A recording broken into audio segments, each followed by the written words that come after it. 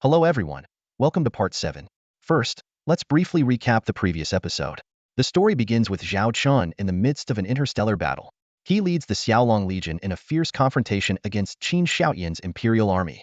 During this war, Zhao Chun not only demonstrates his exceptional military prowess, but also uses his strategic planning to corner his enemy step by step.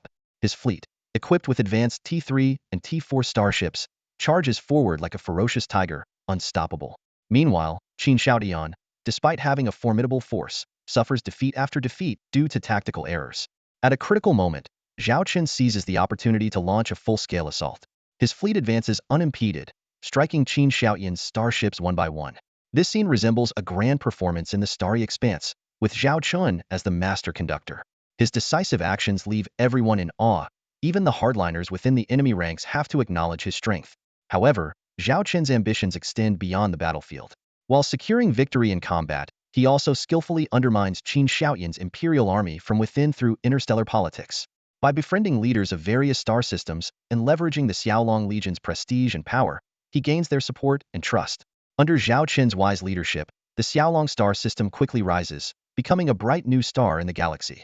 In Zhao Qin's vision, there is not just military conquest but also economic prosperity and cultural flourishing. His Bayan Group promises to create jobs and wealth for the Xingyao Empire, providing a solid material foundation for the further development of the Xiaolong Legion. This initiative not only addresses post-war reconstruction, but also lays the groundwork for lasting peace and stability in the Xingyao Empire. On a personal note, Zhao Qin's emotional entanglements with female warriors like Charlotte and Lilith add a touch of warmth to the story. Charlotte, a half-beast female general, is not only a capable assistant on the battlefield, but also shares a deep bond with Zhao Qin off the field. Lilith, as Zhao Qin's secretary, earns his trust with her intelligence and loyalty. As the story progresses, the Xiaolong Legion continues to grow, extending their influence across star systems and becoming a dominant force in the galaxy. Zhao Qin's name becomes legendary, known not only as a military strategist, but also as a politician and economist. The Xiaolong star system evolves into a hub of interstellar trade, cultural exchange, and technological innovation. Under Zhao Qin's leadership, the Xiaolong Legion expands its territories, their ships sailing through the stars, their footsteps spanning the universe. Zhao Qin's ambition drives him to seek greater achievements. His vision reaches far beyond the current accomplishments. He aims to see the Xiaolong Legion's banner flying on every planet, and to make their glory an everlasting legend in the galaxy. That concludes the recap of Part 6. I hope you enjoy Part 7 today. Your likes and comments are my greatest motivation. If you are intrigued by this story and are joining us for the first time, you can find Part 1 in the comments section or the playlist below. Now, let's dive into Part 7. The threat of the demon fleet hangs over the dragon tribe like a sword poised to strike. Although no T5-class starships have been detected so far, the Dragon Emperor's extensive investigations suggest that the demons might be secretly developing such warships. The demon fleet is divided into two tiers. The second-tier fleet, responsible for patrol and garrison duties, consists of T2, T3, and a few T4-class warships. The first-tier fleet, currently massing outside the northern territories of the Dragon Tribe, is their true elite force. Lilith stood before the holographic display, her fingers tapping lightly as the images of dozens of demon warships shrank to 5. Her voice was clear and serious. These 5 models are the T4-class warships currently in service with the demons, and they are the focus of our meeting today. She pointed to the first ship, the T4 Demon Hunter-class medium star battlecruiser. Its power is equivalent to 50 quasi-T4 Dragon Knight-class heavy star cruisers, and might even match the T4 Northern Wind God-class heavy star battleship. Zhao Qin frowned, secretly astonished.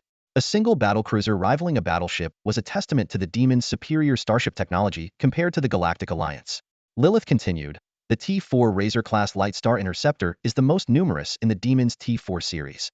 Despite its small size, it boasts formidable armor, acceleration capabilities, and short-range firepower. It can operate independently for interception missions or disrupt and cut off enemy retreats within a fleet. Zhao Qin showed keen interest in this ship. The concept of a star interceptor had appeared in Galactic Alliance history but was quickly abandoned. The T4 Gargoyle-class heavy star frigate, Lilith pointed to the third ship, uses special biological technology for its armor, reportedly with self-repair capabilities. The T4 Lich King-class heavy star battleship is the most powerful combat vessel known in the Demon Fleet. Finally, Lilith pointed to the largest ship, her voice tinged with gravity. This is the T4 Demon King-class star carrier, nicknamed the Devil's Castle. Its size surpasses any of our T4 combat starships and even rivals the T3 Storm Fortress-class large military port. It not only has quasi-T4 weapon modules, but also deploys T4 starfighters and drones, while carrying a significant number of starships. The Draconic commanders in the room fell into deep thought, already simulating battle scenarios against these demon fleets and contemplating the most effective tactics. Lilith continued, according to the Dragon Emperor, the demon fleet excels in two primary tactics. One is localized interception using T4 Razor-class light star interceptors to intercept enemy fleets during warp. The other is large-scale frontal assaults, with T4 Gargoyle-class heavy star frigates and T4 Demon King-class star carriers advancing slowly, the former for defense, the latter for firepower coverage. Once air superiority is secured, the other three ships will engage in main attacks, penetration, and harassment missions. Zhao Chun took a deep breath, his gaze sweeping over the assembled Draconic commanders. This time, we face an enemy stronger than any we've encountered before. We don't know how many reinforcements lie behind these 30,000 demon ships or when they will appear. But one thing is certain, I will not allow a single demon warship to enter Dragon Tribe territory. If the Dragon Tribe falls, the demon's invasion will spread to the Starshine Empire, threatening our homes. To prevent this, I need you to destroy every demon starship that appears before us. Understood? After the meeting concluded, Zhao Chun issued the final orders. The 1st to 5th legions of the Xiaolong, along with 2 special operations fleets, would head to the 2 border star systems in the northern territory of the Dragon People Tribe. The 6th Legion would be responsible for defense tasks in various regions. With her hands behind her back and pouting, Zhao Wanner looked at Zhao Chun, who had just announced the end of the meeting, and said, "You're just sending us away like that?" Zhao Chun was taken aback, then laughed. "What? You guys want to stay for a meal?" Zhao Wanner rolled her eyes and affectionately grabbed her brother's arm. "Aren't you going to let us take a look at our first active T5 class starship of Xiaolong?" Noticing the expectant looks on Charlotte and the others' faces, Zhao Chun shrugged. "Just go directly to Xue Xiao. She's currently the acting captain of the T5 Hades-class starship." With Zhao Chun's approval, Zhao Wanner immediately linked arms with a few others and excitedly headed out. "Let's go check out this legendary T5 starship." Though Xue Xiao hadn't attended the meeting, she had been practically glued to the bridge of the Hades, much like a newlywed couple. Zhao Chun noticed that Qitong hadn't left. "Aren't you going?" A flash of anticipation crossed Qitong's eyes, but she quickly said, "I have something to report to you, Commander. Is it about the demon tribe?" Zhao Chun asked. Qitong nodded and began to recount the information she had received from the elders on her people's current planet. It turned out that Qitong's lineage had once been a major tribe within the demon tribe. They chose to leave their homeland due to their opposition to a certain evil technological development, eventually living a secluded life on a remote planet within the Galactic Union. Qitong detailed the secret live experiments involved in this technological development, her grandfather's stance against it, and their ultimate decision to flee. Zhao Chun inquired about the demon tribe's situation 100 years ago, including fleet size, military strength, industrial capacity, territorial extent, and governmental structure. Qitong replied, "According to the elders, the demon tribe was ruled by a demon king, under whom there were 12 demon commanders. The entire demon tribe controlled 36 star regions, with a total territory equivalent to half of the Galactic Union. They claimed to have 6 million demon warships and a robust industrial capacity, capable of mass-producing T4 class starships." Zhao Chun analyzed. 6 million starships? Xiaolong can't withstand that at all. However, the millennium-long interstellar war between the demon tribe and the angel tribe is good news. They likely won't launch a large-scale expedition against us in the short term. Zhao Chun encouraged Qitong. "Your intelligence is extremely valuable to us." When Zhao Chun mentioned redeploying Qitong back to Xingyao, she firmly interrupted. "I'm not going back. I understand your concerns, Commander, but from the moment I joined Xiaolong, I have fought solely for it. Please allow me to continue commanding the 2nd Legion of Xiaolong." Zhao Chun, pleased, agreed to Qitong's request and suggested that if her people's current living conditions were poor, they could consider relocating to a habitable planet within the Xiaolong star system. Qitong gratefully said she would convey this suggestion to her people. "Is this the starship fleet you arranged for me?" The chief of the bear tribe, Xiongda, had his eyes wide open, almost pressing his face against the shuttle window. His gaze was fiery, as if he wanted to devour the entire fleet of starships before him. Hey, look all you want, but don't drool on it," Zhao Chun said, stepping back in disgust as he stared at the window smeared with Xiongda saliva. He thought to himself that the shuttle might be ruined now. With a simple grin, Xiongda pointed excitedly at the most majestic battleship in the fleet. "That starship battleship, is it called Blue Eyes White Dragon? Are you really giving it to me?" "Its full name is the Blue Eyes White Dragon class heavy starship battleship," Zhao Chun corrected.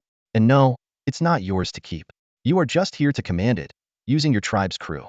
You can be the captain and have operational control, but ownership still belongs to me.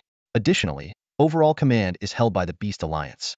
So, on the battlefield, if you want to command this fleet, you need to follow the orders of the Beast Alliance's supreme leader. And remember, All of this is contingent on your bear tribe officially joining the Beast Alliance. Got it. Lilith, standing nearby, couldn't help but chuckle to herself. The supreme leader of the Beast Alliance was none other than Charlotte. It seemed like Xiongda would still be working for Zhao Chun in the end. No problem.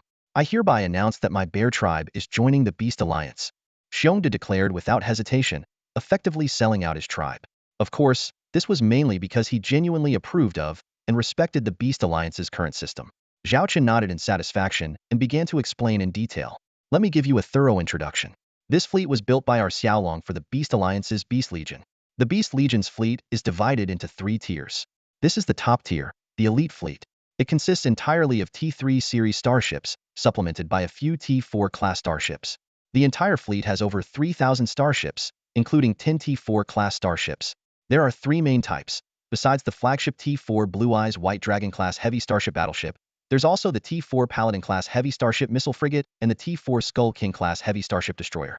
The rest are T3 class starships, mainly T3 Fire Dragon class medium starship destroyers, paired with T3 Triceratops class heavy assault frigates and T3 Blizzard class light starship battlecruisers. This fleet's combat power absolutely crushes any draconian fleet of the same size. Zhao Chun patted Xiongda on the back and continued.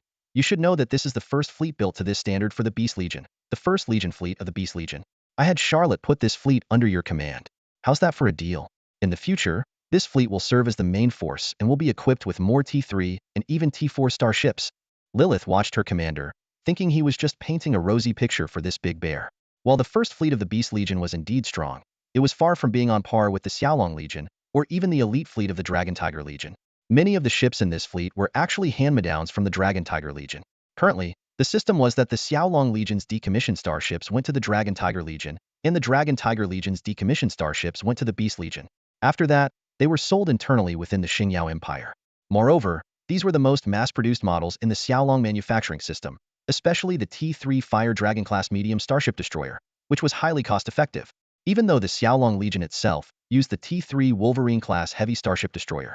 The T4 Blue Eyes White Dragon class heavy starship battleship was an exception.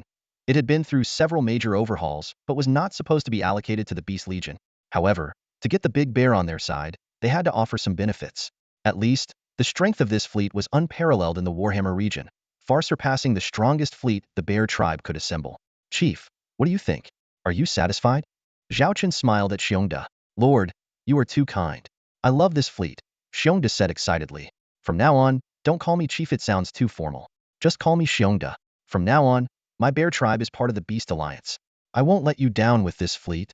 Zhao Chun exchanged pleasantries with Xiongda, but he had no worries. He wasn't about to hand over such a fleet without contingencies. As the saying goes, better safe than sorry. When he sold starships to the Xingyao Empire, he had left backdoors in them, which had caused significant losses for the enemy during the Civil War. If Xiongda was genuinely loyal to the Beast Alliance, Zhao Chun would ensure the bear tribe had a place in the Warhammer region's future. If not, the shuttle slowly docked in the hangar of the T4 Blue Eyes White Dragon class heavy starship battleship. From the exterior paint job to the interior, there was no indication that this starship had been through several wars and major overhauls. After all, even a refurbished Xiaolong starship was much more refined than the rugged style of Warhammer starships. Now go and have your people take over these starships. Get familiar with operating them quickly. You'll need to garrison the northern territories of the Draconian tribes soon. I'll be heading back now, Zhao Chun said. All right, I'll get to it. Safe travels, and do visit the bear tribe sometime. I can introduce you to some of our lovely women, Xiongda said, waving enthusiastically at the closing shuttle door. It seemed to close faster, perhaps because of Xiongda's last comment. Xiongda couldn't wait to get to the bridge of the Blue Eyes White Dragon. Sitting in the captain's chair, he felt like he was dreaming. Who would have thought I'd command such a powerful starship? Compared to this, the Warhammer's T4 Armored Dragon class medium starship frigate is nothing.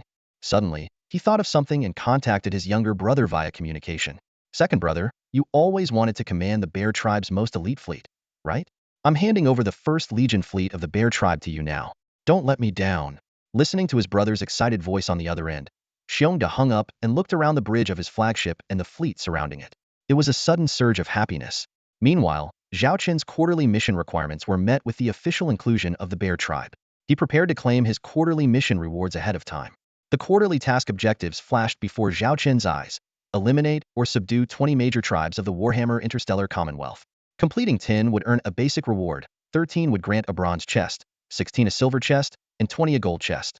Zhao Qin glanced at his current progress, 13 completed. He had eliminated the Black Tiger tribe and subdued the Spider Queen, Harpy, Kitsune, Siren, Frost Wolf, Hunting Dog, Golden Leopard, Golden Eagle, Black Wolf, Battle Bear, Centaur, and War Sheep tribes. Would you like to settle the quarterly task rewards early? The system prompt sounded. Zhao Qin made a mental decision and confirmed the early settlement.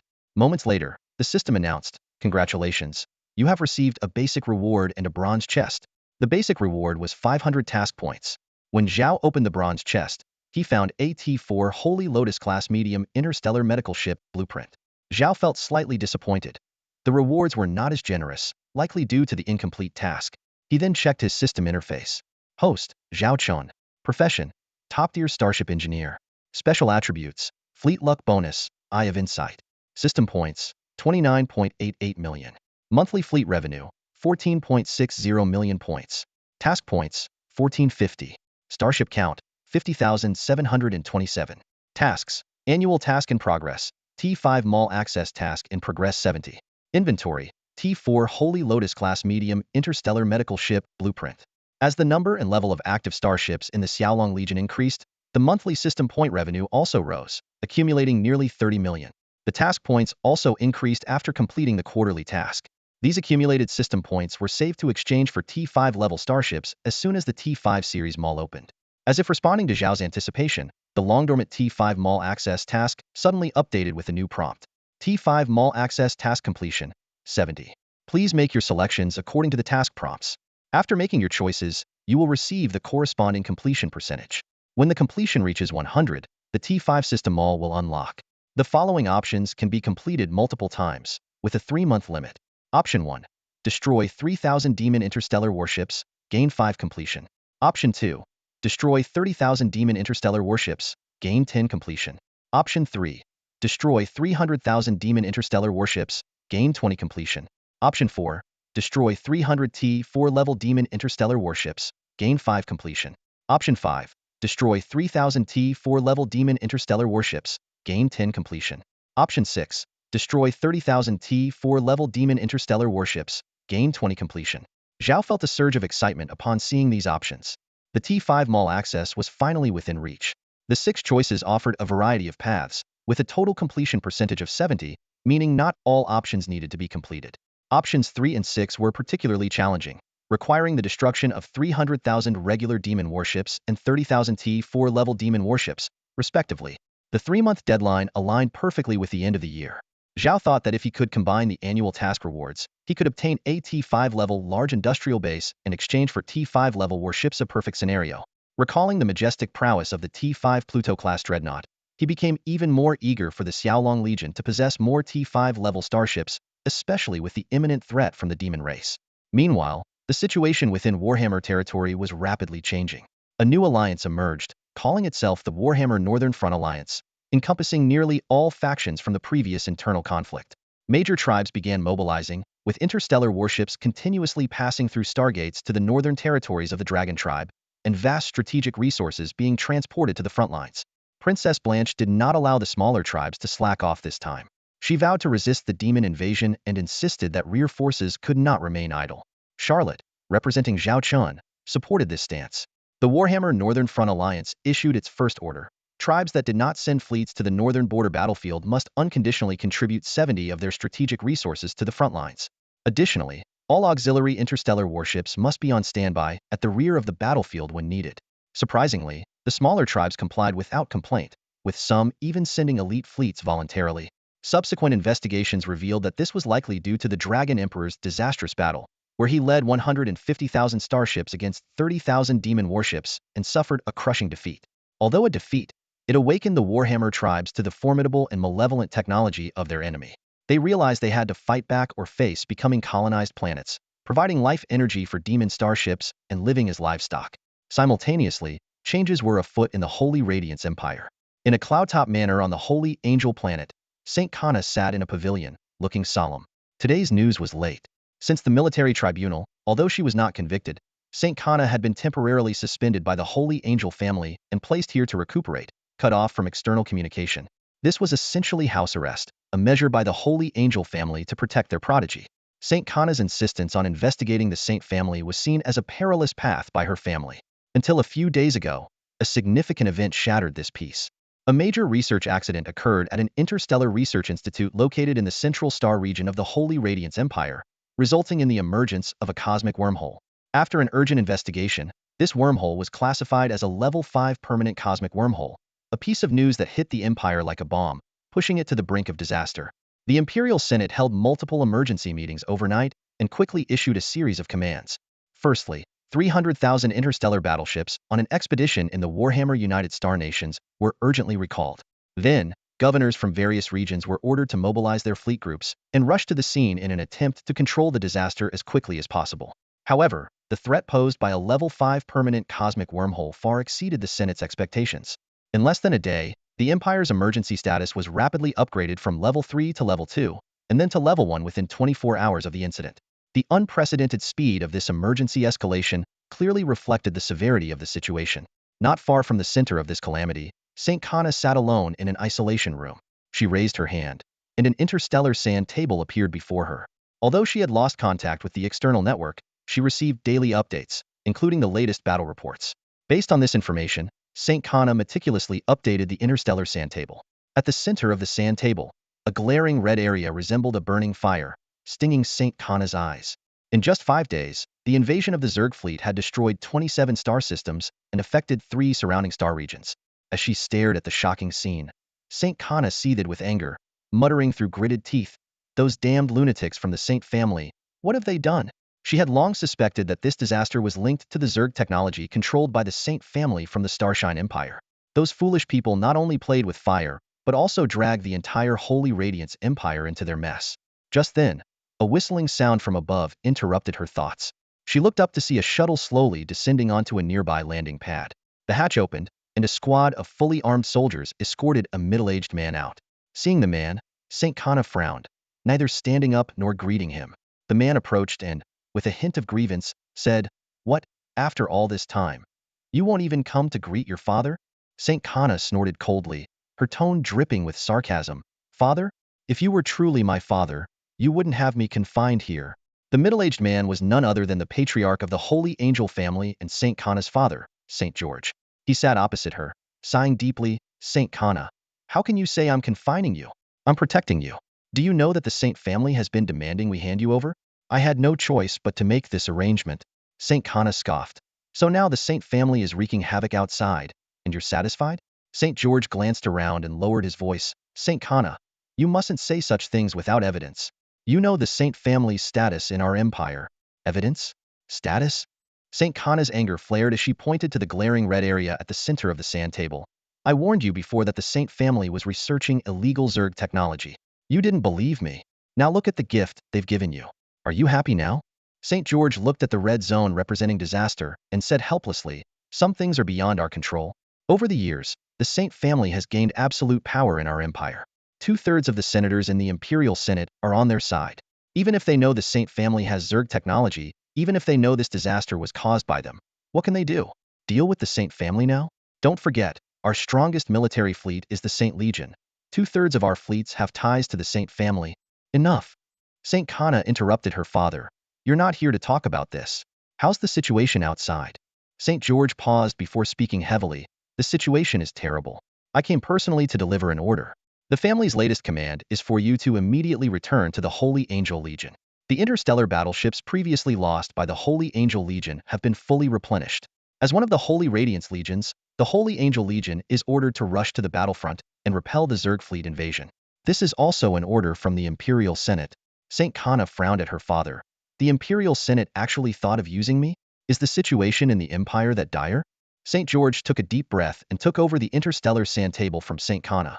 The red area on the sand table began to expand rapidly. Yesterday, the first T5 Zerg mothership appeared. Saint Kana's pupils dilated, her breath caught, and her fists clenched involuntarily.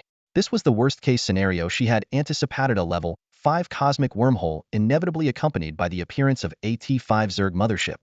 Saint George continued. The Imperial Senate and the 5 Imperial governors held an emergency meeting and decided to mobilize 5 Holy Radiance Legions, including the Saint, Saint Guardian, Saint Maiden, Saint Cross, and Saint Cleric Legions, along with 100,000 interstellar battleships from the Central Star Region Fleet Group. They launched a hunting operation in the area where the T-5 Zerg mothership was spotted. The goal was to eliminate the T-5 Zerg mothership as quickly as possible to curb its impact on the battle. St. Kana stood up abruptly, her eyes fixed on her father, and the result? St. George remained silent for a long time before slowly speaking. Yesterday at 6 o'clock, in the K-41 star system of the 4th star region in the Central Star Region Group, the T-5 Zerg mothership was located, and a surprise attack was launched. After 35 hours of battle, the St. Cleric and St. Guardian legions were completely annihilated, and their commanders perished. The St. Cross Legion suffered over 90 casualties, and its commander was severely injured. The Saint and St. Maiden legions lost over 50 of their forces. Out of the 100,000 Holy Radiance Empire battleships, only 10,000 withdrew from the battlefield. St. Kana trembled as she asked, and the target? The operation to eliminate the first T-5 Zerg mothership failed, St. George replied. Aboard the shuttle, St. Kana gazed at the tranquil stars outside the window, though her heart was in turmoil. She turned to St. George, the clan leader beside her, her voice tinged with accusation. So, we're not holding the Saint family accountable this time? Not even investigating the Interstellar Research Institute behind it all? St. George's expression was grave as he spoke slowly. I understand your anger, Kana. The various factions within the Empire are equally outraged by the Saint family's secret experiments. Though they haven't publicly admitted it, everyone knows the truth. However, as I mentioned before, we still need the Saint family's strength to clean up this mess.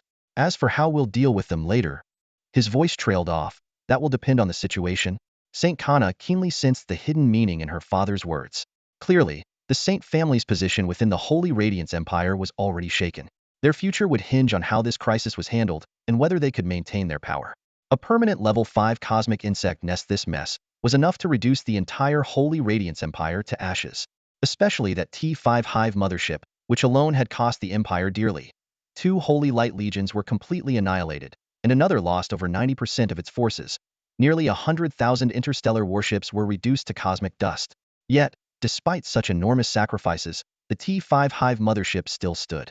Even more terrifying was the fact that a permanent level 5 cosmic insect nest meant more T-5 Hive motherships could emerge at any time. It was an endless nightmare, and the Empire would have to continuously pour resources into combating it. St. Kana couldn't help but wonder if having T-5 level starships might change the situation. Unfortunately, even the 3 major empires of the Galactic Alliance hadn't fully mastered T-4 level starship technology, let alone T-5. Suddenly, she remembered the man she had met in the Star Alliance, the one with incredible technological abilities. If it were him, impossible. St. Kana shook her head, dismissing the thought. Just then, St. George spoke up. By the way, there's one more important piece of news. The Warhammer United Interstellar States have unveiled a T-5 level starship. St. Kana whipped her head around, eyes wide with shock. A T-5 level starship? How did I not know about this? St. George explained. This information only came to light recently. The Imperial Senate had it under wraps. Our Saint Angel family has been marginalized due to your situation and the poor performance of the Saint Angel Legion in the Holy War Duel. It wasn't until they needed our strength that they informed me. St. Kana urgently asked, do we have any detailed information about this T-5 level starship? Combat data? Which faction built it? It's unbelievable that they could create a T-5 starship without anyone knowing. St. George gave her a meaningful look. You might be quite familiar with this faction. St. Kana was stunned, her pupils dilating. Could it be that guy? The Soaring Dragon Legion of the Starshine Empire, St. George confirmed, leaving Kana momentarily speechless. That man had managed to create a T-5 level starship in such a short time? St. George continued, we have a combat report. Whether it's fortunate or unfortunate, we are the only faction with a record of engaging this T-5 starship, because we were its opponent. He handed Kana a classified battle report, explaining, before the insectoid disaster, our expeditionary fleet in the Warhammer United Interstellar States was ambushed by this starship during a major offensive. In a very short time, our Holy Wing Legion was destroyed, and the 8 reinforcement fleets were also annihilated, with only a few ships escaping. St. George's voice carried disbelief. One starship was able to single-handedly wipe out nearly 30,000 interstellar warships, including our elite Holy Wing Legion. If I hadn't seen it myself, I wouldn't believe the destructive power of a T-5 starship. As Kana listened to her father, she carefully read the battle report. The descriptions of the starship were chilling. It possessed a powerful bow cannon capable of tearing through space, reducing countless warships to ashes with a single arc. Survivors described it as a floating death fortress in the cosmos, instilling fear even from a distance. The report included a few blurry images. Just a glance made Kana feel uneasy. Seeing this, St. George gently reassured her. All right, don't dwell on it. At least the Soaring Dragon Legion won't be troubling us anytime soon. I've heard that a fleet of invaders calling themselves the Demon Fleet has appeared on the northern borders of the Warhammer United Interstellar States, and even the Dragon King of the Dragon Tribe has fallen. The previously warring Warhammer tribes have now formed an alliance to fend off the Demon Fleet. So, for now, our two empires will focus on dealing with our own messes. Later, St. George escorted Kana to the flagship of the St. Angel Legion. In the hangar, Kana watched her father's shuttle depart. Just then, her handheld terminal flashed, displaying a brief message. Long time no see, my friend. Zhao Chen. Returning to her captain's quarters, Kana barely had time to reflect on her recent experience when the communication channel indicator lit up. She quickly opened the channel, and a man with a faint smile appeared on the screen. It looks like Kana has been doing well. You've put on some weight, the man remarked, eyeing her up and down. Kana rolled her eyes. Did you contact me just to say that, Lord Xiaolong? Is it so bad that I wanted to see you? Zhao Chen shrugged. Kana cut to the chase, ignoring the small talk. I heard you acquired a T5 class starship. Zhao Chen raised an eyebrow. What's this? Are you out of a job and looking for a new one? If that's the case, I can offer you a position as deputy captain. The pay will definitely be better than what you're getting in the Holy Radiance Empire. If you're just here to joke around, there's no point in continuing this conversation, Kana said sternly. Zhao Chun maintained his smile. I'm quite serious. I know your current situation in the Holy Radiance Empire and the unfair treatment you've faced. His expression turned serious. You warned the Holy Radiance Empire about the Saint family's secret research into Zerg technology early on. If I'm not mistaken, the appearance of this permanent level 5 cosmic Zerg nest is likely tied to the Saint family. He continued, but I bet, even with undeniable evidence, the Imperial Senate won't hold the Saint family accountable. Instead, it's you, the brave General Kana, who exposed the darkness, who's been court-martialed, suspended, and even placed under house arrest. Even your Shang Angel family has been affected because of this. And now, when disaster strikes, they call on you to lead the Shang Angel Legion to clean up their mess. Kana interrupted, speaking earnestly, you're right, but despite everything, I want to abandon the Holy Spirit people. The Saint family and the Imperial Senate are at fault, not the citizens of the Empire. Zhao Chen wasn't surprised by her answer. He asked, do you think the Holy Radiance Empire in its current state can handle a permanent level 5 cosmic Zerg nest? I know you lost nearly 3 Shang Light Legions and almost 100,000 starships just dealing with a single T5 Zerg mothership. How many more legions and ships can your empire afford to lose? Kana fell silent, contemplating for a moment before stubbornly replying. I believe that under the protection of the Holy Light, we can safeguard the citizens of the Holy Radiance Empire. Zhao Chen sighed, you're a fool. While you're thinking about fighting for the Empire and its people, others might already be planning their escape and looking for a new place to settle. Kana was taken aback, then realization dawned on her. Her expression changed as she clenched her fists, struggling to find words to refute him. Did you get some intel? She asked, staring at Zhao Chen. Zhao Chen casually replied, my sources tell me that forces led by the Saint family are already gathering massive amounts of resources and commandeering every available starship to secretly transport industrial equipment. His tone turned serious. Maybe you can still fight a single T5 Zerg mothership with your so-called confidence. But what if a second, third, or fourth one appears? Do you think those people will stay and fight a losing battle? Or will they take their resources and relocate to another part of the universe? Kana clenched her fists tighter, starting to believe Zhao Chen's words might be true. So why did you contact me? Just to tell me this? Or do you want me to abandon everything and join you? Her voice trembled. If that's the case, I can tell you now, neither I nor my Shang Angel Legion will ever betray this star system. That's my vow to the Holy Light. Zhao Chen's eyes showed a hint of admiration. He crossed his arms and said calmly, if you choose to join me, I won't turn you away, but that's not why I reached out. Despite our strained relations with the Holy Radiance Empire, I'd much rather have you self-righteous Holy Spirit people as neighbors than a swarm of invading Zerg. You want to help us? Kana's voice held a note of excitement. Zhao Chen replied nonchalantly, I'm willing to help you, but not my enemies. Kana frowned. What do you mean by willing to help you, but not my enemies? The Saint family is my enemy. The Imperial Senate, which sent an expeditionary force against the Xiaolong Legion, is my enemy. Do you understand? Zhao Chen smiled at Kana. Kana furrowed her brow. Are you aiming to control the Holy Radiance Empire? Zhao Chen shook his head. Controlling the Holy Radiance Empire is too much trouble, and I don't like trouble. But if my friend controls the Holy Radiance Empire, I'd be more than happy to help. My friend? Kana heard the underlying implication, but it made her feel deeply conflicted. as if it meant betraying her empire. Zhao Qin noticed her hesitation. I know it's a difficult decision. I can give you time to think it over, and you can contact me anytime. He stretched and smiled at her. But my friend, your people don't have much time. As he finished speaking, the communication window went dark. Shankana sat there, stunned. The conversation made her realize that the man she once thought of as unremarkable now looked down on her from an unprecedented height. The decision she was about to make would determine her fate. Zhao Qin ended his communication with Shankana and turned to face Lilith, who was watching with a curious expression. Her eyes sparkled with questions, and Zhao Qin understood her inquiries without her even having to speak. She didn't agree, did she? Lilith couldn't help but ask. Zhao Qin's lips curled into a confident smile. She will eventually. Right now, it's just her pride and stubbornness holding her back. But I believe the current state of the Holy Radiance Empire will make her see reason soon enough. Lilith nodded thoughtfully, clearly sharing his view. Zhao Qin's expression suddenly grew serious. How's the progress on that matter? Have we located that damn doctor? Lilith's face turned grave as well. The clues are scarce. As you suspected, the doctor fled to the Holy Radiance Empire after leaving the Shuian Star region. The Saint family had contact with the doctor during the Starshine Empire's civil war and welcomed this expert on Zerg technology.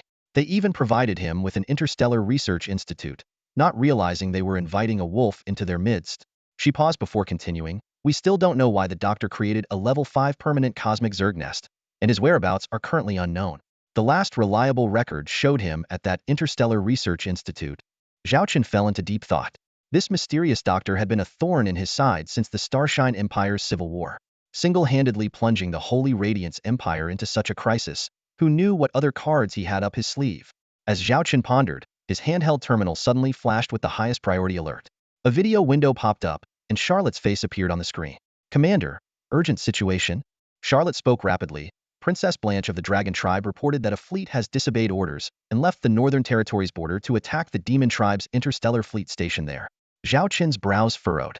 What's going on? Weren't we supposed to focus on defense? Some within the Dragon Tribe believe that cooperating with us betrayed their interests. Princess Blanche wants to speak with you directly, Charlotte explained. Zhao Qin sighed. Sometimes, it's not the formidable enemies you fear, but the foolish allies. Patch her through. Soon, Princess Blanche's anxious face appeared in another video window. Zhao Qin directly questioned, Princess Blanche, I hope you have a reasonable explanation for this unauthorized action that jeopardizes our alliance plans. Blanche looked slightly apologetic but spoke firmly. I deeply regret this and will ensure compensation later. But for now, I hope you can help us manage this situation. You mean you want me to clean up your mess? Zhao Qin asked coldly. Blanche didn't linger on the question and explained the situation directly. My sister, Princess Leona, is leading 200,000 Dragon Tribe interstellar warships and nearly 100,000 additional ships from affiliated tribes, totaling 300,000 ships, to attack the Demon Tribe's interstellar fleet. By now, they should have already engaged. If these fleets suffer heavy losses, our northern border will lose its defensive strength. She pleaded earnestly. Please, Lord Xiaolong, set aside your anger for now and address the immediate crisis. I promise to give you a satisfactory explanation afterward. Zhao Qin eyed her coldly, knowing that assigning blame now was futile. If not for the annual tasks and substantial rewards at stake, he might have abandoned the Dragon Tribe's northern territory and moved the defense line back. But reality didn't allow for that. Leona, always causing trouble. Zhao Qin thought. I'll deal with her properly when I catch her. He asked sternly. What do you need me to do? Blanche, relieved by Zhao Qin's softened tone, quickly replied. We need your T4 Huigang-class interstellar jump ship. After learning of my sister's reckless actions, I tried to contact her, but she cut off all communications. Conventional means won't reach in time. Only the jump ship can get to the battlefield quickly enough to persuade Leona and minimize losses. Zhao Qin calculated that this could be an opportunity to gauge the Demon Tribe fleet strength, preparing for the T5 Mall access mission. I agree to your plan, Zhao Qin said gravely, but on one condition. This rescue operation must be led by my Xiaolong Legion. All your actions must follow my command. Blanche asked excitedly. You mean, the Xiaolong Legion will accompany us? Is that a problem? Zhao Qin countered. No, no problem at all, Blanche quickly answered. Good. Have your fleet gather at this location and stand by. I'll dispatch the T4 Huigang-class interstellar jump ship. We depart in 3 hours to provide support, Zhao Qin commanded. After the communication ended, Zhao Qin turned to Charlotte. Deploy the Xiaolong First Legion. Put the other Xiaolong Legions and special fleets on high alert. Prepare all accompanying T4 Huigang-class interstellar jump ships for immediate support. Charlotte nodded solemnly. Understood. With everything in place, a sense of anticipation welled up within Zhao Qin. How would this first clash with the demon tribe fleet unfold? He was eager to find out. Your Highness, we're approaching the area where the demon fleet is stationed. The voice of the adjutant broke the tense silence on the bridge. Princess Leona stood before the interstellar battle map, her sharp eyes scanning the flickering points of light in the holographic projection. Each light represented a warship, and under her command, the massive fleet of 300,000 starships was poised for action. All ships, prepare for battle. Leona commanded, her voice steady, though her heart couldn't help but race. Despite the initial fervor, facing the imminent battle brought a tinge of unease to her heart. At that moment, a burly middle-aged half-dragon approached her. General Boton, one of Leona's mentors and a representative of several prominent dragon clans, spoke in a deep, resonant voice. Your Highness, there's no need to worry. We will defeat the demon fleet this time and avenge the late emperor. Those who advocated for peace will see that victory can only be achieved under your wise leadership. Leona turned to Boton, her brow furrowed slightly. General Boton, I'm thinking, perhaps we should contact Princess Blanche. After all, we've mobilized 200,000 dragon starships and 100,000 from other clans without her consent. Boton's expression turned stern in an instant. Absolutely not, he said urgently. If we contact Princess Blanche now, she will undoubtedly stop your actions. Do you want to retreat in disgrace? That would make you a laughingstock among the dragon clans. He paused, his tone growing more resolute. There's no turning back now. You are our strongest warrior, and you will lead us to victory.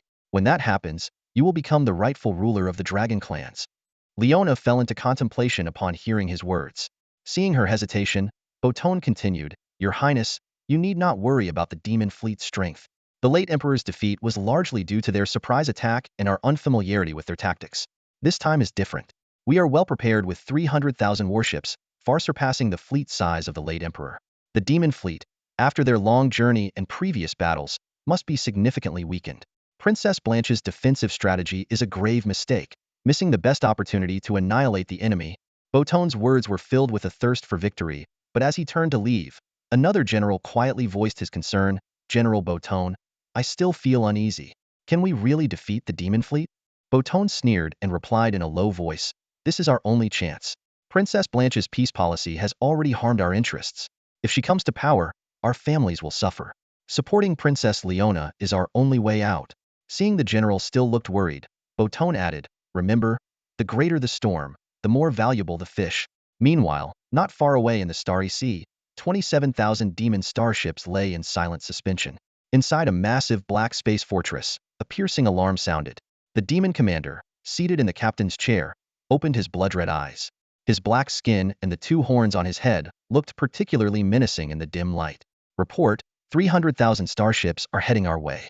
They belong to the same force we fought before, came the report from his subordinate. The demon commander sneered, a hint of contempt flashing in his eyes. Since when does the prey dare to show its fangs to the hunter? Report, we've located the demon fleet. Over 27,000 starships detected in the area. The urgency of this intelligence instantly heightened the tension in the command center. Princess Leona immediately dismissed her previous distractions and swiftly stood up, making her way to the command platform. Her footsteps echoed clearly in the otherwise silent chamber. As she moved, several holographic screens flickered to life around her, cascading with real-time battlefield data. Taking a deep breath, Leona began issuing a series of concise and powerful commands. Draconian fleet units, proceed with the original battle plan. All other tribal fleets, remain on standby and be ready to support any sector as needed. Her voice was calm and authoritative, embodying the essence of a true leader. Given the elite nature of the enemy fleet, Leona's first step was not a rash attack. She carefully maneuvered her fleet within the enemy's range, eventually forming a three-dimensional crescent-shaped encirclement. This tactical arrangement allowed the 200,000 Draconian starships to simultaneously engage the demon fleet, making it the best strategy against such a formidable opponent. However, what was unsettling was the demon fleet's lack of response. The 27,000 starships remained in their defensive formation, seemingly unaware of the impending threat. This eerie calmness furrowed Leona's brow and filled her with a sense of foreboding. Something's not right, Leona murmured to herself. Even if they are confident of victory, they shouldn't be this unresponsive. This abnormal situation made her hesitate to give the attack order, despite all fleets being in position. General Bolton, standing nearby, noticed Leona's hesitation and reminded her, Princess Leona, what's wrong? All our fleet units are on standby, awaiting your command. Leona cautiously replied, the demon fleet hasn't made any moves. I suspect they have a plan. I think we should hold off on the attack and investigate further before making a decision. A flicker of impatience crossed General Bolton's face. To him, the 27,000 demon starships were a tantalizing target. He urged, Your Highness, there's nothing to worry about. The enemy is right there. I believe this is just their defensive stance. They chose this because of our overwhelming numbers. We just need to attack and break through their defenses to destroy their fleet. Seeing Leona still hesitant, Bolton added, If Princess Blanche were here, she would make the decisive choice, just as the former emperor and everyone in the Draconian tribe regard her as the epitome of wisdom. Mentioning Blanche made Leona's expression change. She clenched her fists, a complex emotion flashing in her eyes. Finally, she made up her mind. Launch the attack. All fleets advance. With Leona's order, the Draconian fleet surged towards the demon fleet like a tidal wave. As the encirclement tightened, both sides began to exchange fierce fire. Only then did the demon fleet react. Shields activated, cannons aimed, and swarms of drones and fighters were deployed into space. Despite everything seemingly going according to the best-laid plans, Leona's unease grew stronger. She kept pondering. How could a race capable of developing such advanced technology be so militarily inept? The battle was progressing too smoothly, almost unbelievably so. The war raged for 5 hours, with demon starships being continuously destroyed, but at the cost of the Draconian fleet suffering 3 times the losses. General Bolton had already begun celebrating, raising a glass and proclaiming, Great Princess Leona, your victory in this war will be the talk of the entire Draconian tribe. The people will know who the true leader of the new generation is. However, there was no joy on Leona's face. Her heart was filled with unspeakable worry. If it weren't for the fact that the war was now unstoppable, she would have considered ordering a retreat. All she could do was silently pray that her fears were unfounded. Meanwhile, aboard the demon command ship, an aide reported to the commander. We can confirm that the enemy has only deployed these 300,000 starships. Our scouts haven't detected any additional reinforcements. They also haven't communicated with their rear forces. The demon commander sneered. I overestimated these prey. He then asked, Are other fleets in position? They arrived half an hour ago, the aide promptly replied. Then let's enjoy this hunt, the demon commander said with a sinister grin, staring at the star map showing the Draconian fleet. At that moment, Leona noticed that friendly starships on the outskirts of the battlefield were turning gray on the screens, losing contact one by one. This indicated they were under attack. But weren't all the enemies within the encirclement? How could the outer ships suddenly be ambushed? Alarms blared throughout the command center. An operator shouted in panic, Emergency! A massive number of demon starships have suddenly appeared outside the battlefield. My God, their starships can turn invisible. It's mass invisibility. Mass invisibility. Mass invisibility? Leona muttered to herself, her mind momentarily going blank. She quickly pulled up the rear fleet's visuals, and her pupils dilated in shock. The sight before her was astounding. One after another, interstellar warships seemed to appear out of thin air, as if an invisible curtain had been lifted. This wasn't ordinary cloaking technology. It was the entire demon fleet revealing itself all at once. On the tactical display, the lights representing the demon warships refreshed at an alarming speed, densely populating the outer perimeter behind her fleet. Report. The urgent voice of her deputy shattered the silence in the command room. Nearly 100,000 demon warships have appeared at our fleet's rear perimeter. This number hit Leona and the surrounding officers like a sledgehammer, shattering their hopes. They had originally thought they only needed to face 27,000 enemy ships, but now nearly 100,000 more had appeared. Even more terrifying, intelligence indicated that these newly appeared ships were all T3 and T4 class, with about 10,000 being T4 class. This number exceeded the total T4 class warships ever fielded in the history of the Galactic Alliance. At this moment, their 300,000-strong fleet was trapped in a pincer attack. Leona felt a wave of dizziness, as if she were sinking into the deep sea. She turned to look around and saw a room full of despair. Even General Barton, who had been celebrating moments ago, was now trembling, his drink spilling onto the floor. Hope was utterly extinguished. Leona even thought that her sister Blanche's allied defense line wouldn't be able to withstand such a formidable invasion. She collapsed to the ground, staring blankly at the tactical display where her fleet's markers rapidly turned gray. The weaker tribal fleets on the periphery were being obliterated with hardly any resistance. After an indeterminate amount of time, a communication window suddenly appeared before Leona. The image was blurry, but she could faintly hear a familiar voice calling, Leona, Leona. The voice snapped Leona back to her senses. She realized it was her sister Blanche's voice and quickly lifted the long-range quantum communication restrictions. Blanche's anxious face immediately came into focus. Leona, what's the situation over there? We're on our way and should reach your coordinates in about 10 minutes. Blanche said urgently. Leona was horrified. Don't come. Whatever you do, don't come.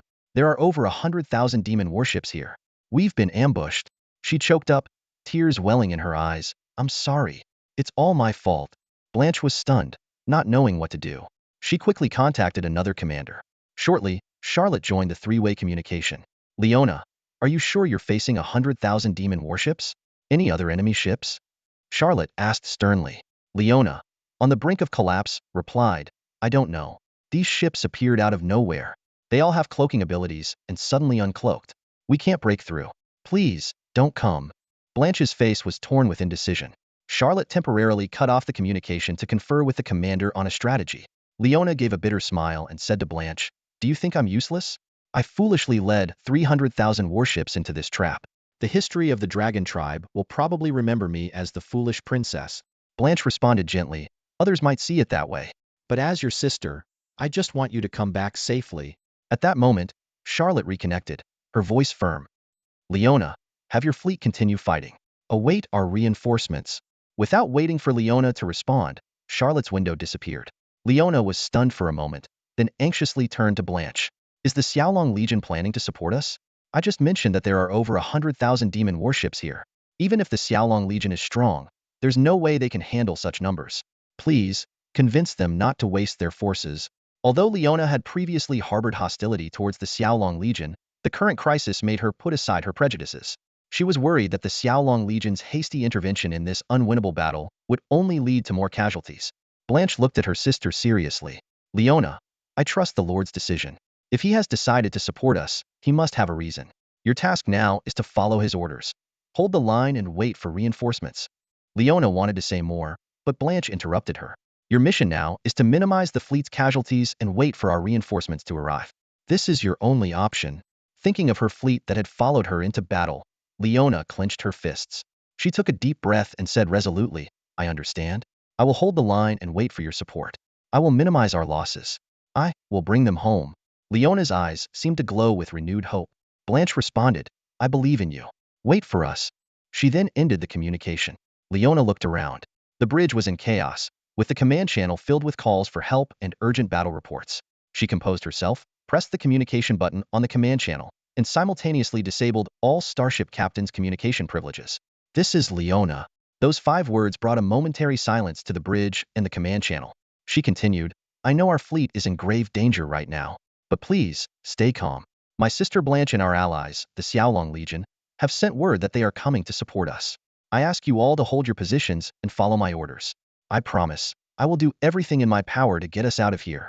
This news was undoubtedly a morale booster for everyone. However, General Bolton sneered. What good is reinforcements? We're up against over 100,000 demon warships, including more than 10,000 T4 class warships. How are we supposed to win this? Even if we had all the starships of the Warhammer Interstellar Federation here, we couldn't win. We can't win. Before he could finish, Leona's fist had already slammed into General Bolton's face. Blow after blow, the general soon lost consciousness under the relentless assault of the dragon warrior. Leona disgustedly wiped the blood from her fist.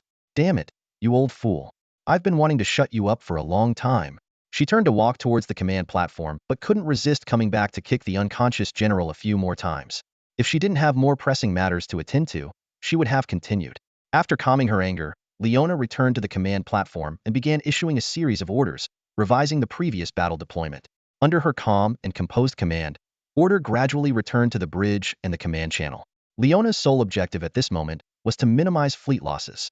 Nearly an hour of battle had already cost them almost 100,000 starships, with the outer tribal fleets suffering the most. Now, their fleet was being attacked from both inside and outside, and without proper command, the remaining 200,000 starships would be wiped out in no time. Leona's new strategy was to gather as many of their fleets as possible into a defensive formation. However, due to their previously scattered layout for offensive purposes, a full regrouping would result in greater losses. Therefore, she modified the plan. Some fleets that couldn't regroup quickly would form small defensive positions on the spot. As a result, the original crescent-shaped formation turned into several large circles and dozens of small circles forming scattered defensive positions. This strategy immediately showed its effectiveness, with fleet losses significantly reduced. Your Highness, your defensive deployment is highly effective. Our average loss rate has dropped by at least half, an officer reported excitedly. Leona swallowed hard. staring at the scattered small circles on the star map, her eyes filled with guilt. She knew very well that while this defensive deployment temporarily reduced losses, it also meant that these scattered defensive positions would likely be overrun in the future. These starships had become her sacrificial pawns. In fact, Leona had long realized that due to their positions, these starships would find it difficult to retreat to the larger defensive positions. So, she chose to let them make their final stand, using these scattered formations to slow down the enemy's advance. "I'm sorry," Leona silently apologized in her heart, but her eyes were filled with determination. As a commander, for the sake of the fleet, she had to make such decisions. Sweat poured down Leona's forehead as she stared intently at the interstellar war simulation, constantly adjusting her tactical deployments. She was giving it her all to command the fleet, trying to minimize losses and ease her overwhelming guilt. On the simulation board, scattered small defensive positions were being swallowed one by red enemy markers, signifying the annihilation of Allied starships. Even the larger defensive positions were being compressed, with space shrinking rapidly.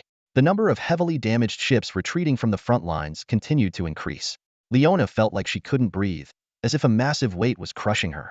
At that moment, an image of the man who once humiliated her and defeated her in the dueling arena flashed in her mind. The opponent she had once desperately wanted to defeat was now the person she most wanted to see. "I can't hold on much longer, please. Come quickly," she cried out in her heart. The intense command and immense pressure made Leona dizzy, almost unable to stand. She clung to the edge of the control panel for support, suddenly hearing shouts of joy around her. She struggled to read their lips. "Reinforcements." The previously drowned-out sounds returned to Leona's ears as her deputy excitedly shouted, "Princess, our reinforcements have arrived. At coordinates, a fleet from the Xiaolong Corps has appeared, along with our Dragon Tribe fleet." Leona immediately turned to the simulation board and indeed saw new starship signals emerging at the edge of the battlefield. "Can you bring up the deep space visuals for that direction?" she asked urgently. The deputy quickly pulled up several blurry images captured by other starships' deep space telescopes. The surrounding people cheered, pointing at the Dragon Tribe's T4 Jialong-class medium starship frigate in the images. Leona's gaze, however, was fixed on the Xiaolong Corps' warships, T4 Qingyan Baling-class heavy starship battleships and T4 Tyrant-class heavy starship missile cruisers. These ships had already begun attacking the rear of the Demon Fleet. The sudden rear assault caught the Demon Fleet off guard, causing significant losses. But Leona quickly noticed something odd. The Xiaolong Corps only had 3,000 ships, a single fleet's worth.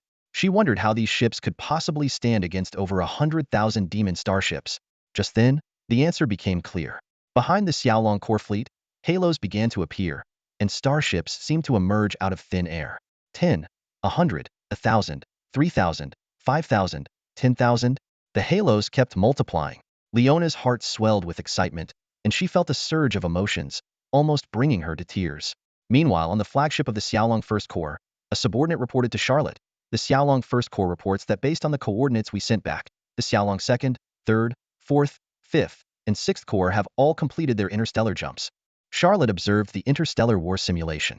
Her plan was to have the Xiaolong First Corps scout the battlefield first, and then decide on the appropriate battle strategy. After confirming all battlefield data, she sent detailed coordinate signals.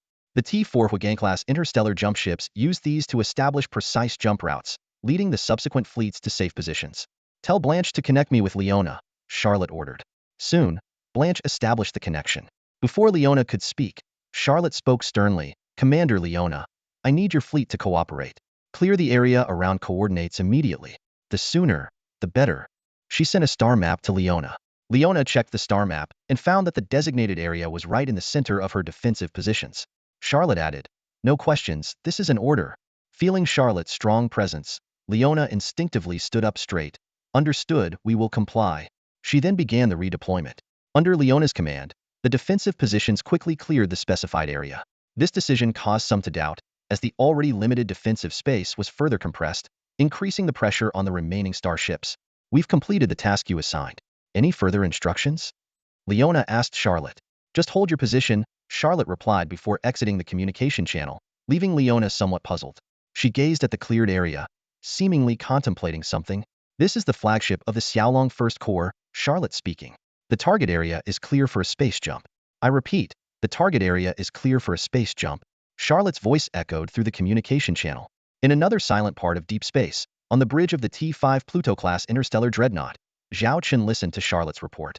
The ship's space jump program had long been ready, awaiting the commander's order. "Shui Xiaoxiao, acting captain, looked at Zhao Chun, who gave a slight nod. Target area is clear. Initiate space jump. All combat stations, prepare for the highest level of combat readiness, Shui Xiaoxiao ordered immediately.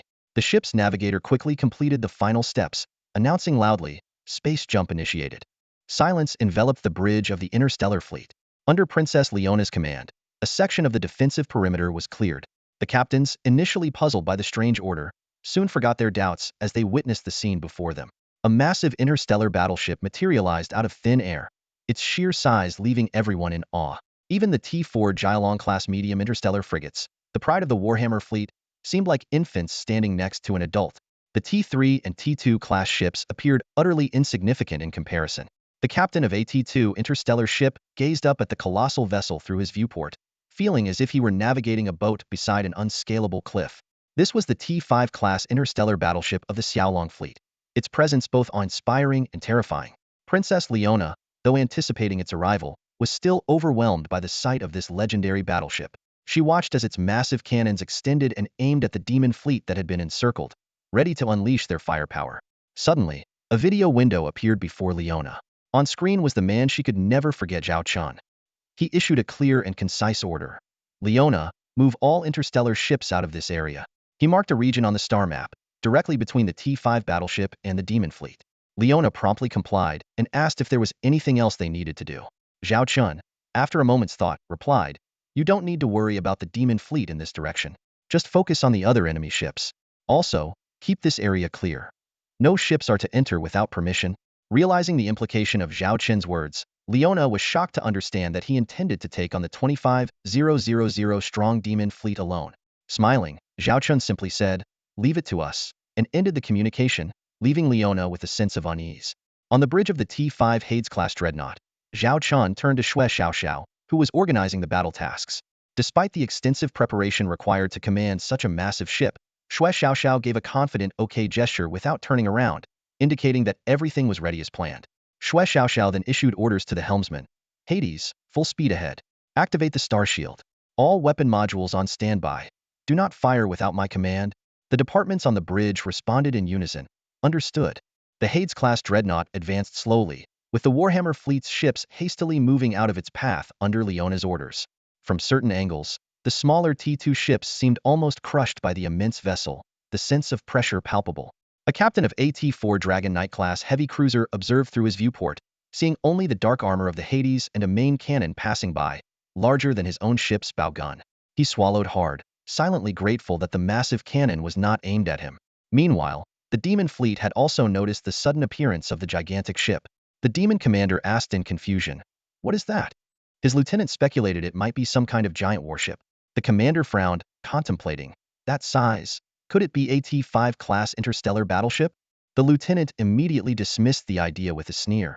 Impossible. If they had a T5 class battleship, how could we have destroyed 150,000 of their ships with the loss of only 3,000 of ours? Besides, our T5 battleship was only developed in recent years. The demon commander found the lieutenant's reasoning sound. Based on previous assessments, this civilization's technology was at most T4 level. It was unlikely they suddenly possessed a T5 battleship. However, to be cautious, he ordered, "Regardless, we can't be careless. Have all our ships capable of attacking that battleship target it and destroy it."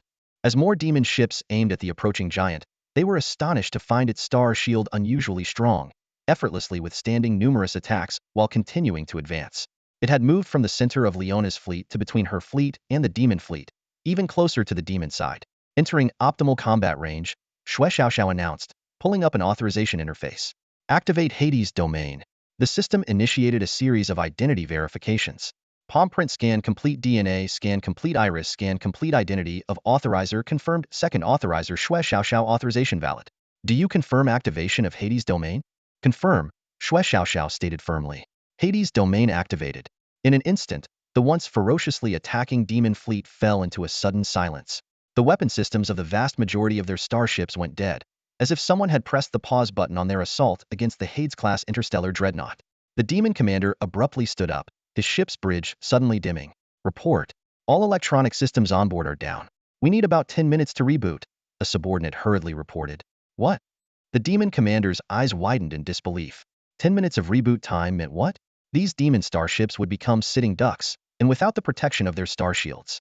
Especially for those T4 class starships, losing their comprehensive shield coverage meant they were exposed to enemy fire. The same issue affected some of Leona's less fortunate starships. What's going on? Why the sudden malfunction? Leona asked as she received the report. She soon got an explanation. A message from the massive ship clarified the mystery. If any starship experiences electronic equipment failure during this period, don't worry, just reboot the systems.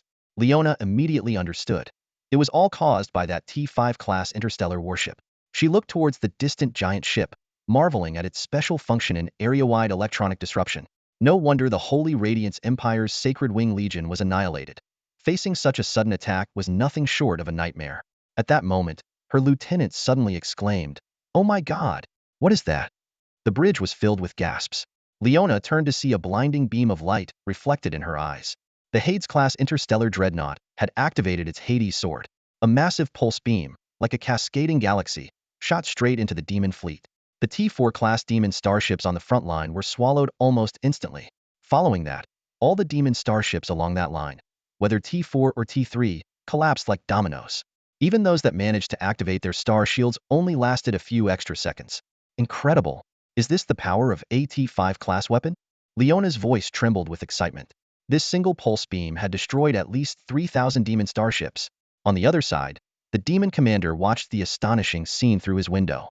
He was relieved that the enemy hadn't targeted his T4 demon Lord-class mothership. Otherwise, even the largest demon starship wouldn't withstand such a powerful attack. "Commander, is this really a T5 class warship?" the lieutenant stammered. The demon commander forced himself to stay calm, though he had already accepted the truth. He quickly ordered, "Find a way to restore our electronic systems immediately and get our communication devices up and running. Contact the other demon fleets outside and inform them of this. As long as we coordinate, even a T5 class warship won't stand a chance against our numbers." He began plotting how to destroy this T5 behemoth, even fantasizing about studying its wreckage after its defeat to secure his promotion to Grand Lord or Demon Overlord. However, this pleasant daydream was soon shattered by his lieutenant's piercing scream. "It's moving! It's moving! It's moving! What's moving?" The demon commander frowned. "The pulse beam. It's moving towards us," the lieutenant screamed in terror. The demon commander turned and saw the terrifying beam slowly advancing towards them, crushing demon starships one by one in its path. "Quick! Restart the starship now!" the demon commander roared, but yelling wouldn't speed up the reboot process. He could only watch helplessly as the enormous beam drew closer to his flagship. "No! No! Don't!" The demon commander let out a final, desperate scream as the beam closed in to consume him. The demon commander panted heavily, eyes shut tight, his entire body trembling. As time passed, the screams and cries of terror around him gradually faded. He opened his eyes in confusion and peered out through the porthole. The sight that met his eyes was shocking. Countless starship wrecks floated in space, yet the T4 Demon Lord-class interstellar mothership he was on remained intact. Even more astonishing was that the demon fleet in his line of sight was also unscathed, as if an invisible boundary separated destruction from survival. However, this boundary was not absolute. Right next to the demon commander, a T4 Gargoyle-class heavy interstellar frigate had unfortunately crossed this line. The ship was neatly sliced in half, the cut surface smooth as a mirror, as if cleaved by a giant sword. "Commander, the enemy's attack seems to have ceased," the adjutant reported, panting. Snapping back to reality, the demon commander climbed back into the captain's chair. His body still trembled slightly, but his heart was already filled with joy. "Ha ha ha," he laughed out loud. "I knew that starship couldn't be invincible. Even the strongest attack has its limits. Now it's our turn to strike back." He immediately ordered, "Accelerate the restoration of the electronic systems. Prepare for counterattack." Meanwhile, on the Pluto, a subordinate reported to Xue Xiaoxiao, "Pluto core energy storage is at 10, reaching critical emergency levels. The Pluto sword attack program has stopped." Xue Xiaoxiao looked somewhat disappointed at the destroyed demon starships. Though they had annihilated at least 10,000, it seemed less impressive compared to their previous first battle, where they had wiped out nearly 20,000 ships of the Holy Radiance Empire. "If only it could last a bit longer," she muttered, then ordered to continue advancing and activate conventional attack weapons. 888 electromagnetic main cannons began firing freely, with energy consumption balanced by the energy produced by the Pluto core. Xue Xiaoxiao reported the results to Zhao Chun. "Commander, we have completed the first attack mission, destroying over 10,000 demon starships, including more than 1,000 T4 class ships." Zhao Chun nodded in satisfaction. "Very good. Continue with the plan. Leave the rest to the second wave of attacks. They should be arriving soon." A confident smile played on his lips, his eyes gleaming with determination. In the Dragon Tribe's fleet, Leona and her adjutant were analyzing the situation. As the attack ended, the adjutant asked in confusion. Leona explained seriously that terrifying beam attack must consume enormous energy, likely reaching its critical limit. But to destroy over 10,000 demon starships in just a few minutes proves the formidable power of this T5 class starship. She couldn't help but feel a chill, recalling her earlier thoughts of engaging the Xiaolong Legion. Now it seemed utterly foolish. The adjutant excitedly suggested, "Should we deploy our fleet to support them? Strike a fatal blow before the enemy recovers." As Leona was considering this proposal, she suddenly saw an astonishing sight. In the space cleared for the T5 starship, spots of light flickered, and then hundreds of starships appeared. Every ship bore the Xiaolong emblem. Not enough firepower? We were overthinking it. Leona shook her head in self-mockery. This newly arrived fleet, though only 500 strong, included over 300 T3 Judge-class heavy interstellar missile ships and even a T4 Hell Angel-class heavy interstellar missile ship. The firepower of these missile ships alone exceeded the combined firepower of all of Leona's ships. Leona could feel the immense killing intent emanating from this fleet. She realized that the real battle was just beginning. "Commander, the special fleet of the Xiaolong interstellar missile ships has completed the warp jump and is ready. Awaiting your orders." Wolf Lady by Shue's video feed suddenly appeared in front of Zhao Chun, her voice filled with tense anticipation. Zhao Chun quickly marked a red circle on the star map, enclosing the remaining demon fleet. "This position, blow it up," he commanded, concise and forceful. "Got it, Commander. Consider it done." Bai Shui grinned, revealing her signature small fangs, her eyes gleaming with battle spirit. Immediately, 300 T3 Judicator-class heavy interstellar missile ships and 1 T4 Hell Angel-class heavy interstellar missile ship locked onto the demon fleet. Various models of interstellar missiles were primed, and launch systems activated. With the captain's orders, countless interstellar missiles shot out along the predetermined paths. Leona and others, in the best vantage point, witnessed this awe-inspiring scene. It was as if countless shooting stars streaked across the night sky, forming a magnificent rain of fire. How many missiles are there? How much resources must this be consuming? The adjutant next to her swallowed hard, his voice filled with shock. Leona's gaze shifted to the target area of the missiles. The demon fleet, with their electronic systems not yet fully restored, could not activate their star shields and could only watch helplessly as the missiles approached. From the demon's perspective, the scene was even more terrifying. With the T5 super battleship positioned between them and the suddenly appearing missile fleet, the missiles seemed to be pouring out from behind the T5, creating a heart-stopping spectacle. "Quick! Find a way to activate our star shield defenses," the demon commander shouted frantically. The officer in charge of rebooting the system wiped the sweat from his forehead and replied with difficulty, "The star shield system needs at least 5 more minutes to reboot." 5 minutes? I can't wait 5 minutes. Those missiles won't give us 5 minutes. I want that star shield up now. The demon commander roared, grabbing the officer by the collar. At that moment, reports of allied ships under attack came through the communication system. Even the T4 Demon King-class interstellar carrier began to feel the brunt of the missile assault, the vibrations clearly felt on the bridge. On the demon commander's fleet status panel, more than half of the interstellar ships turned gray, indicating they had been destroyed. The remaining ships flashed red warnings before quickly turning gray. In mere seconds, dozens of demon ships were obliterated. The once confident commander collapsed instantly. He slumped in his chair, staring blankly at the continuous explosions unfolding before him. In a matter of minutes, he had plunged from assured victory to the depths of despair. Alarms blared incessantly. "Warning! Warning! Warning! Hull integrity at 50. The missile barrage lasted several minutes. Even though some demon ships managed to reboot their systems later, their critical modules had already suffered severe damage. The few ships that successfully activated their star shields became more prominent targets, attracting more shield-piercing missiles. For the demon fleet, this was a complete massacre. Until their last moments, many ship captains couldn't understand what had happened. They were still basking in the recent triumph over a local fleet of 150,000 ships, unable to comprehend their annihilation within minutes. As the missile assault subsided, the area was shrouded in dust from the explosions. Yet, the demon ships demonstrated remarkable resilience, with a few managing to survive.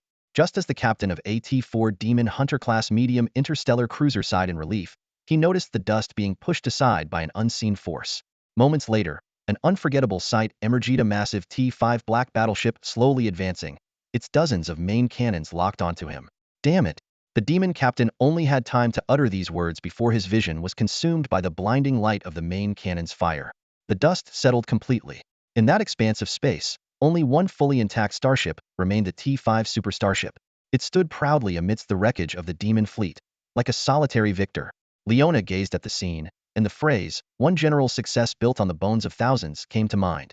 Over 25,000 demon starships, including more than 2,000 elite T4 class ships, were obliterated in mere minutes. The efficiency of this slaughter was staggering. Leona's Dragonborn lieutenant was in awe, but her focus had already shifted to the external battlefield. The battleground was divided into three areas: the original position of the demon fleet, decimated by the T5 super starship, the demon fleet still attacking Leona's defensive line, and the main battlefront where 6 Xiaolong legions were engaged in fierce combat. At that moment, General Charlotte issued a concise order: allow Leona's Dragonborn fleet a brief respite to solidify their formation and gradually retract their defensive line. With fewer than 30,000 demon starships left, Leona was confident in accomplishing this task. As for the other battlefronts, Charlotte reassured her not to worry. The T5 super starship and the Star missile ships that had just completed their assault were now on standby, receiving supplies. Leona refocused her thoughts and began organizing the next battle tasks while keeping a close eye on the main battlefield. On the main battlefield, nearly 20,000 starships from the 6 Xiaolong legions were locked in intense combat, with over 60,000 starships from 2 demon fleets. Despite being outnumbered, the Xiaolong legions held the upper hand in several key areas. Leona carefully analyzed the combat strength of both sides. The demon fleet boasted 6,000 T4 class starships and numerous T3 class ships. The Xiaolong legions had 2,000 T4 class ships, the rest being T3 class, along with over 2,000 support vessels. The most critical aspect was the battle for space superiority. Although the demon fleet prioritized this, they suffered a crushing defeat against the Xiaolong legions. The T4 Fallen Angel class super heavy carriers of the Xiaolong legions outnumbered and outperformed the enemy, quickly securing air superiority over the central battlefield and the demon fleet's area. Deprived of air superiority, the demon fleet was crippled, yet they refused to concede, attempting instead to gain an advantage on the front line. However, reality once again shattered their hopes. The battlefield erupted into intense combat. The Xiaolong Legion clashed fiercely with the demon fleet, their interstellar warships entwined in a dazzling web of firepower. Despite their numerical advantage, the demon fleet quickly realized that the Xiaolong Legion's warships were unlike any they had encountered before. During the long-range artillery exchange, the Xiaolong Legion held their ground. 50 T3 Judicator-class heavy interstellar missile ships and T4 Medusa-class heavy interstellar artillery ships lit up each fleet, their firepower raining down like a meteor shower. The salvo from the 30 T4 Medusa-class ships was particularly spectacular, carving fiery lines through space and forcing the demon fleet into a full defensive stance. The demon fleet relied on their numerous T4 Gargoyle-class heavy interstellar frigates to absorb the attacks. These frigates deployed star shields and, once their energy was depleted, continued to withstand the barrage with their armor. Severely damaged vessels would retreat to the rear, slowly self-repairing using advanced black technology. However, the Xiaolong Legion's T4 Paladin-class heavy interstellar missile frigates proved superior. A matrix of 30 Paladins formed an impenetrable defensive line, each equipped with 3,000 short-range intercepting defense missiles, making it nearly impossible for the enemy to break through. Faced with this situation, the demon fleet opted for a direct assault. Leading the charge were the T4 Demon Hunter-class medium interstellar battlecruisers, supported by T4 Razor-class light interstellar interceptors, with other T3 class ships following closely behind to form a strike fleet. This was a tactic they prided themselves on, but today they hit a wall. The ferocious attacks from the T4 Demon Hunter-class ships were met with a robust response from the T4 Blue Eyes White Dragon-class heavy interstellar armored battleships. The fragile T4 Razor-class interceptors faced utter devastation. As soon as they approached, their star shields were shattered by the T4 Lich King-class heavy interstellar armor destroyers, or the T3 Wolverine-class heavy interstellar armor destroyers, followed by annihilation at the hands of T3 Triceratops-class heavy assault frigates. Once known for their Wolfpack tactics, the T4 Razor-class ships found themselves being hunted. Their captains were left in despair as their ships were rammed by interstellar frigates equipped with battering rams. Most T4 Razor-class ships ended up in tatters, making this defeat particularly humiliating for them. But the battle was far from over. The Xiaolong Legion formed an assault fleet comprising T4 Tyrant-class heavy interstellar missile battlecruisers, T4 Vermilion Bird-class medium interstellar cruisers, and various T3 class ships to exploit the weaknesses in the demon fleet's defenses. The demon fleet attempted to counter this attack, but met a fate entirely different from their own assault fleet. The T4 Tyrant-class heavy interstellar missile battlecruisers demonstrated staggering firepower, with their single Tyrant heavy bow cannon, 6 heavy electromagnetic railguns, 50 interstellar missile launchers, and numerous Closian weapon systems, turning them into true iron behemoths. Under the onslaught of these behemoths, the demon fleet's defenses were torn apart like paper. This sudden reversal left the two demon fleet commanders in shock. They exchanged bewildered looks, with only one question in their minds. How could this battle have turned out so differently? The complete annihilation of the 23rd Fleet shocked the three demon commanders. They had initially thought this expedition would be an easy victory, only to be met by a T5 class starship. With the frontline battle in a deadlock and no advantage in sight, this news hit them like a cold wave. What? They have a T5 class starship? One commander exclaimed in disbelief. Don't be foolish. Another blunt commander snapped. This is not the time for such discussions. We need to come up with a new battle plan immediately. The three fell into a heated debate. In the end, the blunt commander suggested voting on whether to continue the fight. After 5 seconds of silence, no one raised their hand in agreement. In that case, we begin the retreat immediately, he announced sternly. Remember, the three fleets must cover each other. Anyone with selfish intentions, don't blame us for turning against you. The retreat order was swiftly communicated to the three demon fleets. They began to tighten their formations, switching from offense to defense, and gradually withdrew from the battlefield. In the Leona fleet, the officers cheered, some even shedding tears of joy. The deputy excitedly suggested pursuing the enemy, but Leona calmly analyzed, we don't have the capacity to chase them. Despite seeming to have the upper hand, the enemy's main force remains intact. Our resources are nearly depleted, making a pursuit unsustainable. The situation for the Xiaolong Legion is likely not much better. Soon, they received orders from the Xiaolong Legion. All starships were to refrain from pursuing and await further instructions. On the bridge of the T5 Hades-class interstellar dreadnought, Shui Xiaoxiao asked Zhao Chun why they weren't pursuing. Zhao Chun explained, our strategic resources are insufficient for prolonged combat. This is the current Achilles heel of the Xiaolong Legion, and it won't be resolved in the short term. At that moment, a large number of interstellar torpedoes and missiles suddenly appeared along the demon fleet's retreat path, intercepting part of the fleet. The waiting pursuit fleet, like a pack of wolves, surrounded the stranded enemy ships. The already retreating demon fleet increased their speed, abandoning their entrapped comrades. Under the meticulous planning of Zhao Wanner, the special fleet of the Xiaolong interstellar stealth reconnaissance ships ambushed the demon fleet, inflicting significant damage. Nearly 3,000 enemy ships were annihilated. Following this, the Xiaolong fleet launched a comprehensive encirclement, bringing an end to their first confrontation with the demon race. On the bridge of the T5 Hades-class interstellar dreadnought, Charlotte reported to Zhao Chun, Commander, the battle is essentially over, with only cleanup operations remaining. I have dispatched the T4 Banshee-class light interstellar stealth reconnaissance ships to track the fleeing remnants of the demon forces. Any developments will be reported immediately. Zhao Chun nodded in approval and issued further orders. Very good. Have the fleet rest here, repair the damaged ships, and clear the battlefield. Bring back any salvageable demon worship wreckage. Notify all corps commanders to gather here for a meeting, and invite Princess Blanche and Princess Leona of the Dragon Tribe to attend. Prepare a battle summary beforehand. The task of cleaning the battlefield will be assigned to the Dragon and Warhammer tribes. Let them contribute as well. Charlotte promptly went to make the arrangements. Lilith, standing nearby, inquired, do we need to welcome the two princesses? Zhao Chun narrowed his eyes and replied, if they aren't foolish, they'll know what to do. Lilith silently continued her work. This battle saw the Xiaolong Legion exert nearly all its strength, aiming not only to defeat the demon race, but also to intimidate internal factions within the Warhammer tribe. Zhao Chun had no time to deal with all the dissenters and needed to quickly re-establish order and stabilize the internal situation to face external threats. Meanwhile, Princess Leona was preparing to board the shuttle. She sternly warned her subordinates not to touch the spoils of war, emphasizing that they must follow the Xiaolong Legion's arrangements. As the shuttle approached the massive T5 super battleship, its imposing presence became ever more palpable. In the hangar, Leona encountered her sister, Blanche. In a rare moment, they clasped each other's hands, resolving to protect the Dragon Tribe together. Guided by the crew, they arrived at the bridge, surprised to find the meeting being held there. On the bridge, thousands of crew members were busily engaged. At the central platform, a man sat with several female generals standing behind him. The two princesses took a deep breath and slowly walked towards the man who would determine their fate. With anxious hearts, Blanche and Leona crossed the glass bridge in front of the central ship bridge platform. They arrived at the center of the bridge, ready to meet Lord Zhao Chun of the Dragon Legion. Without hesitation, Blanche performed the highest form of dragonfolk etiquette. She knelt on one knee, placed her hand on her chest, kept her tail close to her body and the ground, pressed her dragon wings against her back, and lowered her head. Leona, taken aback, quickly followed suit. Zhao Chun was somewhat surprised by the princess's courteous behavior. Lilith, his secretary, allowed a small smile to play at the corners of her mouth, thinking their actions were wise. This gesture could very well secure the future of the dragonfolk. Stand up and speak, Zhao Chun said, sitting on a specially designed sofa. Although a captain's chair was nearby, He preferred the comfort of the sofa.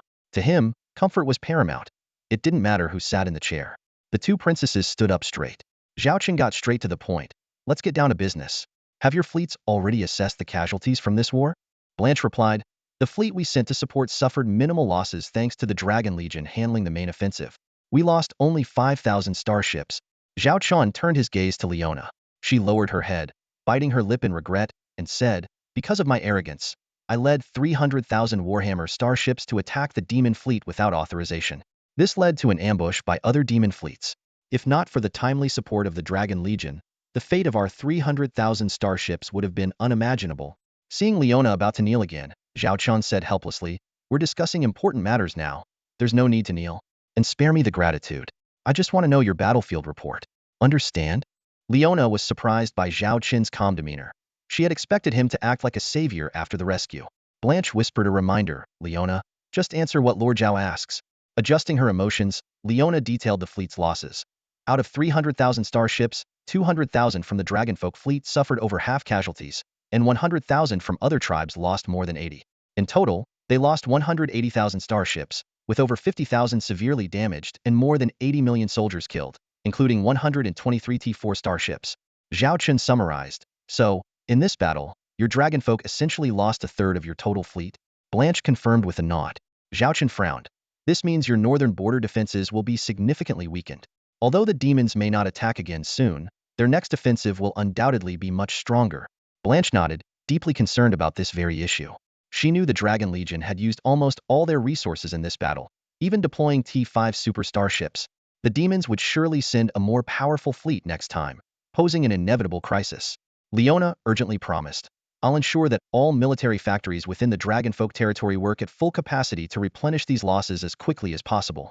Zhao Chen, however, replied coldly, what's the use of building more starships like your Warhammers? Are you going to trade 15,000 starships for 3,000 demon ships again? His words struck a painful chord for the Dragonfolk. Leona's eyes filled with despair as she keenly felt the technological gap between them and the demons. Noticing Leona's reaction, Zhao Chen knew the moment was right. He summoned a series of holographic projections of starships, including T4 class ships. In the recent battle, you saw how our Dragon Legion starships fared against the demon ships. What if I offered to help you produce these starships? As soon as Zhao Chen finished speaking, the reactions of the two princesses were starkly different.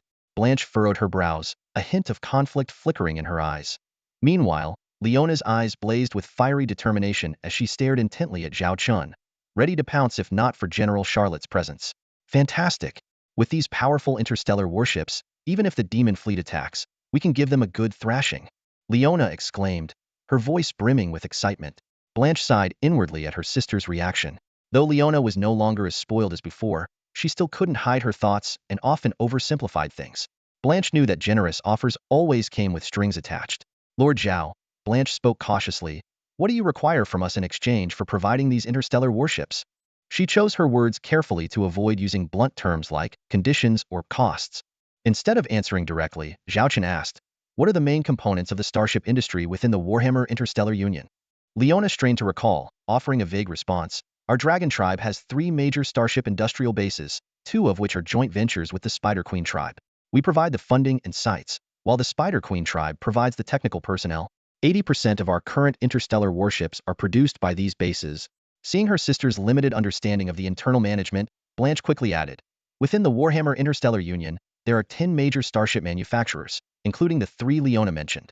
These manufacturers are controlled by the major families of various tribes. Our Dragon Tribe holds over 50 of the shares in our 3 enterprises, with the remaining shares controlled by other family factions. In theory, we can deliver 1 million T2 class, 10,000 T3 class, and 100 T4 class interstellar warships annually. Actual production capacity is about 70 to 80%, as we also need to produce ammunition, repairs, parts, and T1 class warships. After listening, Zhao Chen commented, your industrial production capacity is decent but too crude and fragmented, which hampers efficiency. I suggest consolidating these manufacturers, with Xiaolong assisting in upgrading and providing new technology. This way, the new factories can continuously supply you with powerful interstellar warships. These words conjured different images in the minds of the two princesses. Leona envisioned herself leading a powerful fleet against the demon tribe, while Blanche foresaw Warhammer losing its industrial system, becoming entirely dependent on Xiaolong's technological support. To her, Zhao Chen seemed like an emperor, with Warhammer reduced to a puppet in his hands.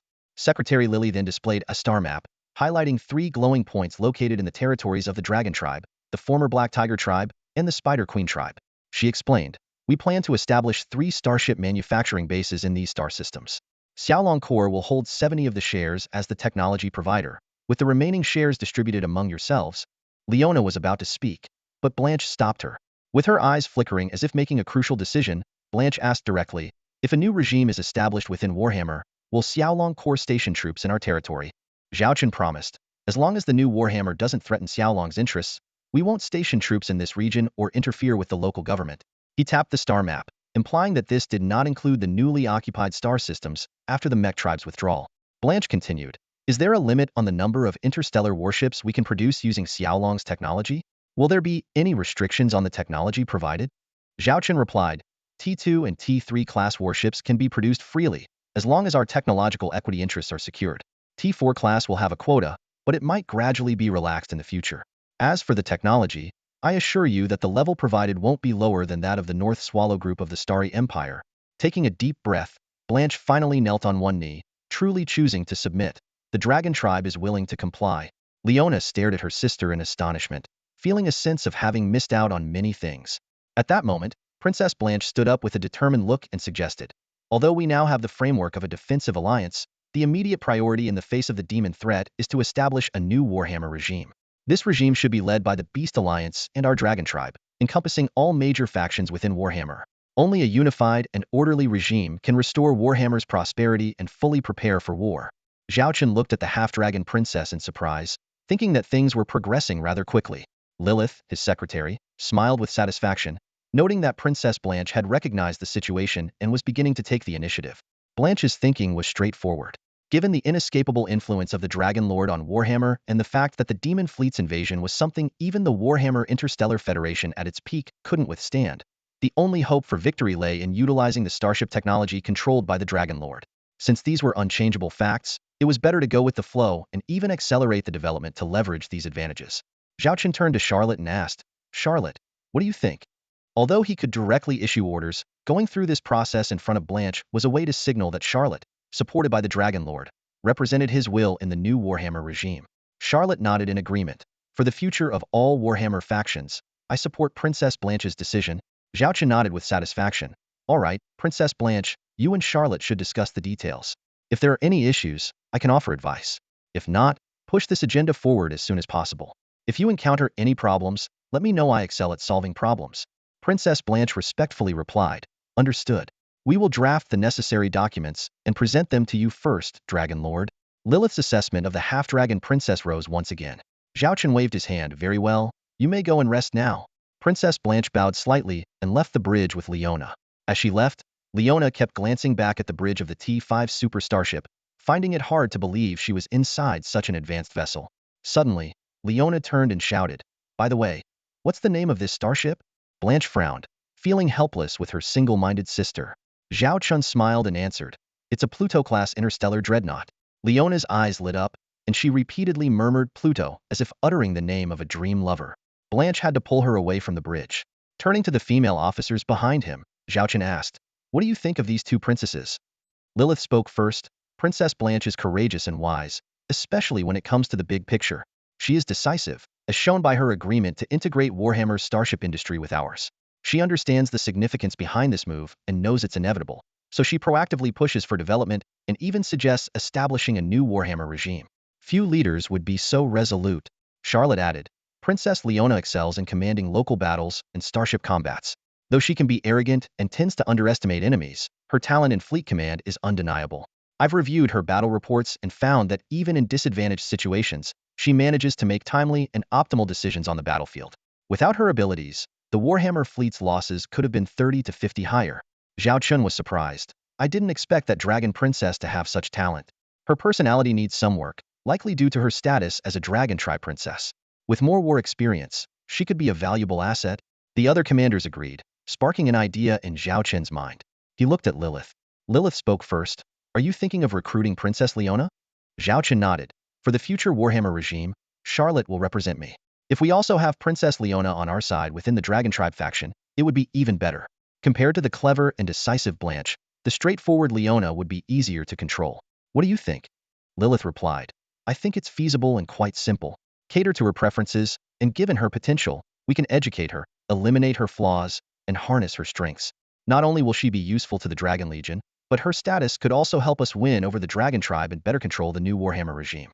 Imagine having a pro-Dragon Lord princess within the Dragon Tribe in the future.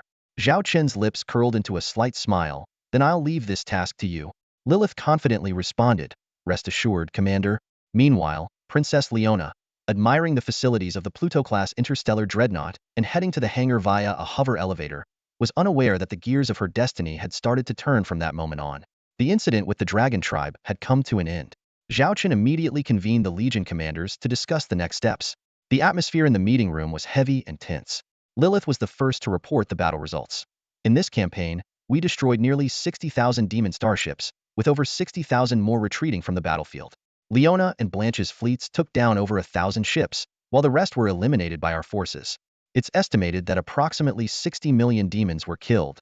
She continued, of the 4 demon fleets, 1 was completely wiped out, while the other 3 managed to retreat in time. Even with the full assault of the Xiaolong Legion, 60,000 enemy ships escaped, demonstrating their formidable combat strength. Zhao Chen listened with a frown, calculating silently. Lilith then reported our losses. The 6 Xiaolong legions and special fleets lost a total of 3,132 starships, with 711 severely damaged. This includes 67 T4 class ships, with the rest being T3 class. In terms of personnel, we suffered over 1.4 million casualties, with another 880,000 injured, all of whom have been properly cared for. When Lilith mentioned that the war had consumed nearly 600 billion star coins, Zhao Chen felt a twinge of concern. This 10-hour battle had cost almost a month's total revenue.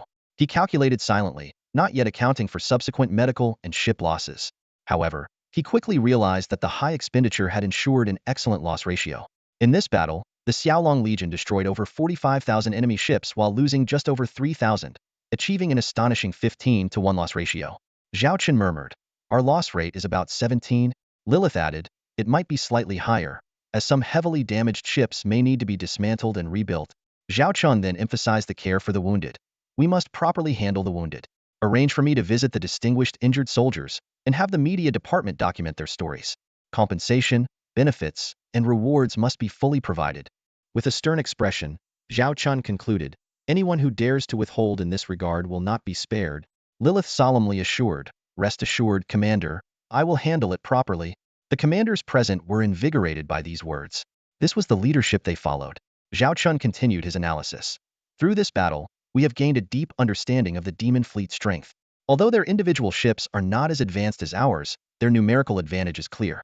Our immediate priority is to accelerate the expansion of our fleet and increase military supplies to ensure that we won't let the enemy escape due to a lack of ammunition in future battles. Lilith and Charlotte both pledged to expedite the integration of Warhammer resources to build more starships for the Xiaolong Legion. The meeting concluded with a firm resolve, as the Xiaolong Legion was ready to face even greater challenges. The notification of 100 task completion from the T5 store chimed on Zhao Chen's system interface. He had initially thought this task would take some time to complete, but thanks to Leona's unexpected actions and the arrival of the second wave of 3 demon fleets, the battle had directly led him to achieve his goal. Upon opening his system interface, Zhao Chen discovered that the task window was still there. After a closer look, he realized only 2 of the highest difficulty tasks remained, destroying 300,000 demon interstellar battleships and 30,000 T4 level demon interstellar battleships. This discovery made him ponder if there might be hidden rewards. Although these 2 tasks had extremely high requirements and time constraints, Zhao Chen decided not to dwell on them for now. After all, the T5 store had already opened, which was the current priority. He immediately accessed the T5 level store catalog and began browsing the extensive array of starship technologies. During his browsing, Zhao Chen noticed that the combat power of mass-produced T5 level interstellar battleships was insignificant compared to the Hades-class interstellar dreadnought. This made him realize the unique status of the Hades class within T5 ships, explaining why its construction requirements were so stringent. What surprised Zhao Chen even more were the high exchange conditions for these T5 level starship technologies. Each technology blueprint required at least 10 million system points, drastically shrinking his initially ambitious procurement plan. After some consideration, he decided against choosing the most powerful but also most resource-intensive carrier starships, interstellar battleships, or interstellar missile ships. Finally, Zhao Chen made his decision. With a few taps on the screen, He confirmed the expenditure of 13 million system points and 500 task points to exchange for the T5 Chaos Knight class heavy assault interstellar destroyer technology blueprint. The system immediately confirmed the transaction, showing his remaining 24.77 million system points and 850 task points. This T5 interstellar destroyer perfectly met Zhao Qin's current needs. It was a versatile warship with relatively low construction costs. If the Jiaolong Legion could build a batch of these T5-level interstellar battleships in a short time, it would significantly enhance their battlefield dominance. Zhao Chun carefully examined the detailed specifications of the Chaos Knight class heavy assault interstellar destroyer. This colossal ship, 6.8 kilometers long and weighing 3.1 million tons, was equipped with 1.1 million units of star shield energy and a 9th-level warp engine, allowing a cruising speed of 700 star knots. It required a crew of 6,000 to operate and featured a weapon system that included a tractor beam emitter, 100 heavy short to medium range rapid-fire pulse cannons, and 300 fully automated medium electromagnetic close-in defense guns. What intrigued Zhao Qin the most were the two special features of this warship. First, it was equipped with a tractor beam emitter capable of capturing target starships within a certain range, restricting their movement. Second, the Chaos Lance at the front of the ship not only had powerful armor-piercing capabilities, but could also extract energy from enemy star shields upon impact, using it for self-replenishment or releasing it during the next collision. These features, combined with its heavy assault attributes, made the T5 Chaos Knight class heavy assault interstellar destroyer the best choice for mass production by the Jiaolong Legion. Zhao Qin felt satisfied with this decision and looked forward to seeing what results this new fleet would bring to the Jiaolong Legion. Zhao Qin stood in the command room, his eyes sweeping over the data displayed on the screens. The construction cost of a T5 Miss Knight class heavy assault interstellar destroyer was around 200 billion star coins, and it would take about 50 months to build using a T4 Gemini class heavy interstellar industrial ship. He calculated quietly, estimating that with nearly 100 T4 industrial ships under his command, they could theoretically produce 2 T5 Miss Knights each month. 200 billion star coins per ship? Zhao Qin muttered to himself. In that case, the T5 Hades-class interstellar dreadnought's cost of 3 trillion star coins doesn't seem too outrageous. As he spoke, a realization hit him. The core technology of the Hades-class Hades Matrix module was directly provided by the system, making its true cost difficult to estimate. Shaking his head to clear away the complex calculations, Zhao Qin focused on the bigger picture. As long as we can build a few T5 Miss Knights, we'll have a stronger position against the demon fleet, he said to himself, his eyes gleaming with anticipation. However, having just one type of T5 interstellar warship was far from sufficient. Zhao Chun had considered redeeming a T5 industrial base, but the annual mission made this less urgent. He frowned in thought, feeling that something was still missing. Suddenly, inspiration struck. An interstellar cruiser. Zhao Qin's eyes lit up. This type of ship, capable of changing the course of localized battles single-handedly, was exactly what he needed. He quickly searched the T5 marketplace and soon found his target. This is the one. Zhao Chun confirmed the redemption without hesitation. The system notification sounded, announcing that he had successfully obtained the blueprints for the T5 Lightning Phantom class heavy assault interstellar cruiser, costing him 20 million system points and 800 mission points. Zhao Qin immediately reviewed the data for the newly acquired T5 warship. The Lightning Phantom class stood out with its unique design. A 19.3-kilometer-long hull, a mass of 997,000 tons, a star shield energy value of 5 million units, and a cruising speed of 1,500 knots. It was equipped with a Level 9 warp engine and a secondary space-folding engine, enabling short-distance space jumps. The weapon systems included 38 heavy rail main guns, 300 heavy electromagnetic pulse rapid-fire guns, and 300 fully automated medium electromagnetic close-in defense guns. The distinguishing feature of this heavy assault interstellar cruiser was its short-range acceleration module, which compensated for the speed disadvantage of its heavy frame. Its firepower configuration even surpassed that of the T5 Miss Knight class, and its short-distance space-jumping capability granted it exceptional tactical flexibility. Zhao Qin nodded in satisfaction. With both the T5 Miss Knight and the T5 Lightning Phantom as mass-production T5 warships, even building just a few would significantly enhance the Xiaolong Legion's battlefield presence. He began to imagine the astonishing impact if their numbers reached double digits. I wonder if the first batch of mass-produced T5 warships can be operational by the end of the year. Zhao Qin mused, pressing the communication button. Lilith, his secretary officer, appeared as a holographic projection. Commander, what are your orders? Lilith asked. Zhao Qin gave a concise command. Contact Annie. If things are not too busy in the Xiaolong system, have her come to Warhammer for a vacation. Also, call Nana and the Spider Queen, Elise. The arrival of these chief engineers would not only be crucial for the production of the new T5 warships, but also bring new momentum to the Warhammer system's starship industry. Lilith took note of the orders, but then her expression turned serious. Commander, there's something I need to report. I suggest you come in person. What is it? Zhao Chen raised an eyebrow. When we were clearing the battlefield, we found something in the wreckage of the Demon Fleet's interstellar warships, Lilith explained. Zhao Chen immediately stood up. All right, I'm on my way. His curiosity about the internal structure of the Demon Fleet's interstellar warships piqued. He couldn't wait to investigate. Zhao Chen took a shuttle and landed in the hangar of a T4 class Leviathan heavy interstellar transport ship. He rode a hover elevator into the ship's interior and soon laid eyes on a breathtaking sight: a captured T4 class Blade Light interstellar interceptor wreckage. Despite being a wreck, its exterior was remarkably intact. To accommodate the interceptor, the transport ship had merged its previously separated cargo bays into a massive space. The hover elevator brought Zhao Chun to a work platform built into the belly of the interceptor. Lilith, dressed in industrial protective gear and wearing a mask, greeted him and handed him a similar set of equipment. As Zhao Chen suited up, he inquired about the internal situation. Lilith gave a brief report on the preliminary inspection results, emphasizing certain findings that might require Zhao Chen's personal expertise in starship technology. Once suited up, Zhao Chen followed Lilith into the interceptor. The interior structure was similar to conventional mechanical interstellar warships, but with some different design philosophies. Lilith led Zhao Chen directly to the energy core area, cautioning him to prepare himself mentally as they approached. As they stepped through the door, Zhao Chen understood the reason for Lilith's warning. What lay before him was both awe-inspiring and chilling.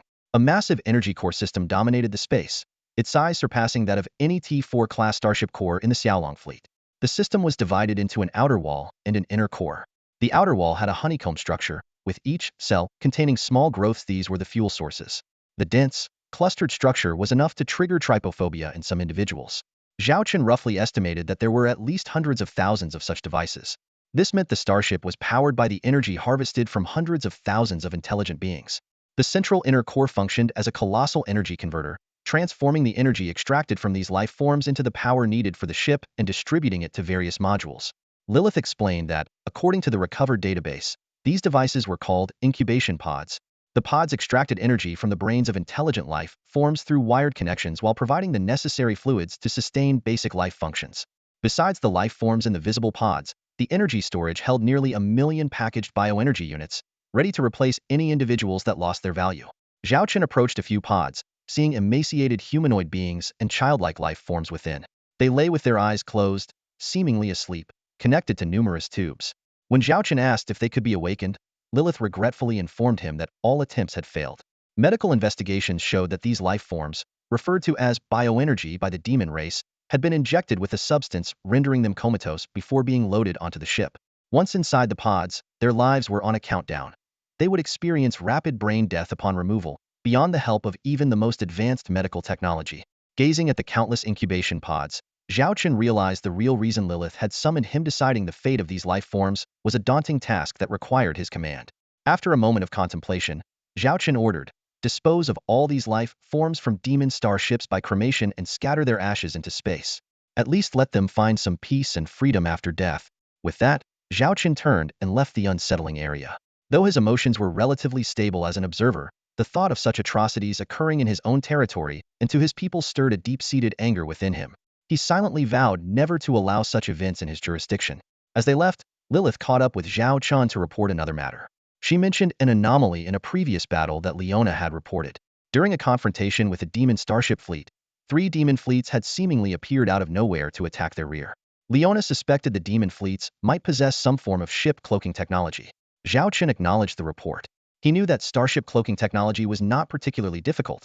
For instance, their own T4 class Shadow Demon Light interstellar stealth bombers and T4 class Banshee Light interstellar stealth scouts had such capabilities. However, cloaking an entire fleet would be highly inefficient and costly. When Zhao Chen asked about the investigation results, Lilith responded, "We discovered that the demon race has another T4 class starship. Its special ability is to cloak its entire fleet within a certain range. Group stealth?" Hearing this technical term, Zhao Chen's mind immediately formed a framework. It reminded him of the Xiaolong Legion's T4 Huigang-class interstellar jump ship, a warship capable of group space jumps. Although these interstellar warships might lack firepower in direct combat, their unique abilities could change the outcome of a battle. Zhao Chen recalled the ambush on Leona's fleet. Without this group stealth function, the 3 subsequent fleets of the demon race would have been exposed. With Leona's command skills, she would likely choose to withdraw from the battlefield or quickly form a defense line to repel the attack, potentially reducing casualties by at least 30. The Demon Race's interstellar warship is known as the T-4 Phantom-class light interstellar stealth ship, Lilith added. This information increased the known T-4 ship types of the Demon Race to 5. Zhao Qin immediately asked, "Can our T-4 Banshee-class light interstellar reconnaissance ship detect this group stealth?" Lilith replied, "Technicians are conducting simulation tests. Preliminary estimates suggest that as long as we get within a certain range, the anti-stealth equipment on our reconnaissance ships should be able to detect fleets hidden by the Phantom-class stealth ships. The key is determining the effective distance." Zhao Qin promptly issued an order. "Analyze the data of this new type of warship immediately. Also, deploy more T-4 Banshee-class reconnaissance ships for patrols outside the northern border of the Dragon Tribe's territory and build interstellar outposts with anti-stealth capabilities at fixed intervals." He was acutely aware of the potential threat posed by these special warships, having seen the Xiaolong Legion execute many blitz operations with T-4 Huigang-class ships. Lilith nodded in agreement. "I will arrange this task right away." Zhao Qin reminded her, "Don't let your guard down. Although this battle is over, we still have a lot of work to do, especially in rebuilding the Warhammer Order." Just then, a system notification popped up with a quarterly mission. Galactic Star Date Mid-October 3034 Quarterly Mission. Mission Objective: Number of active T-5 interstellar warships. Reach 3 active ships. Earn 100 mission points. Reach 5 active ships. Earn 200 mission points. Reach 8 active ships. Earn 300 mission points. Reach 10 active ships. Earn 400 mission points. For each additional ship beyond 10, earn 100 extra mission points. Note: rewards can be accumulated. Zhao Qin lay on the sofa in the bridge, contemplating the quarterly mission. Although it seemed challenging, it was the perfect solution to his shortage of mission points after exchanging for 2 mass-produced T-5 interstellar warships. As Zhao Qin was deep in thought, a playful voice came from the bridge door. "Commander, where are we going on vacation? Look, I brought so many things." Zhao Qin stood up and looked towards the voice, surprised to see a figure over 2 meters tall. On closer inspection, it was Annie, carrying a massive backpack. Beside her, Nana and Spider Queen Elise were walking and discussing work, with several data panels floating in front of them. Annie, dressed in vacation attire, seemed completely out of place in the work-focused bridge. Excitedly, she shared her vacation plans with Zhao Qin, from Yo Totem Sector's beef shank to Longxiang Sector's roast elephant, from Shangyu Sector's bird eggs to Shou Jiao Sector's roast lamb leg, even suggesting using the Pluto to space jump to these locations. Zhao Qin coughed a few times, interrupting Annie's daydreams. "You just arrived. Have a seat. I've prepared some special snacks for you to try." He activated the privacy shield on the central platform of the bridge and raised a table laden with food and drinks. Annie immediately dropped her backpack and began enjoying the food. However, Spider Queen Elise appeared somewhat displeased. "Commander, we have many construction tasks that need oversight. Why are you arranging a vacation now? You have no idea." Zhao Qin cut her off, displaying the holographic images of 2 mass-produced T-5 interstellar warships. "Actually, this invitation isn't just for a vacation. I need you to draft construction plans for these 2 warship models and get them into production as soon as possible. Additionally, I plan to consolidate Warhammer's industry by establishing 3 centralized industrial bases, and I need your help to draft the framework blueprints." Annie froze at his words. Nana, on the other hand, was thrilled by the holographic images, pushing aside the food to focus on the warship technology. Annie watched her beloved snacks being cleared away by cleaning robots, feeling as if her world had turned gray. In that moment, her vacation dreams were completely shattered. Elise, the Spider Queen, gazed in delight at the data window before her, meticulously reviewing the specifications of 2 T-5-class interstellar warships. She turned to Zhao Qin, her eyes sparkling with excitement. "Is this really the technology for T-5-class interstellar warships? Can we mass-produce them?" Zhao Qin nodded in confirmation. Elise, barely able to contain her excitement, felt an overwhelming urge to rush to the construction platform and start production immediately. Pointing at the data window, she introduced the ships to Zhao Qin. "This one is called the T-5 Chaos Knight-class Heavy Assault Interstellar Destroyer, and the other is the T-5 Lightning Phantom-class Heavy Assault Interstellar Cruiser." After a moment of contemplation, Zhao Qin issued his directive. "I want you to prioritize the production of the T-5 Chaos Knight class by the end of the year. We can produce 1 to 3 units of the T-5 Lightning Phantom class. Any issues?" Nana quickly reviewed the information and responded, "Based on our current production capacity, we can have both warships operational by the end of the year. The only potential issue might be the production quantity." Zhao Qin replied sternly, "There are no strict quantity requirements, but the more, the better. Don't worry about raw materials. I'll have Lilith ensure the supply at any cost." He glanced at the 2 chief engineers. "I need you to provide a feasible production plan as soon as possible." Elise, brimming with confidence, responded, "No problem." Zhao Qin pointed to an area on the bridge that had been cleared. "You have all the equipment you need there. You can also utilize the computational power of the T5 Hades. If you need anything else, let me know anytime. The two chief engineers immediately got to work. Zhao Chan turned to Annie, who appeared despondent as she dragged her vacation luggage towards her workstation. With a gentle smile, Zhao Chan approached Annie from behind and said softly, "I know this task is demanding, but if you complete it successfully, I'll give you a long, paid vacation next year. All expenses covered by the Legion, and you can bring up to 10 friends or family members. For every T5 warship produced, you'll get an extra day's vacation and a 10 salary increase." Annie spun around, eyes gleaming, grabbing Zhao Chen's pants. "Really? You're not lying?" Zhao Chen calmly reminded her of his past fulfilled promises, the T2, T3, and T4 Eden-class starships, and the ongoing terraforming of habitable planets. Annie, reflecting on these, nodded in acknowledgement that the commander had never gone back on his word. "All right, it's a deal." Annie perked up, excitedly imagining a family vacation. She quickly ran to the work platform, pumping her fists. "Let's work hard for the vacation." "No, for the commander." Zhao Chen smiled and turned away, waiting for results. However, the first news he received was about the new Warhammer. Charlotte, via video link, detailed the establishment of the new Warhammer Interstellar Federation. A federal parliament with upper and lower houses, elections for the supreme leader every 5 years, the formation of 3 fleet corps, and the reallocation of tribal territories. Zhao Chen nodded in approval after hearing this. "As long as Lilith has no issues, you can proceed directly." Charlotte joked. "It seems like you, Commander, are offloading everything onto Lilith. Anyone who didn't know better might think Lilith is the commander." Zhao Chen laughed it off. "Once there's no more war, I wouldn't mind handing over the title to Lilith. Then we can enjoy our peaceful days." Though Charlotte's words were dismissive, her eyes betrayed a hint of anticipation. Suddenly, Zhao Chen suggested taking a vacation, listing the various delicacies and landscapes of different star regions. The beef legs from the bull totem star region, earth dragon meat from the giant dragon star region, lizard barbecue from the dragon lizard star region, roast whole elephant from the dragon elephant star region, bird eggs from the holy feather star region, grasslands and roast lamb legs from the beast horn star region, and seafood from the sea monster tribe's planet. Sensing the hidden agenda behind this vacation proposal, Charlotte quickly declined. "No, I'm too busy right now." She ended the call, leaving Zhao Chen staring helplessly at the dark screen. The establishment of the Warhammer Interstellar Federation Kingdom sparked dissatisfaction among some tribal factions. However, under the current circumstances, any public display of discontent would be tantamount to seeking one's own demise. Neutral tribes and Dragonkin tribes have aligned with the Beast Alliance, resulting in over 2/3 of Warhammer's original forces siding with the Alliance. Not to mention, a formidable entity is secretly backing the Beast Alliance. The presence of the T5 Hades-class interstellar dreadnought has been made public, and its engagements with the Demon Fleet on the front lines are well known. The gears of time have begun to turn, pushing Warhammer's fate forward. On October 23, 3034 in the Galactic Star Calendar, the Warhammer Interstellar Federation Kingdom was officially established. Charlotte was appointed as the first supreme leader, with Princess Blanche as her deputy, second only to Charlotte. The 20 seats of the Upper Council were allocated, with each seat held by representatives from the White Tiger, Wolf, Harpy, Spider Queen, Siren, Frost Wolf, Grizzly Bear, Golden Leopard, Hound, Dragonkin, Fox, Black Fox, Great Lion, and Minotaur tribes, among others. Recently, the Wolf tribe underwent a reorganization, with the White Wolf clan regaining dominance. Discussions about reintegrating the Frost Wolf tribe into the Wolf tribe concluded with maintaining the status quo, preserving an additional seat and respecting the Frost Wolf tribe's long-standing independent development. The Fox and Black Fox tribes also maintained similar independent status.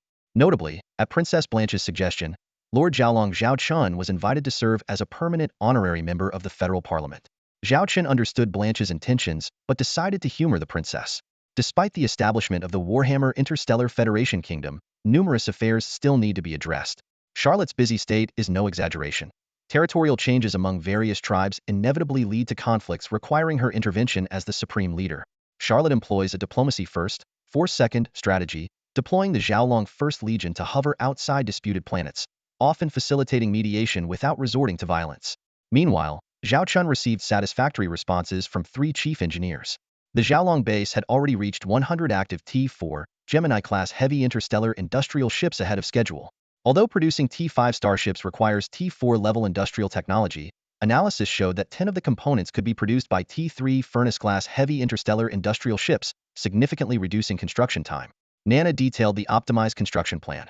By the end of the year, at least 1 T5 Lightning Phantom-class heavy assault interstellar cruiser and 5 T5 Chaos Knight-class heavy assault interstellar destroyers could be completed. Spider Queen Elise added that the integration and construction plans for 3 industrial bases of the Warhammer Interstellar Federation Kingdom were complete, with expected completion within a month, improving overall efficiency by at least 50. Zhao Chun was very pleased with the dedication of the 2 chief engineers, but noticed Annie's absence. When he inquired, Annie hurriedly arrived, breathless, and proposed a bold idea: utilizing Warhammer's T4-level starship manufacturing facilities to enhance production efficiency. Annie explained that she had obtained all industrial data from Charlotte. Although Warhammer's industrial system was relatively outdated, it still had T4-level capabilities. She suggested outsourcing part of the component production to Warhammer, which could result in more T5 starships by the end of the year. At least 1 T5 Lightning Phantom class and 8 T5 Chaos Knight class ships. Nana expressed concerns about technical leaks and component quality, but Spider Queen Elise considered these risks manageable. She pointed out that Warhammer's starship technicians were extremely scarce, and even with complete blueprints, it would take at least a decade to begin preliminary construction. As for quality issues, they could be resolved by strengthening the inspection process. Ultimately, all eyes turned to Zhao Chun. After a moment of contemplation, weighing the pros and cons, Zhao Chun finally said to Annie, "Ensure strict technical confidentiality and proceed with your plan. Fortune favors the bold. The most important thing right now is to expand the number of T5 starships. There's no such thing as a completely risk-free endeavor." Lilith, the secretary, stood in front of Zhao Chun, reporting on the progress of this year's construction plan. Her voice was steady and professional.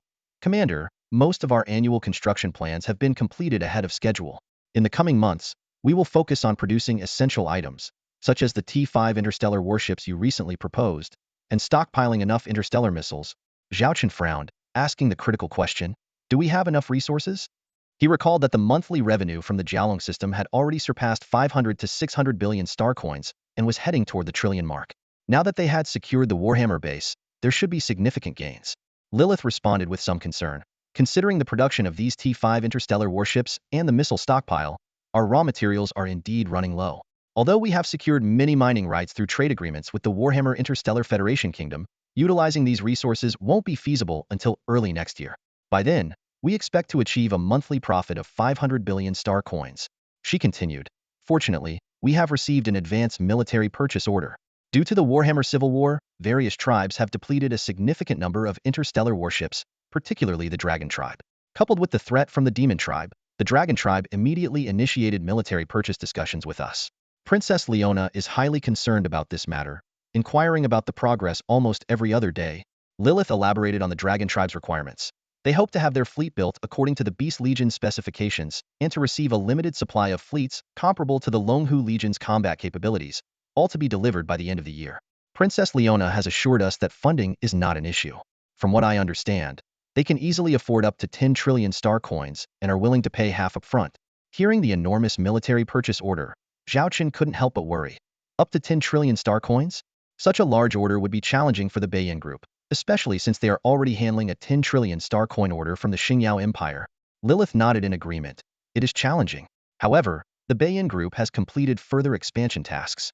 They now have a fleet of 100,000 T2, Hammer-class heavy interstellar industrial ships. If they were to focus solely on producing T2 Snow Mastiff-class heavy interstellar battleships, they could build 100,000 ships per month. The production of T3-class interstellar warships would be slightly slower. After pondering for a moment, Zhao Chun decided. Contact Li Yaqi and formally inform her that the production rights for T3 Furnace-class heavy interstellar industrial ships are now open to the Beiyin Group. They can produce T3 Furnace-class ships as needed. Lilith reminded him. "Commander, you might have forgotten. Li Yaqi has completely handed over control of the Beiyin Group to her brother, Li Wei. He is now the highest authority there." At that moment, Lilith's handheld terminal lit up. She glanced at it and smiled. "It's a call from Li Wei." Zhao Chun chuckled. "Put him through." The video window opened, revealing a well-dressed Li Wei. Both men paused for a moment before Zhao Chun teased. "Wow, didn't expect you to dress up like this. You look quite sharp." Li Wei rolled his eyes and adjusted his collar. "Look who's talking. You have no idea how impressive I am now. I have so many admirers wanting to have dinner with me that they could form a line around the Jialong main star." Zhao Chun continued to joke. Sure. As the great Li Wei, I remember you kept several gigabytes of interstellar species study materials back in the academy. Not picky at all, huh?" Feeling a bit embarrassed, Li Wei quickly changed the subject. "Ahem, let's get down to business." Zhao Chun announced some good news. "Li Wei, from now on, the Beiyin Group has the production rights for T3 Furnace-class heavy interstellar industrial ships. You can apply directly to the Jialong system for the relevant production technology. There are no limits on the number you can produce. It's up to you. Li Wei looked at Zhao Chun with excitement and said, "That's fantastic. This will significantly boost the Bayan Group's production efficiency. Using T2 hammers to produce those T3 interstellar warships has been quite cumbersome." Zhao Chun added another piece of good news. In addition, apart from T3 interstellar missile ships and stealth bombers, the Bayan Group now has production rights for other types of T3 warships. However, every order for these T3 ships must be approved by Zhaolong. Li Wei's eyes sparkled with surprise. "Old Zhao, you're being very generous all of a sudden. You wouldn't happen to have mass-produced T5 interstellar warships already, would you?" Zhao Chun didn't answer directly and instead asked, "Never mind that. Just tell me, with these permissions granted, how many military purchase orders from the Dragon Tribe can you handle by the end of the year?" Li Wei pretended to grumble but was smiling like a groom on his wedding day. "You? Give me 10 minutes? You should have told me earlier. Now I have to recalculate everything." Soon, Zhao Chun received a detailed reply from Li Wei. According to the standard configuration of the Beast Alliance Legion fleet, a fleet of 3,000 starships includes 3,000 T2-class interstellar warships and 100 T3-class interstellar warships, with a construction cost of about 1 billion star coins. In contrast, the regular fleet of the Dragon Tiger Legion consists of 3,000 T2-class interstellar warships, 300 T3-class interstellar warships, and 3 T4 Skull King-class heavy interstellar armor destroyers, with a construction cost as high as 6 billion star coins. Li Wei carefully explained that considering the previously agreed tenfold profit margin, the procurement prices are 10 billion and 60 billion star coins, respectively. Given the relatively relaxed military procurement schedule of the Starshine Empire, they could focus their efforts on fulfilling the Dragon Tribe's order over the next 2 months. It is estimated that they could provide the Dragon Tribe with military procurement orders worth 4 trillion star coins, including 300,000 Beast Legion spec interstellar fleets and 30,000 Dragon Tiger Legion spec interstellar fleets. For the remaining 400 billion star coins worth of military procurement orders, Li Wei looked to Zhao Chun for instructions. Zhao Chun took over the conversation, stating that this portion would be produced by the Xiaolong star system based on the Dragon Tribe's needs, specifically a few T4-class interstellar warships. This was Zhao Chun's promise to the Dragon Princess. Zhao Chun calculated that the 400 billion star coins procurement allocation might seem substantial, but with a tenfold profit margin, it would only be enough to purchase 2 T4 Blue-Eyed White Dragon-class heavy interstellar armored battleships. This favorable profit margin was due to the current alliance with the Dragon Tribe. For other tribes, the profit margin would be at least 30-fold. Delivering more than 300,000 interstellar warships to the Dragon Tribe would be enough to fortify their border defenses. According to the agreement, the Dragon Tribe would directly pay 2 trillion star coins. Although this amount would have delighted Zhao Chun in the past, after a recent war costing several trillion star coins, this 2 trillion would barely cover a few rounds of attacks by the Xiaolong Legion fleet. Zhao Chun told Li Wei, "Let's proceed with the production as planned." "It's up to you now, old Li." Li Wei smiled and assured him that the delivery would be on schedule. After the video call ended, Zhao Chun turned to Lilith and instructed her to inform the Dragon Tribe to pay the deposit. However, Lilith pointed out bluntly that according to the recent agreement with and regarding the production of T5-class interstellar warships, at least 1.5 trillion star coins would be needed for production costs. Zhao Chun sighed, lamenting that the money hadn't even arrived yet and it already had its uses. Seeing Zhao Chun's expression, Lilith didn't add salt to the wound, but instead offered some good news. She had already notified Li Yaqi's Northern Dragon Group and Red Rose's Crimson Red Dragon Group to immediately enter the Warhammer market, demanding satisfactory results by the end of the year.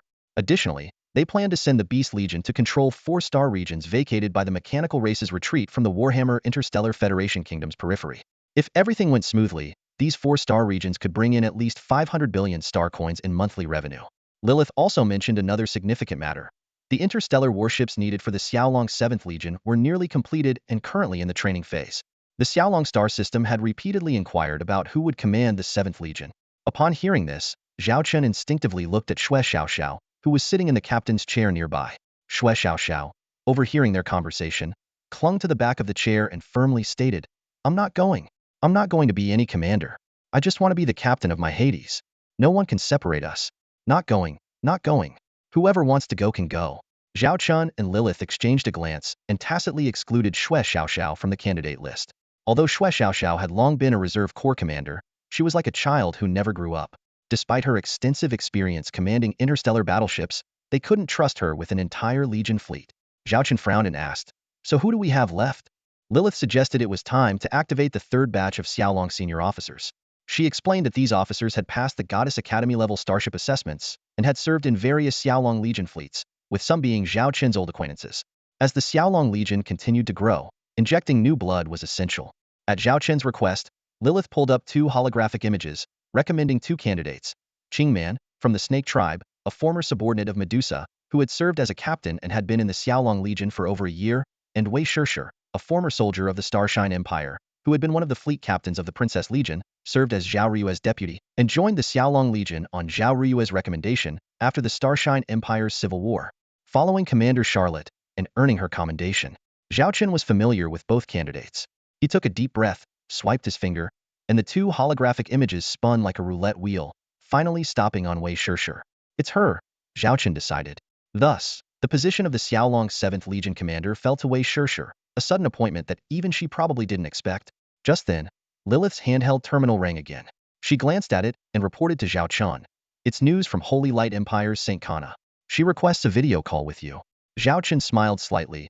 It seems Miss St. Kana is in a bit of a rush.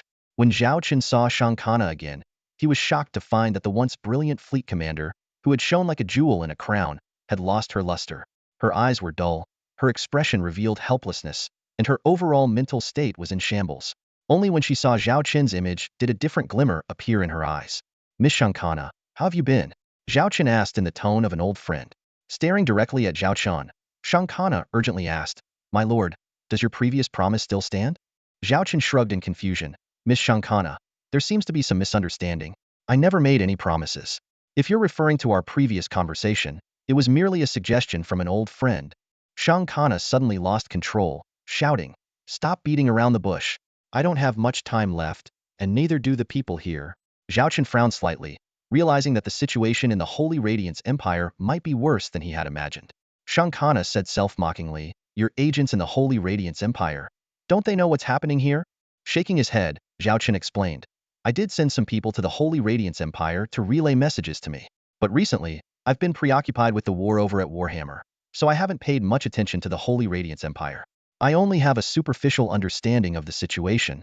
Shang Kana clenched her teeth, trying to control her emotions, seemingly on the verge of breaking down.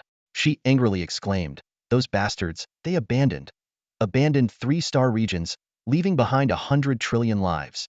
How dare they make such a decision? How dare they? She continued, Just today, they established some sort of migration plan. Are they planning to abandon the tens of thousands of trillions of lives in the Holy Radiance Empire this time? They have betrayed the Holy Light. They have no holy light in their hearts. Zhao Chen suggested, Can you explain it slowly? He needed time to sort through the information he knew. Gradually calming down, Shang Kana began to detail the catastrophic events unfolding in the Holy Radiance Empire. Half a month ago, the wormholes that appeared in the Holy Radiance Empire could no longer be concealed from the public, causing widespread panic. People named this disaster the Great Zerg Catastrophe. It all started with the failed siege operation against the T5 Zerg mothership. Following this, the Imperial Senate quickly split into 2 factions, the Exiles and the War Party. The Exiles advocated for interstellar exile, taking a portion of the population and all technological advancements. They had found a habitable star region on the other side of the Mechanoid territory, reachable within 6 months. The War Party insisted on fighting the Zerg to the death, vowing to defend the Empire.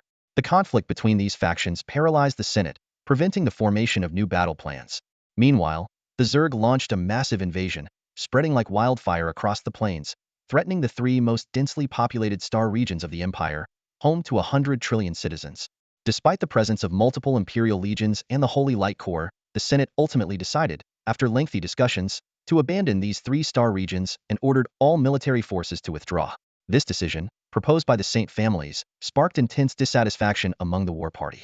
Shang Kana, seething with rage, said, They should never, under any circumstances, have fled alone, abandoning the tens of thousands of trillions of people in the Empire. I will not allow this to happen. Zhao Chen stared at Shang Kana and asked, So, what do you want from me? Clenching her fists, Shang Kana resolutely said, I need your power. To change everything in the Holy Radiance Empire, to save the Holy Spirit people who are about to lose their homes in this catastrophe.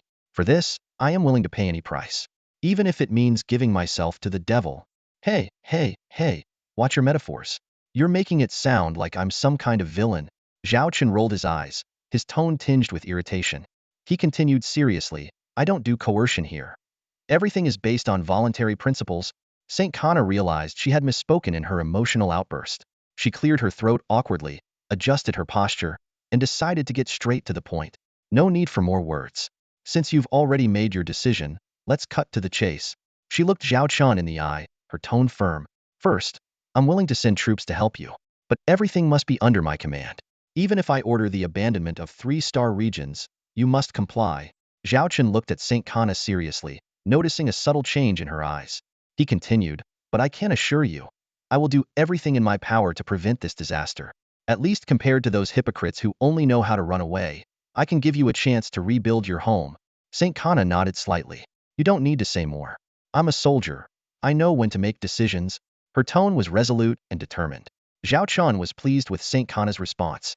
He knew she wasn't the impulsive type. Otherwise, she would have sought his help when the Imperial Senate initially decided to abandon the 3-star regions. It was only when the Imperial Senate made the final decision to completely abandon their home and implement the migration plan that Saint Kana realized the Senate and the Saint clan had betrayed their oath to the Holy Light and their promise to protect this place forever. Zhao Chen continued to lay out his terms. Also, let me be clear. I don't do unprofitable deals. If our cooperation goes smoothly, I will support a faction loyal to us within the Holy Radiance Empire. Additionally, we must control at least 70% of the resource origins in the Holy Radiance Empire for 100 years. Do you agree? Saint Kana had anticipated these conditions. She nodded in agreement. I can promise you that. But you must also promise me not to enslave the Holy Spirit clan's people here. Zhao Chen spread his hands, his tone carrying a hint of helplessness. You still don't trust me, do you? You can go and see the Reef Star region, which I've already controlled. What it looks like now is what the future of the Holy Radiance Empire can be. Mentioning the Reef Star region, Saint Kana's expression softened. This was one of the reasons she was willing to trust Zhao Chun. She urgently asked, can we now discuss the aid you can provide? The Holy Radiance Empire's situation is dire. The interstellar insect race. Zhao Chun raised his hand to signal Saint Kana to calm down, interrupting her.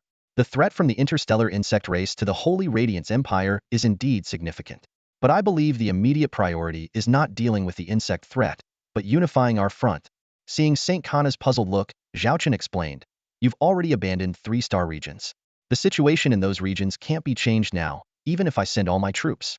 You, as the commander of the Holy Angel Legion, should understand this. Saint Kana nodded quietly, and Zhao Chun continued his analysis.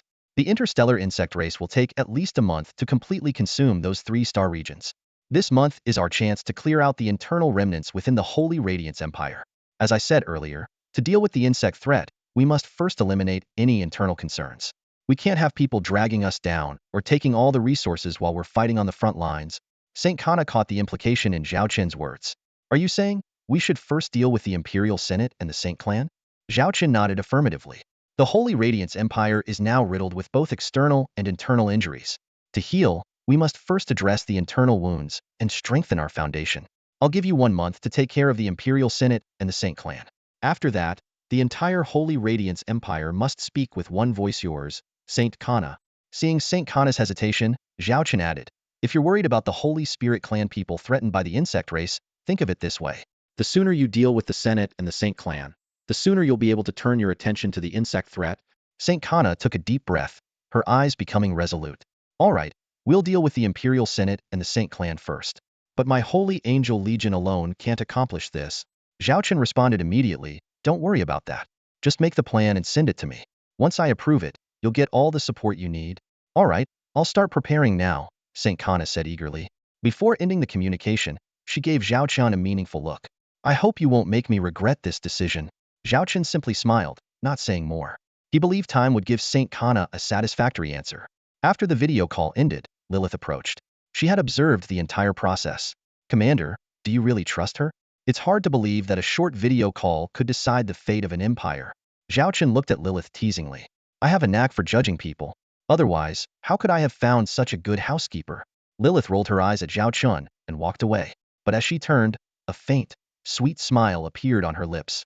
Meanwhile, Saint Kana quickly finalized a series of plans. She hadn't eaten all day, and a maid outside the door called out in concern. Miss, you haven't eaten all day? Leave it at the door, Saint Kana replied curtly. If not for hearing her voice, the maid might have forced her way in.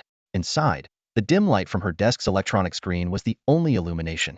Saint Kana stared at her plans, a nearly manic smile on her face. She was about to dismantle the Empire's political system with no remorse. Perhaps deep down, she had long seen the Senate as a decayed entity. Saint Kana activated her communication device and contacted someone. Inform the Saint clan that we, the Holy Angel clan, agree to the migration plan. But we must have a detailed discussion about it. The location will be at the Imperial Senate. Make sure all families supporting the migration plan attend. After ending the call, Saint Kana stood in the dim light for a long time, contemplating the impending upheaval. 3 days later, on the Imperial Star of the Holy Radiance Empire, the awe-inspiring Imperial Senate stood atop 5 colossal steel statues, each towering 10,000 meters high. These giants held spears in one hand and formed a circle, with their other hands elevating the Senate's castle-like structure.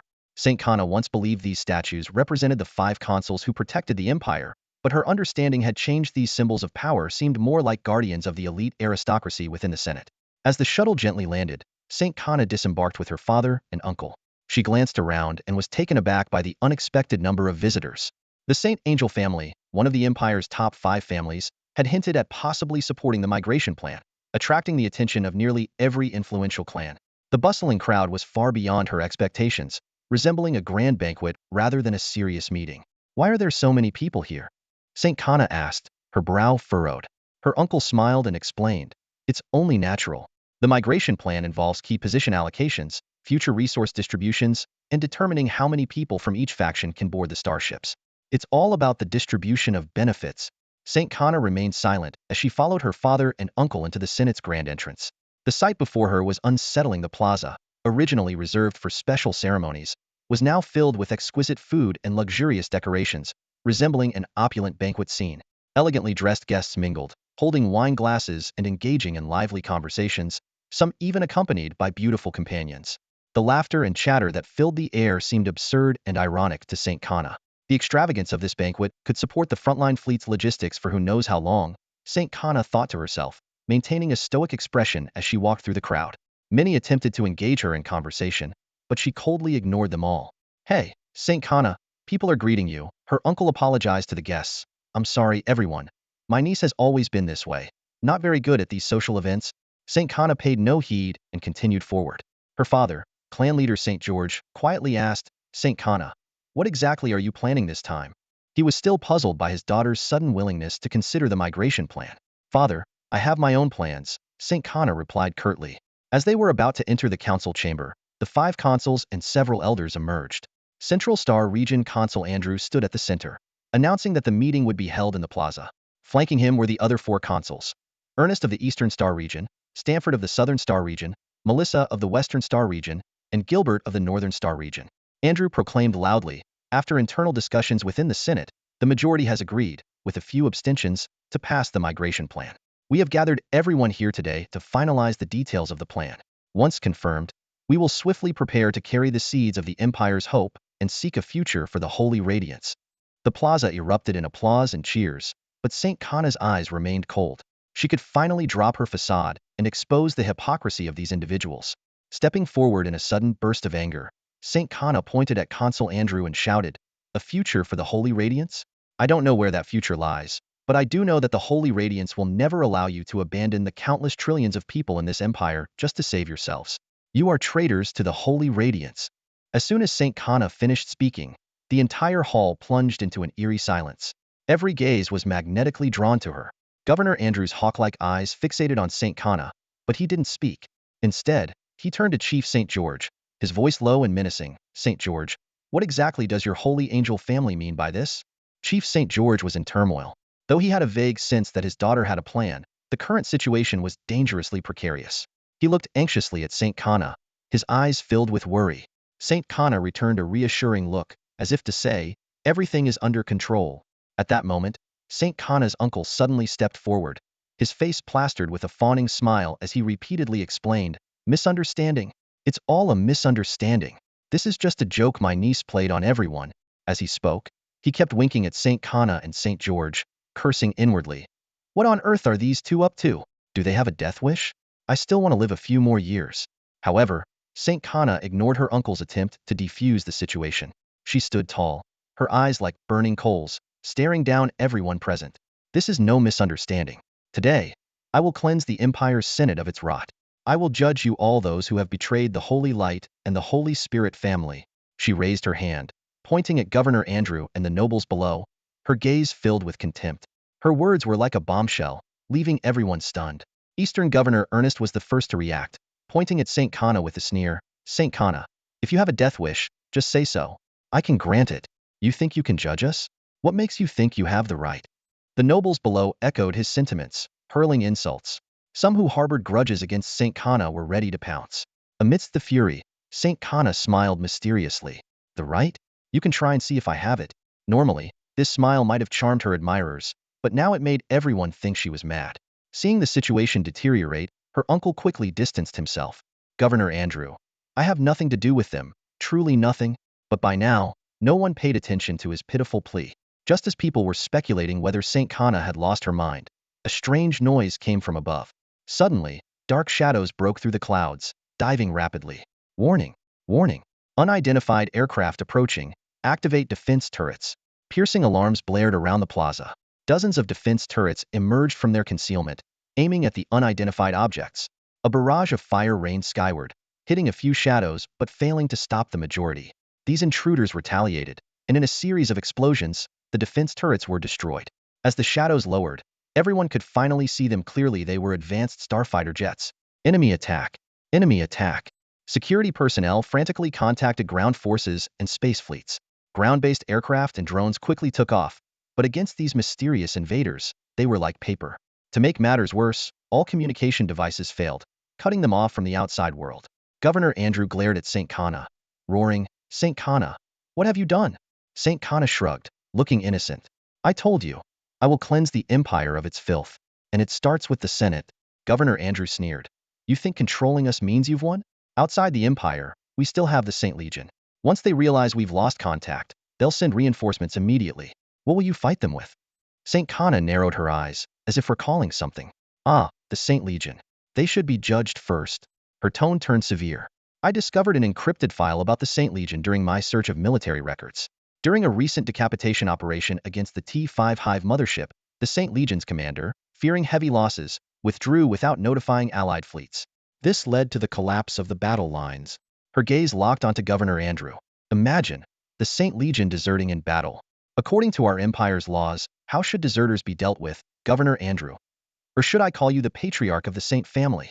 A flicker of panic crossed Governor Andrew's eyes, but he quickly regained composure. You're slandering us. St. Kana sneered. Seeing is believing. The Saint Legion is your family's pride. Let's see how your pride crumbles.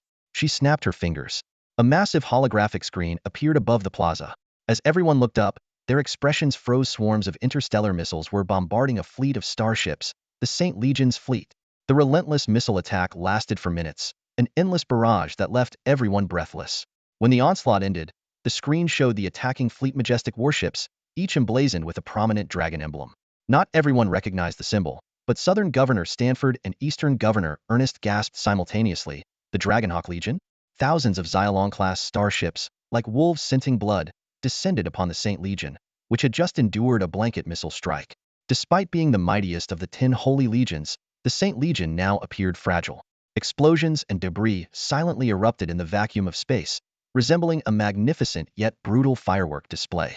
Governor Andrew, seething with rage, pointed an accusatory finger at St. Kana. St. Kana, you conspired with the Xiaolong Legion.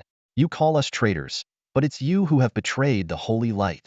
Governor Stanford immediately chimed in, his voice dripping with contempt. I knew this woman had ties with the Xiaolong Legion when I was with the Star Alliance. Especially with that Xiaolong lord who knows what sordid relationship they have. St. Kana remained unfazed by the accusations. Her cold gaze swept over Governor Stanford as she spoke with unsettling calmness. Stanford, are you still hoping for your Southern Holy Fleet station nearby? Governor Stanford's expression faltered, but quickly regained his composure, sneering. And what if I am? My Southern Holy Fleet has 200,000 starships. When they arrive, do you think your betrayal will succeed? The guests around them sighed in relief, suddenly recalling this formidable backup. Governor Stanford had long prepared for the Exodus plan, abandoning border defenses to assemble nearly 200,000 starships, ready to embark on their new home. However, St. Kana's next words were like a cold shower. Unfortunately, it seems your Southern Holy Fleet won't be listening to you anymore. She opened a video window, revealing the interior of a command bridge. A man who had been seated in the captain's chair stood up and saluted St. Kana with one hand over his chest. Commander St. Kana. Paul? Governor Stanford recognized the commander of the Southern Holy Fleet's Second Corps, his voice filled with disbelief. Governor Stanford screamed hysterically. Paul, what are you doing?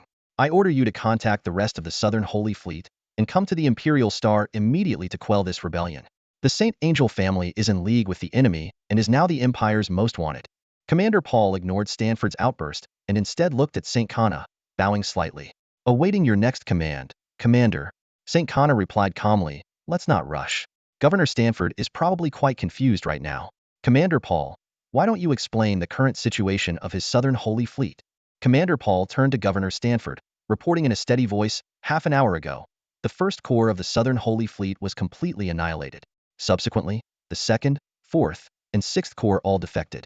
The 3rd and 5th Corps initially resisted but ultimately stabilized after a series of high-ranking officer defections and partial fleet surrenders. The 8th Corps, which was docked for repairs after fighting the interstellar insectoids, has also joined our ranks upon receiving our intelligence. Currently, the Southern Holy Fleet has been fully restructured into the St. Angel's 2nd Corps, with over 150,000 starships under our control. Report complete. The guests were thunderstruck, their faces turning pale. Governor Stanford staggered backward, mumbling in disbelief. Impossible. This can't be. My first corps alone had 30,000 starship show. Could they be wiped out in just half an hour? This must be a trick. You're all lying. My fleet will come to quell this rebellion soon. St. Kana, observing Stanford's breakdown, said to Paul, Commander Paul, are you still at the site where the first corps was annihilated? Yes, I am. Then show Governor Stanford the scene. Give him a chance to mourn his most elite first corps. Paul adjusted the feed, and the scene outside the command bridge's window came into view. A graveyard of starship wreckage floated in the dark void, the remains of once mighty vessels. Among the debris, the identities of some larger ships could still be discerned. T4 Retribution Angel-class heavy battleships, T4 Holy Radiance-class light cruisers, and T4 Messenger-class medium destroyers. These ships, once symbols of the Holy Light Empire's glory, were now mere fragments drifting in space. Suddenly, a massive starship appeared in the distance. As the image sharpened, its immense size became apparent, evoking an indescribable sense of oppression. What kind of starship is that? I've never seen anything like it, a young guest asked, puzzled. Another governor, his face ashen and eyes wide with shock, pointed at the video, his lips trembling. AT-5. That's AT-5 starship.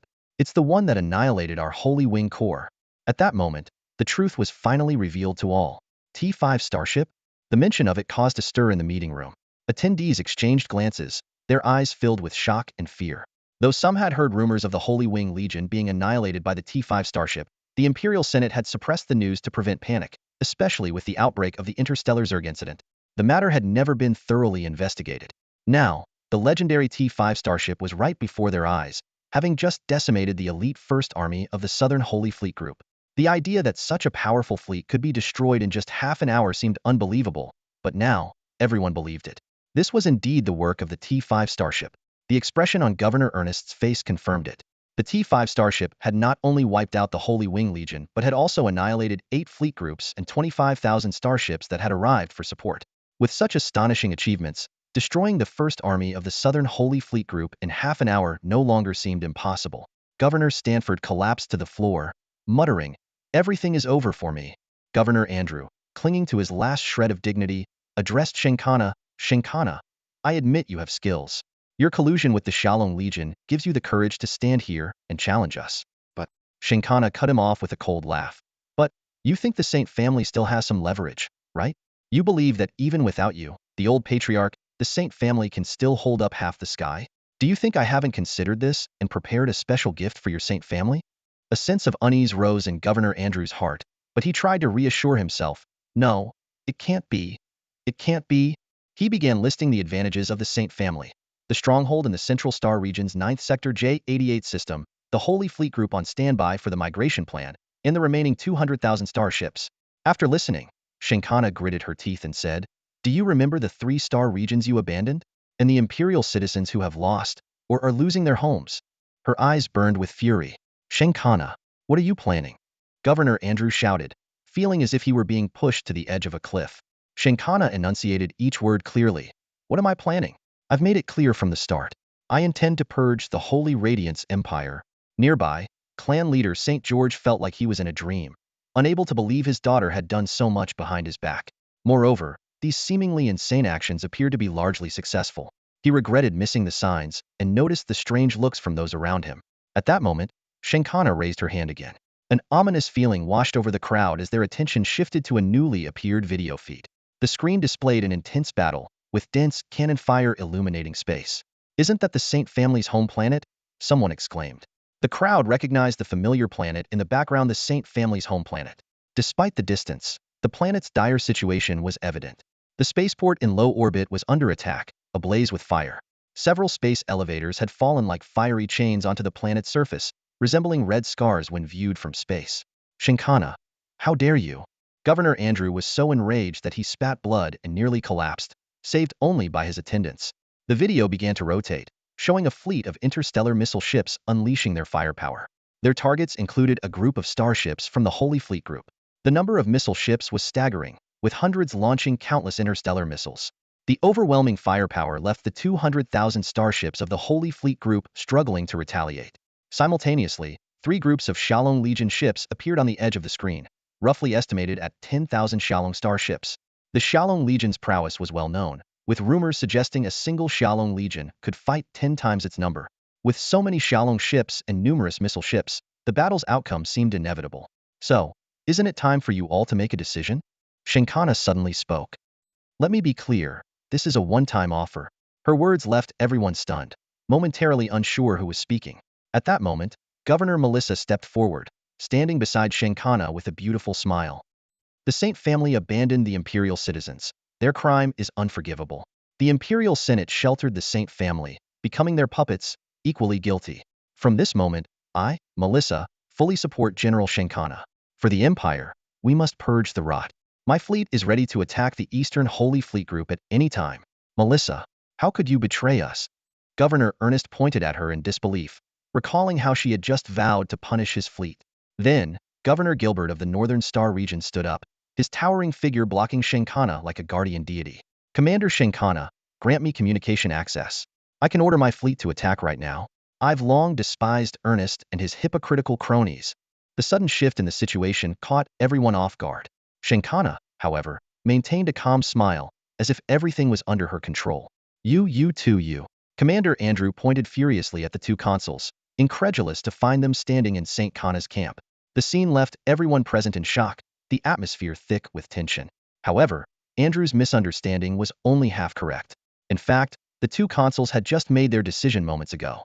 Less than half an hour earlier, St. Kana had a brief but crucial communication with them. St. Kana was no stranger to these consuls. Due to the St. Angel family's territory being right at the intersection of their jurisdictions, she had some private interactions with both of them. Consul Melissa, with her striking appearance, was like a rose with thorns. There were rumors in the Imperial Senate about many men being under her spell, but St. Kana knew that Melissa had never truly been intimate with any man. Those men were merely pawns in her control. St. Kana was so certain because she knew Melissa had no interest in men. This secret almost put St. Kana in danger, but instead, it led to a mentor-mentee relationship between them, maintaining a facade of peace. In discussions within the Imperial Senate about dealing with the Zerg calamity, whether it was the migration plan or fighting to the end with the Empire, Melissa remained ambiguous. This did not surprise St. Kana. Melissa was an extremely pragmatic person with weak faith, which had once caused friction between them. Melissa controlled nearly a third of the Empire's internal interstellar trade, and would even use military fleets for escort if it benefited her. In her eyes, everything had value, including sacrificing for the nation. She was adept at adapting to circumstances, and St. Kana was certain that if she didn't step in, Melissa would undoubtedly support the migration plan and leave the Holy Radiance Empire without hesitation. Knowing Melissa's character, St. Kana approached her first, laying her cards on the table. However, the shrewd Melissa did not make a statement on the spot, and St. Kana didn't push her. As for Consul Gilbert, he was straightforward, combative, and passionate, but also the poorest and most downtrodden among the 5 consuls. The Saint family controlled all the military factories supplying his interstellar warships. As a soldier who climbed up from the bottom, he reached his position through countless military achievements. However, his rise to consul wasn't just due to his merits. It was largely because those behind the scenes saw him as the easiest to control. Thus, in the eyes of outsiders, Gilbert was always seen as a loyal hound of the Saint family. At this moment, Commander Andrew could never have imagined that his loyal hound would suddenly bite back. "I am the captain of this ship, and I must consider the future of my crew." "I'm sorry, Chief Andrew," Consul Melissa said with a slight bow, her words of apology contradicted by the smirk on her lips. Clearly, she did not agree with the migration plan either, given the interstellar trade empire she had built here. From the moment I became a soldier, my dream was to protect my planet, my star system, my homeland. Consul Gilbert straightened up, as if truly standing tall for the first time in years. Perhaps there was a time when I lost sight of my original purpose. But fortunately, Commander St. Kana awakened me. She showed me the devastation caused by the Zerg in the 3-star regions you abandoned. My faith does not allow me to stand by and watch this happen to the entire Holy Radiance Empire. St. Kana turned to face the nobles in the audience, her gaze like a sharp blade sweeping over each one of them. Though she detested these people, she had to acknowledge their necessity in maintaining the empire's stability. In peaceful times, she might have eradicated them without hesitation. But not now. The empire needed stable order to face the impending long-term war with the Zerg. You all should be aware of the current state of the empire. St. Kana's voice was cold and resolute. Of the 10 Holy Light Legions, the Saint, Saint Wing, Saint Guardian, Saint Cleric, and Saint Spear Legions are all gone. The remaining Saint Maiden Legion, even after regrouping, has only 70% of its full complement of interstellar warships. The Saint Cross Legion has yet to restore its formation, with fewer than 300 warships, barely functional. The only forces truly capable of fighting are the Inquisition Legion, the Holy Radiance Legion, and my Saint Angel Legion. Consul Melissa chimed in at the right moment. The Holy Radiance Legion is now fully under Commander St. Kana's command. The Inquisition Legion's commander is a friend of mine. With my persuasion, he will take no action for the next 24 hours. As for what happens after, she smiled meaningfully, implying that the Inquisition Legion's commander would change his stance as the situation evolved. St. Kana continued, our empire has 5 fleet groups. The Northern Holy Fleet Group with 200,000 warships, the Western Holy Fleet Group with 230,000 warships, and the Southern Holy Fleet Group with 150,000 warships, nearly 600,000 warships in total, are all under my control. As for the Eastern Holy Fleet Group and the Central Holy Fleet Group, I believe you will soon hear from them. She raised both hands, looking down at the crowd like a judgmental angel. So now, please make your choice. Those willing to stay and fight alongside the Empire's citizens, stand to my left. Those who wish to continue with the migration plan, stand to my right.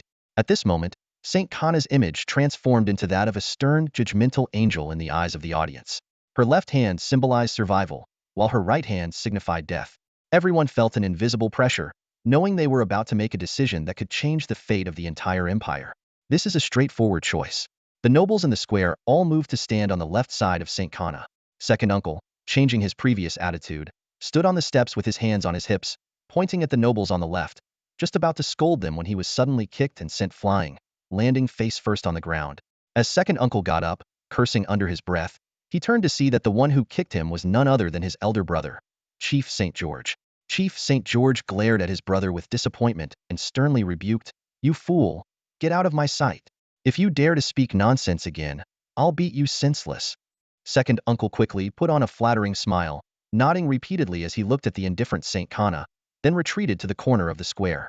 In his mind, he was already fantasizing about a bright future, his mouth nearly stretching to his ears. Little did he know, St. Kana had already arranged a minor position for him on a remote planet and planned to secretly sterilize him genetically. St. Kana's gaze swept over the nobles on the left. She had a mental list, marked with 3 colors: useful, under observation, and must die. This so-called choice was merely a way for her to assert her authority. The right side remained empty. Suddenly, Governor Stanford roared, "St. Kana, I'll kill you." He pulled out a mini laser gun and aimed it at St. Kana's back. In the next second, his headless body fell to the ground, the neck still smoldering. An interstellar drone, which had somehow infiltrated, hovered above the crowd. It was this drone that had taken out Governor Stanford with its laser cannon. Only then did Governor Ernest realize the shield barrier had disappeared. Governor Gilbert smiled and explained, "Apologies. It seems the security for the Imperial Senate this year is my responsibility." More and more interstellar drones appeared overhead, causing the crowd to remain motionless. Suddenly, 5 interstellar fighters roared in, transforming into massive combat mechs just before crashing into the Imperial Senate, landing heavily and stirring up clouds of dust. St. Kana recognized them as the T-4 Thunder Warrior-class medium mechs of the Xiaolong Legion. One mech walked to the center of the square and projected the image of its pilot. The pilot reported that the main military facilities on the planet had been secured, with only a few small and underground facilities remaining. St. Kana thanked the reinforcements and then ordered the surrendering nobles to be escorted to a designated location. Finally, she looked at the Imperial Senate behind her and calmly said, "There is no need for this place to exist anymore." Minutes later, St. Kana boarded a shuttle and ascended into the clouds. Behind her, 5 giant stone statues in the Imperial Senate collapsed into ruins. On the bridge of the T5 Pluto-class interstellar dreadnought, the situation in various parts of the battlefield was proceeding smoothly, just as Shang Kana had planned. Lilith, the secretary, stood next to Zhao Chun, her tone carrying a hint of pride. Those Imperial Senate elders and nobles never saw this coming. They were caught completely off guard. Zhao Chun couldn't help but laugh. Yeah, who would have thought they'd get blindsided like this? But it's all thanks to Shang Kana's plan. His eyes flashed with admiration. This commander of the Holy Angel Legion is more than she appears. Though she looks like a righteous and innocent young girl, she's already built her own network of connections. Makes sense though. People from such prominent families are rarely simple. Lilith frowned slightly, her tone tinged with concern. So, what's your plan for handling the Holy Radiance Empire? This mess? She emphasized the last few words. Zhao Chen sighed and rubbed his temples. A mess. Indeed, the Holy Radiance Empire looks glorious on the surface, but internally it's rotten to the core due to various issues. It's like a dam that's been hollowed out, ready to collapse at any moment. Calling it a mess might even be a compliment. His expression turned serious. Because of the presence of that level 5 permanent cosmic wormhole, the Holy Radiance Empire is like a ticking time bomb, ready to explode at any moment. And we can't just let it blow up. Zhao Chen stood up and walked to the viewport, gazing at the distant stars. It's like my territory is a village right next to that dam. If it collapses, the flood will definitely affect my village. It's like they say, when the city gate catches fire, the fish in the moat suffer. He turned to face Lilith, his brow furrowed. What else can we do? We have to defuse the bomb. We're stuck with this neighbor after all. Zhao Chen rubbed his temples again and continued. On one side, we have the interstellar insects, and on the other, the demon race. The problem is, there's currently no way to close the cosmic wormhole, so as long as it exists, swarms of interstellar insects will keep pouring out, occasionally even a T5 insect mothership. As for the demon race, they don't pose a constant threat, but you never know when they might attack. And with the current strength and resources of the Xiaolong Legion, we're in no position to launch an expedition to eliminate the demon race. It's enough to drive anyone crazy. Just then, a subordinate entered the bridge and reported, Sir, General Shang Kana has arrived in our ship's hangar with her team and is awaiting your instructions. Zhao Chen immediately ordered, pull up the surveillance feed from the hangar. Lilith quickly operated the controls, and the hangar's footage soon appeared on the large screen. Dozens of shuttles were neatly parked, and hundreds of people were crowded together, surrounded by a team of crew members with laser guns keeping a close watch. Those who once held high positions in the Holy Radiance Empire now huddled together like sheep, trembling with fear, as if they might be slaughtered at any moment. After watching for a moment, Zhao Chun gave his orders. Let Shang Kana choose who to bring to see me. The rest will stay put and await further instructions. With that, he turned off the surveillance and resumed contemplating how to handle the current mess. Suddenly, Zhao Chen's thoughts drifted to his big white cat at home. Its fluffy head and tail were the perfect stress relievers. He couldn't help but miss his cat. Meanwhile, in the hangar, Shang Kana received Zhao Chen's instructions. She approached her father, Governor Gilbert, and Governor Melissa, asking them to follow her to meet Zhao Chun. She then turned to the corner where Governors Ernest and Andrew stood and instructed Gilbert, Governor Gilbert, please escort these two with us. Without a word, Gilbert grabbed each of the governors by the arm and followed Shang Kana. As Shang Kana led her group away, the remaining crowd erupted into chaos. Some pleaded, Lady Shang Kana, don't leave us here. Our families are willing to pledge loyalty to you. Others screamed in terror. Are they going to execute us? I don't want to die. Some even tried to follow Shang Kana. Suddenly, gunshots rang out, and the ground was marked with smoking bullet holes. The squad leader shouted, everyone stay where you are, or face the consequences. A hand shot up unexpectedly. A middle-aged man, looking pitiful, pointed to the departing group and said, I'm also from the Holy Angel family. I'm Shang Kana's second uncle. But several laser guns were already aimed at the second uncle's head. An officer sternly warned, anyone not called by Miss Shang Kana is to stay here. Disobey, and you will be shot on the spot. The supposed second uncle quickly retreated into the crowd, muttering, I'm her second uncle. Second uncle? As the people in the hangar panicked, Shang Kana's group arrived at the bridge of the super starship. Governor Melissa began to look around curiously, while the military-trained Governor Gilbert remained serious. The head of the Shang family, on the other hand, was so nervous he kept swallowing. Finally, they saw Zhao Chun lounging on a sofa, looking completely at ease. The scene was nothing like what they had imagined, though Shang Kana seemed unsurprised, having already interacted with Zhao Chun and knowing his personality. Just as Shang Kana was about to introduce them, Zhao Chun interrupted. I know who they are. He stood up, smiling, and walked over to the head of the Shang family, extending his hand. Hello, head of the Shang family. The head quickly grasped Zhao Chun's hand, his voice trembling with excitement. You, hello. Zhao Chun smiled and praised. You have a very outstanding daughter. The head of the Shang family nodded repeatedly. Thank you. Thank you. I have never met someone as exceptional as you. Zhao Chun then turned to the elegant woman behind him and smiled. Governor Melissa, I've heard much about you. What happened next took everyone by surprise. Governor Melissa slightly bowed, took Zhao Chen's hand, and brought it to her lips, lightly kissing it. This gesture left everyone, including Zhao Chen, stunned. Melissa quickly explained, "Oh, did I overstep? I heard that this is an old custom in your Starshine Empire, to kiss the back of the hand. My apologies, my apologies." She looked genuinely embarrassed. Zhao Chen thought to himself, this woman is quite the actress. While others might believe Melissa's gesture was a sincere show of respect, Zhao Chen saw through her little ploy. If it's just a hand kiss, fine, but did you really have to lick it?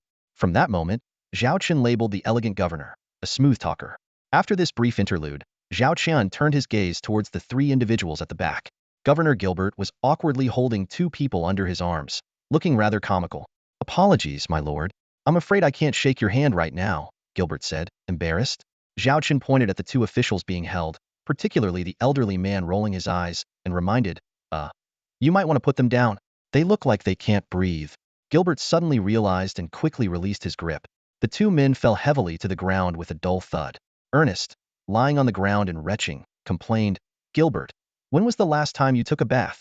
Your armpits have a unique aroma." He shuddered at the thought of dying under someone's armpit as an imperial governor. Zhao Chen walked over to the old man and nudged him with his foot. "Hey, you dead yet?" Gilbert hurriedly cautioned, "My lord, please be careful.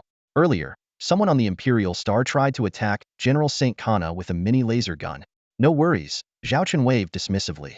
"I've fought tigers before. I'm not afraid of this old guy." At that moment, Andrew regained consciousness. He opened his eyes, looked around, and finally fixed his gaze on Zhao Chen. "Are you the Dragon Lord?"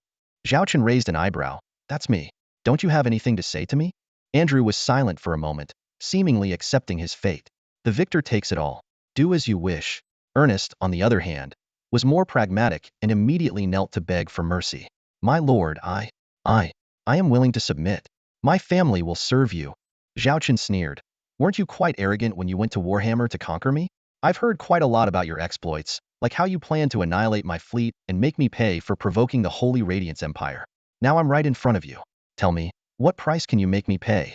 Ernest kowtowed repeatedly. "I was blind and spoke out of turn. Please, my lord, spare me this once. I will serve you loyally." Zhao Chen ignored him and walked over to St. Kana, whispering in her ear, "I know you're trying to impress me, but I don't want to see them. They may be high-ranking officials in your empire, but to me, they're not even worth a dog's attention. Get them out of here. Don't dirty my bridge." St. Kana bowed her head in response, sorry. She was about to escort the two men out when Zhao Chen added, "Just toss them outside the bridge for now. We have matters to discuss." Gilbert volunteered.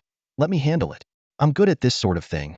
He somehow produced two ropes and tied the men in a peculiar fashion before throwing them at the bridge's entrance. The crew passing by couldn't help but stare, their heads turning sharply.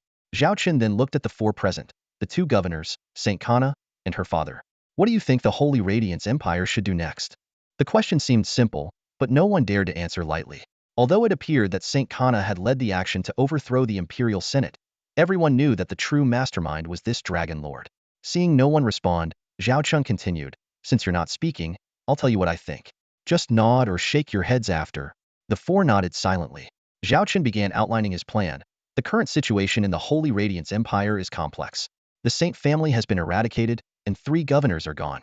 This is equivalent to cutting off 2/3 of the Empire's leadership. Meanwhile, a permanent level 5 cosmic insect nest remains a significant threat within the Empire. In this situation, the Holy Radiance Empire needs unified command, not the fragmented structure of before. Therefore, I suggest temporarily modifying the Empire's system, with Saint Kana assuming the role of Empress, holding all authority.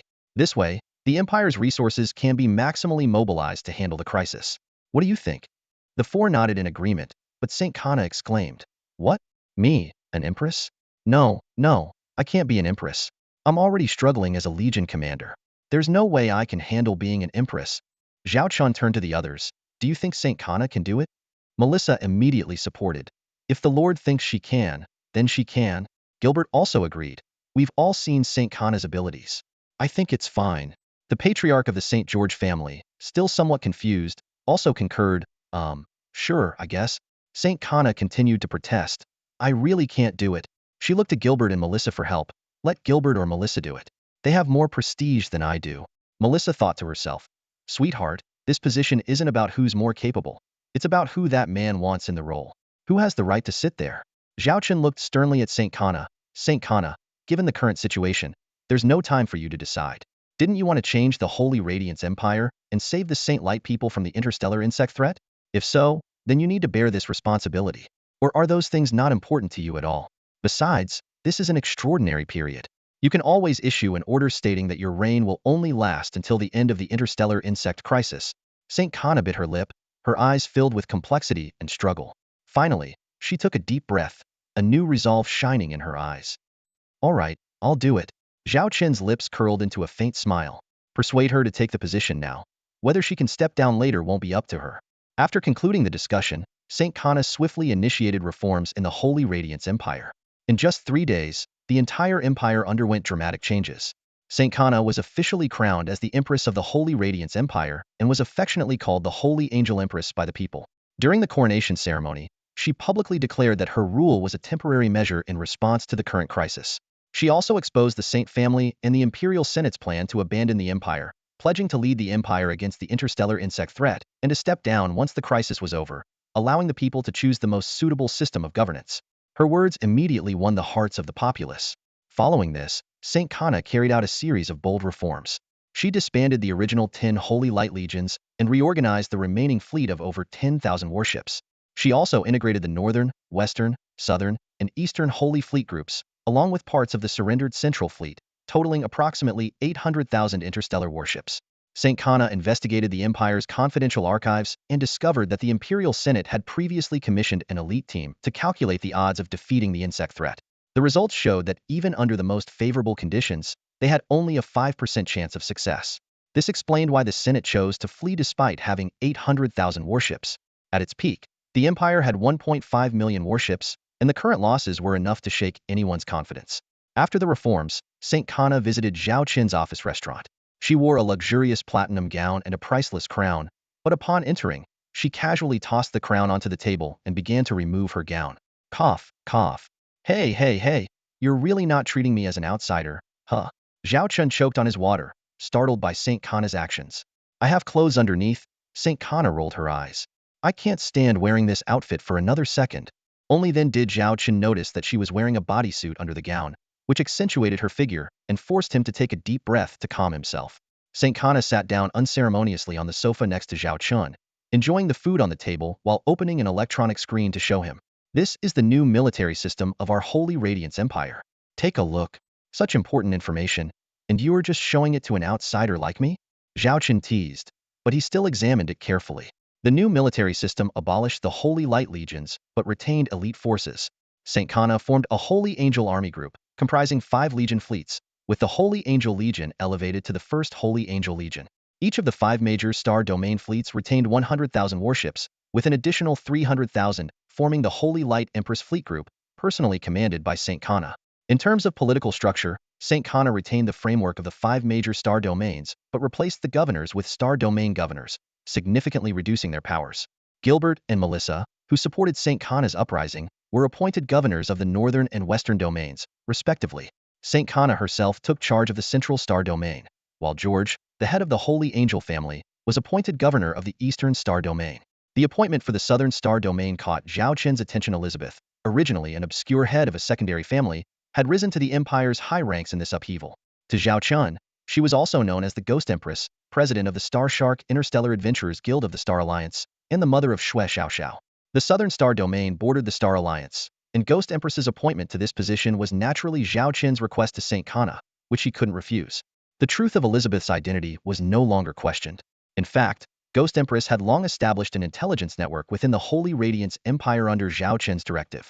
Is this Ghost Empress your lover? Saint Kana asked casually while enjoying the food. How can you never stop talking, even while eating? Zhao Chen said as he grabbed a large lobster and stuffed it into Shang Kana's mouth without giving her a chance to protest. Zhao Chen's intentions in planting this ghost princess within the Holy Radiance Empire were clear. On one hand, it was a precautionary measure. On the other, it was to help the ghost princess open up the market within the Holy Radiance Empire. This way, the Starlight Empire, the Alliance of Stars, and the Holy Radiance Empire would all become key parts of Zhao Qin's interstellar trade network. For Zhao Qin, becoming the ruler of an empire was not his goal. He just wanted to be a wealthy merchant in the vast sea of stars. Chewing on the lobster, Shankana had to admit that the meals provided by the Dragon Legion were exceptional. Since being captured and following Zhao Qin, her taste buds had been spoiled to the point that food from the Holy Radiance Empire now seemed bland. By the way, here's the bill, Zhao Qin said, handing Shankana an electronic document. One glance at the bill, and Shankana jumped up in shock.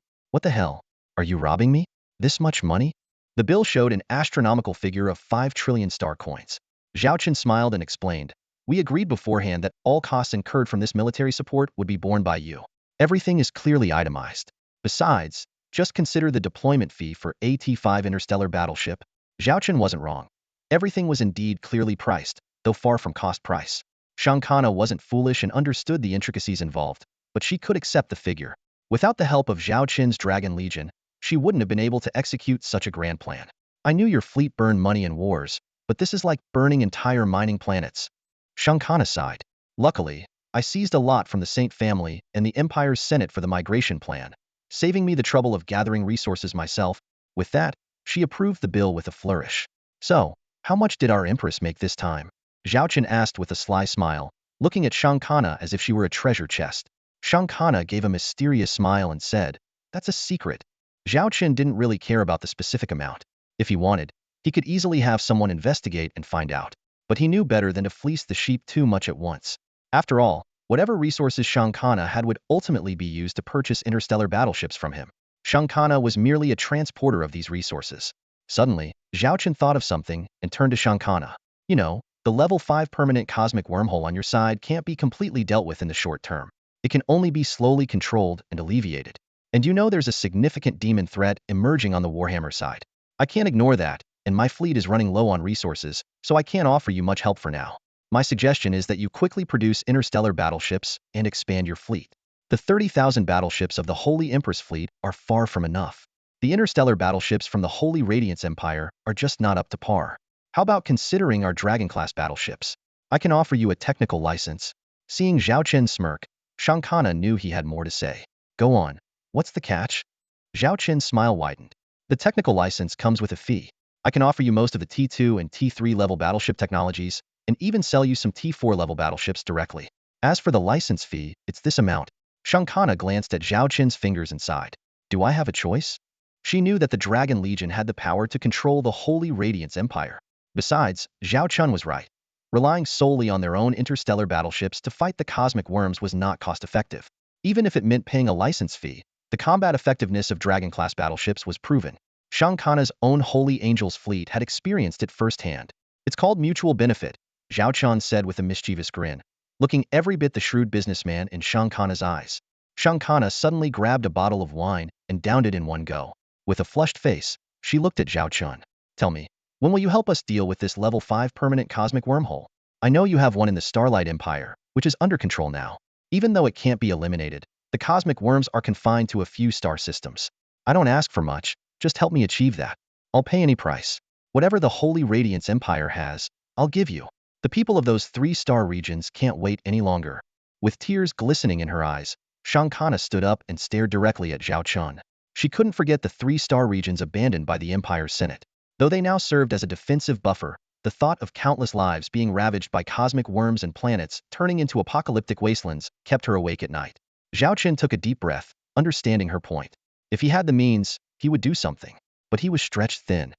I can only offer some advice and help within my capacity to delay the fall of those 3 regions. As for when I can help you solve this problem, I can't guarantee.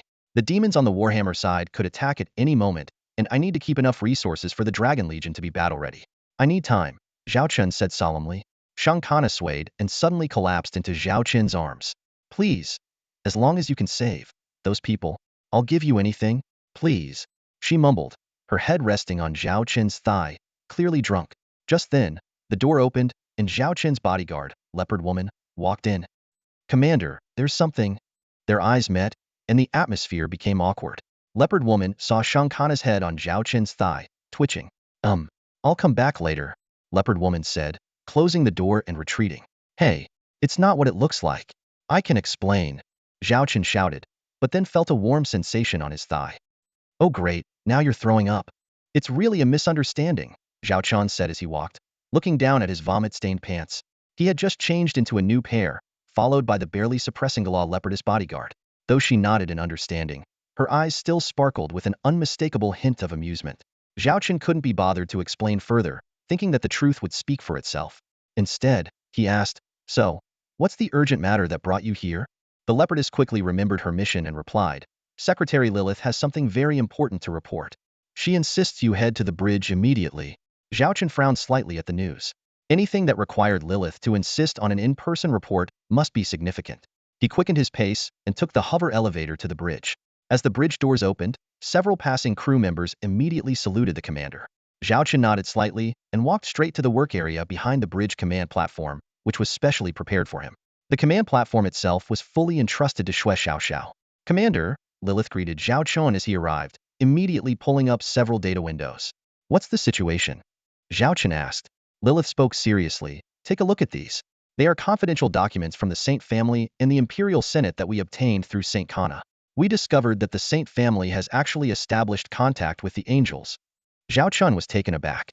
He had asked Lilith to gather these documents to investigate a mysterious doctor potentially collaborating with the Saint family, but he hadn't expected to uncover such a bombshell.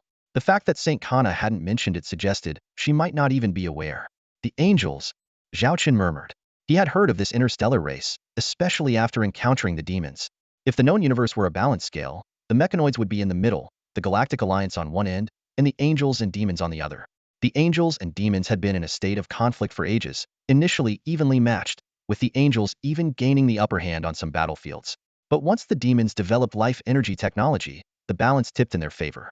Zhao Chun had thought that establishing contact with the angels could be advantageous. The enemy of my enemy is my friend, after all, and they could use the angels to counter the demons. However, he had found no way to establish contact. Unexpectedly, the Saint family had handed him this gift. How did they establish contact? What's their relationship like? Zhao Chun pressed for details. Lilith began to explain based on the decrypted documents. Everything started when the mechanoids withdrew, leaving open routes on both ends. One of those routes led to the demons' attack on Warhammer, while the other led to the angels establishing contact with the Holy Radiance Empire. A few months after the mechanoids' withdrawal, an angel fleet visited the Holy Radiance Empire, arriving precisely in the Saint family's territory. After initial contacts, they discovered that angel technology far surpassed that of the Holy Radiance Empire, boasting complete T4 and T3 interstellar warships, and even rumored T5 class ships. Angel warships were described as unprecedented works of art, with pure white coatings and streamlined designs, resembling holy maidens. However, the angels had a limited number of warships, following an elite approach, with each ship being incredibly expensive. After secret meetings, the Saint family established basic diplomatic relations with the angels on behalf of the Holy Radiance Empire. The angels, seemingly cautious, repeatedly declined requests for technical exchanges. Then came the interstellar insectoid catastrophe, prompting the Saint family to propose the Exodus plan, with the destination being the angels' territory. After multiple negotiations by the old patriarch Andrew, the angels agreed to lease several star systems as sanctuaries, but required that the fleeing imperial citizens become vassals, subject to their arrangement. These star systems were vacated by the mechanoids, and the angels, with their small population, needed external development. Zhao Chun chuckled. "So they're basically becoming laborers? The Saint family sure is something, traveling all that way just to work for someone else. What should we do now?" Lilith asked. The latest intel indicates that the angel fleet will arrive in 3 days for another meeting to finalize the Exodus plan. Zhao Chun's lips curved into a smile. "We'll proceed according to plan. But this time, the representative meeting them will be different." Lilith keenly picked up on Zhao Chun's hint. She nodded slightly and asked, "How should we arrange the specifications for this meeting?" "We need to show enough enthusiasm." Zhao Chun's lips curled into a faint smile. Instead of answering directly, he asked, "Any new leads on that mysterious doctor? This guy has caused me 2 problems in a row. I can't sleep well until we find him." Lilith shook her head in disappointment and then pulled up a data file. Compared to the previous data related to the Angel clan, this was a world of difference. Zhao Chun scanned it quickly, absorbing all the details. According to the limited records, the doctor first appeared on the radar of the Saint family during their collaboration with Prince Yen. Only the old patriarch Andrew had private contact with him, but the specifics of their conversation were unknown and unrecorded. After Prince Yen's defeat in the Civil War, the doctor quickly fled. The Saint family, well prepared, had a small fleet lurking at the border of the Starshine Empire to successfully escort the doctor back to the Holy Radiance Empire. Lilith continued, You can probably guess what happened next. The Saint family treated this doctor like a treasure, fully supporting his research in hopes he develop more advanced Zerg technology. However, who could have anticipated that he would be a plague, dragging the Holy Radiance Empire down with him? She shrugged, her tone tinged with helplessness. If old Patriarch Andrew could do it all over again, he would never have anything to do with that doctor. So far, anyone associated with him from Prince Qinming to Prince Yin, and even the Saint family has met a bad end. The Interstellar Research Institute provided for his experiments was completely obliterated by the emergence of a cosmic Zerg nest, and all data on the doctor vanished with it. This is all we could gather. Zhao Chen frowned and said, but what about old Patriarch Andrew? Didn't he have direct contact with the doctor? Lilith explained, we've interrogated old Patriarch Andrew a long time ago, even using technological instruments. But we found his memory had been altered. He knows of the doctor's existence, but remembers nothing about his appearance or their conversations. Zhao Chun was shocked. Memory alteration technology? That's banned within the Galactic Alliance because it's unethical, just like cloning technology. Lilith nodded in confirmation. Exactly. We suspect it's related. Currently, we can't get any valuable clues. Ever since that Interstellar Research Institute explosion and the cosmic Zerg nest appeared, no one knows if he's dead or alive, let alone where he is. Zhao Chen clenched his fist and said in a low voice, so, the guy is hiding again. We can only wait for him to make another move to find him. Lilith apologized. Theoretically, yes. I'm very sorry we couldn't find any useful leads. Zhao Chen relaxed his brow, sighed, and waved his hand. No need to apologize. It's not your fault. You've done your best. The guy is just too cunning. He better stay out of my sight for the rest of his life, or I'll see what kind of devil he is. He continued, this doctor has too much blood on his hands. The citizens of the Shui Yin starfield who perished at the claws of the Zerg, and the people of the Holy Radiance Empire now threatened by the Zerg, all suffered because of him. Shaking his head, Zhao Chun changed the topic. All right, enough about this damn issue. Go make arrangements. I've already negotiated with St. Kana. We'll authorize them to produce some of our T2 and T3 series starships. Have a few technicians from the Xiaolong system come over to help them set up production lines and get familiar with our shipbuilding technology. Lilith squinted and asked, what about the technology licensing fee? Zhao Chen made an okay gesture. It's all settled. Just collect the money. Lilith nodded knowingly and asked, should we also arrange for our interstellar trade group to get involved? Zhao Chen smiled slyly. Of course. We're always happy to help. If we don't take a piece of the Holy Radiance Empire's pie now, when will we? Under Empress St. Kana's rule, the Holy Radiance Empire began to change gradually. Despite the ongoing threat of the interstellar Zerg, there was a noticeable rise in hope among the populace. Zhao Chun, who had planned to leave early, had to stay longer in the Holy Radiance Empire due to the Angel clan. Eventually, in a small star system at the intersection of the eastern and northern regions of the Holy Radiance Empire, Zhao Chen awaited his guests. Report, an interstellar fleet has entered our radar detection range. Approximately 3,000 ships, with the lowest class being T3 starships and a significant number of T4 ships, at a ratio of about 10 to 1. No energy fluctuations detected from T5 ships, Lilith reported to Zhao Chen. Zhao Chen smiled. It's time to greet our guests from afar. We wouldn't want to scare them, now would we? A quantum communication request using an old Saint family code was sent to the flagship of the approaching fleet. On the flagship of the distant, uniformly white fleet, a beautiful woman with pure white wings and golden eyes sat. She wore a special material armor rather than a military uniform, looking valiant yet carrying an icy, aloof expression. Commander, we've received a communication request from the previous Saint family representative, a subordinate reported. Patch it through. The icy beauty commanded. A video window opened, displaying a man's figure. The angelic beauty frowned, for this was not the Saint family representative she had met before. The man began, hello, my name is Zhao Chun. If you're here looking for the Saint family, I'm afraid they're no more. I now call the shots in the Holy Radiance Empire. The unexpected opening left the angelic beings caught off guard. Zhao Chen smiled and said, you need not worry. We bear no ill will toward your kind. In fact, we could be considered allies of sorts.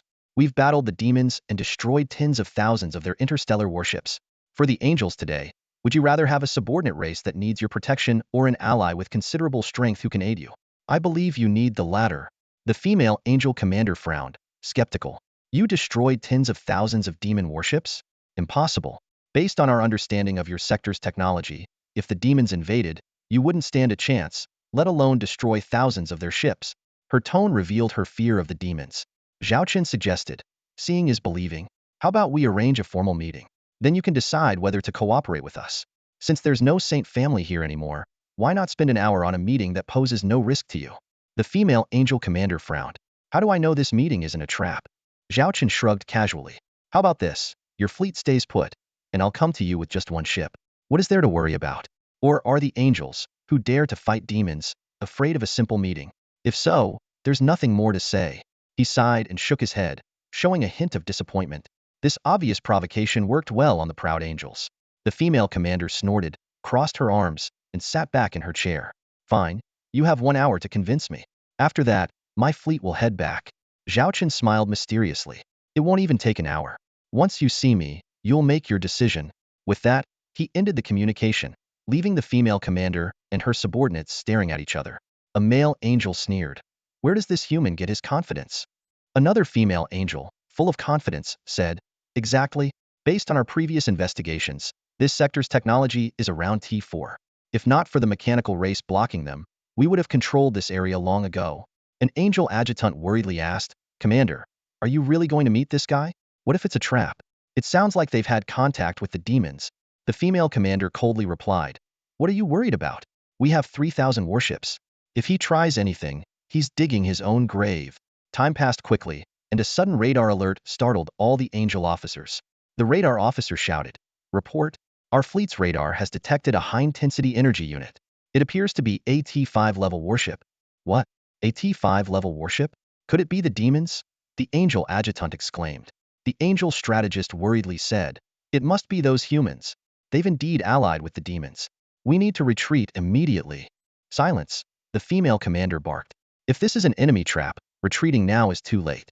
Order the fleet to prepare for battle and send out reconnaissance drones to investigate this supposed T5 level warship. Under her command, the Angel fleet quickly prepared for battle. Reconnaissance drones were dispatched to investigate the warship that had entered their radar range. The images they returned were shocking. This isn't a demon warship, the male strategist said, pointing at the unfamiliar warship approaching them. Millennia of war with the demons had made them experts on demon warships, and this one was entirely different. The Angel adjutant pointed at the ship's side. Look at that emblem. It's not the demons. It's a golden dragon. Is it really not a demon warship? Someone asked in surprise. Someone else suggested, could it be that humans warship? Silence fell around the command chair. This hush lasted several seconds. Though reluctant to admit it, this seemed the most likely explanation. The female commander ordered, activate the long-range radar. Scan for any other warships nearby. The adjutant quickly replied, Yes, Commander. No other warships detected within radar range, just this one. This guy sure has guts, coming to meet us alone, the male strategist muttered. Commander, what should we do now? The adjutant asked. A supposed T5 level warship, approaching their fleet, required a response. The female commander said firmly, the fleet will hold position. The flagship will move forward to meet them. What? We're really going to meet them? The male strategist exclaimed. Our orders were to cooperate with the Saint family here. Suddenly meeting someone else, isn't that inappropriate? The female commander stood, staring at the massive warship on the screen. Nothing inappropriate about it. I'm very interested in this man and his faction. He's shown he's worthy of our attention. We should respond with proper etiquette. The Angel flagship slowly departed from the fleet, heading towards the massive interstellar battleship. This decision by the female Angel commander, Tilia, adhered to the protocol of interstellar meetings while ensuring the fleet's safety. Although she agreed to the meeting, she remained cautious of the mysterious man. Outside the porthole, the colossal interstellar battleship loomed closer. The Angel officers were in awe. A male Angel staff officer couldn't help but murmur, How big is this battleship? Our T4 Seraphim-class heavy interstellar battleship looks like a baby compared to it. Tilia calmly analyzed. The ship is at least 100 kilometers long, over 10 times the length of our 9-kilometer Seraphim. In terms of mass, it's probably about 20 times ours. Her eyes scanned every detail of the battleship, her experience as a former Starship technology researcher quickly providing insights. How does it compare to our Angel race's 2 T5 interstellar battleships? The male Angel staff officer inquired. Tilia frowned, thought for a moment, then shook her head. It's hard to assess at this stage. Its shape is between an interstellar battleship and an interstellar battlecruiser, but I noticed it also has dock doors and drone bays. Only in combat can we truly evaluate its combat capabilities. The male Angel staff officer crossed his arms proudly. Definitely no match for our Angel race's T5 interstellar battleships. After completing communications and confirming the meeting procedure, the two battleships docked parallel in space. Each sent a shuttle to meet in the middle. As the airlock doors opened, Tilia saw the man she had seen in the video. Up close, she could sense his powerful aura. Hello, I am Lord Zhao Chun from the Xiaolong star system. Zhao Chun greeted with a military salute. Tilia returned the gesture. I am Tilia, commander of the Angel Race's Blazing Angel Legion's 3rd Fleet. High Angel. After a brief silence, both spoke almost simultaneously. Zhao Chun politely gestured for Tilia to go first. Is this a T5 class interstellar battleship? Tilia asked directly. T5 Hades class interstellar dreadnought. Zhao Chun replied candidly. Interstellar dreadnought? The coldness on Tilia's face slightly thawed. Zhao Chun explained. It's a unique class we developed ourselves. Now, you should believe we have the capability to destroy tens of thousands of demon race interstellar battleships. Tilia pressed. When did you engage in battle with the demon race? Zhao Chun recounted the battles at the Warhammer border against the demon race. As he described the names, appearances, and combat characteristics of the demon race's interstellar battleships, Tilia became convinced of his words. Zhao Chun spoke frankly. Since we are both enemies of the demon race, we should be friends. I hope we can fight against the demon race together. Tilia shook her head, her gaze cold as she looked at Zhao Chun. Cooperation isn't that simple. We know too little about each other. I don't know how many interstellar fleets you have, or how many of these battleships you possess. Under these circumstances, I can't form an alliance with you. Zhao Chun understood and suggested. Then let's establish a verbal agreement for now, at least confirming we are not enemies. We can then send representatives to each other to conduct on-site inspections before deciding on cooperation and its terms. Tilia was somewhat intrigued by this suggestion. The Angel race had been actively exploring unknown star regions, searching for the Holy Radiance Empire, precisely because of repeated losses on the front line against the demon race, which had caused domestic turmoil. They urgently needed raw materials and skilled workers to build more interstellar battleships. However, upon finally finding the Holy Radiance Empire, they discovered it was facing the threat of interstellar insectoids, a permanent level 5 cosmic insect nest, a significant threat even to the Angel race. By the way, isn't there a permanent level 5 cosmic insect nest within this empire? Have you resolved that crisis? Tilia suddenly remembered and asked in confusion. Zhao Chun shook his head. That problem hasn't been resolved yet. But you don't need to worry. The threat of the interstellar insectoids will soon be under control and won't affect future cooperation.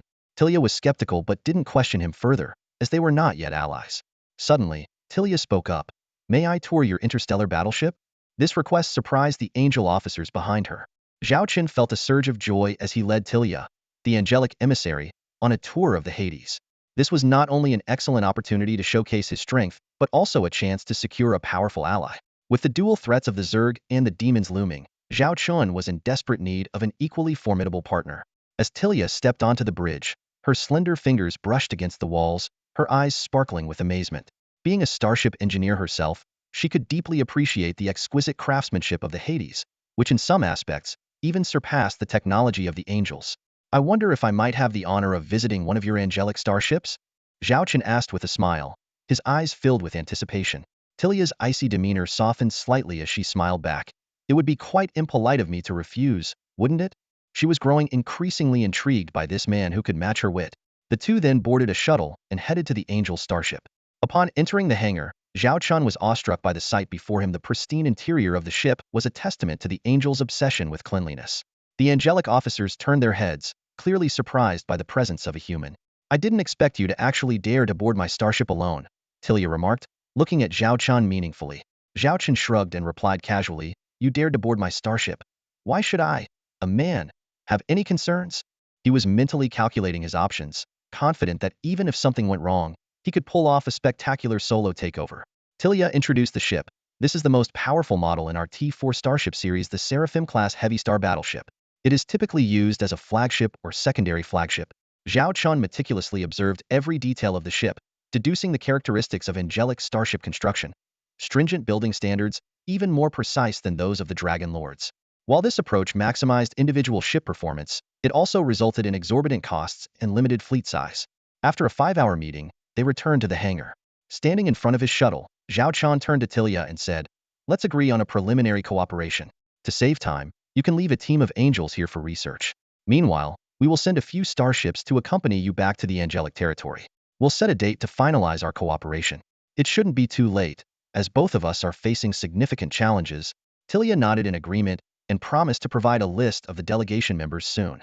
Zhao Chun extended his hand, hoping that their next meeting would be as allies. After a moment's hesitation, Tilia gently shook his hand. After Zhao Chun left, Tilia's adjutant expressed concerns about cooperating with humans. Tilia explained that in the face of the demon threat, The Angels must seize any glimmer of hope. She arranged for 30 T3 starships to stay as a research delegation to investigate the Dragon Lords. Back on the Hades, Zhao Chun was also pondering the selection of personnel. Lilith suggested that the research mission to the Angels should not only assess their strength but also understand their political, military, and resource structures, as well as their current situation. Given the limited time, they needed to send highly capable individuals. Finally, Lilith said, "I have a candidate in mind." Zhao Chun scrutinized the succubus Ludi standing before him. Her petite frame was under 5 feet tall, and her youthful appearance made it hard to believe she was an adult. He cast a skeptical glance at Lilith beside him, his brow furrowed. "Commander, am an adult? I'm already 27. Ludi lifted her head, her voice tinged with dissatisfaction. Zhao Chun was secretly astonished. This baby-faced girl didn't look a day over 17. Seeing his reaction, Lilith explained, "Ludi is one of the succubi I found later. She had been hiding in the Warhammer Star region, making money as an interstellar trader. But that was just a cover. Her true specialty is intelligence gathering. Previously, I arranged for her to infiltrate the Holy Radiance Empire with the help of the Ghost Princess and establish an underground intelligence network there." Zhao Chun suddenly understood. "I remember now, you mentioned someone skilled in intelligence gathering. It was her." He looked again at the deceptively innocent-looking succubus, marveling at how her appearance belied her expertise. Ludi playfully stuck out her tongue and laughed. I had no choice. After being separated from my people, I had to survive in a world where only the strong thrive. I learned to disguise myself, read people, and seize every piece of information and opportunity around me." Despite her playful demeanor, Zhao Chun sensed the hardships she had endured. Nodding, Zhao Chun made a decision. "All right, they'll give you 30 interstellar warships, and you can choose your crew. My request is simple. Gather all intelligence on the Angel clan." Ludi immediately stood at attention and saluted. "Rest assured, Commander. I will complete the mission." With the personnel decided, Zhao Chun and Tilia exchanged delegation lists and settled on a meeting date a month later. Zhao Chun would personally visit the Angel clan, a proposal Tilia had no objections to. Thus, the connection between the Xiaolong clan and the Angel clan began to take shape. Zhao Chun had also wrapped up most of his affairs in the Holy Radiance Empire. With no urgent matters in the Warhammer region, he decided to return to the Xiaolong star system. Meanwhile, in a demon command center, an emergency meeting was underway. "What? Our 23rd Fleet was completely annihilated." A blood-red demon with horns and skin as hard as rock stood up in fury, glaring at the 3 video windows before him. In the windows knelt the commanders of the remaining 3 demon fleets that had been sent on the Warhammer expedition. One of the commanders, trembling, replied, "Marshal, we didn't expect the enemy to have a T5 class interstellar warship. They also had many well-equipped T3 and T4 class warships. What's more surprising is that their individual ships' combat power far exceeds ours of the same class, almost like the Angel clan's warships." The Red Demon Marshal clenched his fists, trying to contain his anger. "Our Red Demon Legion has already been performing poorly against the Angel clan, while other demon legions have been winning battles. This has greatly displeased the Demon King. I had hoped to use this Warhammer opportunity to expand our territory and restore our reputation. And now, you've lost an entire fleet." The 3 fleet commanders were silent, too afraid to speak. Continuing, the Red Demon Marshal said, "We must resolve this quickly and discreetly. Our Red Demon Legion's position is already precarious. If word of this gets out, our military budget and prestige will plummet." He glared at the commanders. "Tell me, how many demon fleets will it take to wipe out this so-called Xiaolong Legion?" The commanders exchanged looks, and finally, one cautiously suggested, "Send 5 more demon fleets, preferably with a few T5 class warships. The enemy's T5 super warship is too formidable. Using T4 class warships would result in heavy losses. Only T5 class warships can effectively counter a T5. With a cold snort, the Red Demon Marshal made the commanders shiver. "I will send 10 more demon fleets, including the 4th and 5th fleets. This time, don't disappoint me." Hearing that the 4th and 5th fleets would be involved, the commanders were elated. These fleets were among the few in the Red Demon Legion equipped with T5 class warships. With 2 T5 warships, they felt confident in facing the Xiaolong Legion's T5 warship. "Rest assured, Marshal, we will crush the Xiaolong Legion, conquer Warhammer, and even more star territories. The Demon King will surely value you more." The commanders vowed. "With 2 T5 warships, Warhammer is nothing but an ant. You'll have our victory report within 2 months." The Red Demon Marshal looked at them coldly. "Just don't disappoint me again." With that, he closed the video windows. Sighing, the Red Demon Marshal rubbed his temples. Ever since the demons had mastered those dark technologies, their internal strife had worsened. Rumor had it that the Demon King planned to reduce the number of demon marshals, which would also mean fewer demon legions. At this critical juncture, proving capability was essential. He didn't want to be the one cut. Xiaolong Legion, T5 warship. The Red Demon Marshal thought of these terms, but quickly dismissed them. He was confident that these ants would soon be utterly destroyed by his demon legions. In the vast expanse of the Xiaolong galaxy, countless stars shimmered in the night sky. Zhao Chun stood by the spaceship's viewport, gazing out at the nascent empire he had painstakingly built. This time, his departure from the Xiaolong galaxy had been exceptionally long. Though he had returned briefly a few times, those visits were fleeting, never allowing him to truly pause and reflect. Now, Zhao Chun finally had the opportunity to take a moment and reassess the galaxy that had witnessed his rise to power. Distant stars gleamed brightly, while the more remote ones sparkled like scattered diamonds, creating a magnificent cosmic tapestry. Standing beside Zhao Chun was Zhang Hong, the acting governor, holding a datapad. This is the latest development report for the Xiaolong galaxy and the future plans, she reported succinctly. Zhao Chun glanced at the datapad. These plans had already been thoroughly discussed between Zhang Hong and Lilith, and had received Lilith's approval. Therefore, the content presented to Zhao Chun contained no significant issues. The plan outlined a 10-year development blueprint for the Xiaolong galaxy. Given that Zhao Chun's influence now extended to 2 other major empires, many aspects needed to be reconsidered. The foremost priority was interstellar transportation. The plan proposed the expansion of 10 medium to large stargates, 30 small stargates, and 5 specialized stargates along the periphery of the Xiaolong galaxy.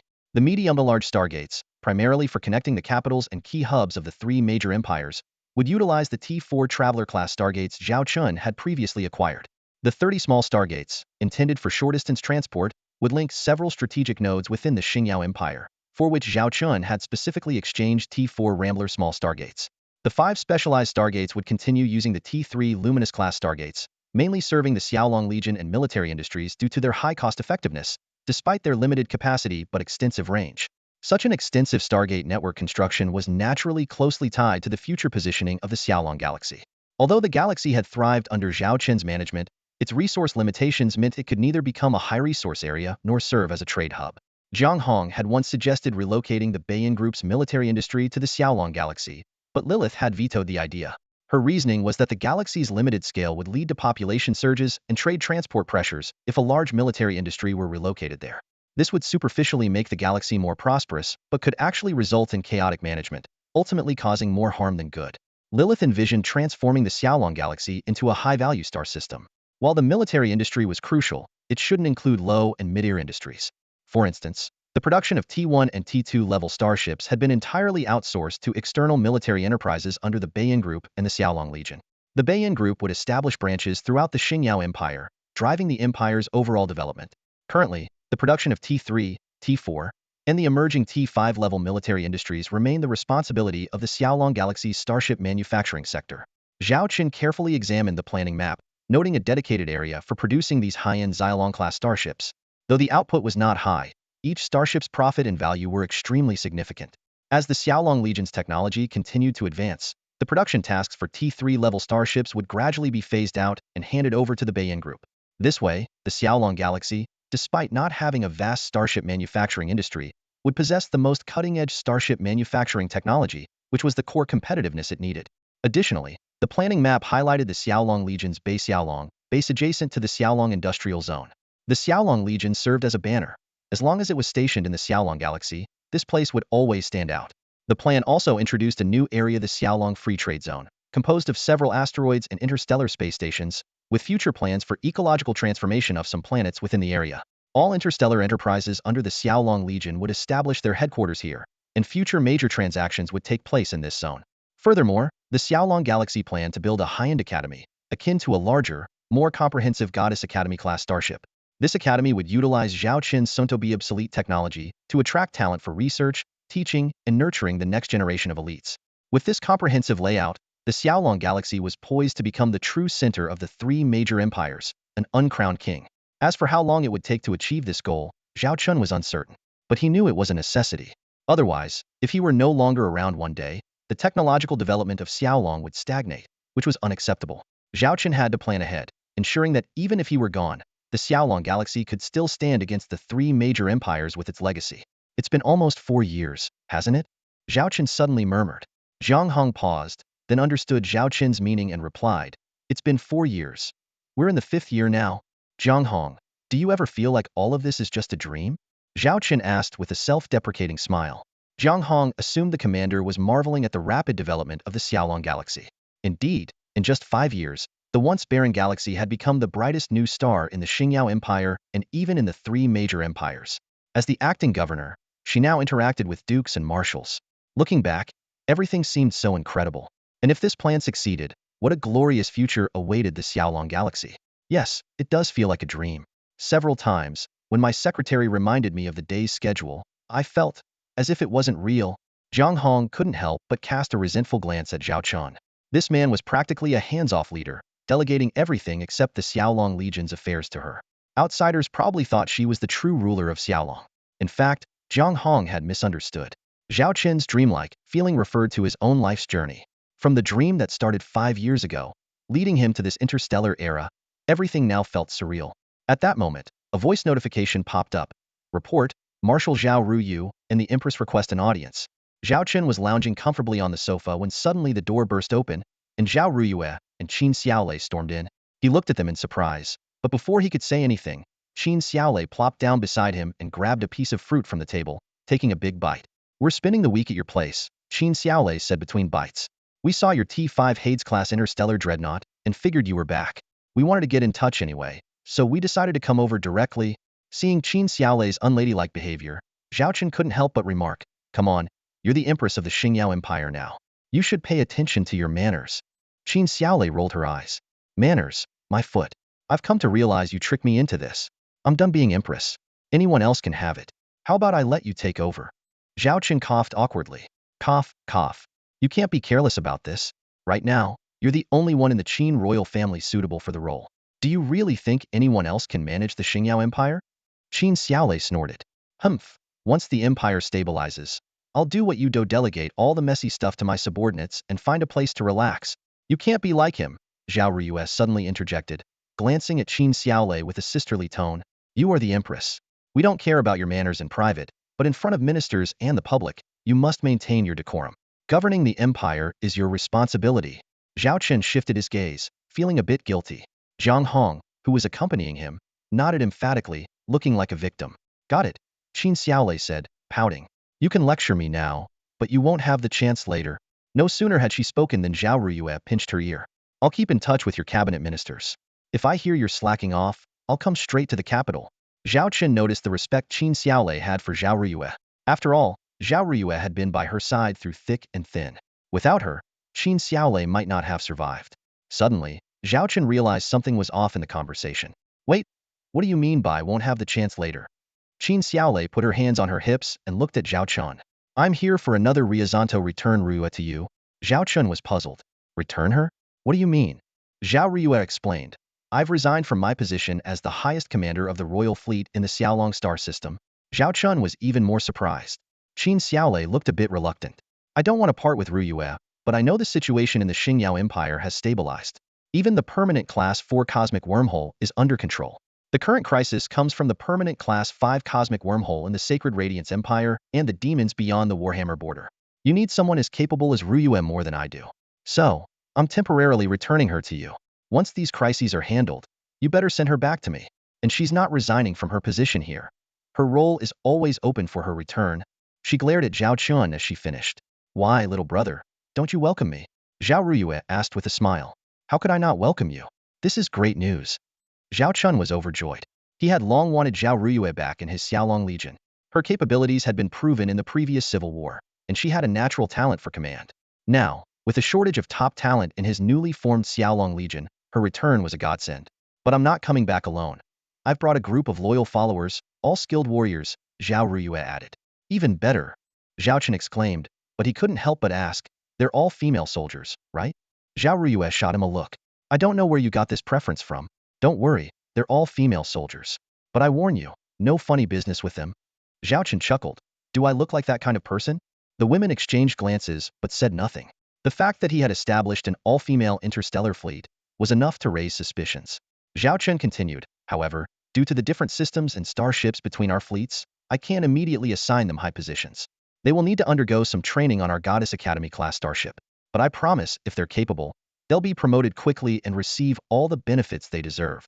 Zhao Qian was always strict with the Xiaolong Legion, even with his own trusted followers, to ensure the quality of his fleet. I understand. We'll follow your rules, Zhao Ryuan nodded. She knew about the Goddess Academy-class starship. Female officers in the Xiaolong Legion all underwent training there, and the fleet had over 100 such starships, forming an academy district in the Xiaolong star system to continuously supply talent to the Xiaolong Legion. Zhao Qin turned to Qin Xiaolei and asked about a pressing matter. Xiaolei, how's the infrastructure project I mentioned going? You mean the major infrastructure project? Qin Xiaolei recalled. With Ryue's arrangements, everything has been approved and is already underway. The first set of stargates will be operational within 3 months. As for the rest, it's all in progress. This is crucial for the Xingyao Empire. We can't afford any mistakes, Zhao Qin said seriously. The infrastructure project was essentially an expanded version of the Xiaolong star system's development. With advanced technology initially used for military purposes now adapted for civilian use, Zhao Qin aimed to modernize the Xingyao Empire's outdated infrastructure. Some might think it's wasteful to undertake such a project during turbulent times, but it's actually a means to boost the empire's productivity and create a prosperous environment, stabilizing the empire and quickly recovering from the civil war's shadow. Moreover, the Xingyao Empire's technological facilities were outdated. This project would rejuvenate the empire and provide a steady flow of resources to the Xiaolong Legion. A larger and stronger infrastructure would ensure a more powerful Xiaolong Legion. T4 Gemini-class Heavy Interstellar Industrial Ship Command Center. The command center had been bustling with activity lately. Zhao Qin stood at the entrance, surveying the busy staff. He addressed them. You've all been working hard. Once we get through this intense period, I'll make sure you get a well-deserved break. Commander, it's our duty, a technician responded. The benefits here far surpass anywhere else in the Starshine Empire. It's only right that we work hard for the development of the Xiaolong Legion. The doors to the command center slowly opened, and Zhao Qin walked in. His eyes were immediately drawn to the cluttered desk and the numerous floating holographic screens that hadn't been turned off. Strange, Chief Engineer Annie should be here, the technician said, following Zhao Qin and looking around in confusion. Suddenly, the technician felt something grab her ankle. She looked down to see a hand emerging from a dark corner, followed by a feeble voice, "Vacation. Vacation. A ghost?" she screamed, trying to pull away, but lost her balance and fell backward. Just when she thought she was going to hit the ground, she felt herself supported by someone. The scent of cologne told her it was the commander.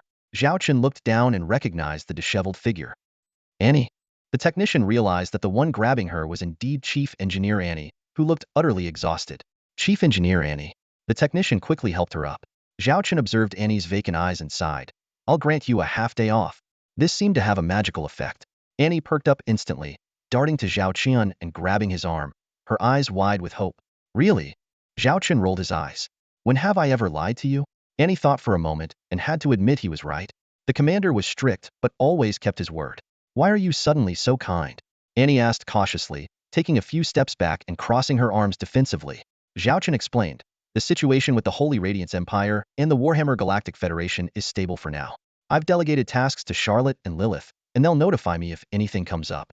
We urgently need interstellar warships, and I believe I can be more useful here. Annie's eyes sparkled as she began to ramble excitedly. That's great. I can't even remember the last time I had a break. It's been work, eat, every day for at least 18 hours. My brain is fried. Zhao Qin gently pushed her head to stop her rant. Don't worry, I won't shortchange you. If the construction plan is completed smoothly, there will be additional rewards. Hee, then I'll take my half-day off now, Annie said gleefully. I'm going to binge on all the snacks I missed and catch up on my shows. She was about to dash out when Zhao Qin stopped her again. The vacation won't run away, but I need to understand your current work situation first, Zhao Qin said. Go call Nana and Spider Queen Elise. They also have half a day off. Annie reluctantly went to notify the other two chief engineers. Soon, Nana and Spider Queen Elise arrived at the office.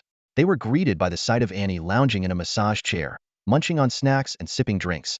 The chair even had mechanical arms to clean up, unwrap snacks, and peel fruit. Annie, you're slacking off again. Nana frowned. Do you know how much work we have? Annie instinctively defended herself. I'm not slacking off, wait. This is the commander's orders. He gave me a half-day off. Zhao Qin nodded in confirmation. You've all been working hard and need a break. I'm here to assist and to ensure you get some rest. Is that all? Elise said excitedly. I don't need a break.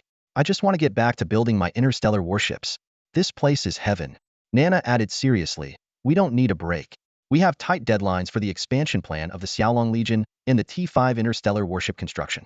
If there's nothing else, we'll get back to work. Zhao Qin was deeply moved by their dedication. These were truly 5-star employees. I won't force you to rest, Zhao Chen said, but I need a brief overview of your progress and processes. I'll be staying here to assist you. Nana and Elise's eyes lit up, knowing the commander's expertise in starship technology far surpassed Annie's. These incredible interstellar warships were his brainchild. Although the specifics were a mystery, he always had the answers. The three then delved into an intense technical discussion. I think we can streamline this step to reduce construction time by one. Exactly. Just adjust this part of the production line. Annie watched them engrossed in their conversation and whispered, So, can I go now? Zhao Qin glanced at her and waved her off. Annie stuck out her tongue, activated the mobility feature on her massage chair, and leisurely left. However, Annie didn't take the full half-day off. After just an hour and a hearty meal, she was back at her workstation. Despite her constant complaints, she continued to work diligently for her boss. Leona from the Starship Academy lifted her head, her gaze sweeping across the holographic screen in front of her. Displayed on it were the assessment scores for the week, and a familiar name dominated the top spot in every subject: Zhao Ruyu. Leona's name followed closely behind, securing second place. This had been the norm for nearly 50 days. Ever since Leona, on Charlotte's recommendation, joined the Starship Academy in the Xiaolong system for further training, Zhao Ruyu's name had been an insurmountable peak, perpetually in her way. Reflecting on the moment she received Charlotte's suggestion, Leona couldn't help but reminisce. At the time, Charlotte explained that this training would not only prepare her for future service in the Xiaolong Legion, but also give her a deep understanding of the operational systems and styles of the Xiaolong-class starships soon to be extensively deployed. Leona readily agreed. Over 300 trainees had come to the academy, most of them elite members from various tribes of the Warhammer Interstellar Federation Kingdom, primarily from the Beast Alliance. Charlotte even sent her sister, Middle, despite Middle's extensive battlefield experience, to supplement her theoretical knowledge.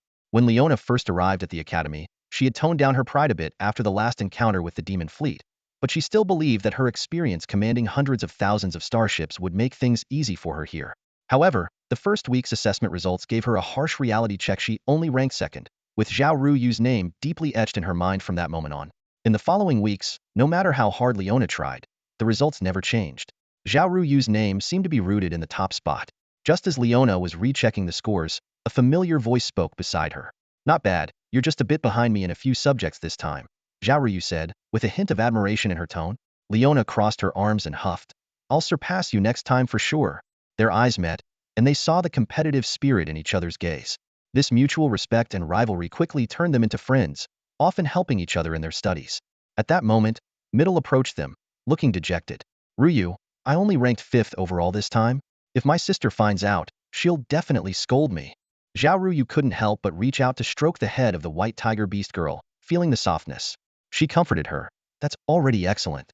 Besides, you ranked 3rd in the simulated combat. Will my sister still scold me? Middle was still worried. Perhaps it was Charlotte's overwhelming brilliance that put immense pressure on Middle. She worked very hard, but some things couldn't be changed by effort alone. She lacked Zhao Ruyu's talent and Leona's elite upbringing. Leona patted Middle's back heartily. Just try harder next time. And next time, I'll definitely take the top spot. At that moment, many of the trainees' terminals simultaneously beeped, with a message instructing them to gather in a designated area as soon as possible.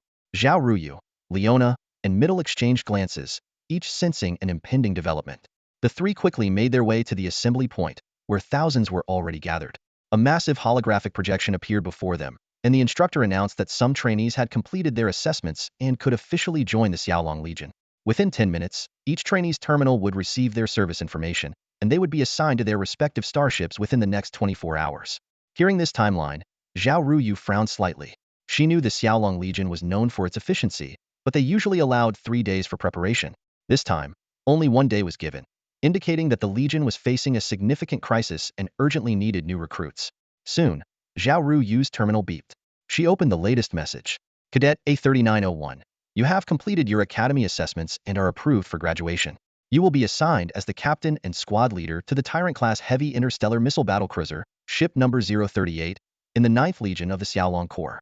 Due to the special nature of your position, you must report to your assigned starship within 6 hours to commence your duties. Zhao Ruyu was not surprised by her assignment. She had long known that outstanding graduates from the Xiaolong Academy, especially those with combat experience, would be directly assigned to important positions. Her identity had been kept confidential at the academy, known only to a few high-ranking officials. Most people knew her only by name and number, unaware that she was the sister of the legendary commander. What truly shocked Zhao Ruyu was the term 9th Legion of the Xiaolong Corps. She remembered that the last established unit was the 7th Legion, commanded by her former subordinate, Wei Shishir. This meant that in just a few months, the Xiaolong Corps had added at least 2, possibly 3 new legions, and they were about to serve in these newly formed units. The speed at which the Xiaolong Corps is expanding its fleet is astonishing, Zhao Ruyu thought to herself, realizing that what lay ahead was likely an unprecedented large-scale war. Ryue, I've been assigned to the 3rd Squad of the 10th Legion of the Xiaolong Corps as the captain of AT-4 Zukla-class medium interstellar cruiser and also the squad commander. Midair excitedly shared her appointment with Zhao Ruyu, her eyes sparkling with anticipation. Upon hearing this, Zhao Ruyu furrowed her brow slightly. The emergence of the 10th Legion confirmed her suspicions. The Xiaolong Corps was undergoing a massive expansion. She quickly calculated in her mind. 10 legions meant over 30,000 combat starships, with over 3,000 of them being T4 class. Adding AT-5 Hades-class dreadnought, such power was enough to shock the 3 major empires of the Galactic Alliance. Leona, where have you been assigned? Midair turned to Leona, who was standing nearby. Leona calmly replied, the 2nd Squad of the 8th Legion of the Xiaolong Corps, also as a squad commander. There was a faint hint of hesitation in her voice. Midair keenly noticed something different on the information window in front of Leona. Hey, why do you have a countdown on yours? Zhao Ruyue's gaze was also drawn to it. She saw a special message displayed on the window. Cadet A3977, please decide within the next 10 minutes whether to officially join the Xiaolong Corps. If you choose to join, you will need to sign this 10-year contract as a crew member of the Xiaolong Corps. Zhao Ruyue remained silent. As the princess of the Dragon People tribe, Leona had originally come here for further studies. Now, she had to make a decision that would alter the course of her life.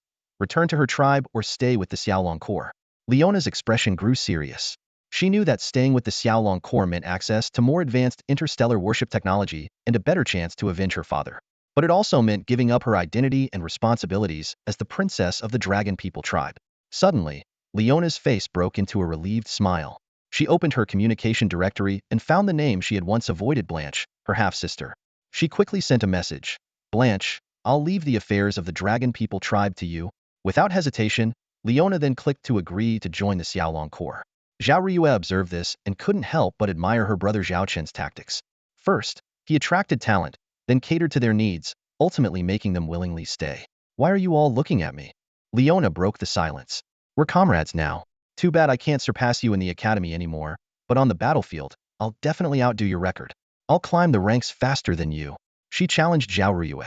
Zhao Ruyue smiled slightly. I'll be waiting for your good news. The 3 of them exchanged smiles before heading back to their dorms to pack, preparing to leave the academy and embark on a new journey. Zhao Ruyue, carrying a suitcase with important items, quickly walked through the corridor and boarded an interstellar transport ship. Her other luggage was arranged for shipping and would arrive at the destination shortly. In fact, even if they went alone, the new recruits could live on the starship, as it had everything they needed. She glanced at her electronic ticket and found her window seat. As the transport ship slowly departed from its dock, she looked out the porthole, watching it head towards the destination. Since the destination was also within the Xiaolong star system, the short trip would take just over half an hour. Zhao Ruyue didn't waste this time. She opened the recently received squad data and the crew information of the starship she would be commanding, studying them carefully. To ensure her starship and squad quickly became battle-ready, she needed to familiarize herself with all personnel in the command system as soon as possible. Just as she was engrossed in the data, a video call request chimed. Seeing the name displayed, Zhao Ruyue accepted it. Sis, you should be starting your service in the fleet today, right? Zhao Chen asked, already knowing the answer. Feigning displeasure, Zhao Ruyue replied, I thought, with my connections, I'd at least be made a fleet commander. Knowing his sister's personality, Zhao Chen chuckled. Unhappy with your current position? Fine, I can arrange for you to be a commander right now. If that doesn't work, you can be my deputy chief commander. Zhao Ruyue rolled her eyes at him. No thanks. I don't want people thinking I got my position through connections. If I'm going to be a commander, it will be through my own skills and merits. Then do your best, sis. I've already saved a spot for you, Zhao Chen said with a smile. Zhao Ruyue's eyelids twitched, realizing there was more to Zhao Chen's words. With no vacant command positions in the 10 Xiaolong legions, there was only one possibility. The Xiaolong Corps had even bigger expansion plans. There might be an 11th, 12th, or even more legions in the future. You, Zhao Ruyue began to question, but Zhao Chen interrupted, sis, I have a lot to handle here. I just took a moment to check in. I believe you'll make great achievements in our fleet. With that, he ended the call. At that moment, Zhao Ruyue's attention was drawn to the scene outside the porthole. Her expression froze. Several enormous ships she had never seen before were sailing by, their hulls emblazoned with the Xiaolong Corps emblem. Zhao Qin ended the call with his sister and cast his gaze over the assembled senior officers of the Xiaolong Legion. Charlotte, Lilith, Qitong, Shenbing, Chu Xian, each of them wore a grave expression, having evidently received the latest intelligence. Zhao Qin got straight to the point. I assume you've all heard the news. Our T-4 Banshee-class light stealth reconnaissance spacecraft, deployed on the Demon Clan's route to Warhammer, has sent back fresh intel. A fleet known as the Red Demon Legion is assembling, and its massive 10 Legion fleets, over 300,000 demonic starships. They're clearly gearing up for a second wave of attacks. Shin Bing gasped. 300,000 demonic starships? That means at least 30,000 T-4 class warships. Qitong cautiously inquired. Are there any T-5 class warships? Lilith took over, explaining, according to our current information, there are indeed T-5 class demonic warships, but we can't confirm their numbers or models yet. Medusa quickly asked, when are they expected to arrive? Lilith replied, based on intercepted communications, they are expected to reach the Dragon Tribe's border area around December 20th. After a brief rest, they will launch their attack. The supreme commander of this operation is the same demon marshal who previously sent 4 demon legions. Dissatisfied with their earlier failure, he's now deploying 10 legions to reclaim their honor. I anticipate their assault will be swift and fierce. Su Lan furrowed her brow. The 20th? That leaves us with only 5 days to prepare. Chu Xian highlighted the current predicament. Our 3 newly formed Xiaolong legions have just been commissioned and lack combat experience. Additionally, we have 3 Xiaolong legions assisting the Holy Radiance Empire against the interstellar insect swarm. Recalling them now could destabilize the hard-won order in the Holy Radiance Empire, which would be detrimental to their political stability. Charlotte resolutely proposed. I believe we should aim for a swift victory. Shin Bing cautioned. We're talking about 300,000 demonic starships, not the small-scale forces we encountered in the Starlight Empire or Warhammer. Considering our other battlefronts, a swift victory won't be easy. Charlotte gave a mysterious smile. But we now have a game-changer. At these words, the other commanders' eyes lit up, and they all turned to Zhao Qian. Zhao Wanner couldn't wait to ask, brother, could it be our? Zhao Qian nodded but added, however, these starships won't be integrated into the regular Legion fleets for now. They will follow my direct orders and execute special missions on the battlefield. Although disappointed that they couldn't immediately upgrade to new flagships, the commanders still felt proud of the Xiaolong Legion's new game-changers. Zhao Qian agreed with Charlotte's proposal and unveiled a large star map depicting Warhammer and its northern territories. Pointing to a narrow route, he said, don't you see? This only passage to our side is our advantage. We can set an ambush here. Zhao Wanner quickly grasped her brother's plan, exclaiming, are we going to use the T-3 Ranger-class interstellar warp interceptors? Zhao Qian added, I've also had Annie rush the production of a batch of T-4 class interstellar warp interceptors. We can use these 2 types of interceptors in tandem. Qitong cautiously pointed out a potential issue. The enemy seems to be anticipating this. The 3 demon legions that escaped the previous battle are now guarding the route's entrance. Our large fleets would have a hard time passing unnoticed. If we force our way through, they'll alert their rear guard, making them much more cautious, which would ruin our ambush. Also, due to the unstable space around the route, using T-4 Hui Guang-class interstellar jump ships is highly risky. Zhao Qian confidently smiled. We've considered that. We won't use spatial jumps. We'll go in directly. Qitong suddenly realized and urgently confirmed with Lilith. How long does it take for the 10 demon legions to travel from the demon clan's territory using warp speed? Lilith replied, 20 hours. Qitong excitedly looked at Zhao Qian. Commander, you plan to exploit the 20-hour window when the 10 demon legions are in warp speed and unable to communicate via quantum channels. During that period, we can annihilate the 3 demon legions at the entrance and set up the interstellar warp interceptors for an ambush. Zhao Qian nodded, his eyes gleaming with determination. Setting up the ambush will take 5 hours. So, I need you to devise a plan to annihilate those 3 demon legions within 15 hours. The demon clan's P-91 military starport, once a quiet border outpost, is now bustling with activity. 30,000 demon interstellar warships are neatly docked, their sheer numbers nearly obscuring the starry sky. This massive fleet is composed of 10 legions from the Red Demon Army, gathered here for one singular purpose: to launch an expedition against the Warhammer Star forces and annihilate the Xiaolong Legion. In a spacious conference room, 10 fleet commanders sit around a round table. Though they appear to hold equal status, the seating arrangement reveals that 2 commanders are given particular importance. All eyes are on these 2, the commanders of the 4th and 5th fleets of the Red Demon Army. These fleets are among the elite units equipped with T-5 class interstellar warships and are leading this expedition. Are all the Legion's fleets assembled? The 4th Legion commander asked in a deep, authoritative voice. Reporting, sir. All combat and logistics fleets are ready and waiting for orders. The other commanders replied in unison. their voices tinged with a mix of tension and anticipation. The 4th Legion commander nodded with satisfaction. Good. Let's finalize the departure time. Also, contact those 3 failures and tell them to prepare for our arrival. His tone was dripping with undisguised contempt as he mentioned the 3 failures. None of the other commanders reacted to this derogatory term. It was as if such disdain was the norm. After all, in the previous battles against the Warhammer and Xiaolong legions, the Demon 23rd Legion had been completely wiped out, and 3 other legions had suffered heavy losses.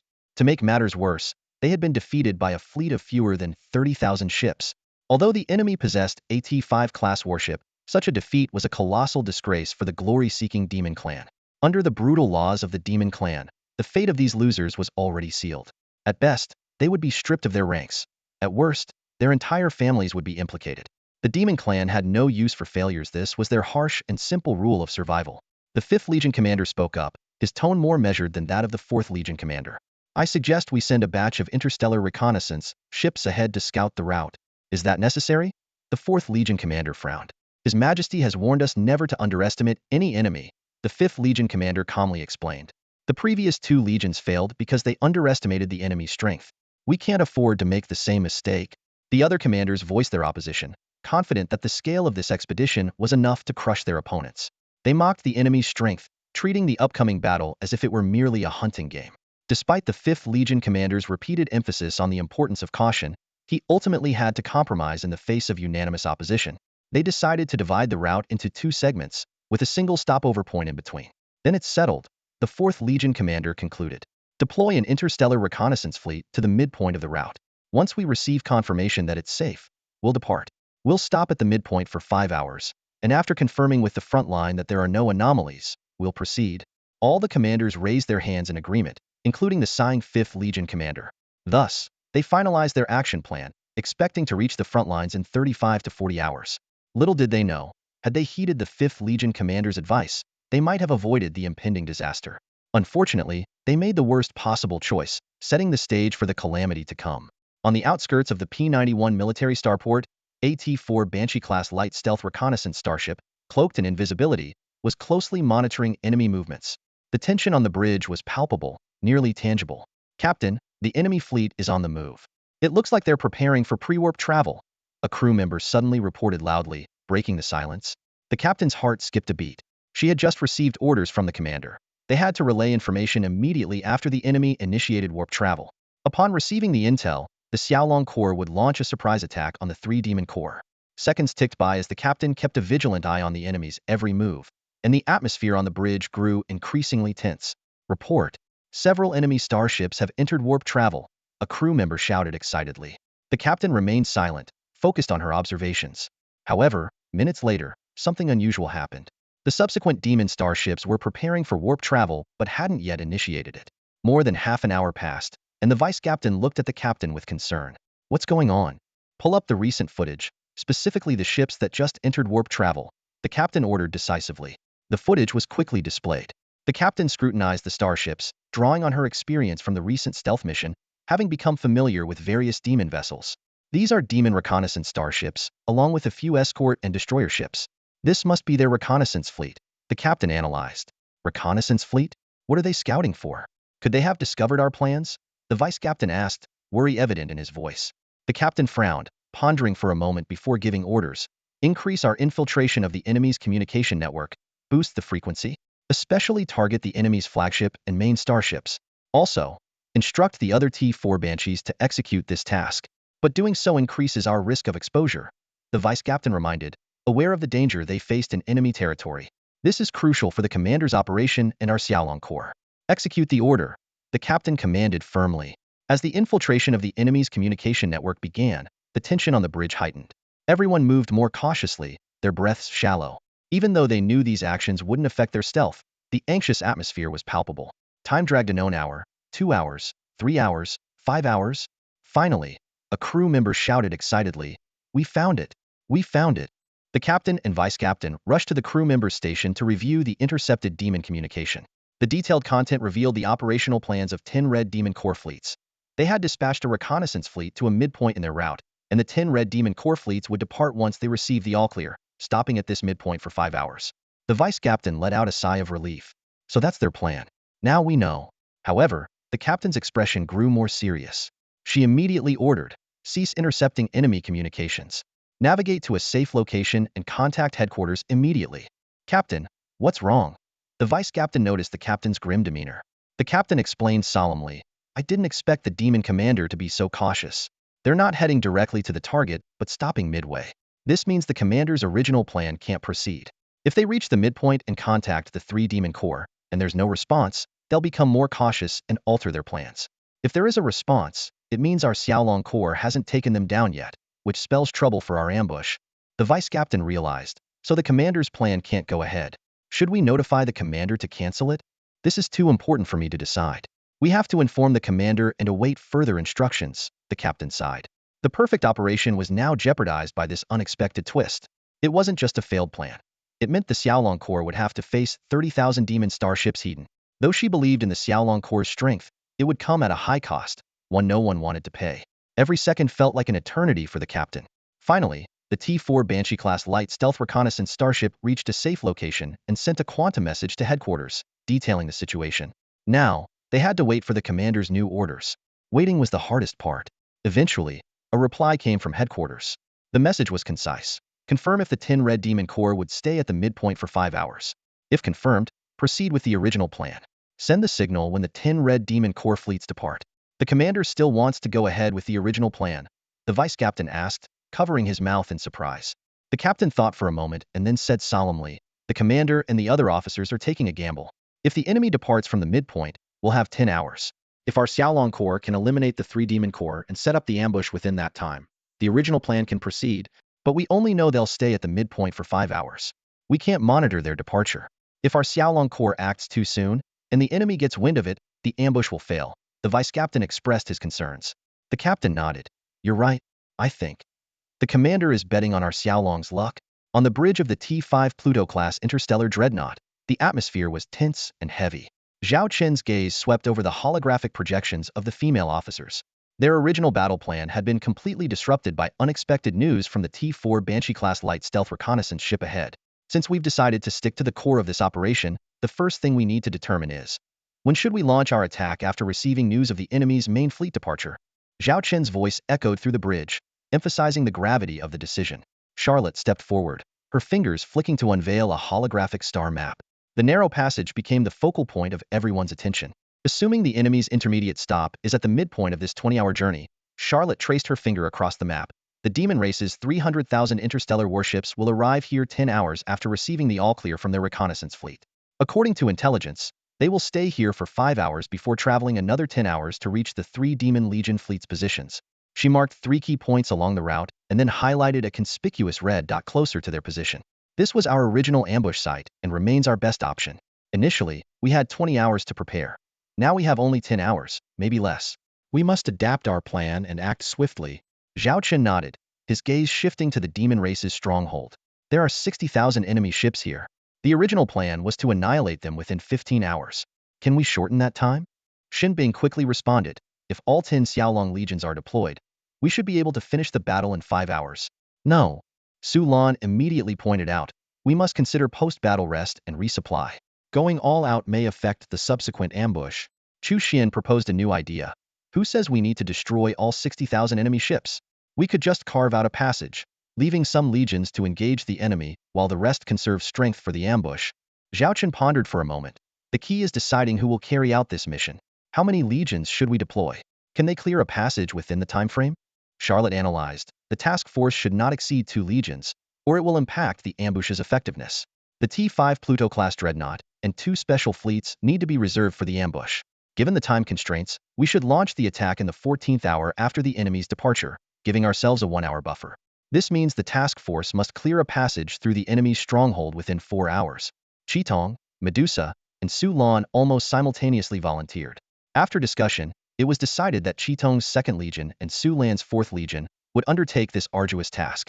Zhao Chen solemnly issued the order. Your mission is to clear a passage through the enemy's stronghold within 4 hours and ensure it remains open for 1 hour. 16 hours after receiving the enemy fleet's departure information, you launch the attack. Understood? Understood. Qitong and Su Lan responded in unison. Zhao Chun then turned to the other officers, assigning the remaining tasks. As the orders were issued, The difficulty of the operation became glaringly apparent, and everyone felt unprecedented pressure. No one could guarantee the success of the mission, but they had no choice but to give it their all. And then, the long wait began. Ahead of the Demon Tribe's stronghold, more than 30,000 Xylon-class interstellar warships lay in silent ambush. Although the Demon Tribe starships occasionally conducted patrols, the T-4 Banshee-class light stealth reconnaissance ships timely relayed intelligence, allowing the Xiaolong Legion to skillfully evade enemy detection. This left the three demon commanders at the stronghold completely unaware of the lurking danger right under their noses.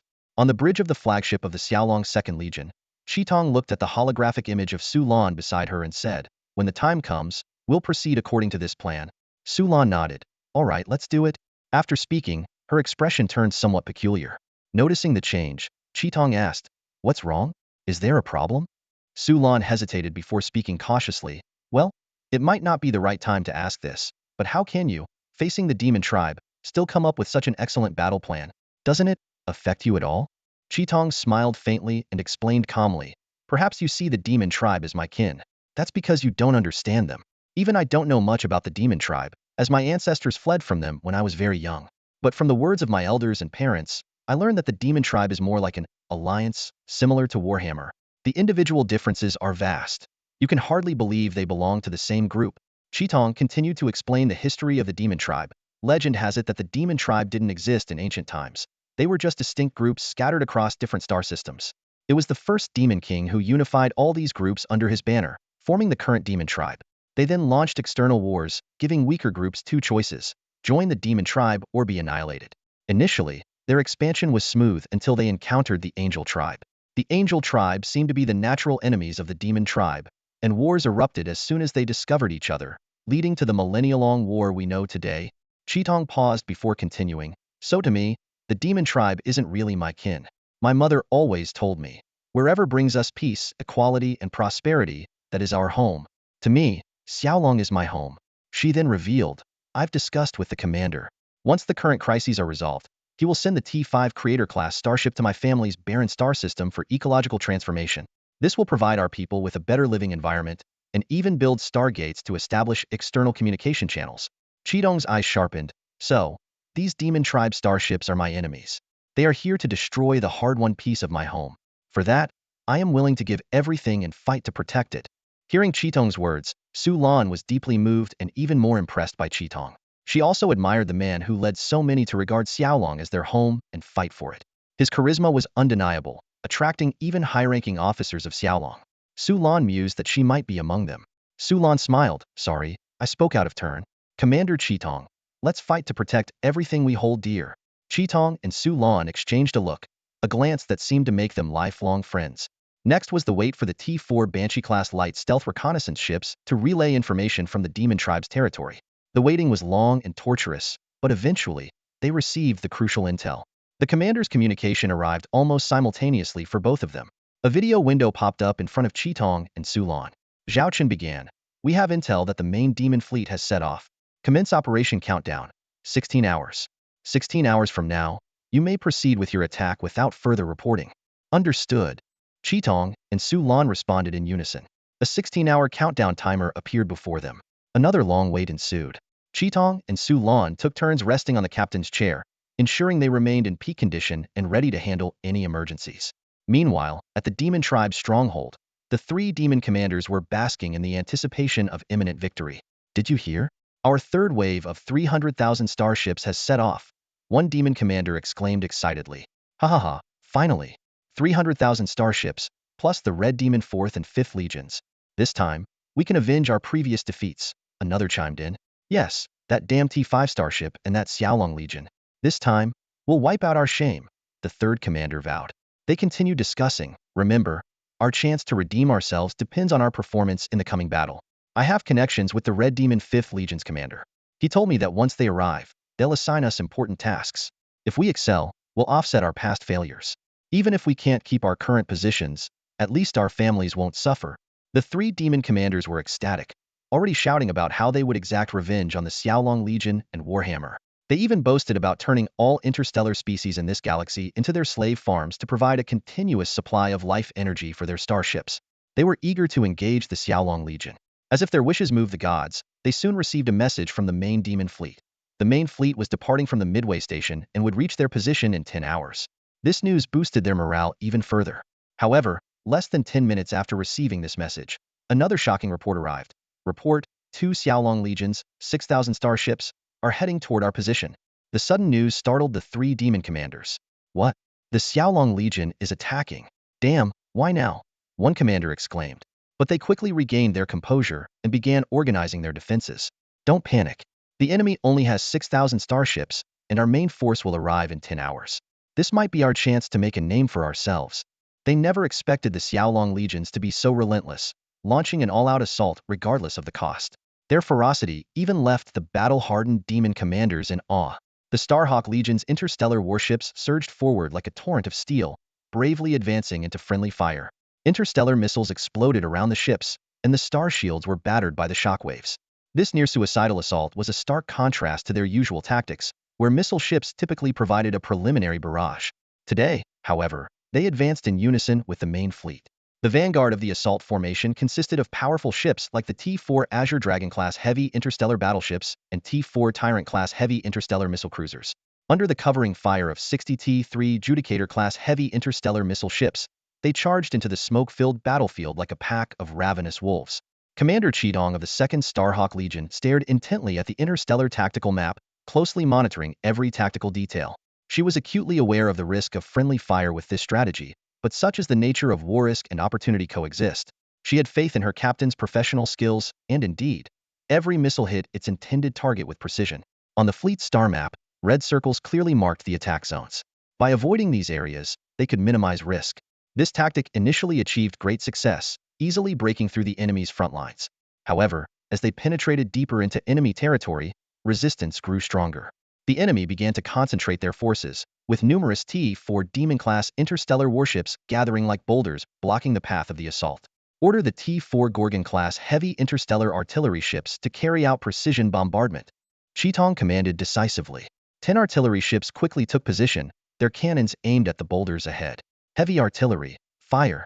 The captain's command unleashed a terrifying barrage. One by one, the Gorgon-class ships joined the fray, and under their devastating fire, nearly 100 T-4 Demon-class interstellar warships were reduced to ashes. The assault fleet pressed on without pause, advancing over the burning wreckage of enemy ships. They had only one goal: to clear this route within 4 hours. In just half an hour, a quarter of the demon stronghold's front lines had been breached. Simultaneously, Commander Sulan of the 4th Starhawk Legion commenced her operation. Standing on the command platform of the bridge, she orchestrated the battle like a maestro conducting a grand symphony. Interstellar destroyers and frigates, prepare to secure the route. Carrier starships, deploy fighter and drone squadrons. Sulan's orders echoed through the bridge. A series of interstellar destroyers and frigates spread out like a blossoming flower, forming defensive positions along the flanks of the assault route. The line of defense, comprising T-4 Skull King-class heavy interstellar armor destroyers and T-3 Wolverine-class heavy interstellar armor destroyers, provided robust protection for this vital lifeline.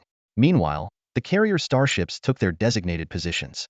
The T-3 Phoenix-class and T-4 Fallen Angel-class super heavy carriers opened their hangar doors, releasing swarms of interstellar drones like a hive of bees, swiftly forming into combat formations. Following them were the more formidable interstellar fighters, racing down the runways and flying in formation to their respective battle stations. This massive aerial force had a crucial mission: to ensure the route remained open and secure for the next several hours. Faced with such a sudden and fierce assault, the 3 demon commanders were perplexed. What are they trying to do? One commander muttered. It seems like they just want to carve a path through our lines rather than annihilate us. At that moment, a crucial piece of intelligence provided the answer to their confusion. Report: we have detected 8 enemy Legion fleets stationed at a distance, totaling nearly 25,000 interstellar warships. The news sent chills down the spines of the 3 demon commanders. One urgently inquired, do they have any movements? None. The 8 Starhawk Legion fleets have remained stationary, not launching any attacks. It appears they're waiting for something. Waiting. One demon commander suddenly realized, and all the clues connected in an instant, revealing a terrifying truth. They're targeting our main fleet. The demon commander's voice echoed in the command room, his finger jabbing forcefully at the star map. On the map, 6,000 Xiaolong starships were slicing through the demon defenses like a blade, creating a secure passage. Because we are blocking this path, their 30,000 starships can't bypass us quickly. So, They're opening this corridor to let the 8 Xiaolong legions behind them pass through and ambush our 300,000 demon fleet. Ambush. Another demon commander widened his eyes in disbelief. How can over 20,000 ships ambush 300,000? That's absurd. Facing his comrades' doubts, the insightful demon commander replied sternly, don't forget the interstellar warp interceptors, the special fleet of missile ships, and that powerful T-5 starship. Even if they can't execute a perfect ambush, they will inflict significant damage on our fleet. But how do they know our fleet is on its way? The third commander frowned. There's no time to ponder that now. The first commander interrupted decisively. Contact the main fleet immediately and report the situation. Have you forgotten? The second commander said with a bitter smile. The main fleet has already departed and is in warp travel mode. We can't reach them. The 3 demon commanders felt a palpable sense of dread from the Xiaolong legions, as if a pair of hawk-like eyes were locked onto their prey. What should we do now? The 2 commanders looked simultaneously at their wiser comrade. The demon commander clenched his fists and said through gritted teeth, we have no choice. At all costs, we must stop their plan and prevent them from getting through. Order all starships to launch a full-scale assault on the enemy's corridor and destroy it. With the order given, the demon starships intensified their attack. However, the defensive positions around the corridor were like an impenetrable fortress, unmoved by the relentless assault. On the front lines, the leading starships were depleting their resources rapidly. Many had exhausted their expendable ammunition and had to rely on energy weapons, which required longer charging times. Noticing this, Qitong immediately ordered, the first wave of ships can withdraw now and assist in the defensive positions. She added, if the drill bit is worn out, replace it with a new one. The withdrawing ships can bolster the defensive firepower. With the second wave of starships taking over, the attack efficiency increased significantly. Within the first hour, Qitong advanced 3/10 of the distance. By the second hour, 5/10. By the third hour, 7/10. Finally, 3 hours and 40 minutes into the assault, Qitong's fleet successfully broke through the enemy's bridgehead positions. The first 3 hours grew increasingly difficult, but the last hour saw reduced resistance, as most of the enemy's logistical and support ships were concentrated at the rear. Meanwhile, Commander Su Lan was steadfastly holding the corridor. No matter how fiercely the enemy attacked, the corridor remained firmly under her control. Su Lan seemed to have everything under her command. Report, Commander, an officer reported, many of our carrier starship pilots have completed over 10 missions and are physically exhausted. Some even fainted upon disembarking. Su Lan responded gravely, send those who fainted to the medical bay immediately. Those who can continue, let them keep fighting. Just one more hour. Tell them this is my request. Understood. I'll relay the message right away. The officer replied and left. At that moment, a video window appeared before Su Lan, showing Qitong's face. Noticing the sweat on Su Lan's forehead and the bloodshot eyes, Qitong asked with concern, looks like you're under a lot of pressure there. Did you break through? Su Lan asked. We did. Qitong confirmed with a nod. Now it's up to you. Su Lan gave a tired but determined smile. We've held out for 4 hours. What's one more? Qitong then informed Charlotte. Upon learning the corridor was clear, Charlotte immediately ordered the 8 Xiaolong legions to proceed as planned, with the 1st Legion covering the rear. The Xiaolong 10th Legion was the first to enter the corridor. Commander Pei Xingnan's voice echoed through the communication channel. Repeat. Pass through the corridor quickly. Do not engage with anything happening around you. Any ship that disobeys will face military justice. After issuing the order, Pei Xingnan gazed out of the porthole. The comm corridor sharply contrasted with the chaotic battle outside. Xiaolong starships stood like guardians, protecting this lifeline. Whenever a ship was engulfed by enemy fire, others immediately filled the gap. If ships couldn't reach in time, swarms of drones and fighters would rush in. Watching the small fighters bravely face the enemy's massive T3 and T4 starships, Pei Xingnan clenched her fists, speechless. Commander, I heard you used to be a fighter pilot? A voice broke the silence. Pei Xingnan looked at an open communication window, seeing the fleet captain of the 10th Legion's 3rd Squad, Maidair, Charlotte's sister. Yes, Pei Xingnan recalled, I piloted T3 Phoenix-class fighters from the T3 Phoenix-class carrier starship, T3 Firebird-class heavy stealth bombers, and T4 Fallen Angel-class super heavy carrier starships T4 Fallen Angel SI and SII heavy stealth bombers. Later, the Legion needed me to study fleet command. I did well at the academy, and with my previous combat record, I rose to my current position. But honestly, I still prefer flying fighters. Pei Xingnan's gaze returned to the fighters battling on the front lines, her voice filled with respect. So, I deeply understand the immense pressure those pilots are under right now. They are the finest warriors of our Xiaolong Legion. Following this, the fleets of the Xiaolong Corps passed through the channel one by one. The demon fleet, like enraged beasts, yearned to tear apart these audacious invaders. However, the impenetrable defense line stood like a chasm before them, making any advance impossible. The three demon commanders, witnessing this, were furious but helpless. They could only watch as the Xiaolong core fleets traversed the channel and disappeared into the distance. What was originally estimated to take an hour was completed in just 40 minutes, thanks to Charlotte's meticulous planning. The first Xiaolong core and the T5 Hades-class interstellar dreadnought were the last to pass through the channel. Finally, the beleaguered second and fourth Xiaolong Corps could begin their slow withdrawal from the front of the channel. Yet, some ships would never make it out, lost forever in the vastness of space. Throughout this process, Zhao Chun stood silently on the bridge, gazing through the porthole at the warships of the two Xiaolong Corps that had been battling for nearly 5 hours. He remained silent, his eyes following them until his own ship had completely crossed the channel, heading towards the other 7 Xiaolong Corps fleets. The channel that had been held for nearly 5 hours finally vanished. The ships of the 2nd and 4th Xiaolong Corps regrouped, but their numbers were no longer the same as 5 hours earlier. 2 video windows appeared before Zhao Chun, showing Qitong and Su Lan. Commander, the 2nd and 4th Xiaolong Corps have completed their assigned missions. Qitong reported. Excellent work, both of you. Zhao Chun praised. But next you. Su Lan smiled slightly. Commander, you can proceed with your mission without worry. Leave this to us. We've been holding back, but now, we can show them our true strength. According to the original plan, the 2nd and 4th Xiaolong Corps were to remain and continue battling the remaining demon fleet after completing the first phase of their mission. This was a daunting task for the two corps, who had just endured a fierce battle, and any misstep could lead to their total annihilation. However, from a strategic standpoint, it was unavoidable. The remaining 8 Xiaolong Corps had to reach the ambush site, with no other options. Zhao Chun took a deep breath and saluted Qitong and Su Lan. I'll leave this in your hands. Qitong and Su Lan returned the salute. We'll be here, waiting for your triumphant return, Commander. After the video windows closed, Lilith noticed Zhao Chun's worried expression. You don't need to worry too much. We have contingency plans in place. Zhao Chun sighed. I'm not worried about them failing. I'm worried about their casualties. What are the losses for the 2nd and 4th Xiaolong Corps after the 5-hour battle? Reluctantly, Lilith reported the numbers, seeing Zhao Chun's determined gaze. So far, the 2nd and 4th Xiaolong Corps have lost nearly 3,000 ships, including a third that had to be abandoned due to severe damage. Zhao Chun closed his eyes, silently absorbing the numbers. To put it in perspective, their first battle against the demons had also cost them 3,000 ships. Lilith added, however, they managed to destroy nearly 20,000 enemy ships, a 6-to-1 loss ratio, which is quite impressive. Although this ratio didn't match the 15-to-1 of their first battle, considering that this time only 2 Xiaolong Corps were involved without the assistance of T5 starships and missile fleets, and they had to break through enemy lines and maintain a safe passage, achieving a 6-to-1 loss ratio was remarkable.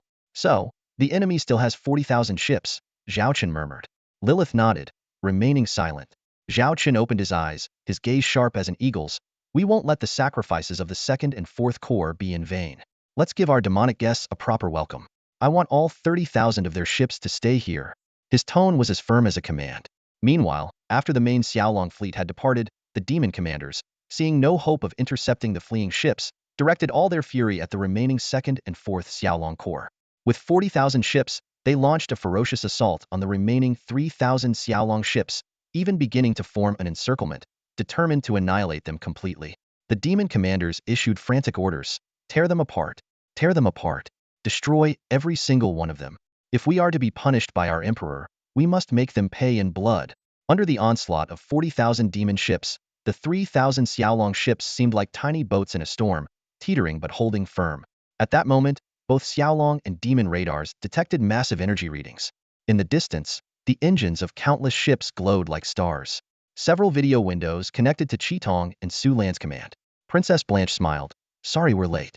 Our Dragon Corps fleet, 20,000 strong, is here to support. This time, the Dragon people will make these demons pay. Hehehe, finally my turn. Beast Corps, 20,000 ships ready for battle. Roared Bear Tribe Chief Xiongda. Charlotte's father, Chief Ted, smiled. I've been ordered to lead the Tiger and Dragon Corps fleet, 10,000 strong, to support 50,000 ships. Though not as many as the Xiaolong Corps, they were more than enough to deal with the remaining demon fleet, especially with the support of the 2nd and 4th Xiaolong Corps. This local war seemed to have just begun. The fleet of 8 Xiaolong Legion squadrons arrived in a pitch-black starfield after an hour of warp travel. The Fleet Command Center delivered a concise report. All starships are in position, ready to commence the ambush. Lilith turned to Zhao Chun, her eyes questioning. Zhao Chun responded in a deep voice, let's get started. The decision to set up the ambush 1 hour's travel away from the demon tribe's stronghold was due to their uncertainty about where the enemy's 300,000 warships would exit warp travel. To avoid a missed ambush, they had to choose a more distant location. Originally, the plan was to travel for 3 hours, but with the timeline compressed to 9 hours, they had to settle for this. Zhao Qian silently prayed that the demon tribe's warships wouldn't exit warp too early. Zhao Qian sat on the sofa in the command room, his eyes fixed on the real-time feed of the ambush setup. On the screen, T3 White Whale class and T4 Giant Whale class heavy transport ships were moving to their designated positions. Upon arrival, their hatches opened, and shuttles and small transport ships emerged, carrying dodecahedral T3 Ranger class and cuboid T4 Tombstone class warp interceptors, dispersing to various coordinates. The vast ambush net was gradually taking shape, its scale so immense that it exceeded the radar scanning range of the T5 Hades-class dreadnought. Although the T4 Tombstone-class interceptors were only 1% of the T3 models in number, they were positioned at the core, forming a matrix with the T3S to achieve optimal effect. What would typically require 5 hours of setup was compressed to 3 hours under Lilith's meticulous planning. From initiating the operation to completing the ambush, the total time spent was less than 9 hours. Zhao Qian finally allowed himself a moment of relaxation. Charlotte reported, "Commander, all interceptors are operational and can run for 50 hours. All warships are in position." Zhao Qian decisively ordered, "Excellent. From now on, you have full command, including this Hades-class dreadnought. I have only one requirement. Make sure the enemy doesn't escape." Charlotte saluted crisply. "Understood, sir. We'll complete the mission." The Legion commanders held their breath, and all cannons were on high alert. They knew how crucial this battle was for the Xiaolong Legion. Failure to effectively crush the enemy would result in immense future pressure. Wolfwoman by Xue double-checked. "Are all missile launchers ready?" Her subordinate confirmed resolutely. "Over 300 missile ships are fully prepared and can launch all missiles within 10 minutes. Bai Xue licked her red lips. "Remember, be fast and accurate. Assign strike tasks within 10 seconds of the enemy's appearance." Serpentwoman Qing Man, though experienced, felt immense pressure as a newly appointed Legion commander. She flicked her tongue, trying to stay calm. Meanwhile, 6th Squad Fleet Captain Zhao Riyue looked at the Xiaolong emblems around her, filled with pride. This was the Legion her brother had built. As time ticked by, everyone held their breath. Suddenly, a strong fluctuation appeared on the data panel. A crew member shouted, "Detected warp travel fluctuations, very strong." Charlotte immediately ordered, "Prepare to fire." One by one, Demon Tribe warships exited warp travel and appeared in the designated area. Before the enemy captains could react, they were engulfed in a barrage of concentrated fire. The commander of the Red Devil's 4th Legion abruptly opened his eyes, confronted by a harrowing scene. His fleet of interstellar warships was being bombarded fiercely. Even more troubling was the fact that the ships were packed much closer than standard regulations allowed, nearly shoulder to shoulder. "What's happening?" the commander demanded sharply, his brows furrowed. The adjutant, gasping for breath, responded, "Sir, we seem to have encountered a warp interception." Warp interception? The words hit the commander like a sledgehammer. He knew all too well what that meant. Without hesitation, he issued a series of rapid commands. Order all interstellar warships into combat status. Increase the distance between ships and activate the star shields immediately.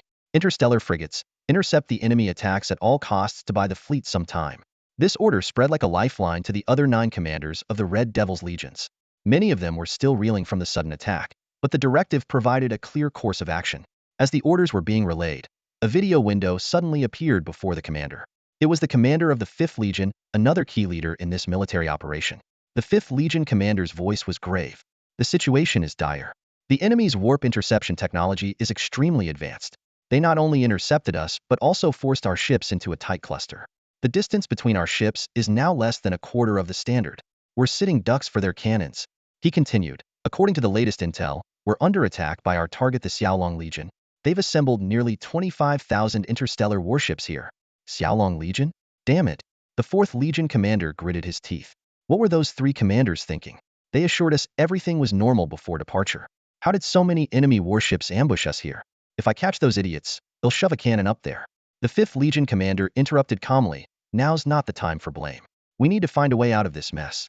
If we don't handle this right, we'll lose a significant portion of our fleet here. None of us can face the Marshal if that happens." Despite their usual disagreements, both commanders knew what needed to be done. The 4th Legion commander admitted, "My mind's a bit scrambled right now. Do you have any suggestions?"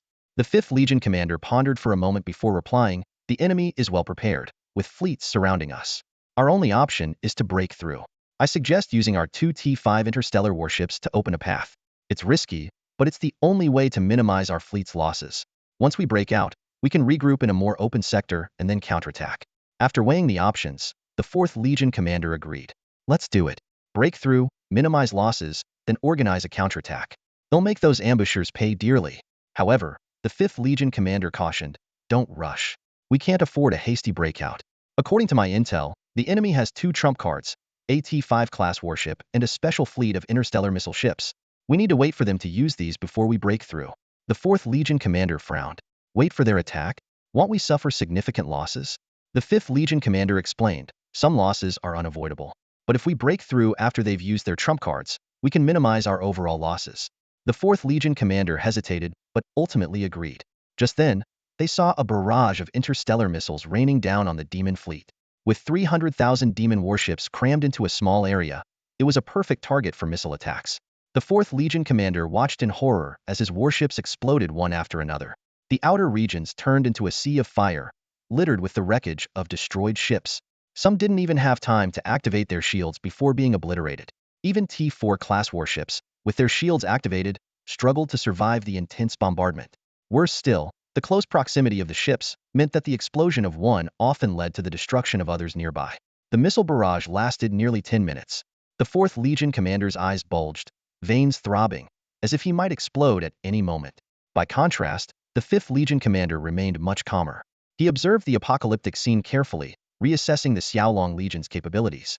Preliminary reports indicated that nearly 5 million missiles, including high-grade ones from T4-class missile ships, had struck their fleet. The initial casualty count showed at least 50,000 warships destroyed, with a similar number damaged.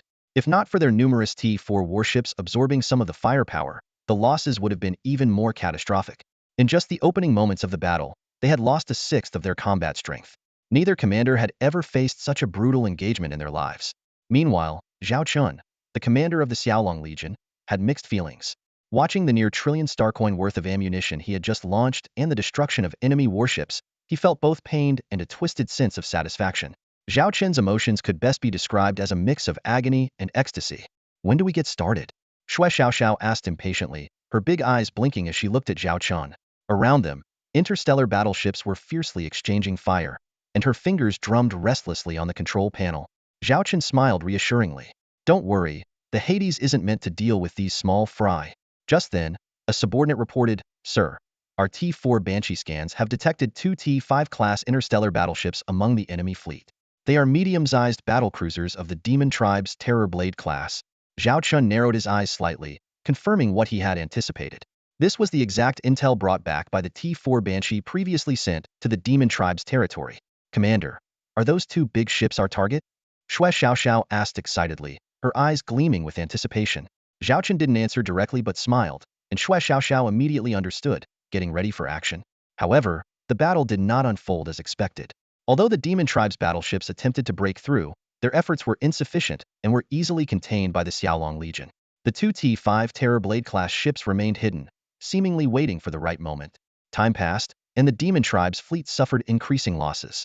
At least 300 T3 class or higher interstellar battleships were being destroyed every minute, putting them in a precarious situation. We can't wait any longer. Break through now. The commander of the Red Demon 4th Corps roared, his heart aching. Seeing this, the commander of the Red Demon 5th Corps immediately proposed a breakout plan. We'll organize feint attacks in 3 directions while gathering 5,000 T4 battleships to escort the 2 T5 flagships through the breach. The plan was quickly set into motion. The feint attacks from 3 directions put considerable pressure on the Xiaolong Legion, but thanks to the advantageous battlefield conditions, they maintained control. Enemy fleet is attempting a breakout, Lilith reported solemnly. 2 T5 Terror Blade-class battleships leading, escorted by 5,000 T4 battleships.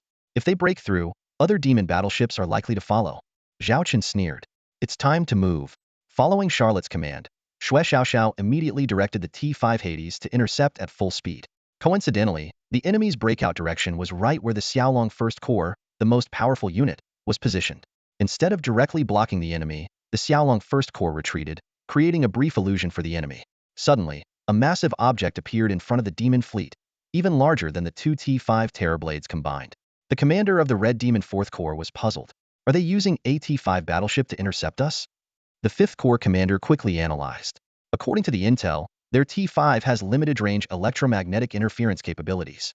As long as our two T5 terror blades keep their distance and aren't interfered with simultaneously, we have a chance to break through. The three T5 battleships formed a tense triangular formation, ready for a showdown. Meanwhile, a few mysterious interstellar battleships in a nearby starfield were undergoing final checks. Confirm space warp safety again, the captain ordered. Report, the risk factor for short-distance space warp is only 0.017. We can proceed, a subordinate assured. The captains held their breath, knowing this would be the maiden voyage of this new battleship model. As the command windows lit up, they almost simultaneously issued the order, inputting coordinates and preparing for the space warp. Three T5 interstellar battleships were currently positioned in a strategic, triangular formation on the battlefield. Inside the bridge, a crew member hurriedly approached the command station and reported anxiously, "Sir, enemy T5 interstellar battleships are within attack range." Upon hearing this, the commander of the Red Demon 4th Legion immediately turned to the video window beside him and exchanged a glance with the commander of the 5th Legion. With a deep voice, the 5th Legion commander ordered, "Commence the attack. Advance the entire fleet, but maintain distance and be wary of enemy countermeasures." Both demon commanders issued the attack order almost simultaneously. In an instant, two T5 Terrorblade-class medium interstellar battlecruisers launched their assault. Each ship extended two main cannons from its bow, resembling sharp blades gleaming brightly from a distance. Seconds later, four beams of light shot towards the T5 Pluto-class interstellar dreadnought from two directions, striking its stellar shield heavily. Alarms blared inside the ship. "Warning! Warning! Warning! Stellar shield under attack! Stellar shield under attack!" The crew on the bridge all turned to Captain Xue Xiaoxiao, awaiting her command. Surprisingly, Xue Xiaoxiao remained calm and composed, saying, "Hold on, let them get a bit closer." As other T4 Demon interstellar warships closed in, they too joined the attack. Under such intense firepower, even the stellar shield of the T5 Pluto-class interstellar dreadnought began to rapidly deplete. The crew's tension grew, their eyes darting between Captain Xue Xiaoxiao and Commander Zhao Qian. Commander Zhao Qian, however, appeared unusually relaxed, lounging on a sofa with his legs crossed, seemingly indifferent to the dire situation. Minutes ticked by. After 3 minutes of relentless bombardment, the stellar shield of the T5 Pluto-class interstellar dreadnought had only just dropped to 50. At this point, the distance between the interstellar warships had further shortened, and the medium and short-range cannons of the demon warships started posing a threat to the T5 Pluto-class dreadnought. At this critical moment, Xue Xiaoxiao decisively ordered, "Now, target coordinates, deploy the Pluto field." Upon authorization, a blip on the starship radar indicated an explosion at the left flank of the demon fleet, precisely covering the position of one of the T5 Terrorblade-class medium interstellar battlecruisers. The bridge of the Red Demon 5th Legion commander was suddenly plunged into darkness, all control panels going dark instantly. Faced with the sudden change, the crew fell into chaos. However, the commander remained calm, issuing orders steadily, "Everyone stay at your stations. Follow my previous instructions and reboot all systems immediately. Once communications are restored, contact the other interstellar warships at once." The commander moved to the porthole and used a deep space telescope to observe the external situation. Despite the limited view, it was better than knowing nothing. He saw the commander of the Red Demon 4th Legion launching a fierce attack as planned. Suddenly, the enemy T5 interstellar battleship unleashed a formidable beam of light. Even through the deep space telescope, the demon commander could sense its immense threat. The beam first struck a T4 Stone Guard-class medium interstellar frigate, shattering its stellar shield instantly, and then obliterating the famously defensive ship. Wherever the beam traveled, it left a trail of destruction. Clearly, its ultimate target was their T5 Terrorblade-class medium interstellar battlecruiser. However, the demon commanders were prepared. Numerous T4 Stone Guard-class medium interstellar frigates surged forward, using their shields and hulls as barriers to protect the flagship. This strategy proved effective. Ultimately, the devastating beam hit the T5 Terrorblade-class battlecruiser but dissipated before breaching its stellar shield. The demon commander pondered how much shield energy the Terrorblade had expended. Before reaching the Terrorblade's shield, the beam had already destroyed at least 1,000 T4 interstellar warships. The demon commander became deeply interested in the enemy's T5 interstellar battleship.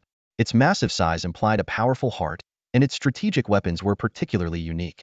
He hoped that by destroying this T5 battleship, they could salvage enough technology to study. If they could develop a new T5 interstellar warship for the demon race, even the loss of 300,000 warships would be worthwhile, and the Demon King might even reward them. Meanwhile, Xue Xiaoxiao muttered in frustration, "Too bad we're out of energy, or we could have blasted that ship to pieces in one go." With the energy reserves down to a critical 10, she had no choice but to cease the attack. She then issued a new order with determination. Open the hangar doors and release the fighters.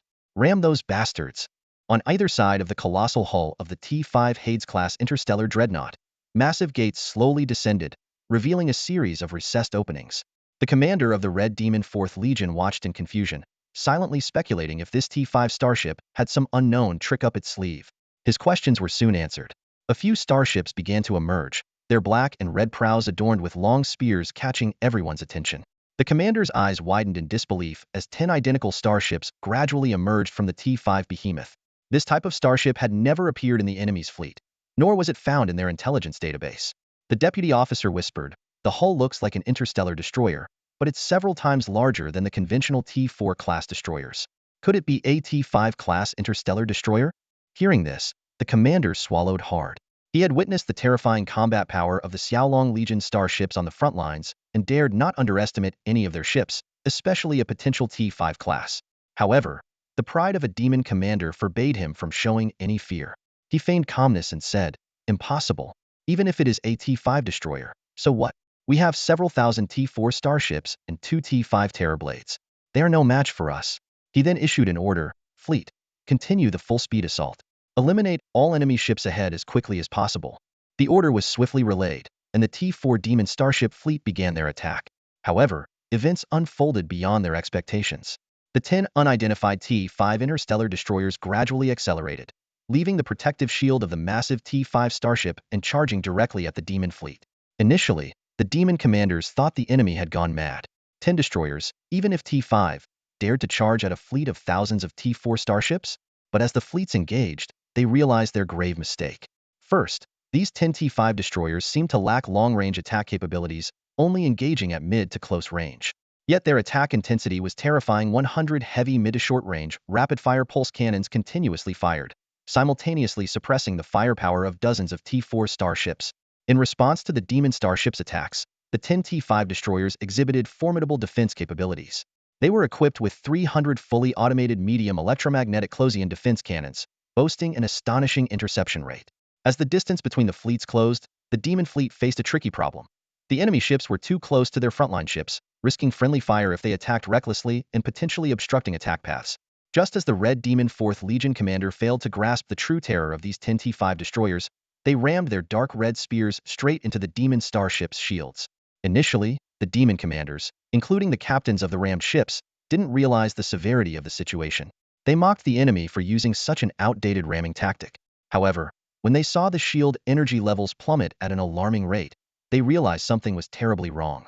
In just a few seconds, the shield energy of a T-4 starship was entirely depleted. The Demon captains initially suspected a monitoring system malfunction, but as the shields dissipated, they knew this was no accident. Immediately, the enemy T-5 destroyers, previously blocked by the shields, accelerated and pierced the Demon starship's armor with their spears. Before they could react, alarms blared across the fleet. High-intensity electromagnetic field detected. Evacuate immediately. Within seconds, all systems of the starship failed, and many crew members died instantly. The ship's hull was then torn apart, split in two.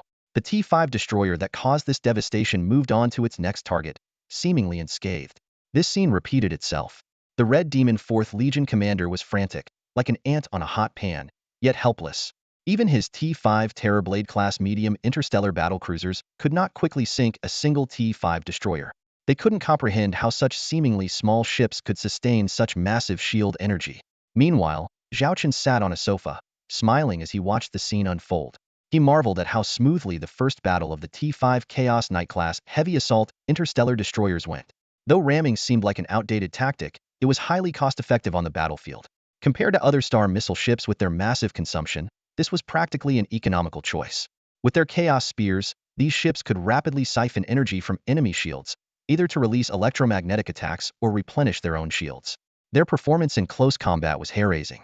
These 10 T-5 Chaos Knight-class heavy assault interstellar destroyers were one of the trump cards that allowed Zhao Chun to confidently have the T-5 Hades-class interstellar dreadnought stand alone.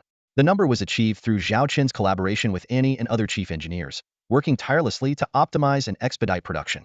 Given their relatively small size, Xue Xiaoxiao had a sudden inspiration before the battle to store these small ships in the docks of the T-5 Hades-class interstellar dreadnought.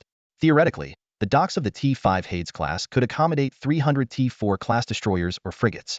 These docks, being modular, could be reassembled like building blocks. Although not as effective as the original arrangement, it was perfect for the current battle. After a successful trial, Shui Xiaoxiao's T5 Hades-class interstellar dreadnought managed to house 10 T5 Chaos Knight-class heavy assault interstellar destroyers. This led to their stunning performance in the current battle. Xiaolong First Fleet, launch. Commander Charlotte's order thundered through the air. The previously retreating Xiaolong First Fleet surged back into the battlefield like a tidal wave. Despite having fewer than 3,000 starships, this elite fleet posed a significant threat to the Red Devil Legion. The Red Devil 4th Legion's commander was in a state of panic. Learning that the enemy was taking the initiative only added to his anxiety. Their fleet's formation had been disrupted by a few T5 starships, and an attack from the elite enemy fleet at this moment could be disastrous. Contact the commander of the Red Devil 5th Legion immediately, he ordered urgently. The adjutant reported, Commander, we lost contact with some of the ships on the flank a few minutes ago, including the flagship of the 5th Legion, the T5 Terrorblade 017. The commander roared, I don't care. Find a way to get in touch. Inform the other legions in the rear that we've made a breakthrough and need immediate support to assist in our escape. Yes, sir. The adjutant promptly executed the order. Minutes later, the Xiaolong First Fleet ships reached the rear of the T5 Pluton-class dreadnought, sharing the brunt of the fire and putting immense pressure on the Devil Fleet. At this moment, the previously unreachable commander of the Red Devil 5th Legion finally made contact. He concisely stated, I understand the situation. Listen, my ships need another minute or two to fully recover. You must gather all your ships and attack the enemy's T5 starship at any cost. I predict its shields are nearly depleted. Destroying it now could demoralize the enemy and turn the tide of battle.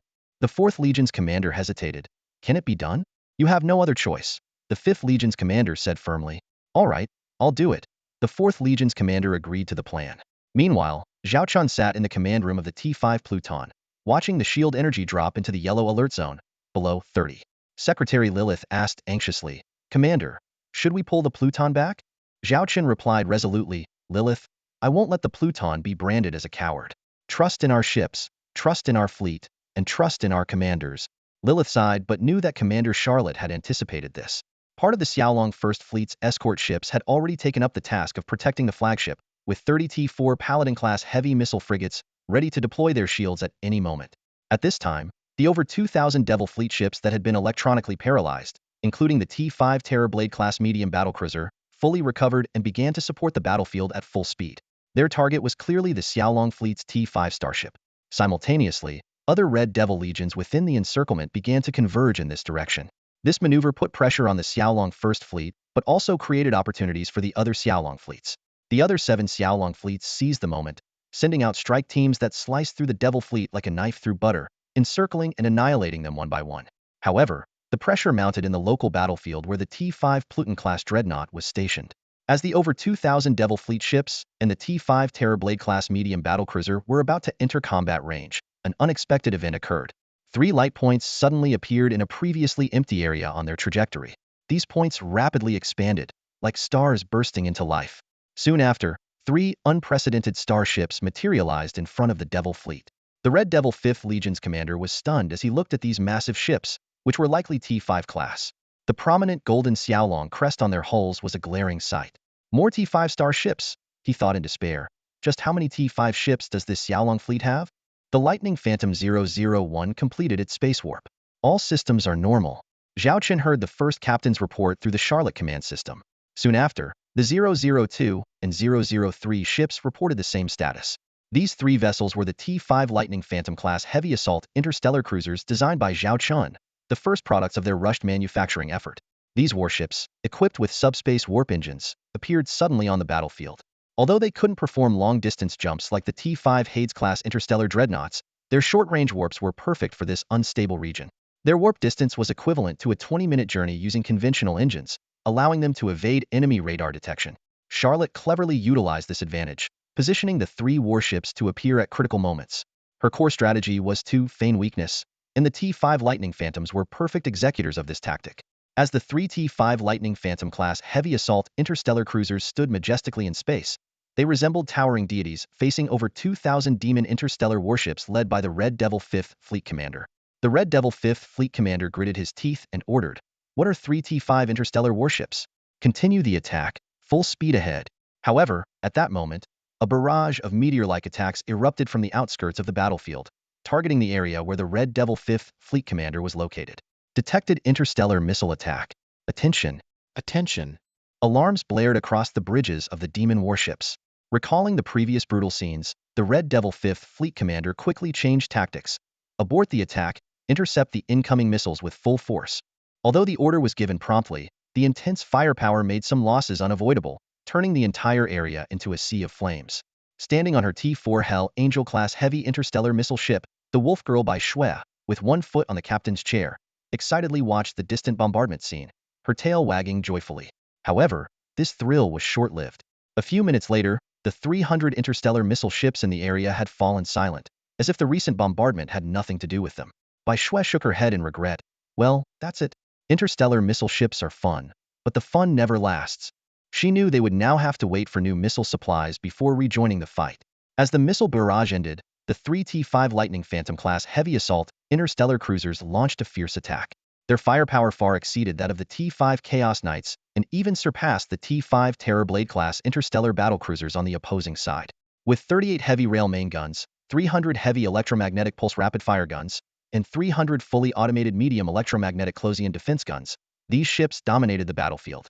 In the earlier missile strike, nearly a third of the Demon T-4 warships had been lost. The survivors had depleted their shield energy and were in disarray. In this situation, the 3 T-5 Lightning Phantom-class heavy assault interstellar cruisers moved unchallenged, with the Demon warships unable to mount an effective counterattack. The Red Devil 5th Fleet Commander shouted continuously over the communication channel, "Stay calm. Reorganize around the flagship." However, few Demon warships could maintain composure and quickly recover. Meanwhile, the situation for the Red Devil 4th Fleet Commander was even worse. With reinforcements delayed and the addition of the Xiaolong 1st Fleet, the Red Devil 4th Fleet's Demon warships were in chaos. At that moment, several blades targeted the flagship of the Red Devil 4th Fleet Commander. He realized with horror that 6 T-5 interstellar destroyers had closed in on him. Before he could react, the rams of these T-5 destroyers struck the shield of his T-5 Terrorblade-class medium interstellar battlecruiser. This T-5 Terrorblade had previously endured the main gun attack from a T-5 Hades-class interstellar dreadnought, leaving its shield energy nearly depleted. The special capabilities of the T-5 Chaos Knight-class heavy assault interstellar destroyers allowed their Chaos Spears to drain shield energy at an alarming rate. The Red Devil 4th Fleet Commander watched in panic as the shield energy indicator rapidly shifted from green to yellow, and then to red in less than 30 seconds. He frantically shouted, "Support! Have all warships support us immediately!" Other Demon warships saw the flagship under threat and attempted to assist. However, the firepower of the Xiaolong 1st Fleet and the T-5 Hades-class interstellar dreadnoughts was too overwhelming, preventing many warships from returning. The few that did return were unable to inflict significant damage on the T-5 destroyer's formidable shields. Soon, the shield energy of the T-5 Terrorblade-class medium interstellar battlecruiser was completely exhausted. The 6 T-5 Chaos Knight-class heavy assault interstellar destroyers, like a pack of wolves eyeing their prey, revealed their fangs. Attack! The captains of the 6 T-5 Chaos Knights gave the order almost simultaneously. 6 Chaos Spears, like scythes of death, aimed directly at their target. The bridge of the flagship of the Red Devil's 4th Fleet, the T-5 Terrorblade-class medium interstellar battlecruiser 023, was shaking violently, as if hit by a massive earthquake. The 4th Fleet's commander, seated in the captain's chair, suddenly felt the right side of the bridge tilt sharply upwards, reaching an angle close to 60 degrees. Crew members were thrown to the floor, and alarms blared. Warning! Warning! The midsection of the starboard hull has been hit. Armor integrity is rapidly decreasing in the affected area. Before the announcement finished, the bow of the ship jerked upwards, this time tilting nearly 90 degrees. The Demon commander was thrown backward, sliding off the captain's chair and crashing to the floor, rolling several times until he collided with an obstacle. The system warnings continued to sound off. Warning!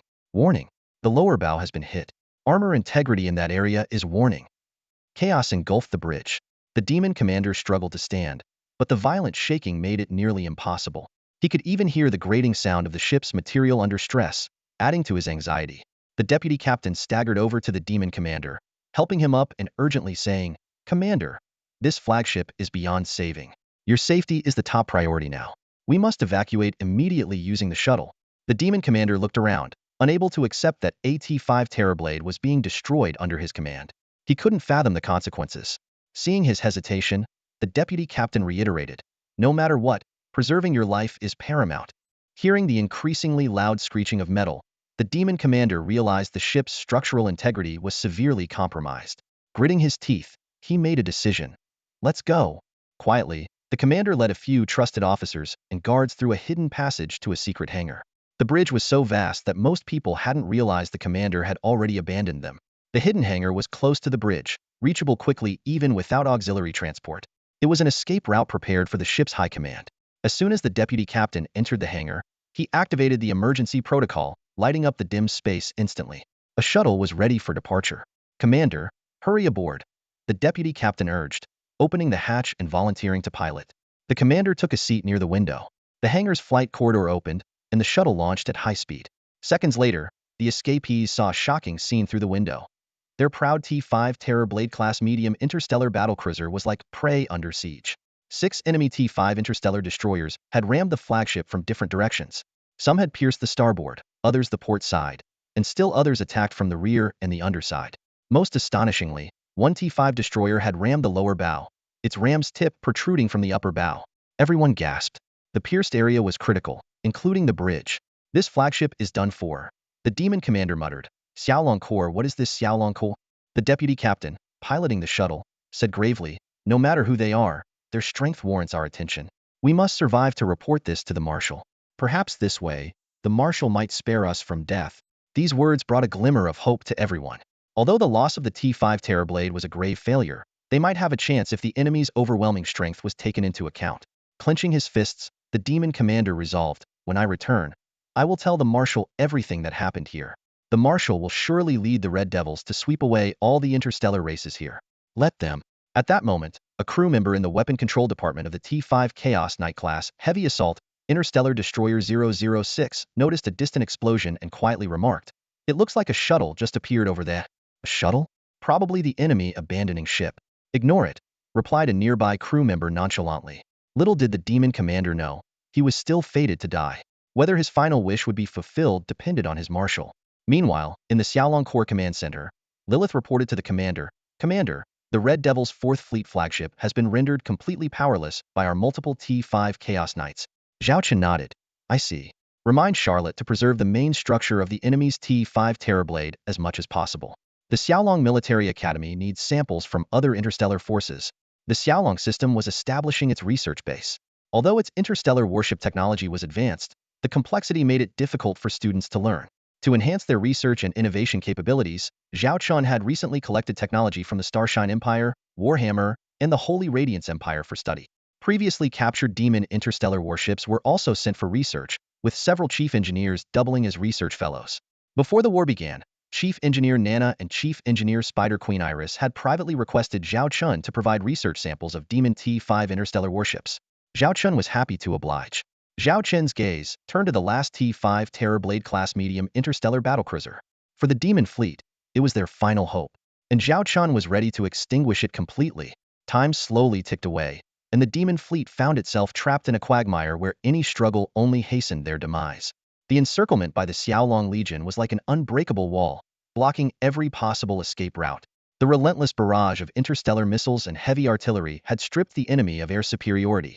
Their fighters and drones were shot down within minutes of taking off. On the battlefield, ghost-like assassins roamed, targeting high-value interstellar warships. Their primary targets were the T-4 Demon Hunter-class medium battlecruisers and other main battleships. These elite units swiftly destroyed enemy warships with minimal losses, significantly demoralizing the demon forces.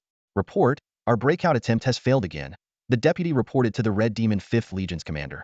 The demon commander remained expressionless, having grown accustomed to such news. He had heard similar reports countless times in the past few hours. With the destruction of the Red Demon 4th Legion's flagship, their elite fleet was annihilated in a short time. Desperately, the demon commander abandoned the breakout and regrouped the remaining elite forces with other legions. Subsequent breakout attempts also ended in failure.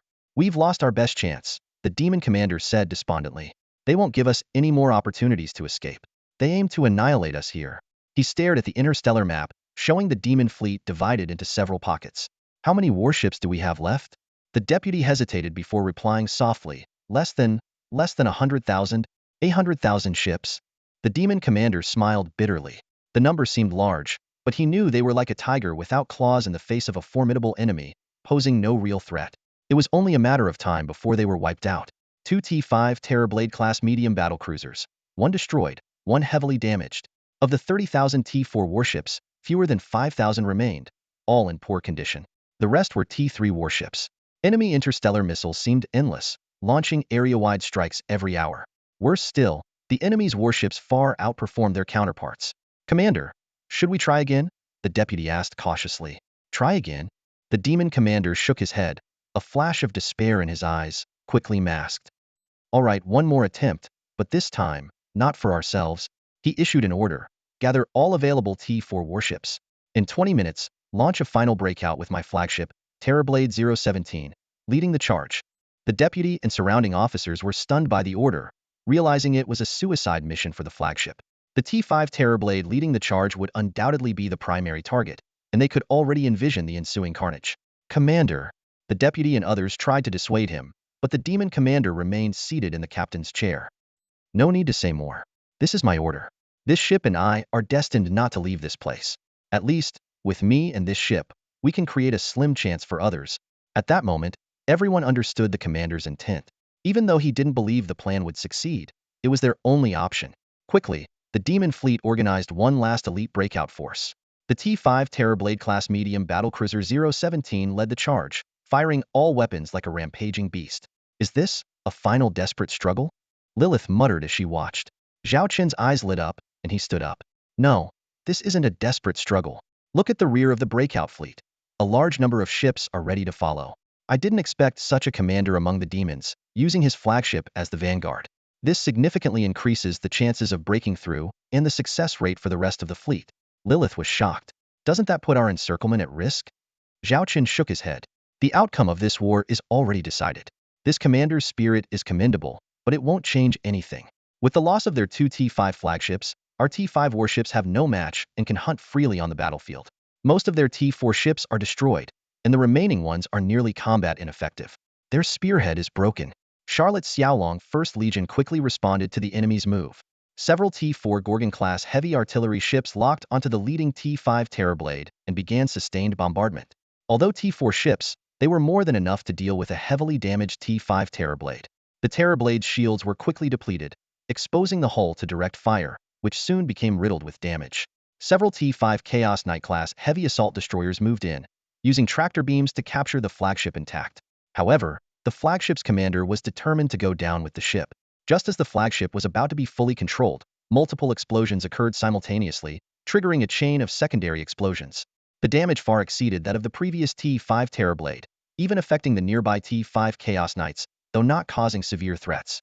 Thus, both T5 Terrorblade-class medium battlecruisers of the Demon Fleet had fallen. As the last 2 T5 Terrorblade-class medium star battlecruisers fell, the Demon Fleet's breakout attempt was swiftly blocked by the Xiaolong 1st Legion. On the battlefield, the demon starships floundered like trapped beasts, struggling in vain against the encircling forces. Charlotte reported to Zhao Qin through the video window. "Commander, the situation is under our control. Ending this war is just a matter of time." Zhao Qin nodded slightly and then reminded, "Don't rush. Leave them some seemingly hopeful gaps to avoid pushing them too hard. Our primary goal is to minimize our own losses, not to achieve a quick victory." He paused and added, "We can accept those willing to surrender and guarantee their safety." Despite the ferocity of the demon fleet, Zhao Qin understood that many of their warriors were excellent laborers, even superior to the Halfric race. Properly relocating these talents to mining planets for or extraction would be a significant human resource. With the Holy Light Empire and the Warhammer Empire withdrawing from the former mechanized race territories, Zhao Qin directly controlled a star domain as vast as 3 empires, urgently needing a large workforce for expansion. Charlotte grasped the commander's intentions and immediately adjusted the deployment. The previously airtight encirclement suddenly showed several uncontrolled gaps. The desperate demon starships, seeing a glimmer of hope, began to break through these gaps frantically. In the process, they abandoned attacks on the Xiaolong starships, focusing solely on escaping. In the chaos, some demon fleets, losing upper-level command, failed to communicate and even collided or fired upon each other. This was precisely the scenario Zhao Qin hoped for. Instead of letting the enemy erupt in a desperate fight, it was better to give them false hope, allowing the Xiaolong Legion to deplete them calmly. For those demon starships that managed to break through, Zhao Qin was prepared. His initial order was to annihilate the demon fleet, so the escapees had only 2 fates: surrender or be destroyed. To this end, Charlotte prepared 2 strategies. First, Zhao Wanner's special fleet, composed of star stealth bombers, was deployed on the battlefield's periphery to hunt down escaping enemy ships. Secondly, each legion formed hunter squads of star battlecruisers and star cruisers to chase down large-scale enemy fleets attempting to flee. With Charlotte's meticulous planning, the war became a game under Zhao Qian's control. As time passed, the number of demon starships dwindled, with some choosing to surrender. These surrenders would become new forces in Zhao Qian's endeavors, contributing to the empire's expansion. Following Zhao Qian's instructions, the Xiaolong legions slowed their offensive pace. Ensuring the enemy couldn't escape, letting them live a bit longer was acceptable. As the battle extended into the 20th, 30th, 40th, and even 50th hour, it gradually turned into a real-world training exercise. For the newly enlisted Xiaolong 8th, 9th, and 10th legions, it was an excellent opportunity to gain combat experience. The veteran legions cooperated in the drill, using the remaining demon starships as training targets for the new troops. As Zhao Qian began to nod off, a faint alert sounded in his mind. If it had been during intense combat, he might have ignored the sound. But with nothing pressing at the moment, he realized it might be related to a system task. Maintaining his relaxed posture, he opened the system page. Zhao Qian saw a task completion notification. T5 Mall Activation Task. Completion. 100. System prompt. Please make selections according to the task prompts. Upon reaching 100 completion, the T5 system mall will be unlocked. The rewards for the following options can be stacked and are valid for 3 months. Option 1. Eliminate 3,000 demon starships to achieve 5 completion. Completed. Option 2.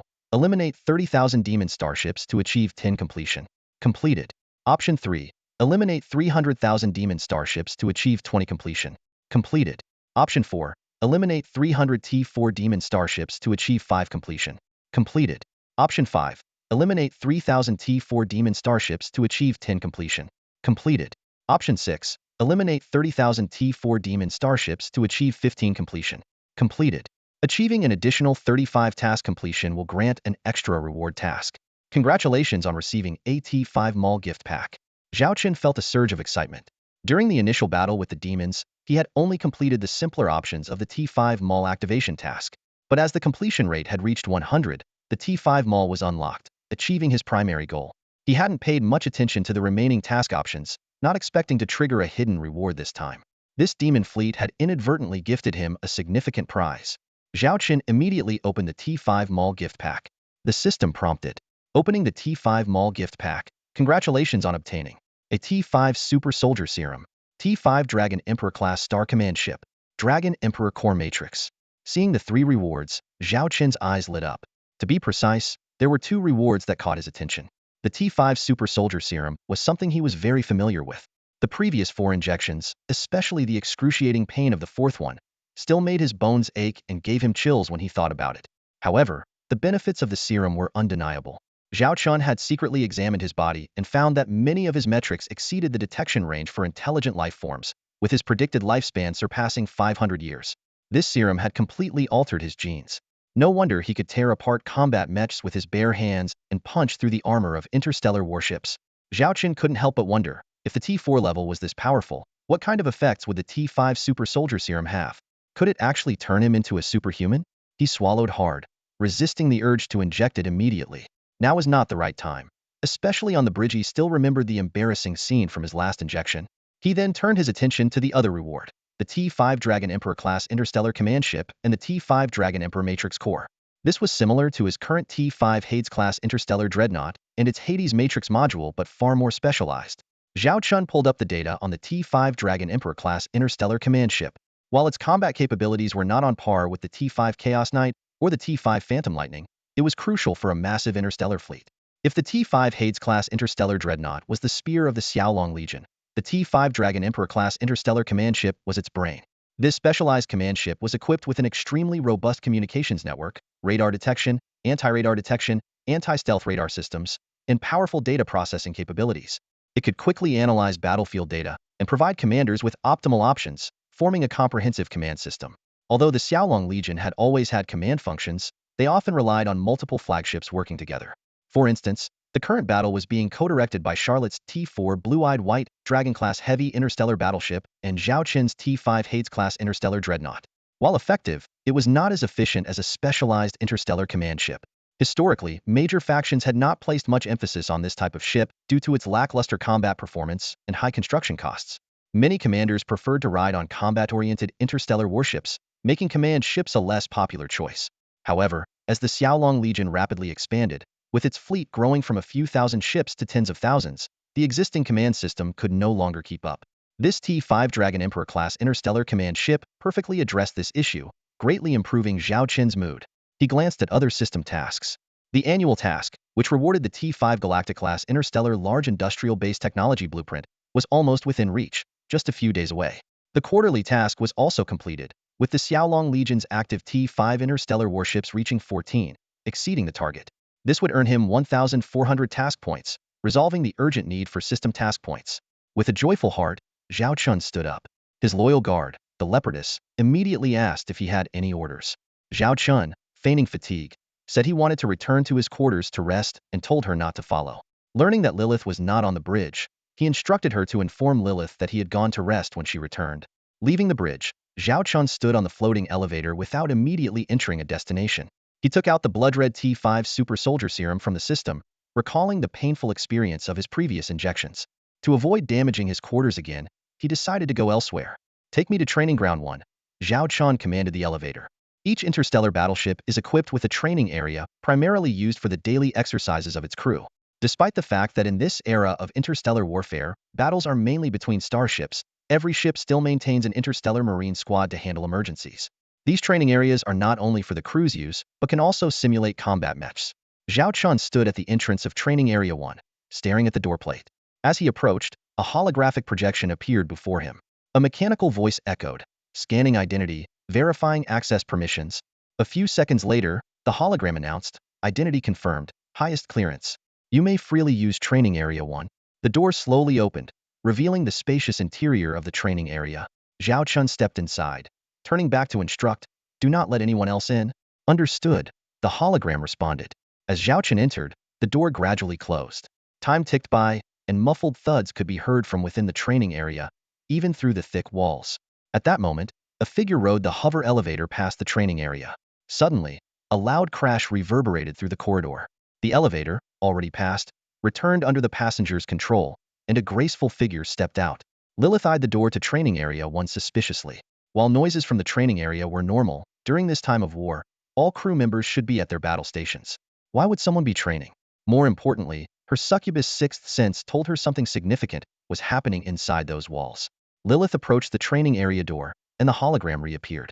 The mechanical voice stated, training area in use. Who's using the training area? Lilith demanded. Apologies, you do not have the necessary permissions to query, the mechanical voice replied. Lilith frowned, muttering incredulously, no permissions to query? How is that possible? Just then, a loud bang came from the wall, creating a web of cracks with debris scattering on the floor. The protruding section was at least 10 centimeters deep. Lilith's pupils contracted, and she immediately became alert. She retrieved a mini laser gun from a concealed location. Although as a secretary she typically wouldn't openly carry a weapon, caution was warranted in this situation. She assumed a combat stance, glaring at the training area door, and demanded sharply, I'll ask one more time. Who's inside? Apologies, you do not have the necessary permissions to query, the mechanical voice repeated. Open the door, I need to get inside. Lilith commanded. Apologies, you do not have. Impatiently, Lilith raised her hand, summoning a virtual interface, and a virtual token appeared. The mechanical voice immediately changed its tone, detected highest clearance. This was a special clearance Zhao Chun had prepared for Lilith, with some limitations but usable in emergencies. The AI detected this clearance and instantly lifted Lilith restrictions. Open the door. Lilith ordered sharply, while simultaneously commanding the bridge via internal communications to send reinforcements, with the nearest interstellar marine squad also on their way. The door slowly opened, revealing an unexpected scene. The once pristine training area had turned into a pile of rubble, almost unrecognizable. In the center of the debris, a figure stood unsteadily, leaning forward with both hands clutching his head. His shirt was gone, revealing a chest with bulging veins and bloodshot eyes, lost in madness. Despite his frenzied state, Lilith immediately recognized the person. Commander! Commander! Lilith realized something was wrong and called out loudly. Hearing her voice, Zhao Chun lunged at Lilith like a predator. Just as his hand was about to touch her cheek, he suddenly stopped. Get out! Zhao Chun roared, starting to retreat. Commander! What's wrong? What happened? Lilith asked, approaching despite the danger. This time, Zhao Chun didn't respond, only raising his eyes again, filled with ferocity. Lilith was prepared. activating her succubus abilities to intervene in Zhao Qin's consciousness. She sensed that his pain wasn't physical but mental. Though she didn't know the cause, she believed soothing his mind might help. Lilith's abilities took effect. Zhao Qin's pained expression gradually faded, and the ferocity in his eyes slowly diminished. However, Lilith was now drenched in sweat, realizing that the commander's mind was in utter chaos, filled with negative emotions. She couldn't suppress this chaos for long, but leaving it unchecked was not an option. Suddenly, an idea struck Lilith. If the commander's violent emotions could be redirected, maybe it would help. Seizing this chance, she began to create a dream within Zhao Qin's mind, filled with enchanting fairies, dressed in sheer, alluring garments. Soon, Zhao Qin's expression changed, with a more intense emotion replacing the previous ferocity. Lilith breathed a small sigh of relief. At least he wouldn't be overwhelmed by violent emotions. However, in the next moment, Zhao Qin pounced on her, tearing at her clothes like a beast, as if she were a helpless prey. Lilith had intended to soothe the commander's state of mind, making him dream a pleasant dream. But she hadn't anticipated that his condition was so severe that even with his mind under control, his body acted on primal urges. At this moment, Lilith was powerless to stop him. She bit her lip and slowly closed her eyes. She then used the internal communication system to command the approaching guards and interstellar marines to return to their posts. In a weak, breathy voice, she said, "Close the door. No one is to enter without permission." The hologram responded slowly, "Understood." The door to training area 1 quietly closed, concealing all within. Charlotte frowned as she looked through the video communication link at Captain Xue Xiaoxiao of the T5 Pluto-class interstellar dreadnought. She had just finished handling battlefield affairs, only to find she couldn't reach the commander. Xue Xiaoxiao, still immersed in the aftermath of the battle, glanced at the empty sofa and shook her head. No idea. Charlotte's frown deepened. It was extremely rare not to be able to contact the commander. Another person immediately came to her mind. What about Lilith? Xue Xiaoxiao scanned the bridge, but saw no sign of Lilith, the secretary officer. Lilith isn't here either, she replied. Both the commander and Lilith were missing, causing a sense of unease to rise within Charlotte. Just as she was about to contact Lilith, Zhao Qin's face suddenly appeared in the video window. "Here I am, Charlotte. What's up?" Zhao Qin waved from a distance at the video window. Charlotte lowered her hand, which she had been about to use to contact Lilith, and asked in confusion, "Commander, I've been trying to reach you, but it kept showing you were unavailable." Zhao Qin looked puzzled and glanced at his empty right wrist. He explained, "I was discussing internal finances and combat readiness with Lilith and accidentally blocked external communications. Is there something urgent to report, Charlotte?" Without further suspicion, Charlotte reported, "The battle is essentially over. We have dealt with all 10 of the enemy's demon fleet, totaling 300,000 interstellar warships. Now it's just the post-battle cleanup." Zhao Qin thought of Qidong and Su Lan, who were still engaged in combat, but Charlotte continued, "Their battle has also concluded. With reinforcements from the Warhammer side, the remaining demon interstellar warships were either destroyed or surrendered." "What's the damage to Qitong and Su Lan's fleets?" Zhao Qin asked with concern. "Each of their fleets lost about 2,000 interstellar warships, totaling 4,000, Charlotte replied. The reinforcements led by Princess Blanche, clan leader Ted, and clan leader Xiong suffered losses of 30,000 interstellar warships. Zhao Qin understood that the timely arrival of these reinforcements had taken on the main combat tasks, relieving the pressure on Qitong and Su Lan's fleets. Charlotte inquired about Lilith's whereabouts again, and Zhao Qin had to dodge the question by saying she was still busy, instructing the secretary department to handle post-battle affairs. After the communication ended, Zhao Qin let out a deep breath. Xue Xiaoxiao blinked at him and said, "Commander, it seems like you're hiding something from General Charlotte." Zhao Qin lightly tapped Xue Xiaoxiao on the head. "Don't talk nonsense. What could I be hiding? Instead of overthinking, focus on learning fleet command from the other fleet commanders. Don't think you can escape." Xue Xiaoxiao stuck her tongue out at Zhao Qin and muttered, "A woman's intuition is very keen. Besides, I'm not leaving my beloved Pluto." Zhao Qin sat back on the sofa, frowning with a guilty conscience. He pondered silently. Was I that obvious? How did even Xue Xiaoxiao notice? Could a woman's sixth sense really be that accurate? He leaned back on the sofa, staring at the bridge ceiling, covering his face with a sigh. The side effects of this T5 super soldier serum are really severe. Hard to guard against. A few hours later, Lilith's holographic image suddenly appeared in the bridge's command center. Her voice was clear and firm. "Quickly compile the post-battle data. Also, assess whether our accompanying interstellar transport ships are sufficient to carry the wreckage from this battlefield. If not, contact the Warhammer unit immediately and request the necessary transport ships." Even as a hologram, Lilith was meticulous in her instructions. After she finished, a curious secretary asked, "Lady Lilith, Why aren't you here in person? You usually handle the data compilation yourself after important battles. Lilith's eyes flickered for a moment before she replied, I have other matters to attend to right now, and it's also to train your capabilities. The Sky Dragon Legion will face more and more wars in the future, and I won't be able to oversee everything personally. You need to be able to handle things on your own. Complete these tasks well, and I'll be there shortly. With that, she ended the hologram transmission, never glancing towards the commander's chair. Back in her room, Lilith lay on her bed, exhausted. She had wanted to return to the bridge to oversee the work herself, but her physical condition wouldn't allow it. Reflecting on recent events, she buried her face in the pillow, feeling a mix of sweetness and fulfillment. Suddenly, a communication window popped up, showing Lilith under the covers. Commander Zhao Qin's voice came through. Lilith? Hearing his familiar voice, Lilith froze, slowly emerging from under the blanket to see Zhao Qin in the video window. She was momentarily at a loss, her mind blank. Noticing her unusual behavior, Zhao Qin coughed lightly and said, Ahem, I just wanted to say, if you're not feeling well, you should rest a bit more.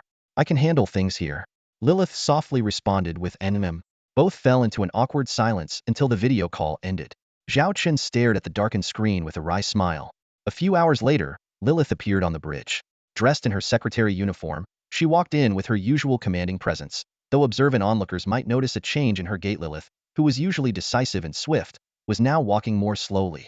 Zhao Qin, surprised to see her, said, You? Lilith calmly replied, Commander, I'll return to my duties now. Once the post-battle data is compiled, I'll report to you. She then walked towards the command center, as if nothing had happened earlier. Zhao Qin watched her work, noting her occasional signs of discomfort and her reduced movement, but her work ethic remained as strong as ever. A few hours later, Lilith stood before Zhao Qin once more. Commander, the summary of the post-battle data is ready. The detailed report will take more time. Zhao Qin said, Just give me the summary for now. Inform me of any critical data. Glancing at her legs, he added, Why don't you sit down to report? Understanding his concern, Lilith bit her lip and whispered, No need, Commander. I'll report like this. She began summarizing the battle. It lasted 3 days, destroying over 300,000 enemy starships, including 2 T-5 Terrorblade-class medium battlecruisers and 30,000 T-4-class starships. Estimated enemy casualties exceeded 500 million, with over 6,000 enemy ships and nearly 10 million demon soldiers captured. These prisoners would be assigned to Zhao Qin's territory for development or mining. The Sky Dragon Legion deployed 8 fleet groups, 2 special operations fleets, and 14 T-5 starships, totaling nearly 25,000 starships. They lost over 6,000 ships destroyed, 5,000 severely damaged, and nearly 3 million crew members killed. The war consumed approximately 1.3 trillion star credits, half of which was spent on interstellar missiles. Notably, the Special Operations Fleet led by Wolfgirl by Shui conducted 5 rounds of covering fire strikes. Including the battle damage data from Qitong and Sulan, the entire Sky Dragon Legion lost 10,000 starships and nearly 5 million crew members, with the war costing 1.5 trillion star credits and an overall loss rate exceeding 30. Hearing these numbers, Zhao Qin's expression grew serious. Compared to the Demon Fleet's losses, the loss ratio was about 36-1. This was even with the advantage of an ambush and support from missile ships. Zhao Qin couldn't help but wonder how much more his fleet would have suffered in a direct confrontation. He deeply felt the threat posed by the demon race. This was merely 13 demon fleets. There could be more in the future. This realization weighed heavily on Zhao Qin, like a mountain pressing down on him, making it hard to breathe. Zhao Qin asked in a deep voice, What's the financial situation of our Xiaolong fleet? Lilith shook her head, her expression serious. Not optimistic. Maintaining our current Xiaolong fleet's industrial system and building interstellar warships is barely manageable. But if another war of this scale breaks out, we don't have enough war resources in reserve. This war has nearly depleted our funds. She paused and added, according to the calculations of the Secretarial Department, if the enemy had 10,000 more interstellar warships, the outcome of this battle might have been different. Zhao Qin took a deep breath, a determined look flashing in his eyes. It's time to speed up. We need to make the Holy Radiance Empire and the Warhammer Interstellar Federation Kingdom realize their potential, while also developing the resources of those 10 newly added star regions. Lilith, already anticipating the commander's thoughts, immediately responded. The development plans for those 10 star regions are already being prepared. We could have a rough plan in place by the end of the year. A hint of excitement flashed in her eyes. If all 15 star regions are fully developed, the monthly resource output could reach 2 trillion star coins. Moreover, if we create habitable planets within these regions, their value will continue to grow. Switching to a more serious tone, Lilith continued, however, these 15 star regions must have a complete institutional framework for efficient management. Raising an eyebrow, Zhao Chen looked at Lilith. Since you brought it up, you must have some ideas, right? With a gentle wave of her hand, an electronic document appeared in the air, titled Xiaolong 15-Star Regions. Just as she was about to speak, Zhao Chen quickly interrupted. No talk of founding an empire, please. Just the thought of it is exhausting. Even when Qin Xiaolei offered me a regent title, I couldn't be bothered. Understanding the commander's character, Lilith shifted her approach. Even if we don't establish an empire, we still need a system. She waved her hand again, revealing a pyramid structure. Zhao Chen noticed familiar names. Northern Yin Group, Earth Dragon Group, Northern Dragon Group, and Rose Red Dragon Group. At the top of the pyramid was Xiaolong Galactic Interstellar Group. Lilith explained, the situation has changed. Binding these groups to us publicly will be more beneficial for development. This Xiaolong Galactic Interstellar Group encompasses all modules, including the Xiaolong fleet. This way, even without establishing an interstellar empire, you can still become the uncrowned king of the Galactic Alliance. Narrowing his eyes in thought, Zhao Chen mused, Xiaolong Galactic Interstellar Group? Interesting, but something feels off. As Lilith continued to elaborate on the advantages of this system, Zhao Chen, unable to come up with a better suggestion, agreed to the idea. With permission granted, Lilith's lips curled into a slight smile, thinking to herself that this was just a starting point, and adjustments could be made as needed. She firmly believed that Zhao Chen was destined to stand at the pinnacle of the universe, and she was there to pave the way. After the briefing, Zhao Chen said, now that only post-war cleanup remains, the Xiaolong fleet can prepare to return home. This intense combat has left everyone exhausted. They need a good period of rest. Lilith nodded in agreement. I'll make the arrangements. Subsequently, the Xiaolong fleet left part of its intact interstellar warships to guard the battlefield remnants while the rest of the fleet set course for home.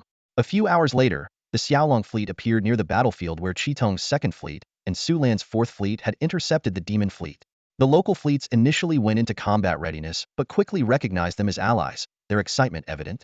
Zhao Chen received multiple video communication requests simultaneously, from Qitong, Su Lan, Princess Blanche of the Dragon Corps, Commander Xiongda of the 100 Beast Corps, and Acting Commander Ted of the Tiger and Dragon Corps. He accepted all requests at once. As several video windows appeared, the anxious commanders waited in silent agreement. Finally, Princess Blanche couldn't hold back. My lord, the battle on your side? Zhao Chen calmly replied, it lasted 3 days.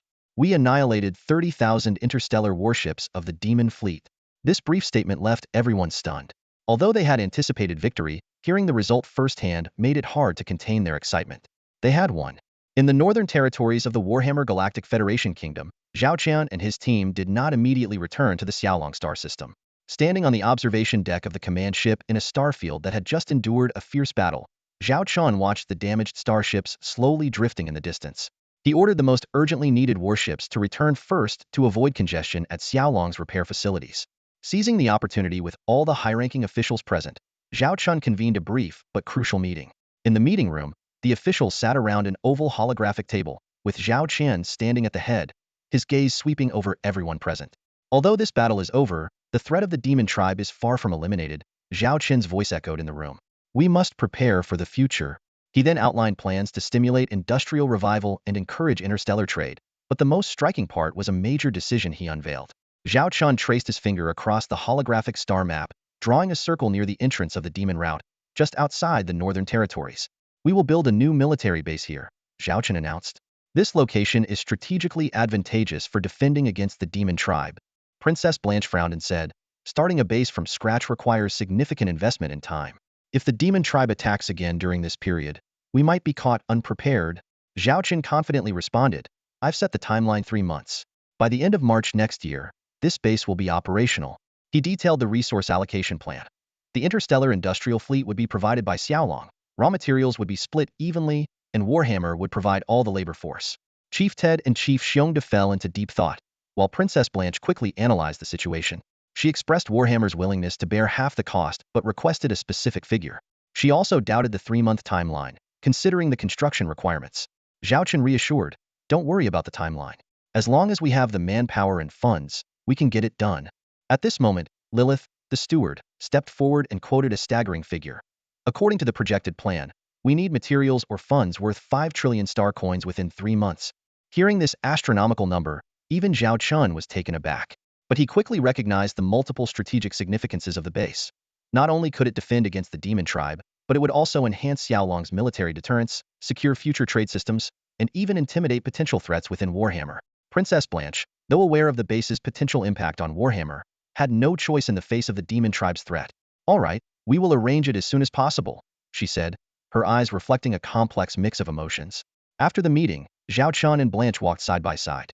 Zhao Chun suggested visiting her sister Leona, but Blanche teased, "Quite the feat, my lord, convincing my sister to join the Xiaolong Corps." Zhao Chun chuckled, explaining Xiaolong Corps' promotion mechanism, emphasizing that Leona had earned her position commanding 300 starships through her capabilities. He half-jokingly invited Blanche to join Xiaolong as well. Blanche smiled and declined. "Thank you for the offer, but someone needs to manage the Dragon People tribe." Her tone carried a hint of resignation, yet also revealed her steadfast commitment to her responsibilities. After parting ways with Blanche, Zhao Chen arrived at a luxurious private room in the starship's restaurant, ready to hold a post-battle meeting with the commanders of the Xiaolong Legion. The spacious room featured a large round table laden with a sumptuous feast, surrounded by a dozen comfortable chairs. 10 Legion commanders, 2 special fleet commanders, the acting captain of the T5 Pluto, and Zhao Chen's secretary Lilith were already seated. As Zhao Chen stepped into the room, he immediately sensed the heavy atmosphere. He glanced around and asked, "What's going on? This is supposed to be a celebration banquet for you all. Why does everyone look so down?"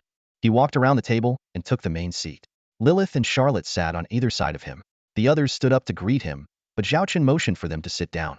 "Come on, tell me what's bothering you," Zhao Chen said, sampling the food. However, no one responded. Scanning the room, Zhao Chen noticed the 8th Legion commander, Yi Xiaodong, with her head down, her eyes swollen.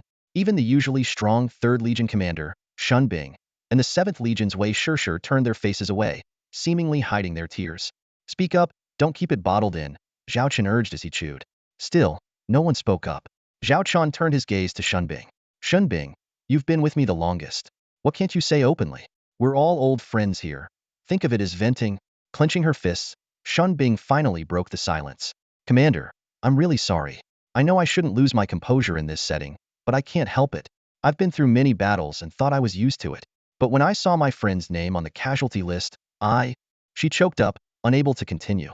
Lilith interjected at the right moment, explaining, "If I'm not mistaken, it's probably Huang Chi-Chi, the fleet commander and deputy commander of the Xiaolong 3rd Legion's 2nd Fleet. She was a junior at the Northern Star Military Academy, introduced to the Xiaolong Legion by Shan Bing. During this battle, her fleet faced a fierce enemy attack, and after a desperate fight, fewer than 30 ships remained. Huang Chi-Chi was killed in action." Hearing this, Shan Bing bowed her head in guilt, tears streaming uncontrollably. She sobbed. "Chi-Chi, like me, came from a humble background and was a top student at the Northern Star Military Academy. We became good friends, and she often helped me. I was the one who brought her into the Xiaolong Legion. She still has parents and 2 younger brothers. Her family was originally very poor, and their lives only improved because of the Xiaolong Legion's benefits. After she was promoted to deputy commander, she was eligible to bring her family to live in the Xiaolong star system." Shan Bing choked up. "I've met her family. They're wonderful people. I promised to take care of her like my own sister. Now, I don't know how to face her parents." Shan Bing's words seemed to resonate with the others. Yi Xiaodong couldn't hold back her tears either. My 2 younger sisters. Both died in this battle. And my former comrades." Wei Shishir clenched her fists, her eyes red. "The 368 sisters who trusted me and followed me from the Imperial Princess Fleet to the Xiaolong Legion. We had already lost 37 before. This time, we lost 277 more." Seeing these usually formidable commanders showing their vulnerable sides, Zhao Chun understood. To the outside world, they were always the unyielding warrior goddesses, but only in front of him, their commander, could they show their true emotions. Sensing the increasingly heavy atmosphere, Zhao Chun put down his chopsticks. "I understand your feelings. I have something to tell you later. But for now, I want you all to finish this meal." Though curious about what Zhao Chun had to say, everyone picked up their chopsticks. However, they were clearly distracted and barely touched their food. Seeing this, Zhao Chun put down his chopsticks again. "All right, it seems you can't eat like this. Lilith, connect us to the other side." Lilith immediately understood Zhao Chun's intention and initiated a communication request. Soon, a video window appeared before them. "Commander, what can I do for you?" Ayun, who was in charge of the Rebirth project, appeared on the screen. Zhao Chun said, "Ayun, could you locate Huang Chi-Chi for me?" She was the fleet commander of the Xiaolong 3rd Legion's 2nd Fleet and deputy legion commander.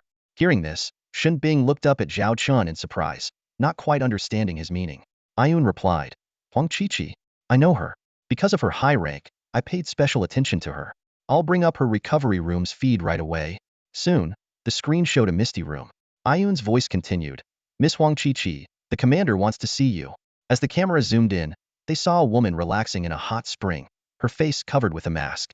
A wooden tray with drinks and snacks floated beside her, and a massage robot was attending to her. Chi-Chi, Shin Bing exclaimed, jumping up. Even with the mask, she immediately recognized her friend Huang Chi-Chi. Huh. Huang Chi-Chi, still a bit dazed, opened her eyes and saw the video window with Zhao Chun, Shun Bing, and the others on the other side. For a moment, time seemed to stand still. Zhao Chun covered his face with one hand, struggling to hold back his laughter. Ayun, that girl, had the nerve to start a video call in someone else's room without any warning. This was beyond awkward. Fresh out of the hot spring, Huang Chi-Chi wrapped herself in a bathrobe, nervously glancing at Commander Zhao Chun on the screen. Her heart raced, and her cheeks flushed as she thought, oh no, the commander must have seen everything just now. Huang Chi-Chi. Shin Bing raised her voice. She noticed her friend's gaze constantly drifting towards the commander, clearly distracted. Huh. Bing Bing. What is it? Huang Chi-Chi snapped back to reality, but her eyes still occasionally darted towards the commander. Shin Bing asked, puzzled. Weren't you killed on the battlefield? I saw your ship get destroyed with my own eyes, and even received your final communication. She recalled her own grief-stricken state and then looked at her carefree friend, feeling a mix of emotions. Huang Chi-Chi looked confused. I don't know. One moment I closed my eyes, and the next, I was here. They told me I needed to recuperate and couldn't contact the outside world. Everyone, especially the previously emotional Wei Shishir and Yi Xiaodong, eagerly looked at Commander Zhao Chun. Zhao Chun took a deep breath and decided to reveal the truth. It's time to tell you a secret. Our Jiaolong Legion has a piece of advanced technology, the T4 Rebirth-class clone starship. He explained in detail how this technology captures the soul's consciousness and injects it into a clone, achieving resurrection. Rebirth and resurrection? Chu Xin gasped, covering her mouth. Zhao Chun continued. This technology is extremely advanced and couldn't be disclosed earlier. But now, considering our strength and personnel losses, it's time to lift the highest level of secrecy. However, it still needs to be kept at level 3 confidentiality. Hearing this, everyone felt a sense of relief. Wei Shishir, overwhelmed with joy, eagerly asked, can we contact those who have been resurrected now? Zhao Chun nodded in agreement. Although Wei Shishir was impatient to contact her comrades, she restrained herself given the current situation. She raised a bottle and, without waiting for Zhao Chun's response, took a big swig, immediately lightening the mood in the room. Shin Bing pretended to be angry at Huang Chi-Chi on the screen. I was so worried about you. Wait till you get back. You're in for it. Huang Chi-Chi quickly apologized. Bing Bing, I really know I was wrong. If I could contact you, you'd be the first I'd reach out to. When I get back, I'll take you to a hot spring and give you a back rub, okay? Seeing Shin Bing's expression soften, she quietly added, oh, and can you take some photos of the commander for me? I want to. Before she could finish, Shun Bing abruptly ended the call. Curious, Zhao Chun asked, why did you end the call? Through gritted teeth, Shun Bing replied, let her stay where she is. With that, she picked up her chopsticks and aggressively grabbed a piece of meat, as if punishing the heartless friend. She resolved to make up for all the meals she missed out of worry in the past few days. Suddenly, Charlotte, sitting next to Zhao Chun, sniffed him a few times and asked, puzzled, Commander, why do I smell something peculiar on you? Zhao Chen's heart skipped a beat, thinking, how is her sense of smell so sharp? It's been days. He quickly changed the subject. What smell? You must be mistaken. Anyway, why don't we have any snail noodles here? Get me a serving. No, 10 servings of snail noodles. The grand hall was enveloped in silence. The assembled generals held their breath, not daring to make a sound. The only noise was the heavy breathing of the Red Demon Marshal seated at the head of the room, echoing through the vast space. So, you're telling me that my 300,000 demon interstellar warships are completely destroyed? Not a single one returned, correct? The Red Demon Marshal's eyes remained closed, his voice low and menacing. A trembling general responded, why, sir? We lost contact with all 10 Red Demon legions, so we dispatched an interstellar reconnaissance ship to investigate. We found battlefield wreckage and depleted warp interceptors some distance from the front lines. He took a deep breath and continued. We also received an encrypted message from the commander of the 5th Legion before he died. The transmission was slow, and we only recently received it. It confirmed that our 300,000 warships were ambushed by an enemy known as the Xiaolong Legion. They used warp interceptors to destroy our entire fleet. The Red Demon Marshal's fingers dug deeply into the armrests of his chair, his knuckles turning white. 300,000. All gone? He suddenly erupted into a fit of maniacal laughter. Ha ha ha. All gone. The generals in the hall were petrified, not daring to breathe. The Red Demon Marshal abruptly stopped laughing and squinted his eyes. You said, Who did this? The, the Xiaolong Legion, the general stammered. The Xiaolong Legion? The Red Demon Marshal savored the name, a vicious glint in his eyes. I've got it. Relay my orders. Assemble the entire Red Demon Legion fleet. I will embark on a crusade against this Xiaolong Legion and obliterate any star systems and planets associated with them. I will tear them apart. A bold subordinate, trembling, reminded him, Marshal, we need to report to His Majesty the Demon King before the entire Red Demon Legion can embark. Before he could finish, a pair of crimson boots appeared before him. A heavy blow struck his jaw, followed by several fierce punches. The subordinate lost consciousness instantly, collapsing to the ground as the Red Demon Marshal continued to vent his fury. 300,000 warships, the Red Demon Marshal roared, plus the nearly 120,000 we previously deployed in that battlefield. We've lost a total of 420,000. At its peak, my entire Red Demon Legion had just over 1 million ships, and now we've lost nearly half. His gaze swept over the generals in the hall, his bloodthirsty eyes making each one shiver. I am well aware that such a massive deployment requires His Majesty's approval, but his voice dropped to a threatening whisper. If His Majesty learns that I've lost over 400,000 warships, including 2 T5 Terror Blade-class medium interstellar battlecruisers, do you know what will happen?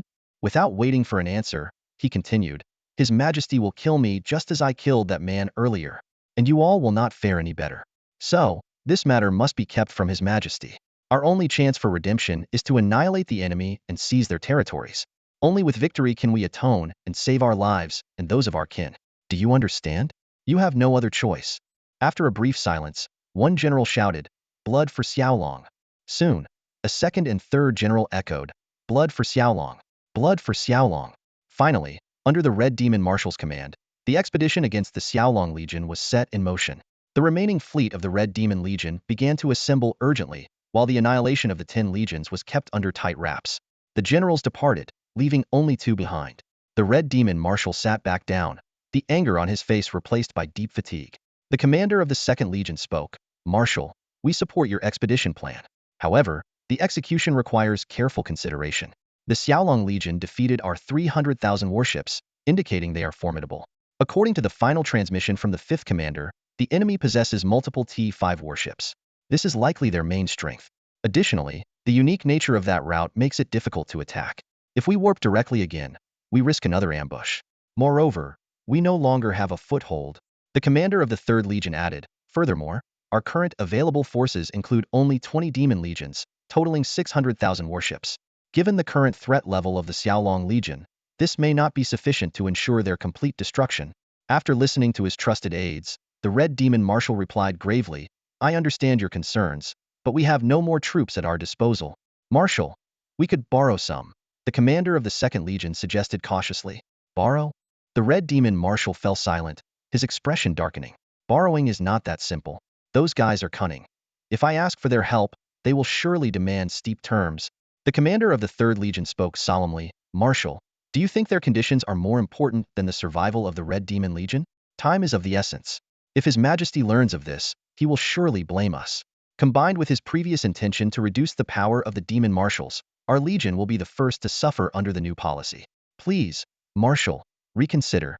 The Red Demon Marshal took a deep breath. I understand. I'll handle it.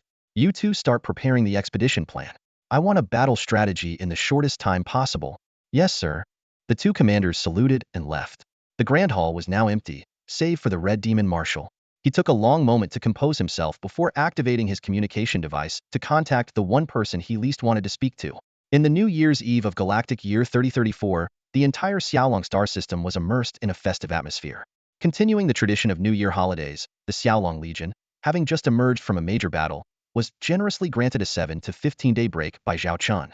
He implemented a shift system to ensure that every member could enjoy at least 7 days of vacation.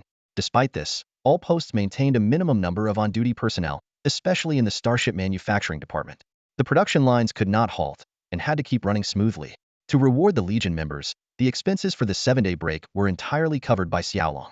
Even more exciting, everyone received shopping cards of varying amounts based on their rank, allowing them to indulge in the joy of shopping. However, Xiaolong's celebration caused unease among some high-ranking nobles of the Xingyao Empire, the Warhammer Interstellar Federation Kingdom, and the Holy Radiance Empire. On the last day of 3034, the Xiaolong Legion announced the establishment of the Xiaolong Galactic Interstellar Group.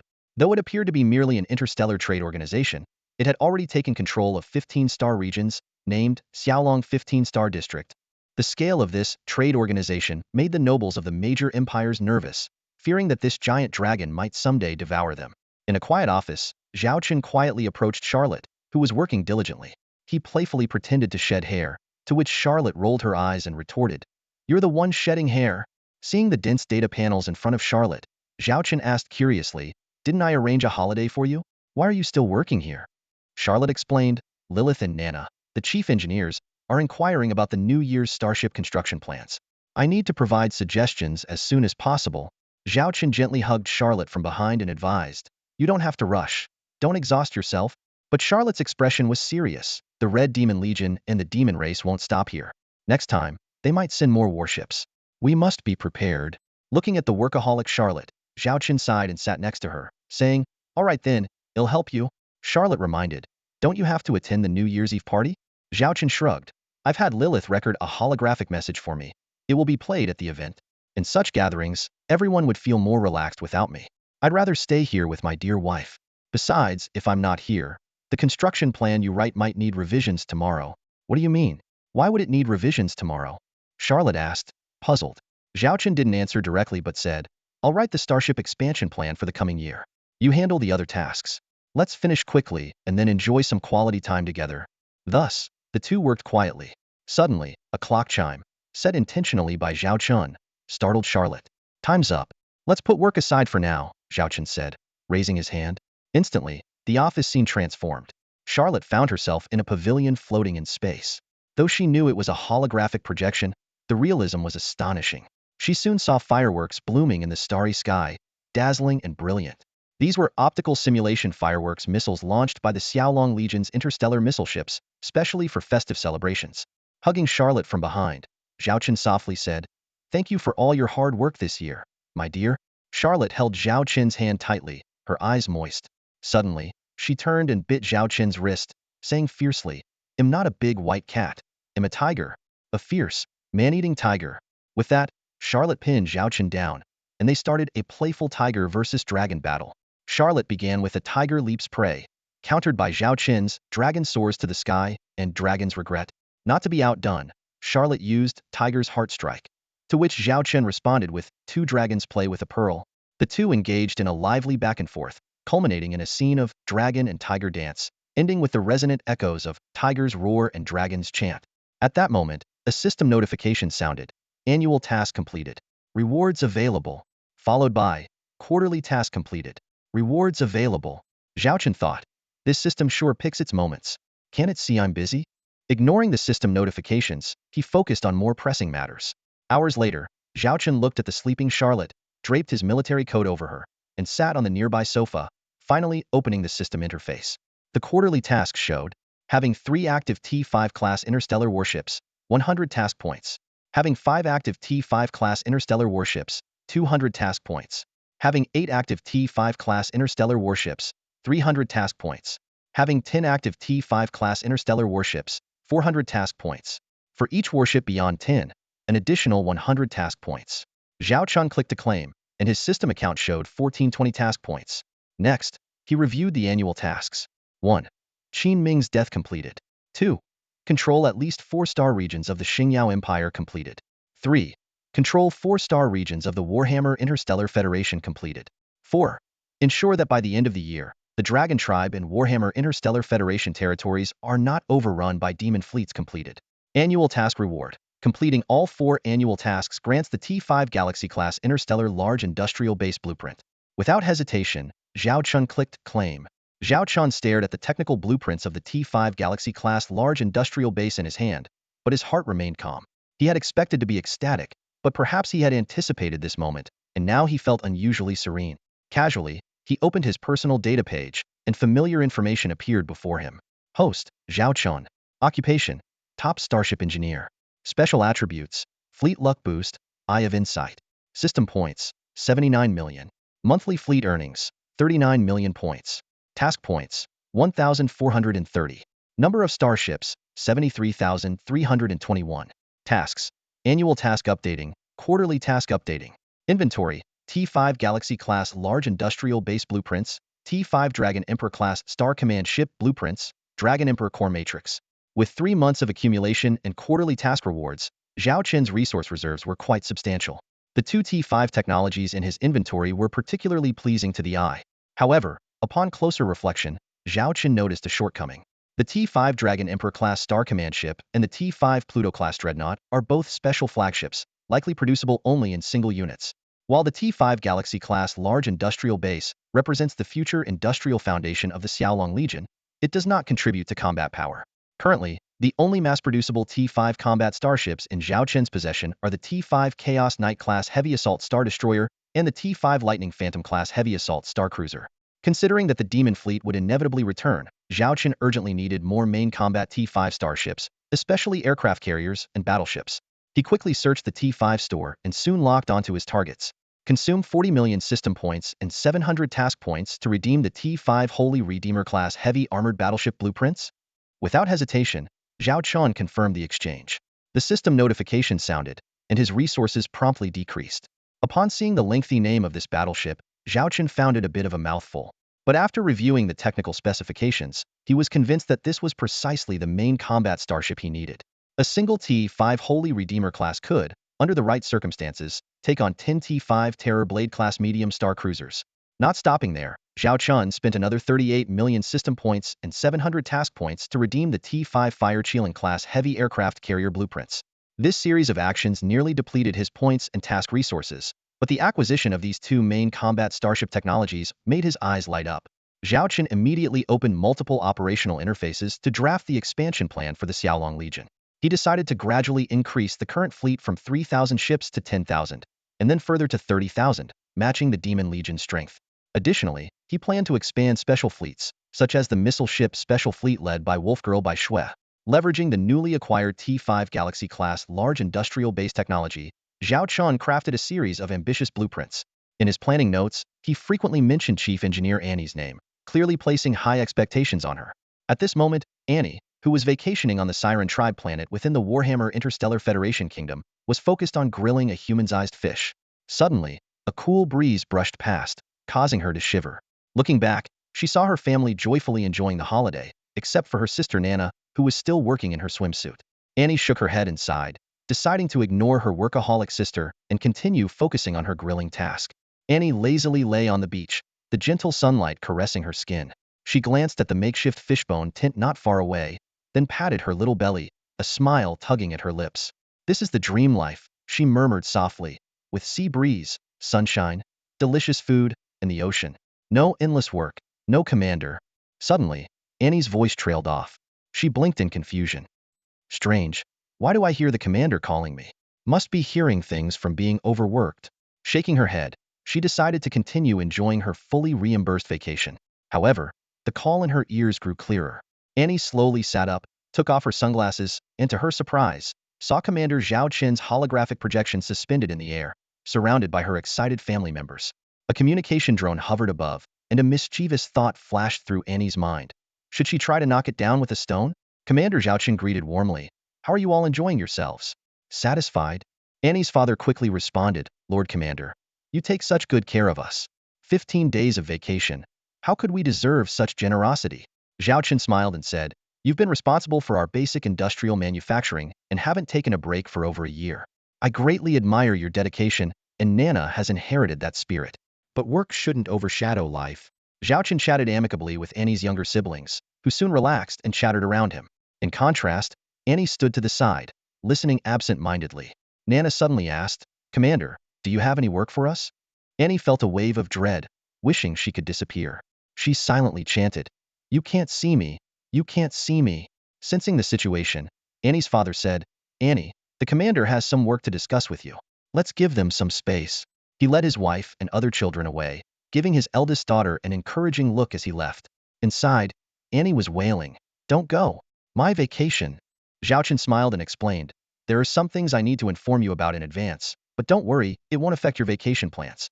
The promised 15 days will remain intact." Hearing this, Annie perked up. "Commander, whatever you need, just let us know. We'll handle it after the vacation." Zhao Qin began introducing 4 T5 class interstellar warships. Nana rushed forward, her eyes gleaming with excitement. Annie, too, was astonished that he could unveil 45 warships at once. Zhao Chun detailed the features of each warship, especially the impressive efficiency of the T5 Galaxy-class interstellar large industrial base. Nana listened intently, even expressing a desire to return to the Xiaolong star system immediately. Annie was dumbfounded.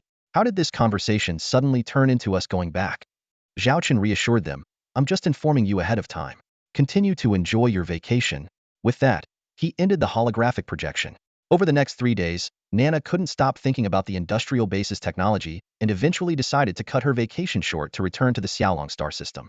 Annie's father kept urging her to learn from her sister and be grateful to the commander. Reluctantly, Annie also ended her vacation after just 7 days and returned to work.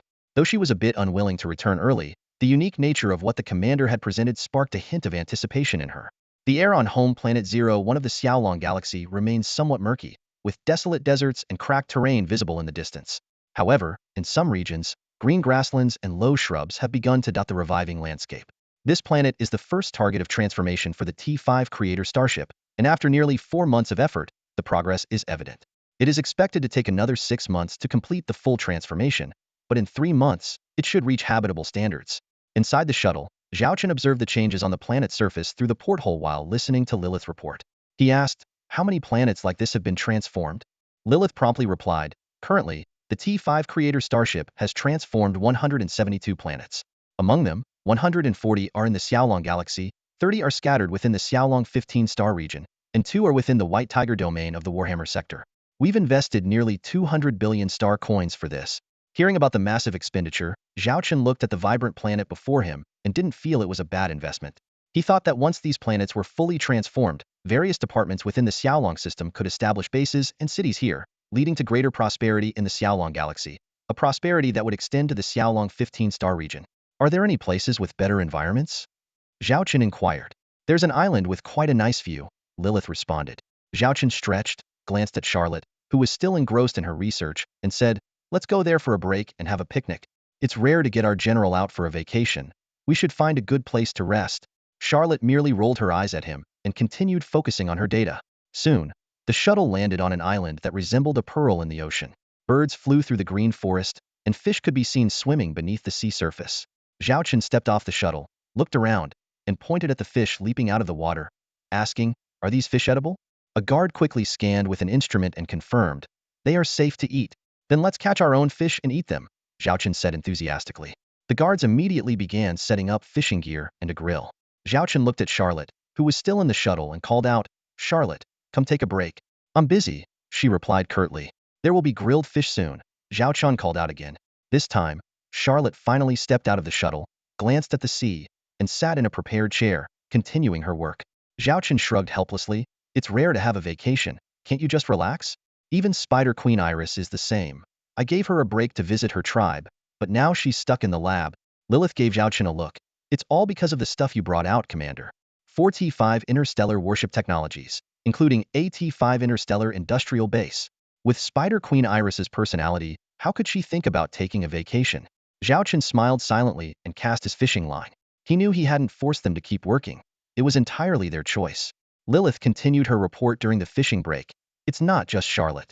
Because of your 4 interstellar warship technologies and the expansion plan for the Xiaolong Legion over the next year, my secretarial staff is working overtime to organize everything. Our starship industry has also immediately started the construction project for the T5 Galaxy-class interstellar large industrial base. The construction of such a large industrial base requires meticulous planning and deployment of raw materials. Zhao Chun said helplessly, I know, but there's no choice. Facing the threat of the demon race and the ticking time bomb of the interstellar insect race, we must speed up our expansion. As for other difficulties, we'll find solutions. Lilith continued, there's currently a major challenge, the construction of our first T5 Galaxy-class interstellar large industrial base. The site has been decided in the Xiaolong Galaxy Industrial Park. However, the cost of such a base is 5 trillion star coins, an enormous sum for us right now. Just so you know, the annual production value under the Xiaolong system is barely over 1 trillion star coins a month. There's a significant funding gap. Zhao Chun understood that the 5 trillion star coins price tag even exceeded that of AT5 Hades-class interstellar dreadnought. But this was a crucial boost for Xiaolong. Once this T5 Galaxy-class interstellar large industrial base was built, it would exponentially increase Xiaolong's shipbuilding capabilities, especially for the T5 series interstellar warships. Funding? We can figure something out, Zhao Chun proposed. The three major empires must have some financial and material reserves. We can borrow from them, promising to repay with interstellar warships, specifically the T4 series they want. Zhao Chen added. We could also establish an interstellar investment bank tied to our Bayin Group. The interstellar warships produced by Bayin Group are in high demand. We can set additional terms. Anyone willing to invest with us will be repaid with interstellar warships when the contract matures, with terms set for 6 months to a year. Moreover, for those with long-term savings reaching a certain amount in our interstellar investment bank, they can become our VIP partners. They could engage in various interstellar trade cooperations with us, even getting a 5 discount. For even larger savings, they could become our diamond VIPs. If our own pockets aren't enough, we can always look into others. Hearing the commander's words, Lilith couldn't help but show a wry smile. She shook her head and remarked, "Now I understand why some people call you a shrewd businessman. Your keen business acumen is truly a waste if not put to use as a CEO." Lilith's expression turned serious as she analyzed Zhao Chen's proposal. Your idea is indeed feasible. Considering that the Xiaolong Galactic Group has just been established, implementing this system is like giving the noble factions of the three major empires a pledge of allegiance. They will surely be willing to spend money for peace, and among them, there will undoubtedly be ambitious individuals eager to collaborate with us. She continued, funding shouldn't be an issue. With Xiaolong Group's industrial prowess, we are essentially a money-making machine. It's just a matter of time. What concerns me more is the construction timeline. Zhao Chun squinted, voicing his concern. Preliminary data suggests that if a single T4 Gemini-class heavy interstellar industrial ship were to undertake the construction of a T5 Galaxy-class large interstellar industrial base, it would require 2,000 months of labor. Lilith nodded in agreement. Indeed, the time factor is a significant issue. However, our Xiaolong Group currently possesses 130 T4 Gemini-class heavy interstellar industrial ships and 5,000 T3 Furnace-class heavy interstellar industrial ships. Zhao Chen raised an eyebrow in surprise. That many? I remember last year's plan was to have 100 T4 Geminis and 5,000 T3 Furnaces. Lilith explained. Last year's projects went smoothly, and our efficient planning saved a lot of time. With the extra time, we naturally produced more. Additionally, the Bayin Group now has 100,000 T2 Hammer-class heavy interstellar industrial ships, and after opening up T3 Furnace production rights, President Li Wei went all out. The number has already surpassed 2,000 and is still rapidly increasing. Zhao Chun was incredulous. 2,000 T3 furnaces? How did Li Wei manage that? Lilith replied, as far as I know, President Li Wei postponed some less critical production plans of the Bayin Group and focused all efforts on producing T3 Furnace-class heavy interstellar industrial ships once he got the production rights. Zhao Chen frowned. Postpone deliveries? Would the clients agree to that? Did Li Wei use our Xiaolong name to intimidate them? Lilith shook her head. The Xiaolong name did help a bit, but it was more about President Li Wei's negotiation skills. He didn't force the postponement. Instead, he contacted all buyers and let them choose. In the end, all buyers voluntarily agreed to the delay, with some even willing to wait for years. Zhao Chen realized, I see. What terms did Li Wei offer? Lilith elaborated. The core of the deal was that all delayed orders would receive a discount the longer the delay, the bigger the discount. Zhao Chen nodded, unconcerned about the discounts. He knew how incredibly profitable the Xiaolong interstellar warships were. Even with significant discounts, they would still be lucrative. Lilith continued her report. Based on discussions with Chief Engineer Nana and Chief Engineer Spider Queen Elise, we plan to distribute the construction tasks of the T5 Galaxy-class large interstellar industrial base as much as possible. The less technically demanding parts can be handled by T3 furnaces, while the critical core areas will be managed by T4 Geminis. If necessary, we can even call upon some industrial ships from the Bayin Group, including T2 hammers. She paused, her expression grave. Even with full effort, it would still take at least 5 months. And during these 5 months, our related interstellar warship production would decrease by 90. Zhao Chen decisively shook his head. No, 5 months is too long. He opened the star map, pointing to the demon route. We don't have much time. This is a major issue. Lilith added. Regarding this, I asked Charlotte to predict the next wave of the demon race's attack. She believes that the demons will be much more cautious next time, not underestimating us as they did before. They might send interstellar reconnaissance fleets at regular intervals, with the main fleet advancing gradually. Moreover, the next wave of demon fleets will be at least 3 times larger than this one. Zhao Chen's expression turned grim. So, based on the prediction, the next wave of demon fleets will arrive in about 100 days. We must complete the construction of the T5 Galaxy-class large interstellar industrial base within 3 months. Lilith pondered for a moment and proposed 2 options. We have only 2 choices.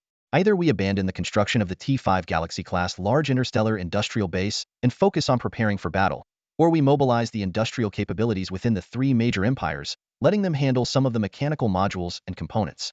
However, this carries the risk of leaking technical information. Since this involves T5 technology, even a slight leak could lead to rapid technological advancements in their respective fields. Zhao Qin stared at the calm sea, deep in thought.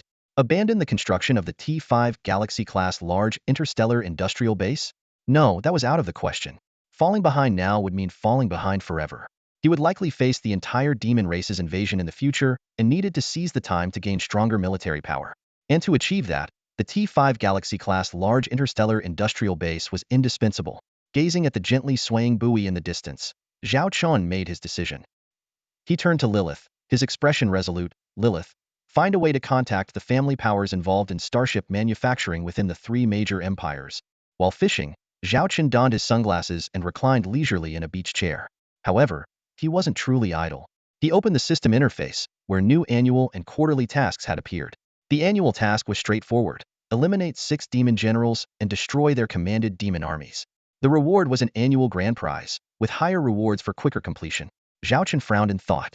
Handling even one red demon general required the full effort of the Xiaolong Legion, so dealing with 6 would be no easy feat. He decided to take it one step at a time. The quarterly task was even more challenging: establish formal ally relations or declare war with the Angel Clan, with a reward of 500 task points. Zhao Qin chuckled bitterly to himself. The system was truly ruthless, forcing him to either become allies or enemies. For him, it seemed there was no other choice. Convincing the Angel Clan would be no easy task. It looked like he would need to reveal some of his cards in the next meeting. Suddenly, Zhao Chun remembered there was an Angel Clan research team on his territory. He inquired with Lilith about the team's activities. Lilith provided a detailed report on the Angel Clan team's activities. They started by investigating the fall of the Saint family in the Holy Radiance Empire and contacted Saint Kana. They then split into 2 groups, heading to the Starshine Empire and the Warhammer Interstellar Federation Kingdom. They showed little interest in Warhammer, but upon hearing the possibility of war with the demons, they went to investigate, only to be restricted to the northern territories due to the state of war. They were more active in the Starshine Empire, meeting with Empress Qin Xiaolei. Finally, they arrived in the Xiaolong star system, conducting research within permitted areas, and were repeatedly denied access to the interstellar industrial zone. Zhao Chun was unconcerned about the angels snooping around his territory. Instead, he reminded Lilith that the agreed meeting time with the Angel Tilia had arrived. He instructed Lilith to communicate with the research team and, after the New Year holiday and arranging matters for the coming months, he would personally visit the Angel Clan. Facing increasing confrontations with the demons, establishing a stable and powerful alliance became the best option. Lilith was surprised by Zhao Qin's decision to go personally. Zhao Qin half-jokingly said he was the only one with free time. Lilith suspiciously hinted at whether he was going because of the beauty of the angel women, and Zhao Qin feigned anger and denial.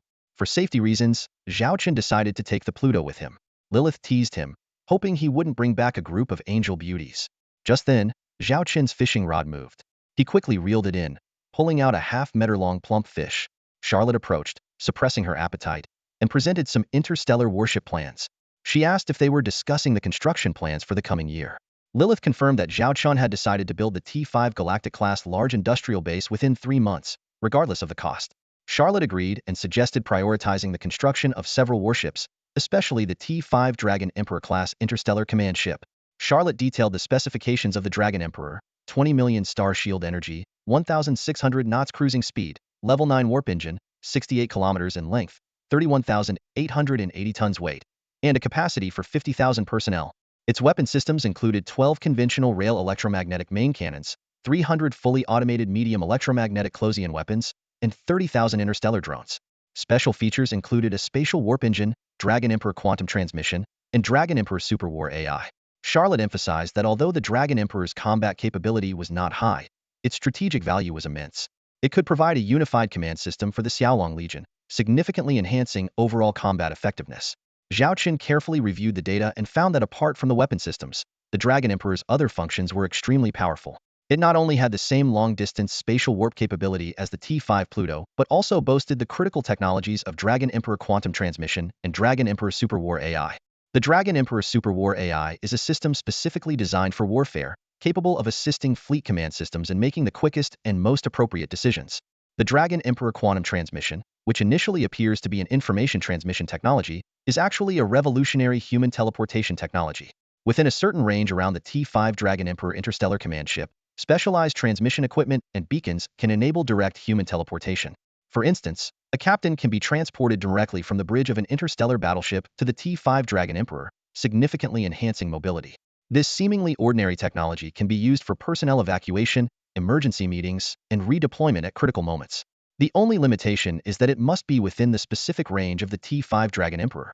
Lilith added that the cost of a single T5 Dragon Emperor is as high as 3 trillion star coins, and even with the T5 Star River-class interstellar large industrial base handling the construction, it still takes a full month to build. However, the T4 Gemini can assist in the construction. Charlotte excitedly introduced another flagship. The T5 Holy Redeemer-class heavy interstellar armored battleship is the pinnacle of interstellar battleships. She could hardly contain her excitement as she detailed the ship's astonishing parameters. 20 million units of star shield energy, a cruising speed of 800 knots, equipped with a level 9 warp engine, 46 kilometers in length, a mass of 26.88 million tons, and requiring 20,000 personnel to operate. The most notable feature is its main weapon, a 300M caliber, 3-kilometer-long super electromagnetic railgun, capable of firing 2 types of special shells, Redeemer Impact and Cluster. Additionally, it is armed with 4 Holy-class cluster laser cannons, 1820M caliber heavy electromagnetic cannons, 366 8-barrel heavy particle energy rapid-fire cannons, and 1,000 fully automated high-density 8-barrel Closian laser cannons. Zhao Chun was deeply impressed by the 300M caliber railgun as he looked at the data panel. Charlotte, excited, exclaimed, "My goodness! This barrel could fit an entire T2 interstellar battleship." Lilith added that the cost of this starship is 4 trillion star coins, and it also takes just 1 month to build. She glanced at the commander with hesitation, clearly indicating that the cost of strategic superstarships like the T5 Hades and T5 Dragon Emperor should have been higher, but the core technology modules provided by the commander significantly reduced the costs. No one dared to question the many secrets surrounding the commander. Zhao Qin noticed Lilith's glance but pretended not to see it, jokingly saying, "When this interstellar battleship comes out, Shui Xiaoxiao's indecisiveness might flare up." He went on to explain the 2 types of special shells for the 300M railgun. The Redeemer Impact Shell is essentially a hard stone made from the hardest known material in the universe, which, through the ultra-long barrel and electromagnetic acceleration, strikes the target at an incredible speed. The Redeemer Cluster Shell, on the other hand, contains numerous smaller shells that can deliver area attacks on dense fleets or defensive star shields, with firepower in some aspects even surpassing interstellar missiles and heavy cannons. Lilith then introduced the T5 Fire-killing class heavy carrier starship, also costing 4 trillion star coins with a 1-month construction time. This colossal ship is 98 kilometers long, weighing 13.888 million tons, and can accommodate 3 million people. Its impressive feature is its capacity to carry over 30 million various types of interstellar fighters and drones, including 1 million conventional fighters, 100,000 heavy fighters, 10,000 transformable dual-purpose fighters, 100,000 heavy stealth bombers, and millions of various drones. Charlotte marveled. Who could withstand its interstellar air combat? Zhao Qin recalled Su Lan's excellent command of interstellar fighters and drone swarms in previous battles and believed she would certainly love this carrier starship. Finally, Zhao Chun, in an uncompromising tone, told Lilith, "Once the T5 Star River-class interstellar large industrial base is completed, I want at least one of each of these 3 interstellar warships to be operational by the end of April." Charlotte also looked at Lilith with anticipation. The housekeeper helplessly looked at the two and said, "I'll discuss it with Annie then." On the bridge of the T5 Pluto-class interstellar dreadnought, Zhao Chun stared at Lilith's face in the video window and asked, "How did the talks go with those guys?" "Smoothly, I hope." Lilith nodded slightly, a confident glint in her eyes. "Very smoothly. All 68 industrial entities we selected, which have the capability to produce T3 and T4 interstellar warships and components, have agreed to join the Xiaolong Galactic Interstellar Group's industrial system. This includes 29 from the Holy Radiance Empire, 21 from the Starshine Empire, and 18 from the Warhammer Interstellar Federal Kingdom. We've already dispatched personnel to these military enterprises, and the upcoming production tasks will be jointly determined by our team and the company representatives." Hearing this, Zhao Qin couldn't help but reflect. "I promised those military enterprises an average annual profit growth of 30 over the next 10 years, aiming to increase their profits tenfold in a decade and integrate them into the Xiaolong Galactic Interstellar Group's supply chain. The family powers behind these enterprises were eager to cooperate with us, readily agreeing to our terms of holding 45, the Holy Radiance Empire's Emperor holding 10, and them retaining 45. Lilith's lips curled into a knowing smile. "Those guys are all about profit. They know exactly what they stand to gain. With enough incentives, they'll bow to us. On the surface, we seem to be giving a lot, but in reality, we're gaining much more. These established military enterprises may not match our own capabilities, but they have existing frameworks, craftsmen, and technicians, which accelerates our development. As for that betting agreement, increasing profits tenfold in 10 years is quite achievable for us now, isn't it? Zhao Chen smiled in agreement, recalling how the Beiyin Group had multiplied its profits several times in just 5 years. Achieving a tenfold increase for these military enterprises within a decade was indeed feasible, and it also allowed them to gain control and share half of the profits. Charlotte, and you will handle things at home. Zhao Chen turned to another video window showing Charlotte. I'll be heading to the angelic race's territory this time. If all goes well, I'll be back within half a month. We'll stay in touch, and if anything important comes up, contact me immediately. If you can't reach me, you have the highest level of command authority to make decisions. Charlotte responded concisely. Stay safe, Lilith added. Keep in touch. After the video communication ended, Zhao Chen's acting captain, Xue Xiao, excitedly announced, We've arrived at the largest starport in the northern Holy Radiance Empire. For this trip to the angelic race's territory, Zhao Chen was accompanied only by Xue Xiao and a temporary succubus secretary, Nancy, assigned by Lilith. The fleet consisted of the T5 Pluto-class interstellar dreadnought and 30 interstellar warships. Standing beside Zhao Chen, Nancy reported nervously, Commander, Empress Saint Kana of the Holy Radiance Empire, and the captain of the angelic race's research fleet request an audience. Zhao Chen stretched and said, We have time, let's meet them. Under Nancy's arrangement, Zhao Chen first met with Empress Saint Kana of the Holy Radiance Empire. Zhao Chen noticed that in just 2 months, Saint Kana's demeanor had undergone a significant transformation, evolving from a warlike spear to a goddess-like figure gazing down from above. Saint Kana got straight to the point. How long will you be with the angelic race this time? Zhao Chen replied, At least half a month, but I'll definitely be back by the end of March at the latest. Saint Kana continued, I heard your Xiaolong Corps completely annihilated the demon race's fleet of 300,000 interstellar warships in the Demon Passage battle, but with over 30 losses on your side? Zhao Chen admitted frankly, yes, the losses were quite significant. After a moment of hesitation, Saint Kana brought up a previous promise, about your promise to handle the permanent level 5 cosmic anomaly in the Holy Radiance Empire's territory. Zhao Chen had anticipated this and asked, What's the current situation on your end? Saint Kana opened a star map and explained, It seems we've been lucky. In the past 2 months, the number of fleets emerging from this level 5 cosmic wormhole has been relatively low, and no second T5 Hive mothership has appeared. The first T5 Hive mothership has remained around the wormhole, seemingly in a dormant state. On the battlefield spanning 3 star regions, the situation has been somewhat contained. The invasion speed of the interstellar insect race has significantly slowed, and 5 billion citizens have been successfully evacuated from the danger zones. Despite this, Saint Kana's brow remained furrowed as she turned to Zhao Chen, a hint of concern in her voice. Although the situation has improved, danger still looms. I need to ask you, when can we completely neutralize this threat? Zhao Chen was silent for a moment, taking a deep breath before replying, Honestly, I can't give you a definite timeline right now, but I can promise you this. If an uncontrollable disaster occurs here, I will do everything in my power to help you manage it. However, we are also facing threats from the demon race, and we must address these issues simultaneously. He paused, then continued, I can give you a time frame, 6 months. By mid-year, I will launch a military campaign against the interstellar insect race. While I can't completely seal off those cosmic insect nests, I will find a way to limit their activity range. Zhao Chen explained that this 6-month period coincided with the completion of the new industrial system and the commissioning of a new batch of T5 interstellar warships. By then, the Xiaolong Legion would be able to allocate some resources to handle matters concerning the Holy Radiance Empire. Saint Kana thoughtfully repeated, 6 months. She looked directly at Zhao Chen. I'll be waiting. Saint Kana then briefly reported on the development of the Holy Radiance Empire, and the meeting concluded. Next, Zhao Chen went to meet the representatives of the Angel Research Fleet. A silver-uniformed angel saluted him and introduced herself. Greetings, Lord. I am Tabitha, a representative sent by Lady Tilia. Zhao Chen smiled and asked, Miss Tabitha, what are the results of your investigation this time?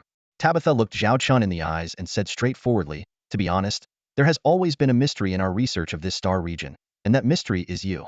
Your emergence has turned the once barren Xiaolong star system into the most powerful entity in the Starshine Empire, indirectly controlling the Warhammer Interstellar Federation and the Holy Radiance Empire. The interstellar warship technology that Xiaolong possesses, especially the T5 interstellar warship technology, seems like something out of legend. Now, this legendary figure stands before me. May I boldly ask, how did you achieve all of this? Zhao Chen shrugged slightly and smiled. Everyone has their secrets, don't they? I have mine, and am sure your angel race has yours too. Sensing Zhao Chen's intention to evade the question, Tabitha shifted her inquiry. At the end of last year, it's said that you ambushed 300,000 demon interstellar warships in the Demon Passage. I've heard many versions of the story. Could you, as the leader, tell us what really happened? Zhao Chen calmly replied, "It lasted 5 days. We incurred a 30 casualty rate and annihilated 300,000 demon interstellar warships." Tabitha pressed on. "How many T5 demon warships were destroyed?" "2." Zhao Chen answered succinctly. Tabitha fell silent, complex emotions flickering in her eyes. Taking the opportunity, Zhao Chen asked, "So, can I hear your evaluation of us, Miss Tabitha? Or rather, do you think there's a possibility for an alliance between us?" Tabitha sighed. "Lord, from my personal perspective, you and Xiaolong are the ideal allies for our angel race. We share common enemies, and Xiaolong possesses formidable combat capabilities. However," she paused, "our situation is quite complex. I can't be certain that our higher-ups will agree to an alliance with you, but I will relay all my findings and recommendations to Lady Tilia. I believe she will support an alliance with you." Zhao Chen and Tabitha shook hands, and both parties returned to their ships, preparing to depart. Zhao Chen was eager to collaborate with the angel race, not only to complete the system tasks, but also because of Xiaolong's current predicament. An alliance with the angel race was undoubtedly the best choice. 31 Xiaolong warships slowly departed the starport, accompanied by 30 angel research fleet ships. The system indicated that the coordinates had been entered, and a Tindi warp journey was about to begin. On the bridge of the angel fleet's flagship, the adjutant pointed at the nearby Xiaolong fleet in surprise. "My lady, are they taking 30 T4 interstellar warships with them?" Through the porthole, 30 interstellar warships could be seen surrounding a massive warship. Over time, they had become familiar with Xiaolong's warship classifications and levels. Tabitha gazed at the scene, a hint of caution in her voice.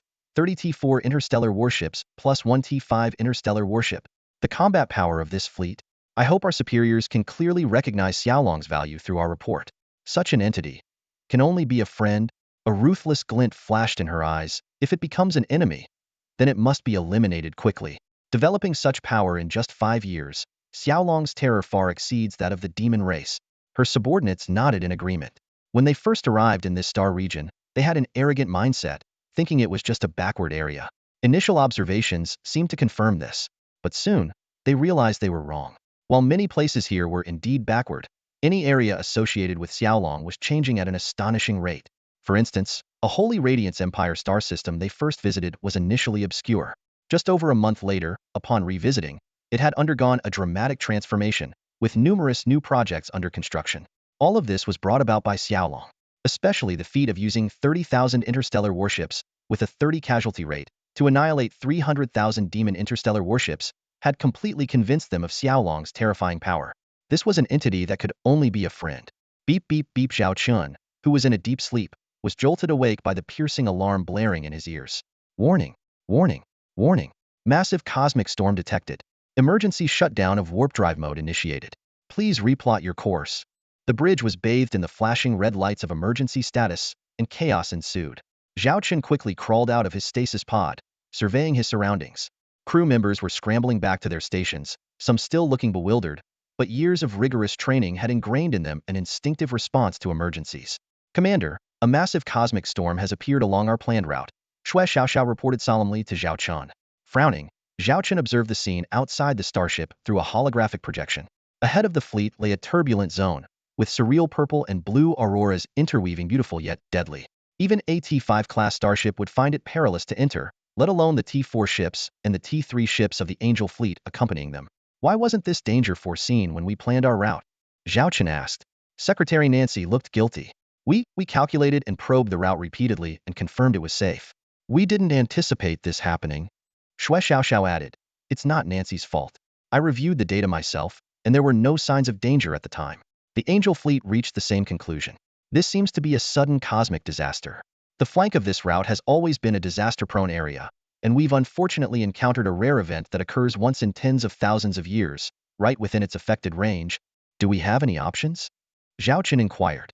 Nancy replied, "Although we haven't entered the disaster zone yet, sensors indicate we will be affected within 10 minutes. We must evacuate quickly, but our way back is blocked, and even warp travel can't ensure safety now. Our only escape route is..." She pointed to the other side of the path, hesitating, toward the mechanoid territory. Zhao Chun and Shui Xiaoxiao were silent for a moment. Then Zhao Chen swiftly made a decision. "Contact the Angel fleet immediately and inform them of our decision. Have them follow us to evacuate." "Yes, sir." Shui Xiaoxiao and Nancy began implementing the orders without delay. With a cosmic disaster looming, time was of the essence. The Angel fleet also agreed to the plan.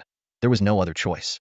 The two fleets, comprising over 60 starships, quickly changed course and sped toward the mechanoid territory. The cosmic disaster behind them loomed like a massive wave, relentlessly closing in. We're running out of time. The cosmic storm is advancing faster than our ships can travel. System calculations show we'll be overtaken in 10 minutes at most.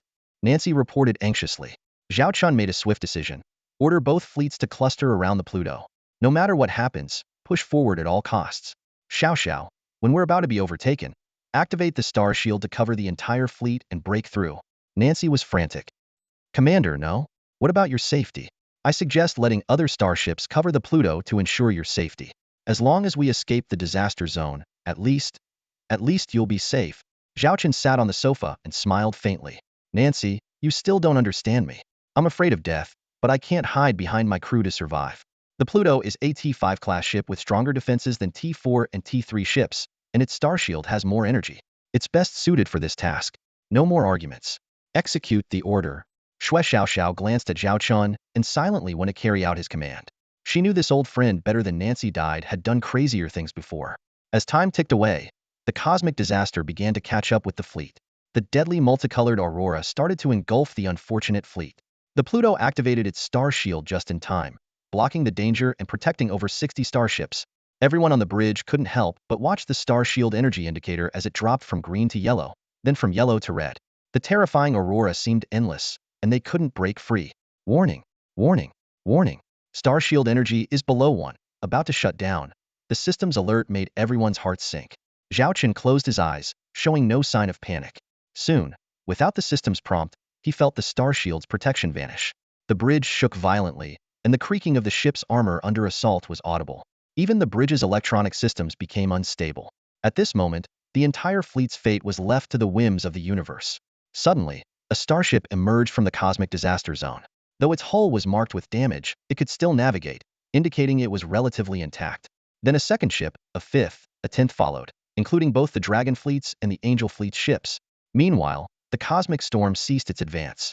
We made it out. Angel Tabitha leaned back in her captain's chair, exhaling deeply. No one could have predicted such a perilous situation. Thankfully, that Lord's T5 starship's star shield had protected them. Without it, the T4 and T3 ships' shields would have long been depleted, leaving them to vanish in the cosmic storm. Yes, we're finally safe, her deputy said with relief. But the Dragon Fleet's T5 starship, it hasn't come out yet. An Angel officer suddenly reminded them. Angel Tabitha stood up abruptly, her anxious eyes scanning the surviving fleet. Most of the Dragon Fleet and Angel Fleet were there, except for the T5 Pluto-class dreadnought. Zhao Chen abruptly opened his eyes, clutching his head as a severe headache hit him. Looking around, he saw crew members sprawled across the bridge, indicating that he wasn't the only one who had lost consciousness. Thanks to his body modifications, he was the first to regain awareness. Suddenly, a mumbling voice reached his ears. My cannon! My cannon? Zhao Chen felt a hand fumbling at his waist. It was acting Captain Shui Xiaoxiao, seemingly still lost in her dreams. Without hesitation, Zhao Chun kicked her away, but she remained unconscious. Zhao Chen quickly got to his feet and hurried to the control platform. Despite his seemingly idle demeanor, he was intimately familiar with every model of starship in the Xiaolong fleet. He expertly brought up the relevant interfaces and began rebooting the starship systems. As the system rebooted, the lights on the bridge gradually came back on. However, the data panel was filled with alarming red dots, each representing a malfunction.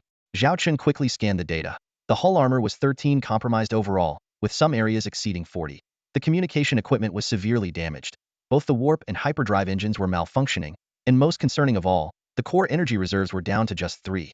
Fortunately, the core energy system was intact and could recover on its own. Basic life support systems were still operational. Zhao Chen immediately activated the ship's intelligent medical and repair robots to treat the injured crew and fix the damaged modules.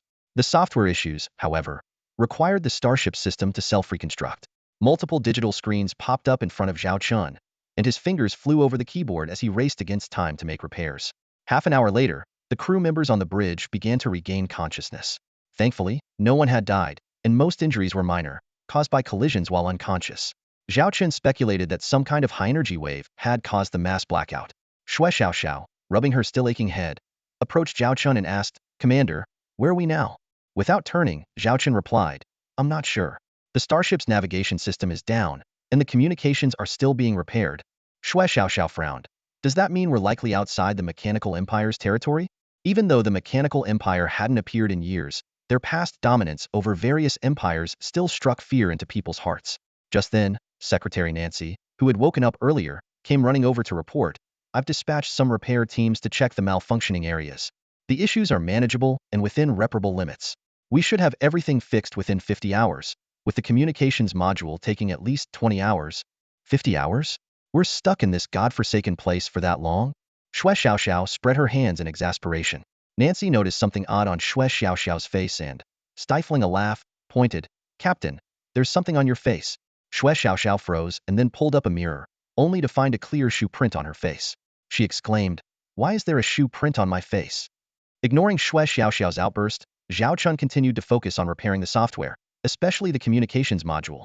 Restoring communication was crucial to contacting the outside world and checking on the safety of their accompanying fleet. Hours later, order was mostly restored aboard the Hades. The injured crew members were treated, and Zhao Chun turned to Shui Xiaoxiao. "Xiaoxiao, the Starship drone control system is back online. Deploy some reconnaissance drones to patrol the area around us. Also, set all weapon modules to standby. We can't afford to be careless in mechanical empire territory." "Understood," Shui Xiaoxiao nodded. 15 hours later, with 5 hours left until the communication system was restored, Zhao Chen's work was mostly done, leaving the Starship system to finish self-repairing. Stretching, he sat on a sofa and took a sip of the drink brought by his bodyguard. At that moment, an urgent alarm sounded from the radar department. The officer in charge reported, "Sir, our reconnaissance drones have detected energy signatures from an approaching fleet. They will reach our position in half an hour." Hearing this, Shui Xiaoxiao and Secretary Nancy immediately went on high alert, looking to Zhao Chun for orders. Zhao Chun calmly instructed, "Don't alert them. Try to move out of their path." The Hades began to move slowly, but soon, another alarm sounded. "Sir, another fleet has appeared behind us, and multiple energy signatures are now surrounding us. They're closing in from all directions." "We're surrounded," the radar officer reported anxiously. The situation had turned dire. Surrounded by numerous starships in this isolated area was a death sentence. Zhao Chun ordered firmly, "Prepare for battle, but do not fire without my command." "Yes, sir." Shui Xiaoxiao immediately began battle preparations. Weapon systems were activated, and cannons were aimed at the distant enemy. The shields were raised, and all crew members entered combat readiness. Soon, the reconnaissance drones transmitted images of the approaching fleets. Hundreds of starships appeared on the screens, and this was just from one direction. Counting all directions, there were tens of thousands of starships, all unmistakably belonging to the mechanical empire. The bridge fell into a deathly silence. Secretary Nancy was frantic, knowing that her life mattered little, but if the commander perished, she could never atone for it. Just as the situation seemed hopeless, an unexpected turn of events occurred. "Sir, we're receiving a communication request from the other side." The communication officer's voice broke the silence, bringing a glimmer of hope to the beleaguered Hades. A cold, mechanical voice echoed through the communication channel. "We are the fleet of the mechanoids. We request your highest commander to come for a meeting. We will send a shuttle to pick them up. Please prepare within 10 minutes. On the bridge, Secretary Nancy's voice trembled. "We need to find a way to break through." She knew very well that even a T5 class starship would struggle to escape. Zhao Qin stood up and scanned the radar star map. "Don't waste your energy. There are at least 10 T5 class starships among the mechanoid fleet surrounding us." 10? Shui Xiaoxiao stared at the star map in shock. Zhao Qin pointed to several locations. Although the signal strength resembles T4, there are subtle differences. They likely activated cloaking devices. Zhao Qin turned and walked towards the bridge door. "Xiaoxiao, Nancy, you are in full charge of the Pluto. If anything unexpected happens, break through immediately and don't worry about me." Shui Xiaoxiao immediately protested. "That's not acceptable. I came out with you. If I don't bring you back, how will I face Charlotte, Lilith, and Senior Su Lan?" "The only way is to meet them," Zhao Chun said calmly. The loyal Panther woman firmly declared. "Then I'll go with you, Commander." Zhao Chun gave her a cold look. "I'm safer alone." The statement made the Panther woman tremble and clench her fists. Seeing that Shui Xiaoxiao and Nancy still wanted to say something, Zhao Chun barked, "Follow orders."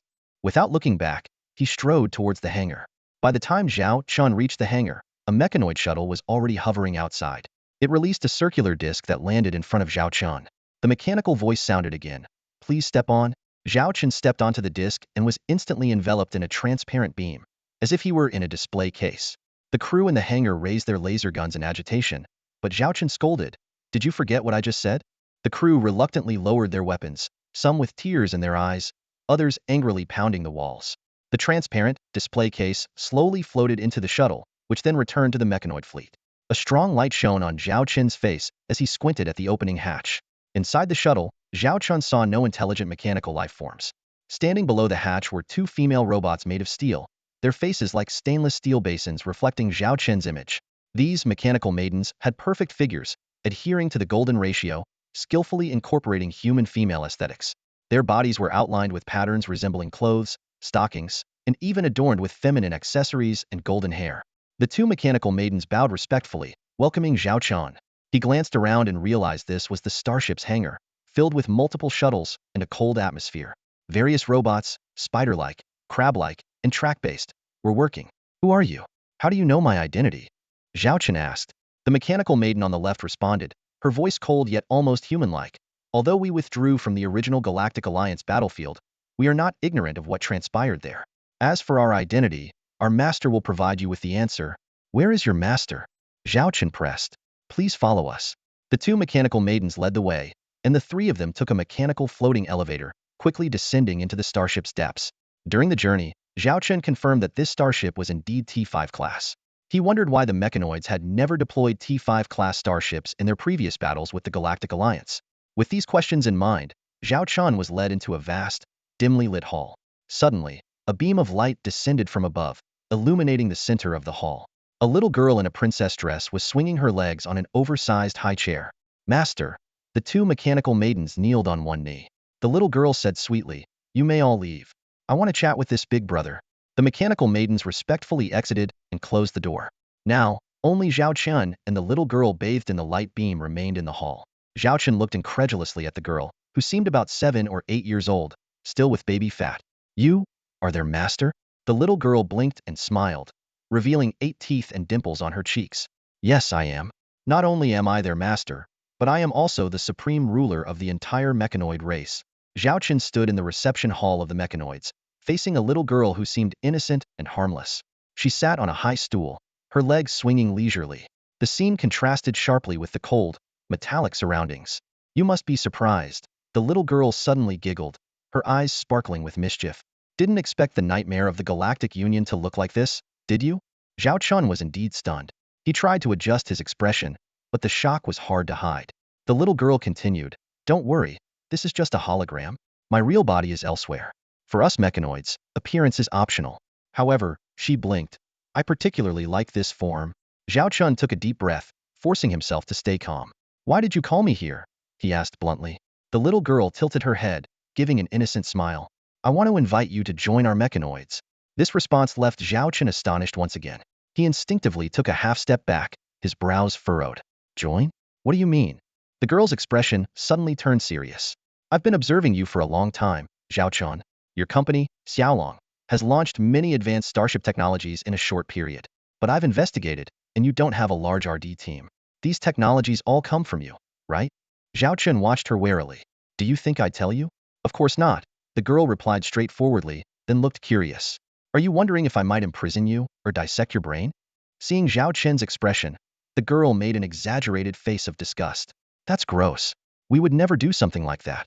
Besides, even as mechanoids, we can't extract complete information from a resisting subject."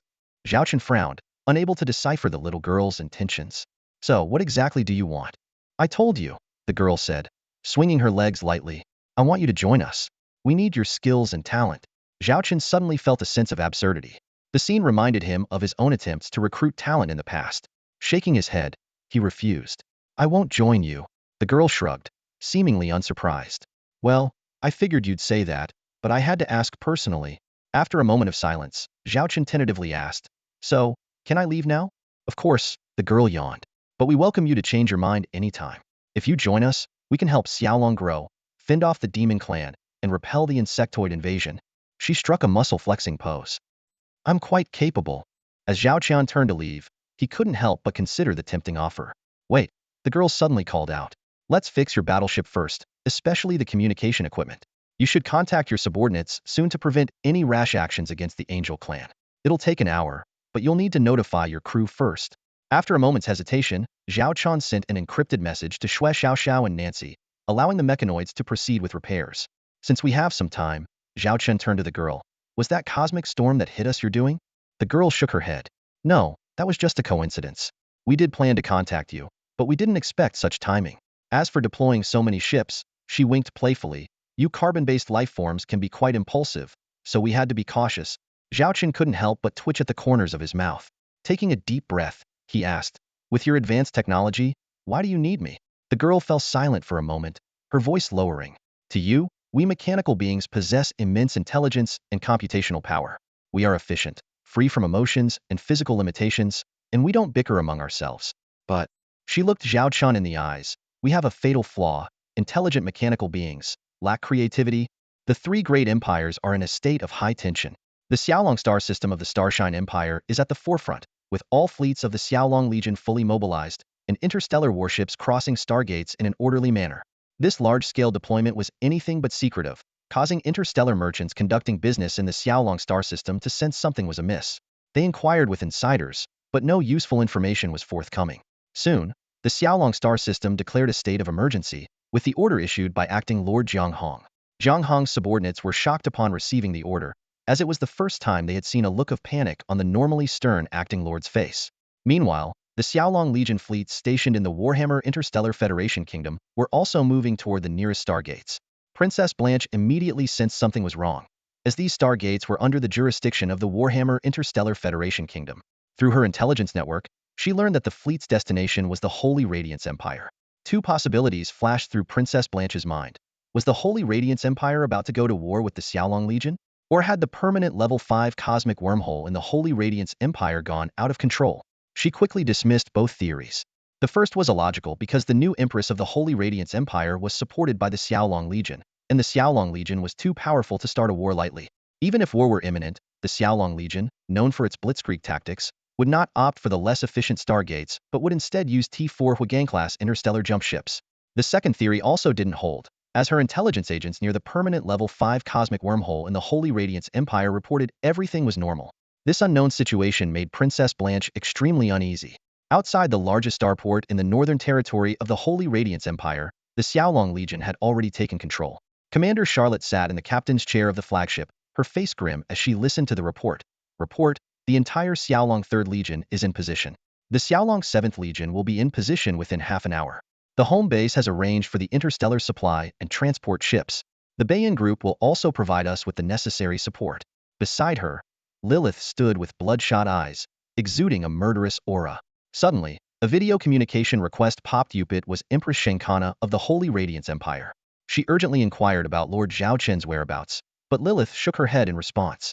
Shenkana continued to ask if there had been any contact with the accompanying fleet's starships, to which Lilith coldly replied, 30 Xiaolong interstellar warships, including over 30 angelic starships, are all out of contact. Shenkana swallowed hard. She had never seen Lilith in such a state, like a demon god ready to erupt at any moment. Upon learning that the Xiaolong Legion was preparing to move all its forces to the angelic clan, Shenkana tried to dissuade them, suggesting that they first send representatives to understand the situation. But Lilith was resolute. The commander went missing on the way to the angelic clan. The angelic clan must give us an explanation. If they can't, we will turn their territory upside down to find our commander. Shenkana realized that if the angelic clan couldn't provide a reasonable explanation, the Xiaolong Legion would likely declare war. Although the angelic clan was strong, the Xiaolong Legion was formidable and could inflict significant damage. Shenkana attempted to calm the situation, stating that if the angelic clan was indeed responsible, the Holy Radiance Empire would stand with the Xiaolong Legion. However, when she met Charlotte's gaze, it felt like plunging into an icy abyss, her eyes filled with killing intent. Lilith gave a terse response and then cut off the communication.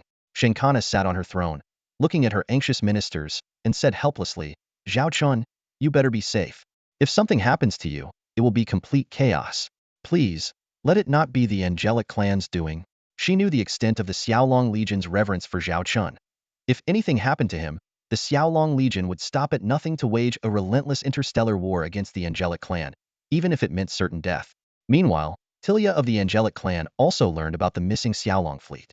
A representative from the Xiaolong Legion, the succubus Ludi, barged into her office, angrily demanding, tell me, does the disappearance of our commander have anything to do with your angelic clan? Tilia responded seriously, Miss Ludi, I can assure you that the disappearance of your Xiaolong lord has nothing to do with us. We have also lost contact with our angelic fleet, and are trying to establish communication. We are very concerned about the safety of your commander. Ludi was not entirely convinced and pointed directly at Tilia. This had better have nothing to do with you. Otherwise, I guarantee that your angelic clan will face the wrath of the Xiaolong Legion. At this moment, Zhao Chen had no idea that his disappearance had thrown the outside world into chaos. When the little girl mentioned the word creativity, Zhao Chen was visibly taken aback. Sensing his confusion, the girl continued to explain. Let me give you an example. Suppose our mechanical race was placed in an interstellar era with only conventional engine technology. We might be able to advance starship engine technology to its peak, even surpassing you carbon-based beings in efficiency. But we wouldn't be able to develop more advanced warp drives, let alone space-folding engines. Zhao Chen suddenly understood the limitations of intelligent mechanical life in terms of innovation. He immediately asked, so where did your current technology come from? And you have T5 interstellar battleships, why didn't you use them when attacking the three major empires of the Galactic Union? The little girl blinked mischievously and replied, join us and I'll tell you. Zhao Chen rolled his eyes, now certain that the mechanical race held many secrets. All right, your communication devices are almost fixed. Time for you to go. I'll arrange for a fleet to escort you, the little girl said, waving her hand to signal the end of the conversation. Realizing he wouldn't be able to extract more information, Zhao Chen turned and walked towards the exit. Just before stepping out, he suddenly turned back and asked, can I contact you in the future? Contact me? Why? The little girl asked curiously. In case I change my mind someday and decide to join you, I need a way to reach you, Zhao Chen shrugged. The little girl smiled and made a slight motion in the air. Zhao Chen's handheld device vibrated. I've added a small program to your communication software. Just activate it if you want to contact me. Don't worry, I didn't install any backdoors on your device, the girl said innocently, her legs swinging leisurely on the bench. When Zhao Chen checked his device, he indeed found a program with a cartoon avatar of the little girl, looking like some kind of game. As the Grand Hall's doors opened, two mechanical maidens stood outside. Zhao Chen retraced his steps back to the shuttle, and within minutes, a transparent glass dome transported him back to the hangar of the Pluto. Inside the hangar, the crew members who had been anxiously awaiting Zhao Chen's return erupted in joy upon seeing him safe and sound. Carry on with your duties, Zhao Chen said, heading straight for the bridge. As soon as he entered the bridge, all eyes turned to him. Xue Xiaoxiao, Secretary Nancy, and his personal guard, Leopard Lady, immediately surrounded him, scrutinizing him from head to toe. Commander, are you all right? Did those mechanical beings do anything to you? They asked with concern. I'm fine. Is the Pluto's communication equipment fixed? Zhao Chen inquired. Nancy nodded and replied, the communication equipment has been repaired. With the help of the mechanical repair robots, other faulty modules are expected to be fully restored within an hour. Immediately contact the other missing interstellar warships and also reach out to Charlotte, Zhao Chen ordered. Soon, communication was established with the 30 accompanying Dragon warships. Upon hearing that the commander was safe, the captains all breathed a sigh of relief. Nancy reported to Zhao Chen, according to the information, all the accompanying interstellar warships are accounted for, though their hulls have sustained some damage. All of their communication equipment malfunctioned, and only a few have managed to restore short to medium-range quantum communication. They still can't contact our side or the angel race. Have them send their coordinates. We'll rendezvous with them, Zhao Chen instructed. Shortly after, a video window popped up, revealing the anxious faces of Charlotte and Lilith. Seeing the commander unharmed, the words they had prepared seemed to stick in their throats. All right, I know you were worried. I'm fine. See, how are things on your end? Zhao Chen asked. After calming herself, Lilith briefed Zhao Chen on the current situation. Zhao Chen rubbed his forehead in exasperation, realizing that his brief disappearance had almost sparked a war between the dragon and angel races. Thankfully, things hadn't reached an irreparable stage. Zhao Chen explained that their disappearance was due to a cosmic storm, not an angel conspiracy. Since I'm safe, you can go back to your original positions, he said. Are you still planning to proceed to the angel territory? Charlotte asked worriedly. Since we're already here, we should finish what we came for. Zhao Chen nodded. I'll personally lead a dragon corps to ensure your safety, Charlotte volunteered. Zhao Chen politely declined her offer. Stick to the original plan. Don't worry about me. After finally reassuring the two ladies, the episode came to a close. Under the escort of the mechanical fleet, the Pluto quickly reached the coordinates of the scattered fleet. As he watched the mechanical fleet depart, Zhao Chen immediately ordered, conduct a full data scan of the entire Pluto. Perform a thorough body check on me. Only after confirming there are no issues should we rendezvous with the fleet. Better safe than sorry. About a week later than expected, Zhao Chen finally arrived in the Angel territory. As the first angelic starport came into view, the 30 interstellar warships of the Xiaolong fleet lined up to enter. Unfortunately, the starport lacked the facilities to accommodate the T5 starship, forcing the Mingwang to hover in the docking area while other auxiliary ships handled its resupply and maintenance. Zhao Chen, accompanied by his secretary Nancy, boarded a shuttle to the starport. The moment they stepped onto the deck, they were greeted by a world of pure white. The entire starport, inside and out, was dominated by white hues, evoking a sense of sanctity. Intricate religious motifs adorned the surroundings, enhancing the sacred atmosphere. Commander! Succubus Ludi hurried over to Zhao Qian, her eyes sparkling with delight as she snapped to attention. Good job, Zhao Qian said, patting Ludi on the shoulder. His gaze shifted past her to the neatly assembled ranks of angel warriors. A familiar face stepped out from the formation. Angel Tilia gracefully performed an angelic salute. Welcome, esteemed guests, to our angelic territory. We deeply apologize for the troubles you encountered on your journey. It must have been a frightful experience for you, my lord, she said, her voice filled with remorse. Zhao Qian smiled and replied, Miss Tilia, it's not your fault. No one could have predicted we would encounter such a cosmic disaster. Tilia looked earnest. You are our guests, and your safety is our responsibility. Although it was a cosmic disaster, some blame lies with us. We will cover all the repair costs for your starships as a token of our apology. Seeing how insistent Tilia was, Zhao Qian did not refuse further. Tilia then led Zhao Qian and his entourage on a tour of the starport. While it was neither the largest nor among the top 10 starports of the angelic race, its proximity to the Holy Radiance Empire made it the chosen site for receiving Zhao Qian's delegation. During the tour, Zhao Qian noticed the unique design philosophy of the angelic race. Most striking were the ubiquitous flight windows. Openings in hallways or passages allowed angels to spread their wings and fly directly to their destinations. Though there were hover elevators and flying cars, their usage was minimal, primarily by non-angelic interstellar species. The sight of angels fluttering their white wings was so frequent that Zhao Qian almost felt he had wandered into a mythical paradise. The angels were indeed remarkably attractive, both men and women. Zhao Qian glanced at his reflection and felt a sense of pride. Though the male angels possessed a delicate beauty, it paled in comparison to his innate rugged masculinity, further enhanced by multiple super soldier serum modifications. This is the resting area we prepared for you. Tilia indicated a spacious suite. If your crew needs to rest here, we have staff ready to assist. Over the next few days, I will personally accompany you on a tour of our angelic regions. As Zhao Qian opened the door, he was momentarily stunned. Instead of a standard guest room, it was a miniature resort or park, spanning thousands of square meters with a 10-meter-high ceiling. Grass, fountains, and flowers were scattered throughout, with several standalone houses dotting the landscape. Thank you very much for your hospitality, Miss Tilia, Zhao Qian said sincerely. Please rest here for now. Someone will come to invite you to the welcoming banquet later, Tilia said, then departed with Angel Tabitha. Once inside the suite, Zhao Qian's team closed the door. Secretary Nancy exchanged a knowing glance with the bodyguard leopard woman, who immediately led her team to conduct a thorough security sweep. Despite the low likelihood of surveillance devices, standard safety protocols were followed. Once the area was confirmed secure, Zhao Qian sat down and turned to Succubus Ludi. Let's talk about what you've learned here. Tilia had likely left this rest period to confer with Tabitha about the information they had gathered on the Xiaolong fleet, which would shape their subsequent diplomatic stance. Ludi began her detailed report on the angelic territory, while Secretary Nancy diligently took notes. The angelic realm covered an area equivalent to 2 starshine empires, but recent defeats and conflicts with the demons had resulted in significant territorial losses. The demonic territory was twice that of the angels, but mostly consisted of medium to low-quality star regions. In terms of population, the demons outnumbered the angels by nearly 100-fold. The governance structures of the two races also differed.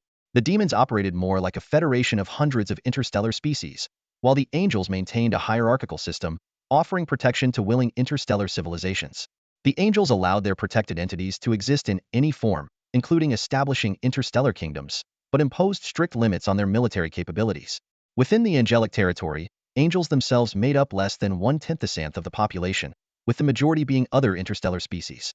Angels had low reproductive rates but long lifespans, averaging 500 years.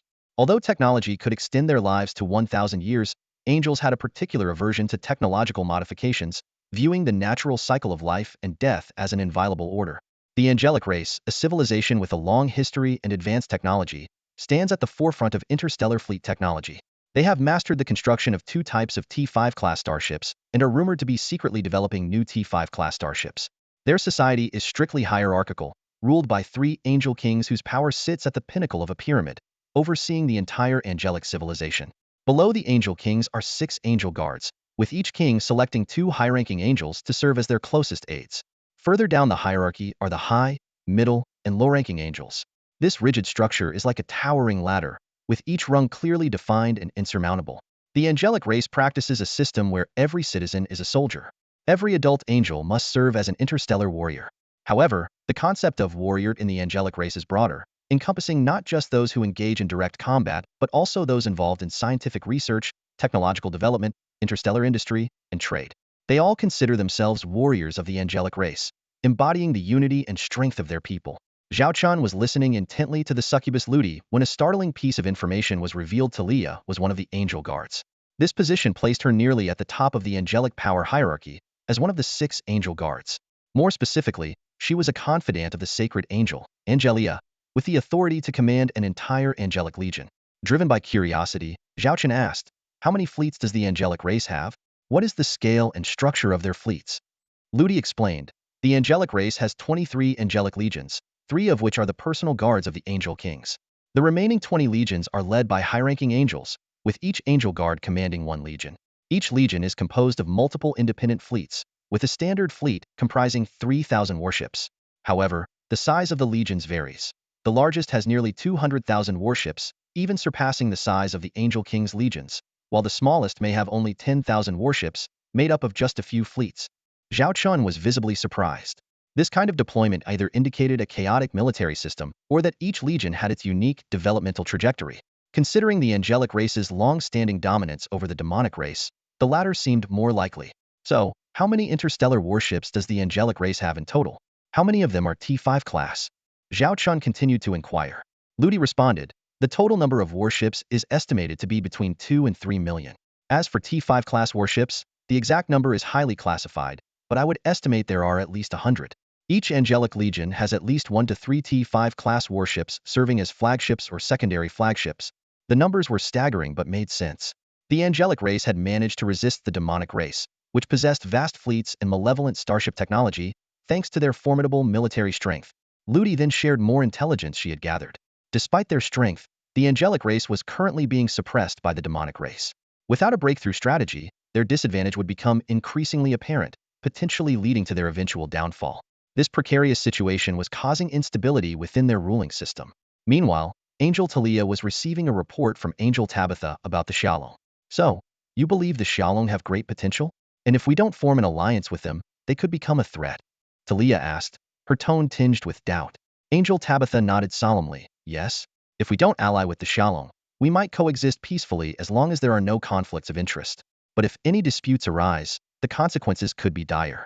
The Xiaolong's development over the past 5 years shows that any adversary attempting to obstruct, interfere, or invade them has met a grim fate." She continued, "The region of the former Galactic Alliance is now under Xiaolong control.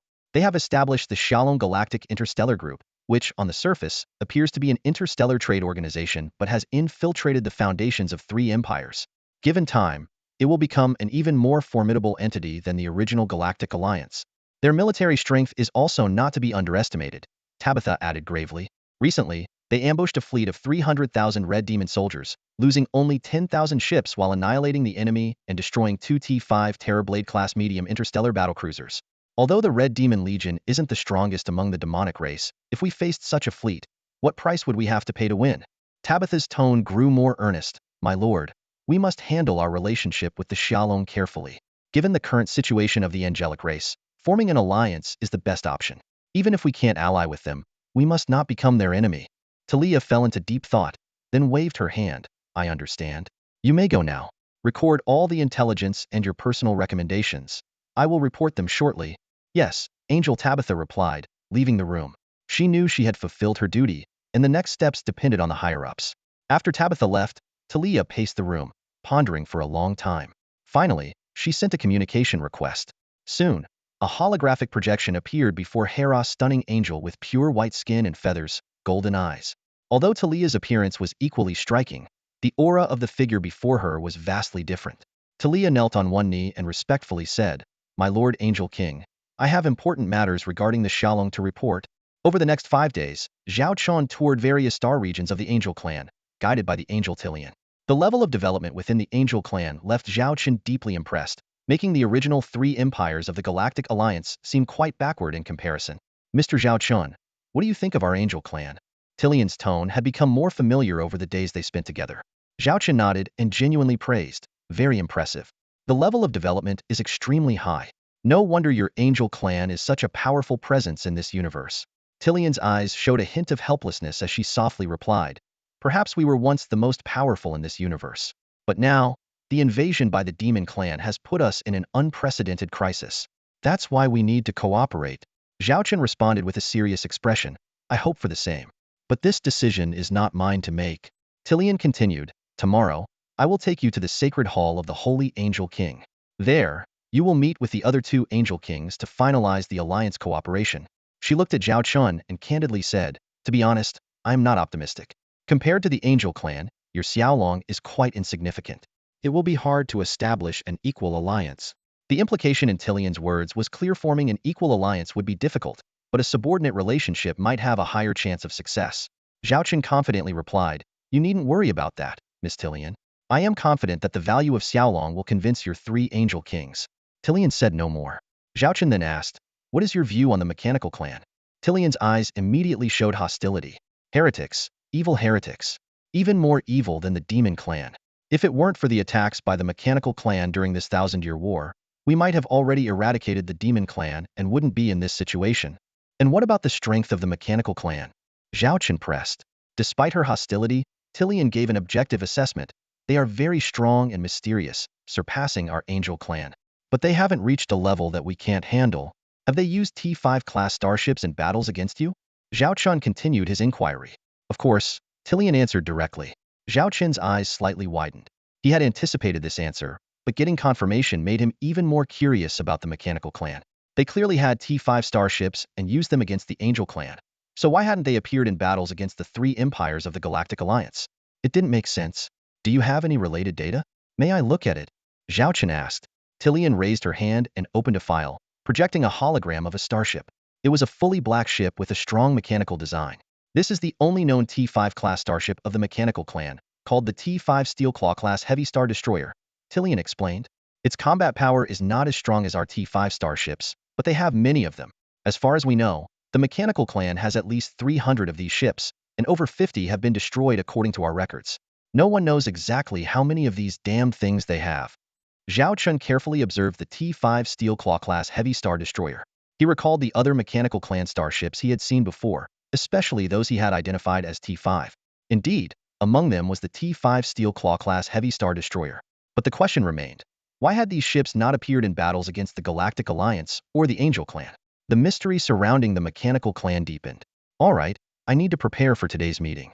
I'll come to get you later," Tillian said as she departed. Zhao Chen waited in anticipation of the next day's meeting with the three Angel Kings. The next day, Tillian brought Zhao Chen to a star region. There, Zhao Chen saw a breathtaking sight: not a planet, but a massive mountain floating in space. The entire mountain seemed to be encased in a transparent glass dome, suspended in the void. The mountain's surface glowed with countless light points, exuding a holy and pure aura. "This is our Angel Sacred Mountain, also known as the Holy Mountain," Tillian explained. "There are 3 of them, each corresponding to one of the 3 Angel Kings." Zhao Chen and Tillian boarded a shuttle heading towards the Holy Mountain. Along the way, Zhao Chen noticed something and asked, "Is this Holy Mountain also a starship?" Tillian looked at Zhao Chen in surprise. "I had heard you were a starship engineer. I didn't expect you to recognize it after just a few glances." She turned to the Holy Mountain, a proud expression on her face. "Yes, it is a starship. It's the pinnacle of the Angel clan's technology, incorporating a lot of T5 level technology.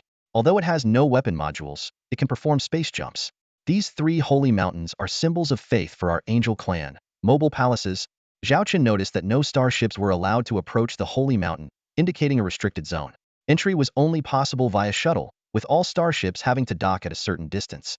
This was to protect the Holy Mountain's safety. Outside the restricted zone, Angel clan starships patrolled, their hulls adorned with golden angelic patterns, distinct from other Angel clan fleet insignias. Zhao Chen deduced that these were likely the personal guard of the Angel Kings. Soon, Zhao Chen and Tillian's shuttle entered the Holy Mountain's range and landed at the base's docking area. Zhao Chen looked up at the mountain's peak, roughly estimating its height to be at least 100,000 meters. According to the Holy Mountain's rules, no flying vehicles can land anywhere but the base. "We need to take the hover elevator up," Tillian explained to Zhao Chen.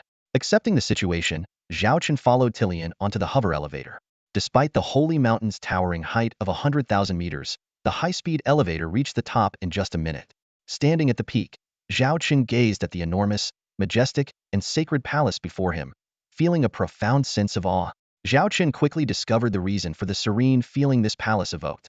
His gaze fell upon the pure white walls, and he realized that the sanctuary was built using a rare mineral. Tilia explained that this mineral had magical properties that greatly enhanced one's mental state. Her eyes shone with a pilgrim's reverence as she gazed at the open doors. Before entering the sanctuary, Tilia signaled Zhao Qian to wait. She stepped forward, knelt on one knee, and solemnly declared, "Angel guard Tilia, entrusted with bringing the Lord of Xiaolong for an audience." A melodious female voice echoed from within the palace. "Enter." Tilia stood up, stepped aside, and made a gesture of invitation. Zhao Qian stepped forward, with Tilia following closely behind. As Zhao Qin entered the palace, he was awestruck by the sight before him. The entire space was predominantly white, accented with golden patterns. White pearls, walls, and angel statues were omnipresent. At the far end, 3 pure white thrones stood atop a staircase. 2 were unoccupied, while a woman sat on the central throne. Zhao Qin's eyes were immediately drawn to this woman. She was the Angel Queen, with a jade-like beauty and an ethereal aura. Her pure white wings were folded behind her, giving her an otherworldly presence. Dressed in a simple white gown with no makeup, she exuded an untouchable, sacred aura. As Zhao Qin looked into her eyes, he felt as if he were gazing into a boundless starry ocean, impossible to fathom. Tilia softly introduced, "This is our holy Angel Queen, Lady Angelia." Zhao Qin noticed that the other 2 empty thrones were different. One was carved with a sword and shield, while the other featured a book and scales. Just as he pondered their significance, 2 beams of light descended, illuminating the thrones. Suddenly, a male and a female angel appeared on either side of Angelia. Tilia immediately knelt on one knee and respectfully said, "Greetings to the Angel King of War, Lord Valles, and the Angel King of Judgment, Lady Reina." Zhao Qin speculated that this was likely a holographic projection. He carefully observed the 2 Angel Kings.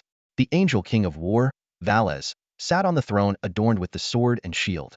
Despite his delicate appearance, typical of male angels, his proud and cold eyes revealed the scars of countless interstellar battles. The Angel King of Judgment, Reina, sat on the throne with the book and scales. Her eyes were wrapped in white cloth, giving her a mysterious aura, yet her presence felt unexpectedly subdued. Zhao Qin calmly replied, "Yes." Valles sneered, "You seek an alliance with us?" "That's correct," Zhao Qin stated directly. Valles smirked disdainfully. "Do you know that in our great angelic history, we have never allied with any interstellar civilization or race? They are only permitted to join us." Zhao Qin retorted without hesitation, "It's a pity that your great angelic history is now teetering on the brink, soon to be utterly destroyed by the demon race." Surprisingly, Valles did not become angry but instead laughed. "Indeed, our current situation with the demon race is dire. But I've heard that your side is also under threat from the demon race. It seems to me that you're here not to form an alliance, but to seek our protection." Zhao Qin shrugged nonchalantly. "If that's how you see it, then it appears you have no interest in our proposed alliance. In that case, there's no need for me to waste any more of your time. Farewell." With that, Zhao Qin turned decisively and began walking out of the sanctuary, maintaining a calm exterior while internally shouting, "Call me. Stop me. Why aren't you stopping me?" Just then, a gentle female voice called out, "Wait." This voice was like a spring breeze, and Zhao Qin was certain it was Angelia speaking. He stopped, turned around gracefully, and looked at Angelia sitting on the central throne, asking, "Is there something else?" Angelia spoke softly. "Valles' words may have been inappropriate earlier, and I apologize on his behalf. However, if we are to truly cooperate, we need to see the value in this partnership." Zhao Qin glanced at the silent Valles before explaining, "To my knowledge, the demon race is putting immense pressure on you, causing your angelic frontline fleet to lose at least 100,000 starships each month. Although your military industry is strong, it can currently only cover half of this monthly loss. At this rate, your forces will collapse within 6 months." Seeing that none of the Angel Kings interrupted, Zhao Qian continued, "What if I told you that the Xiaolong are willing to produce these starships for you? Would this value be sufficient to establish an equal alliance between us? Outsourcing the production of starships?" Hearing such a suggestion, the Angel Tilia, standing behind Zhao Qin, was momentarily stunned. The War Angel King on the throne narrowed his eyes, a playful smile curling at the corners of his mouth. "You want to produce starships for us? If I remember correctly, your Xiaolong fleet has only a little over 30,000 active starships. How much industrial capacity do you have? How many can you produce in a month?" Zhao Qin remained unfazed, looking directly into the War Angel King's eyes. "It's true that the Xiaolong Legion has only a bit over 30,000 active starships, but that doesn't mean our industrial capacity is lacking." The Judgment Angel King's cold voice interrupted them. "Words are not enough. How will you prove you can produce for us?" More importantly, why should we trust you with our starship blueprints? Zhao Qin nodded in agreement. You're right. Words alone aren't enough. How about a test? You can place an order with us now, say, 1,000 of a certain type of angelic starship.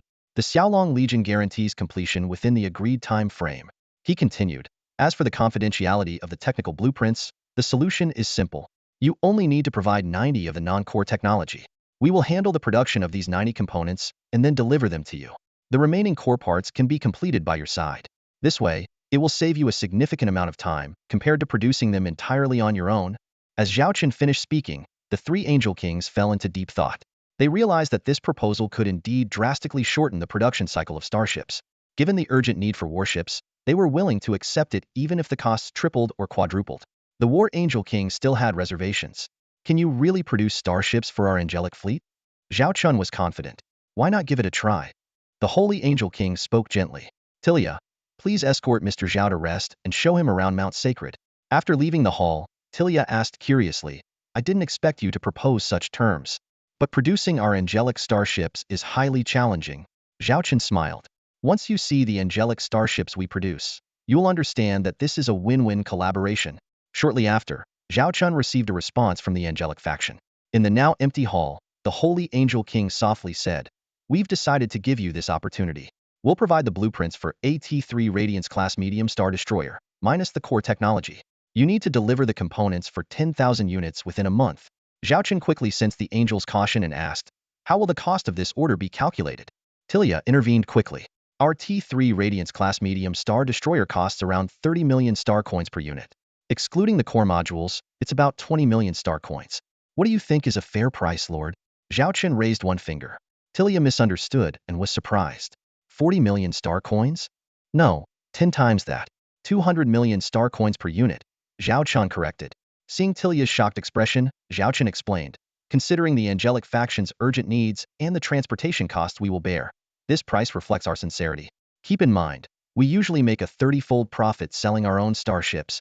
The Holy Angel King gazed at Zhao Chun. Are you certain you can deliver 10,000 T3 Radiance-class medium star destroyers within a month? Zhao Chun answered without hesitation. Absolutely, without a doubt. After concluding their visit to the Angel Tribe, Zhao Chun and his team prepared to return to the Xiaolong Galaxy. On board the Pluto, Shui Xiaoxiao was flipping through the newly acquired data, her brow furrowed. 2 billion star coins per ship? That's just 10 times the profit, which seems too little. Why not directly sell them our interstellar battleships? She looked up at Commander Zhao Chun, who was focused on analyzing the technical schematics of the Angel Tribe's T3 Radiance-class medium interstellar destroyer. Zhao Chun glanced up and responded, If your own forces are strong and your fleet already forms a cohesive system, would you accept someone suddenly selling you their interstellar battleships? Especially when there's been no prior cooperation between the two parties? Shui Xiaoxiao thought for a moment and shook her head. No. Zhao Chun nodded and continued. In the future, we will definitely sell our Xiaolong interstellar battleships to the Angel Tribe. But first, we need to earn the trust of this behemoth. Also, who said our profit is only tenfold? He smiled slightly. Shui Xiaoxiao was taken aback and pointed to the data in her hand. Doesn't it say here that the procurement price for this interstellar battleship is 30 million star coins? And even excluding their confidential core modules, it still costs 20 million star coins? Nancy, the secretary, interjected at the right moment. The Angel Tribe gave us the procurement cost, not the actual construction cost. Shui Xiaoxiao didn't immediately grasp the point. Zhao Chun rolled his eyes. Did you stuff your brain into the main cannon of an interstellar battleship at Northern Star Academy? Shui Xiaoxiao stuck out her tongue, and Zhao Chun, uninterested in further explanation, focused back on the technical schematics. Nancy took over and explained in detail the difference between the Angel Tribe's procurement cost and the actual construction cost, as well as the self-sufficiency advantage of the Xiaolong Galaxy. So, how much would it cost us to produce this interstellar battleship? Shui Xiaoxiao asked curiously. 5 million star coins, Zhao Chun calmly stated. Shui Xiaoxiao's eyes widened as she quickly calculated. If we deliver at 2 billion star coins, that's nearly 40 times the profit. Zhao Chun sneered and pointed to the technical data. Those guys were saying how sophisticated the Angel Tribe's interstellar battleship technology is. But now that I look at it, it's nothing special compared to our Xiaolong interstellar battleships. Our technology is far superior. He continued to analyze. This T3 Radiance-class medium interstellar destroyer is on par with the T3 Flame Dragon-class medium interstellar destroyer I used to fool Old Man Chu. I suspect the Angel Tribe's military-industrial production system is quite backward. The same components can be produced by our Xiaolong military industry in less time and with less material waste. That's where the profit comes from. Zhao Chen added with a cold smile. Those three Angel Kings haven't truly acknowledged our Xiaolong yet, especially the War Angel King. Frankly, I don't care about them either. But they have money. He recalled the previous investigation report by the succubus Tina, confirming that the Angel tribe was indeed extremely wealthy. Now, under the attack of the Demon tribe, they couldn't even spend their money. Despite the arrogant attitude of the three Angel Kings on Holy Mountain, especially the War Angel King, Zhao Chen remained amiable. To him, they weren't just haughty Angel Kings but adorable cash cows. We're providing these interstellar battleships to the Angel tribe so they can fight the Demon tribe on the front lines. This reduces our own casualties, helps divert the Demon tribe's attention, and earns us funds from the Angel tribe. It's a win-win-win situation. Zhao Chen showed a cunning smile. Xiaolong was currently in dire need of funds, and with the Angel tribe as a wealthy patron, Zhao Chen wouldn't miss this chance to profit. As for fulfilling the order of 10,000 interstellar battleships, Zhao Chen had already calculated that it would take just the production capacity of 500 T3 furnace-class heavy interstellar industrial ships to complete this within a month. Currently, the Bayan Group alone had 2,000 T3 furnace-class heavy interstellar industrial ships. This meant Zhao Chen could complete the production task without even tapping into Xiaolong's military-industrial resources. By doing so, he could not only form an alliance with the Angel tribe, but also directly gain nearly 2 trillion star coins in revenue. Indeed, nothing is more profitable than selling arms.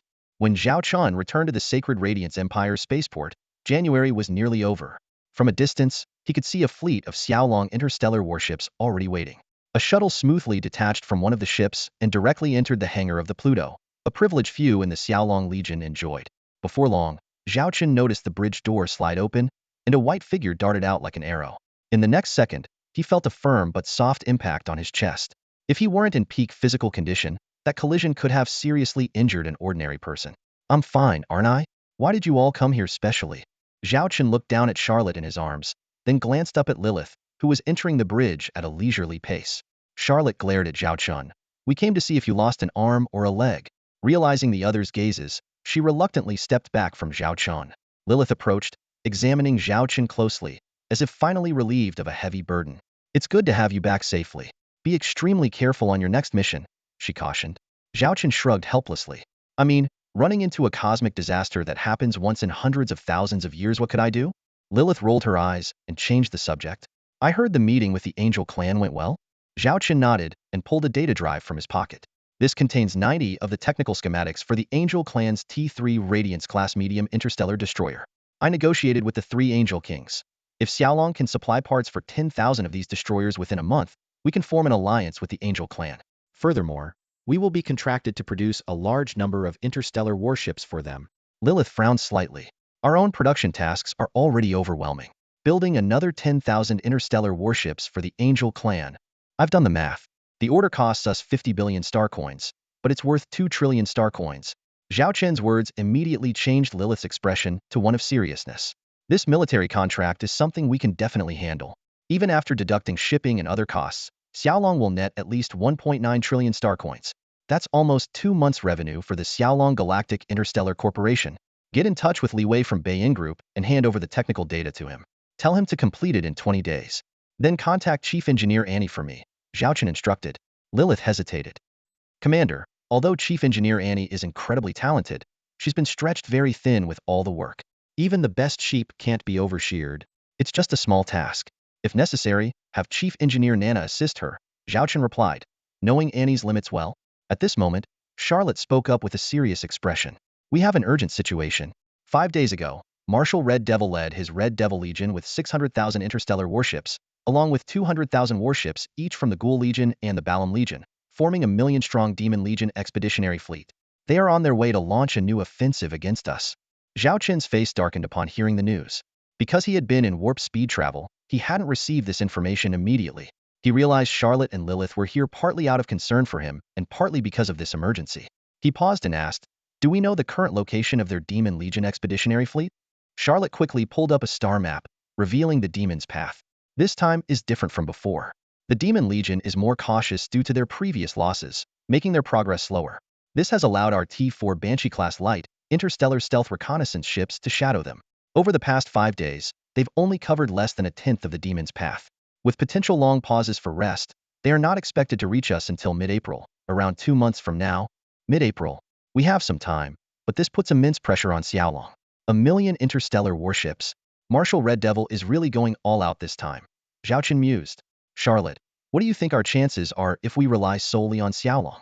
Charlotte paused to think, then replied solemnly, less than 30, and it would be a Pyrrhic victory. 30%. A Pyrrhic victory? This was not the outcome Zhao Chen desired. He scratched his head in frustration. Among their million warships, we know there are nearly 10 T5 Terrorblade-class medium interstellar battlecruisers. While Xiaolong's T5 warship production plan can match theirs, the issue is the fleet size. Charlotte shook her head helplessly. By mid-April, Xiaolong's fleet will barely reach over 50,000 warships. The numerical gap is 20 times larger than in the previous battle, doubling the difference. This isn't just a simple addition. Lilith added, if the Demon Legion were delayed by a few months, our T5 Galactic-class large interstellar industrial base could handle the production tasks, and the situation wouldn't be this dire. It seems we can't rely solely on ourselves. We need outside help, Zhao Chen muttered. And who better for this role than the Angel Clan? If they form an alliance, the Angel Clan wouldn't abandon their ally. Sending reinforcements would be a given. Of course, all this hinged on successfully forming an alliance with the Angel Clan. This alliance had to be foolproof. In mid-March of Galactic Year 3035, the Xiaolong Galactic Interstellar Group seemed to be experiencing a brief period of calm. However, beneath this tranquility, there was a flurry of activity. Interstellar transport ships were bustling back and forth, and the traffic of interstellar battleships in the Xiaolong system was steadily increasing. In the newly planned 10 sectors of the Xiaolong 15-star region, significant resource mining areas were undergoing dramatic changes at an astonishing pace. Meanwhile, the construction of the Xiaolong military base, the front line against the demon tribe's threats, was also accelerating. Upon learning of this, the Warhammer Interstellar Federation Kingdom extended its support, providing various forms of assistance for the base's construction. At the core of the Xiaolong system's interstellar industrial zone, a massive interstellar base stood tall. Its brand new facade indicated that it had just been completed, yet it was already fully operational. Transport ships continuously delivered raw materials, starships were being assembled in the dockyards, and nearby production lines were busy manufacturing modules and components needed for the warships. The sheer scale of this base made the industrial fleet of T4 Gemini-class heavy interstellar industrial ships in the distance seem insignificant. This was the first T5 Galaxy-class large interstellar industrial base to enter service. T5 Galaxy Base 1, completed over a month ahead of schedule. Zhao Chen, accompanied by Chief Engineer Nana, inspected this super starship factory. His gaze was drawn to a massive dock frame in the distance, where the silhouette of an interstellar battleship was beginning to take shape. Is that the T5 Dragon Emperor Interstellar Command Ship? Zhao Chen asked, pointing. Chief Engineer Nana nodded in confirmation and proceeded to explain the construction plans for the 3 types of T5 interstellar battleships. To meet Zhao Chen's deadline for delivery by the end of March, they divided the construction plan into 2 phases. The first phase was undertaken by the T4 Gemini-class heavy interstellar industrial ships, and once T5 Galaxy Base 1 was completed, the semi-finished framework would be transferred there for further construction. Zhao Chen expressed his satisfaction with this arrangement and praised the team's perseverance in overcoming challenges. He reminded Chief Engineer Nana that, given the threat from the Demon Tribe, their upcoming tasks would be even more demanding, and there was a significant shortfall in the supply of interstellar warships. Chief Engineer Nana solemnly promised that they would supply the Xiaolong Legion with the highest number of interstellar warships in the shortest time possible, vowing to contribute their utmost to the Xiaolong Legion. At that moment, Zhao Chen noticed a small figure busily working in a large control room in the distance. To his surprise, it was Annie. Nana explained that Annie had played a crucial role in the early completion of T5 Galaxy Base 1. It turned out that Nana had described to Annie the horrifying consequences of a potential demon tribe invasion, the loss of the Eden ship, the Lord planets, and even enslavement. This sparked a sense of urgency in Annie, driving her to work with unprecedented fervor, even cutting down her meal times to gain an extra minute of work. Zhao Chen silently admired Nana's professional prowess and then inquired about the progress of a special task he had previously assigned. Nana confirmed that the task was completed but expressed curiosity about its purpose. Zhao Chen explained that it was their calling card to address the resource shortages faced by the Xiaolong Legion due to large-scale expansion. Before departing, Zhao Chen mentioned that he would soon be heading to the Angel Tribe and hoped to see the completion of the 3 T5 interstellar battleships upon his return. Nana confidently assured him of this. In the distant control room, Annie continued her frantic work, muttering to herself, "Damn demon tribe. You won't take Annie's Eden. You won't take Annie's Lord planets. You won't take Annie's food. You bad guys. Just wait until you see the interstellar battleships Annie builds. I'll crush you. I'll ram you." The Angelic clan is currently facing a dire situation. The demonic clan's attacks are becoming increasingly fierce, with 2 key strategic locations lost and nearly 300,000 interstellar warships destroyed within just 2 months. Tilia, an angel, stood before the Holy Angel King, reporting the grim state of affairs. Our military industry can barely replenish 100,000 warships, Tilia said with a note of helplessness in her voice. Although we've destroyed nearly 500,000 of the demonic clan's warships, their production rate far exceeds ours. Worse still, ever since they acquired that sinister technology, the combat effectiveness of their warships has significantly increased. Standing nearby, Angel Guard Susan frowned and added, in the past, our battle loss ratio against the demonic clan was often 5 to 1, sometimes even higher. Recently, this ratio has plummeted. It's now less than 2 to 1. The Holy Angel King showed a worried expression and sighed softly. Seeing this, a glimmer of hope appeared in Tilia's eyes. Your Majesty, we still have a ray of hope. You mean the Xiaolong? Susan interrupted coldly. Are you really pinning your hopes on them? Even if they have the capability to produce T3 Glimmer-class medium interstellar destroyers, it would take time to absorb our technology and establish a production line. There's no way they can produce 10,000 ships in just 1 month. Tilia retorted. You must have seen the Xiaolong's data. They have developed rapidly and even possess several T5 interstellar warships. Commander Zhao Chun wouldn't have taken the order if he wasn't confident he could fulfill it. As the two angels continued to argue, the Holy Angel King raised a hand to stop them.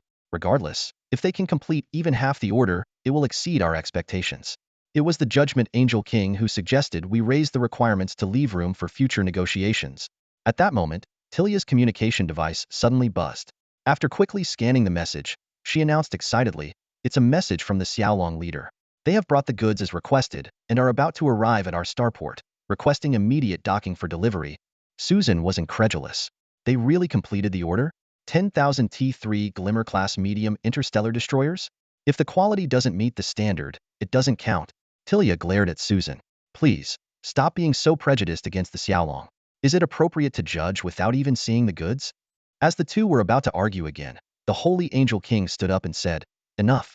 We'll know once we inspect them ourselves.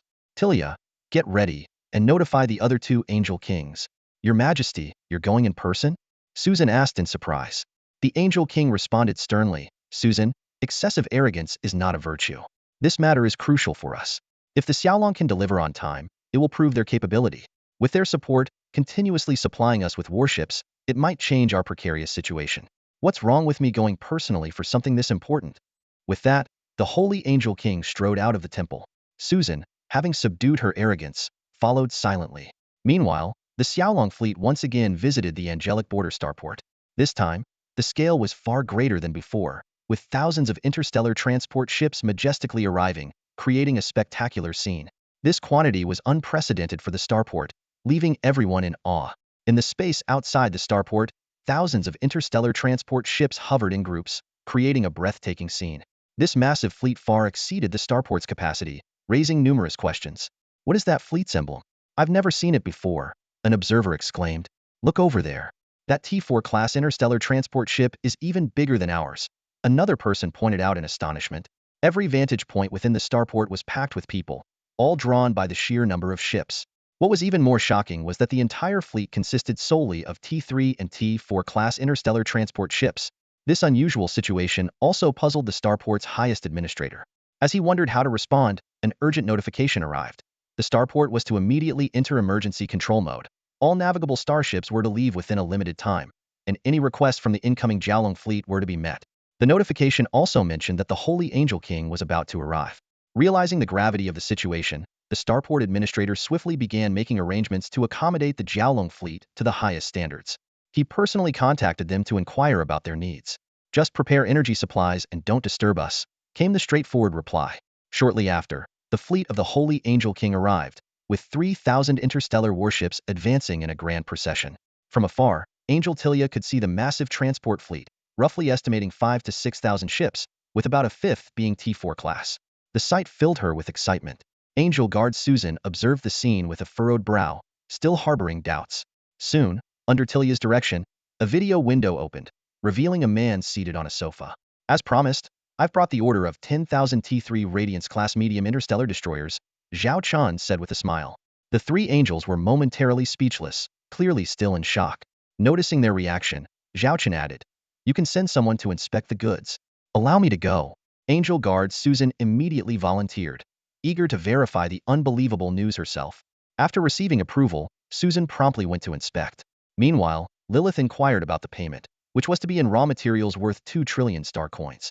Tilia and the Holy Angel King then realized an awkward fact. They hadn't prepared the payment yet. Tilia hastily explained, "We have the materials ready, but we didn't expect you to fulfill the order so quickly. The raw materials are being dispatched and will arrive within 2 days." Zhao Qin eased the tension. "We understand. But by protocol, we must exchange goods and payment simultaneously. However, we can allow you to inspect the goods first." As time ticked by, Susan's return was delayed. An hour later, Tilia finally contacted her. On the video screen, Susan's expression was dazed, as if she had witnessed something incredible. "Susan, how is the inspection?" the Holy Angel King inquired. Susan swallowed hard, her voice trembling. I inspected 36 transport ships. The quality of the T3 Radiance-class medium interstellar destroyer modules and components is flawless. In fact, they surpass those produced by our own race." Hearing this evaluation, both the Holy Angel King and Tilia were visibly astonished. For Susan, with her prideful nature, to give such a commendation indicated just how impressive she found the sight. They could even imagine Susan frantically inspecting the ships over the past hour. In the cargo hold of the T4 Leviathan-class heavy interstellar transport ship, Angel Tilian's gaze swept over the neatly arranged T3 Radiance-class medium interstellar destroyer modules. Standing beside her, Zhao Qin introduced, "Here are all the components for 10,000 T3 Radiance-class medium interstellar destroyers. Based on our calculations, it would take about 10 days to produce the core parts and assemble them in your factory. Of course, this doesn't include transportation time." Angel Tilian's mouth slightly parted, her shock evident. Nearby, Angel Susan put away her previous arrogance, a hint of curiosity flashing in her eyes. The Seraph King stared at Zhao Chun and asked, "Lord Xiaolong, your industrial capabilities are astounding. How do you manage to produce so many high-quality T3 Radiance-class medium interstellar destroyers in such a short time?" Zhao Chun smiled and replied, "If you have the time, we would be delighted to welcome you to visit the Xiaolong star system. I would be more than happy to show our home to our friends. There, you will find your answer." Though he knew well that a Seraph King was unlikely to risk traveling to the Xiaolong star system, especially with the ongoing conflict between the angels and the demons, the Seraph King politely nodded in gratitude, though it was clearly a formality. Angel Susan shifted the topic, asking curiously, "Did you also build this interstellar transport ship yourselves?" Zhao Qin nodded affirmatively. "Yes, this is a T4 Leviathan-class heavy interstellar transport ship.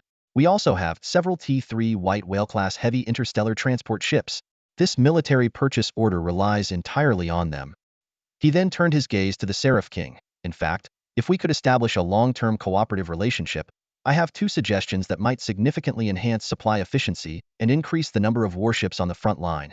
With the Seraph King's permission, Zhao Chun proposed his first suggestion. "We could establish a dedicated Stargate route between our territories, significantly reducing the round-trip transportation time." The Seraph King frowned and said, "Your suggestion is good, but the route between us is very unstable due to the nearby cosmic disaster zone. Stargate travel through subspace poses too great a risk." Zhao Chen smiled and said, "Then we can place the Stargates slightly away from that area, for example, within the territory of the mechanoids." While this proposal avoided the instability of the space, the Seraph King still had concerns. The threat from the mechanoids remains. Although they have withdrawn and ceased military actions in recent years, who knows when they might return? Zhao Chen responded directly, "All construction and maintenance of the Stargates would be handled by us, the Xiaolong. We only need your side to provide a construction site within your territory, allow us to lease it long-term for free, and let us have full control. If any accidents occur, we will bear all the losses." The 3 angels were stunned by this request. It offered them significant benefits, but allowing the Xiaolong to build and control a Stargate within their territory was extremely risky from a military standpoint. The Seraph King cautiously responded, "We need to consider this proposal carefully." Zhao Chen nodded in understanding and didn't press further. Then, with a hint of a mysterious smile, he invited the 3 to the hangar. For the second suggestion, "I might need you to come with me for a bit." As they walked to the hangar, Angel Susan asked in confusion, "Where are we going?" Zhao Chen pointed outside the hangar, where a T3 Radiance-class medium interstellar destroyer was docked. The 3 angels were visibly surprised. The warship was hovering in the middle of the interstellar transport fleet, and due to the fleet's massive size, they hadn't noticed it earlier. What puzzled them more was that the technology for the T3 Radiance-class medium interstellar destroyers provided to the Xiaolong did not include the core energy and engine systems. Without these, even a fully assembled ship would be nothing more than a pile of scrap metal with no combat or navigation capabilities. Yet here they were, witnessing the warship hovering, its engines glowing and evidently operational. Angel Susan couldn't help but ask, "What have you done?" Zhao Chun responded nonchalantly, "I merely used our technology to complete this interstellar warship. This was the small task he had assigned to Chief Engineer Annie and her team, with Zhao Chen himself taking the lead role. On the bridge of the T3 Radiance-class medium interstellar destroyer, Angel Tilia looked around, her brow furrowed. Although the exterior of the warship was familiar, the interior was surprisingly brand new. If this can still be called the T3 Radiance, she murmured, is this the surprise you brought us? When the three angels boarded the supposedly familiar ship, they found it had undergone a complete overhaul, especially in its software systems. What shocked them the most was that core technologies, never shared with Xiaolong, were also present. Zhao Chen chuckled as he explained, we upgraded the basic T3 Radiance technology you provided, integrated it with what we deemed suitable Starship energy cores and systems, and ultimately created this unique T3 Radiance-class medium interstellar destroyer. His tone was casual, as if discussing a simple toy. However, his words stirred a storm in the hearts of the three angels. Xiaolong had not only mastered the technology they provided in a short time, but had also created this entirely new warship without the core technologies. This undoubtedly showcased Xiaolong's remarkable prowess in starship technology. The Holy Angel King took a more serious look at the man she had initially thought unremarkable. Zhao Chun had a fair and handsome face, his smile exuding confidence. His demeanor was distinctly different from the angelic males, more composed and seasoned despite a hint of rebelliousness. Zhao Chun continued, in fact, producing and transporting parts separately as you requested is too time-consuming. If Xiaolong handles the entire production and delivers the complete ship directly, wouldn't that be more efficient? Angel Susan frowned and asked, how do we know the performance of your T3 Radiance-class medium interstellar destroyer? Her tone had lost its arrogance and now held a touch of respect. Zhao Chun responded with a smile. Consider this T3 Radiance-class medium interstellar destroyer a gift from me to you. It's yours now. I believe it will speak louder than my words. The Holy Angel King did not refuse the gift, curious about the performance of this Xiaolong version of the T3 Radiance-class warship. Thank you, Lord Xiaolong. You've brought us quite the surprise. Zhao Chen then set a deadline. I hope we can establish a formal partnership soon. My time is limited. If we can't reach an agreement by the end of the month, I'll prepare to return. The sudden deadline caused the angel's expressions to change. Angel Tilia looked anxiously at the Holy Angel King, hoping to negotiate for more time. However, Zhao Chun was firm. If your side is sincere about cooperation, you won't keep a friend waiting too long. The Holy Angel King reluctantly agreed. Understood, Lord. I will provide an answer by the end of the month. Zhao Chun nodded with a smile, already calculating the system's quarterly tasks. At the high-level meeting of the angels, the War Angel King asked in disbelief, are you saying he really brought us 10,000 T3 Radiance-class medium interstellar destroyers? And the quality of the parts far exceeds our own production?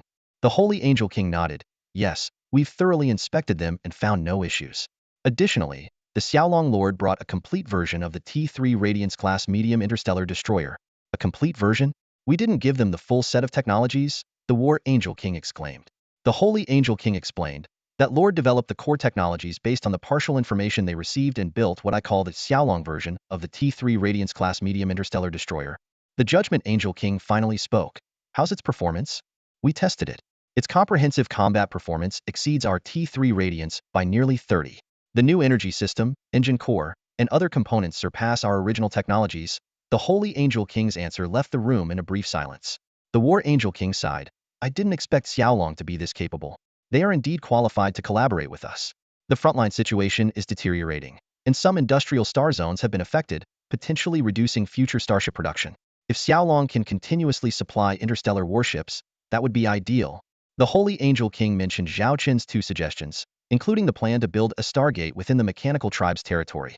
The War Angel King was surprised. A stargate? He's confident he can build a stargate within the mechanical tribe's territory? It was well known that the mechanical tribe's strength deterred all factions from acting rashly. The Holy Angel King added, that's what he said.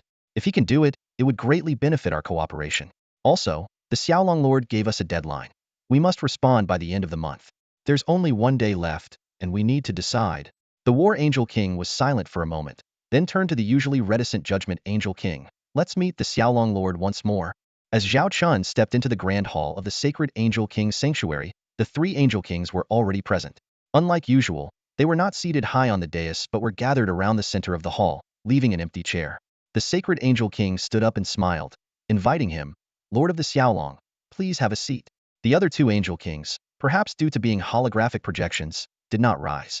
Zhao Chen couldn't help but notice the change in their treatment. During his first visit, they had sat high above, without even offering him a chair.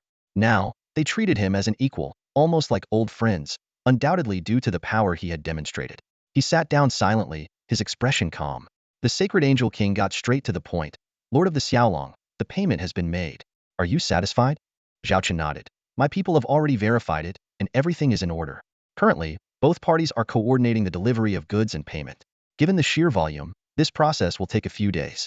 After all, it involves parts for 10,000 interstellar warships and materials worth 2 trillion star coins. The War Angel King appeared somewhat eager, looking directly at Zhao Chen. Let's get straight to the point. This cooperation has been very successful. We acknowledge the military capabilities of Xiaolong and are willing to continue our collaboration. Let's discuss the specifics. All right, Zhao Chen agreed. The four of them then delved into the details of their cooperation. The main dialogue was between Zhao Chen and the War Angel King, as the latter was an expert in interstellar warship procurement. The Sacred Angel King occasionally interjected, while the Judgment Angel King, who wore a blindfold, remained mostly silent. Soon, they reached a general agreement. The Angel Tribe would place additional military orders with Xiaolong, focusing primarily on T3 class interstellar warships. This would expand from the single T3 Radiance-class medium interstellar destroyer to nearly all T3 ship types.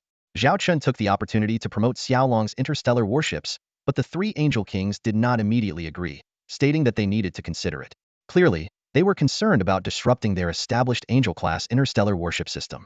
Zhao Chen was not in a hurry, understanding that such integration needed to be gradual.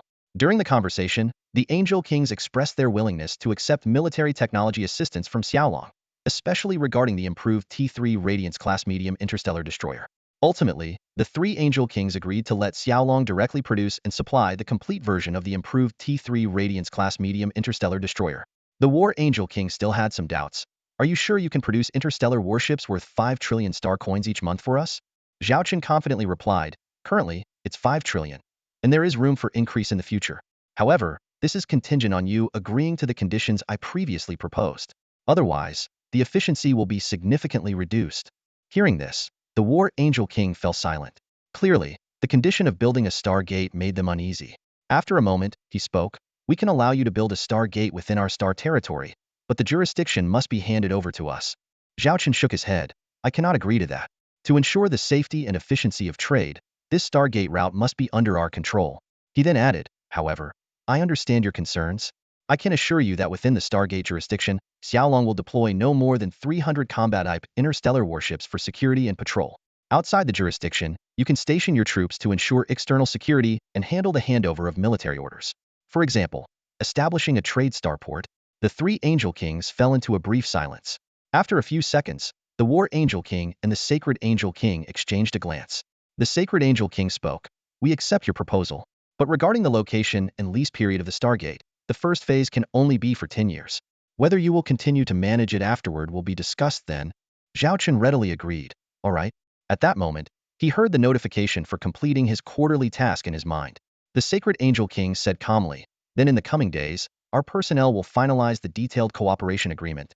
Zhao Chen nodded, knowing that this meeting was only to set the general direction and that the specific agreement would need to be drafted by specialists. His secretary Lilith was already prepared.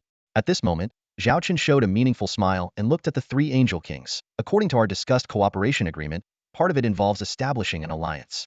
If either party faces a military attack that threatens our cooperation, we will provide military assistance within our capabilities. The War Angel King's heart tightened, suddenly realizing that this young lord of the Xiaolong seemed to have been well prepared. What?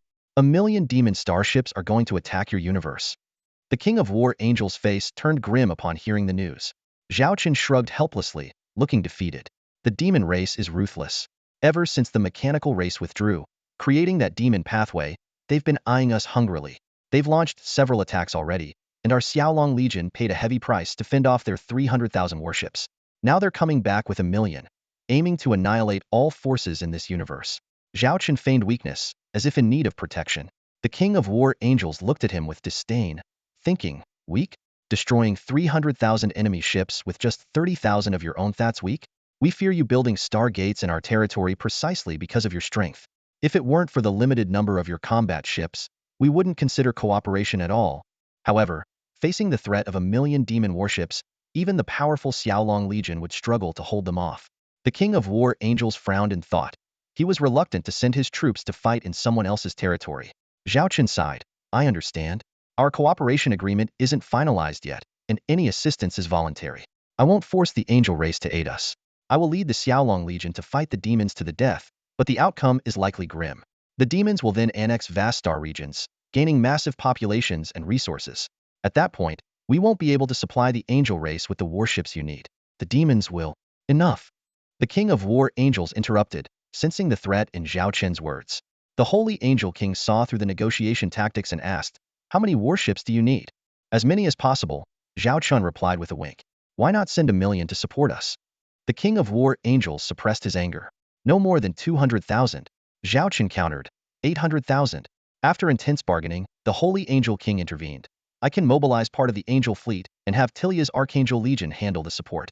We can muster 400,000 warships for 3 months. Zhao Chun accepted the terms. Although it wasn't his initial goal, having Tilia's elite fleet involved was still a good outcome. The King of War Angels added, "You'll cover the battle expenses." Zhao Chun agreed to offset the costs with warship orders, thus achieving all his objectives for visiting the angel race. Back on the bridge of the underworld, Zhao Chun relaxed on the sofa, listening to Lilith's report. He ordered the new angel warship tech blueprints to be handed over to Annie and her team, urging them to develop stronger warship versions quickly. Gradually, we'll sell Xylon-class warships to the angel race, Zhao Chun planned. He'll milk this cash cow dry. He also proposed constructing a Stargate pathway to the angel race within 2 months. Although the route mostly passed through mechanical race-controlled areas, Zhao Chun was confident. "Leave this to me." Recalling his previous encounters with the mechanical race, Zhao Chun realized they didn't seem hostile to other races, and that mechanical girl had shown interest in him. Zhao Chun thought to himself, how could I not take advantage of such a great opportunity? A familiar young girl's face appeared before Zhao Chun. She looked at him in surprise. "You contacted me so quickly. Does this mean you've agreed to join my side?" Zhao Chun shook his head and got straight to the point. "This contact isn't about joining you. But if you can help me with something, I might seriously consider your proposal."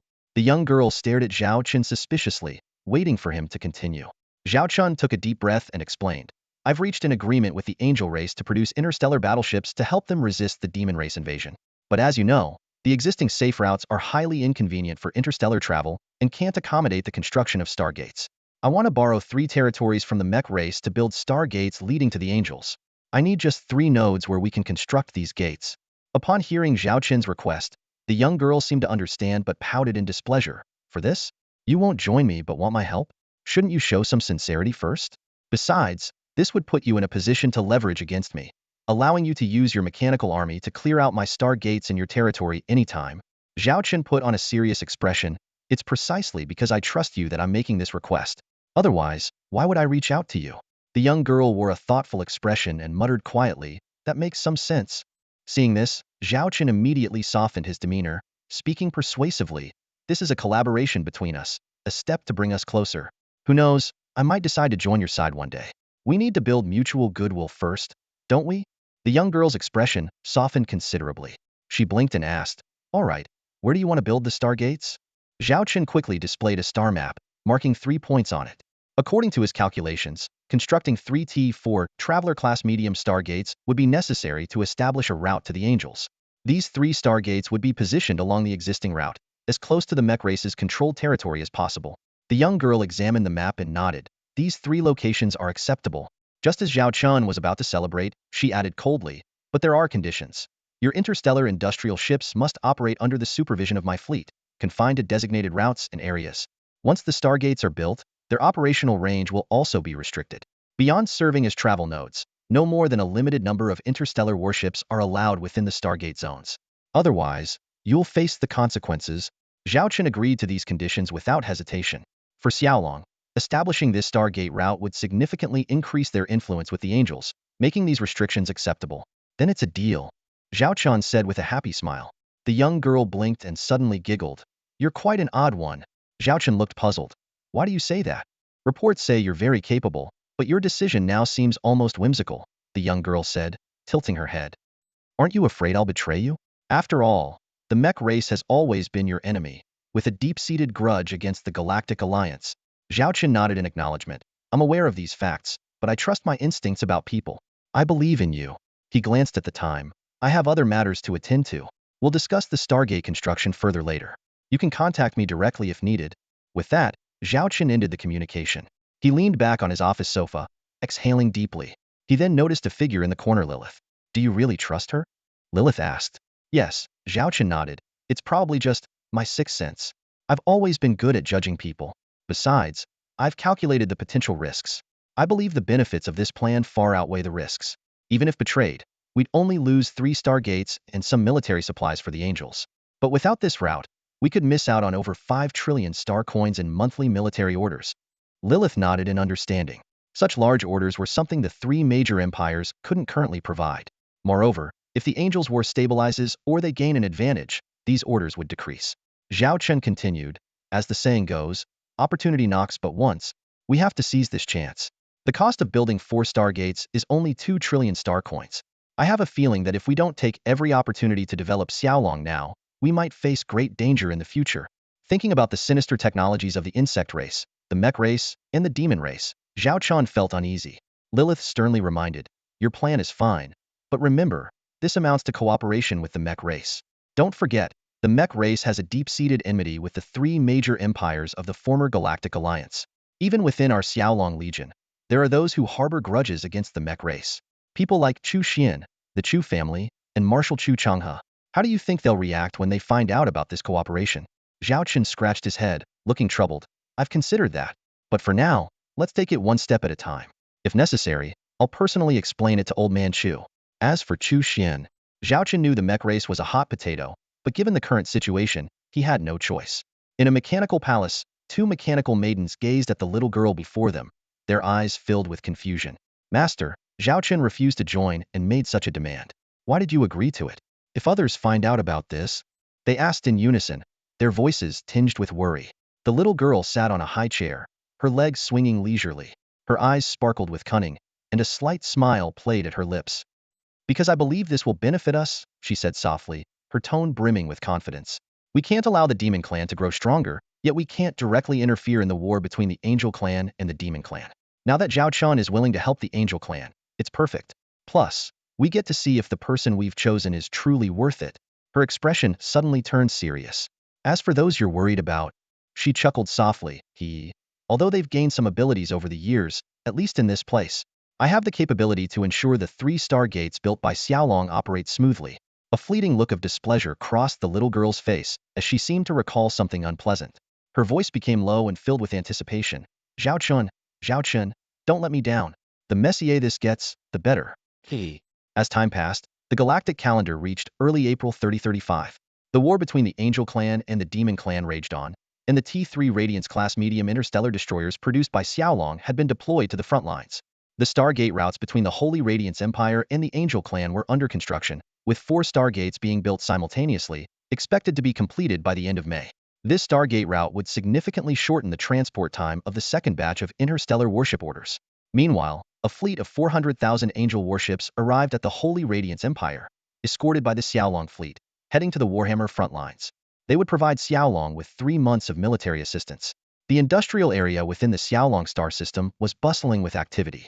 In the T5 Galaxy-class large interstellar industrial base, the 3 interstellar warships that once occupied most of the construction space had quietly disappeared, replaced by the skeletal frameworks of new interstellar warships under construction. On the bridge of the T5 Pluto-class interstellar dreadnought, Zhao Chen sat on a sofa, his brow furrowed, deep in thought. Deputy Secretary Nancy stood nearby, her expression tense. Commander, is there a problem? She asked. Zhao Chen snapped out of his thoughts and waved a hand. No, I was just thinking about something else. He pondered silently, noting that it was already several days into April, yet the system's quarterly mission had not been refreshed. This unusual situation made him uneasy, as if something significant was about to happen. Based on past experience, a delayed release of the quarterly mission often meant a major event was on the horizon. Relieved that it wasn't her fault, Nancy let out a sigh of relief.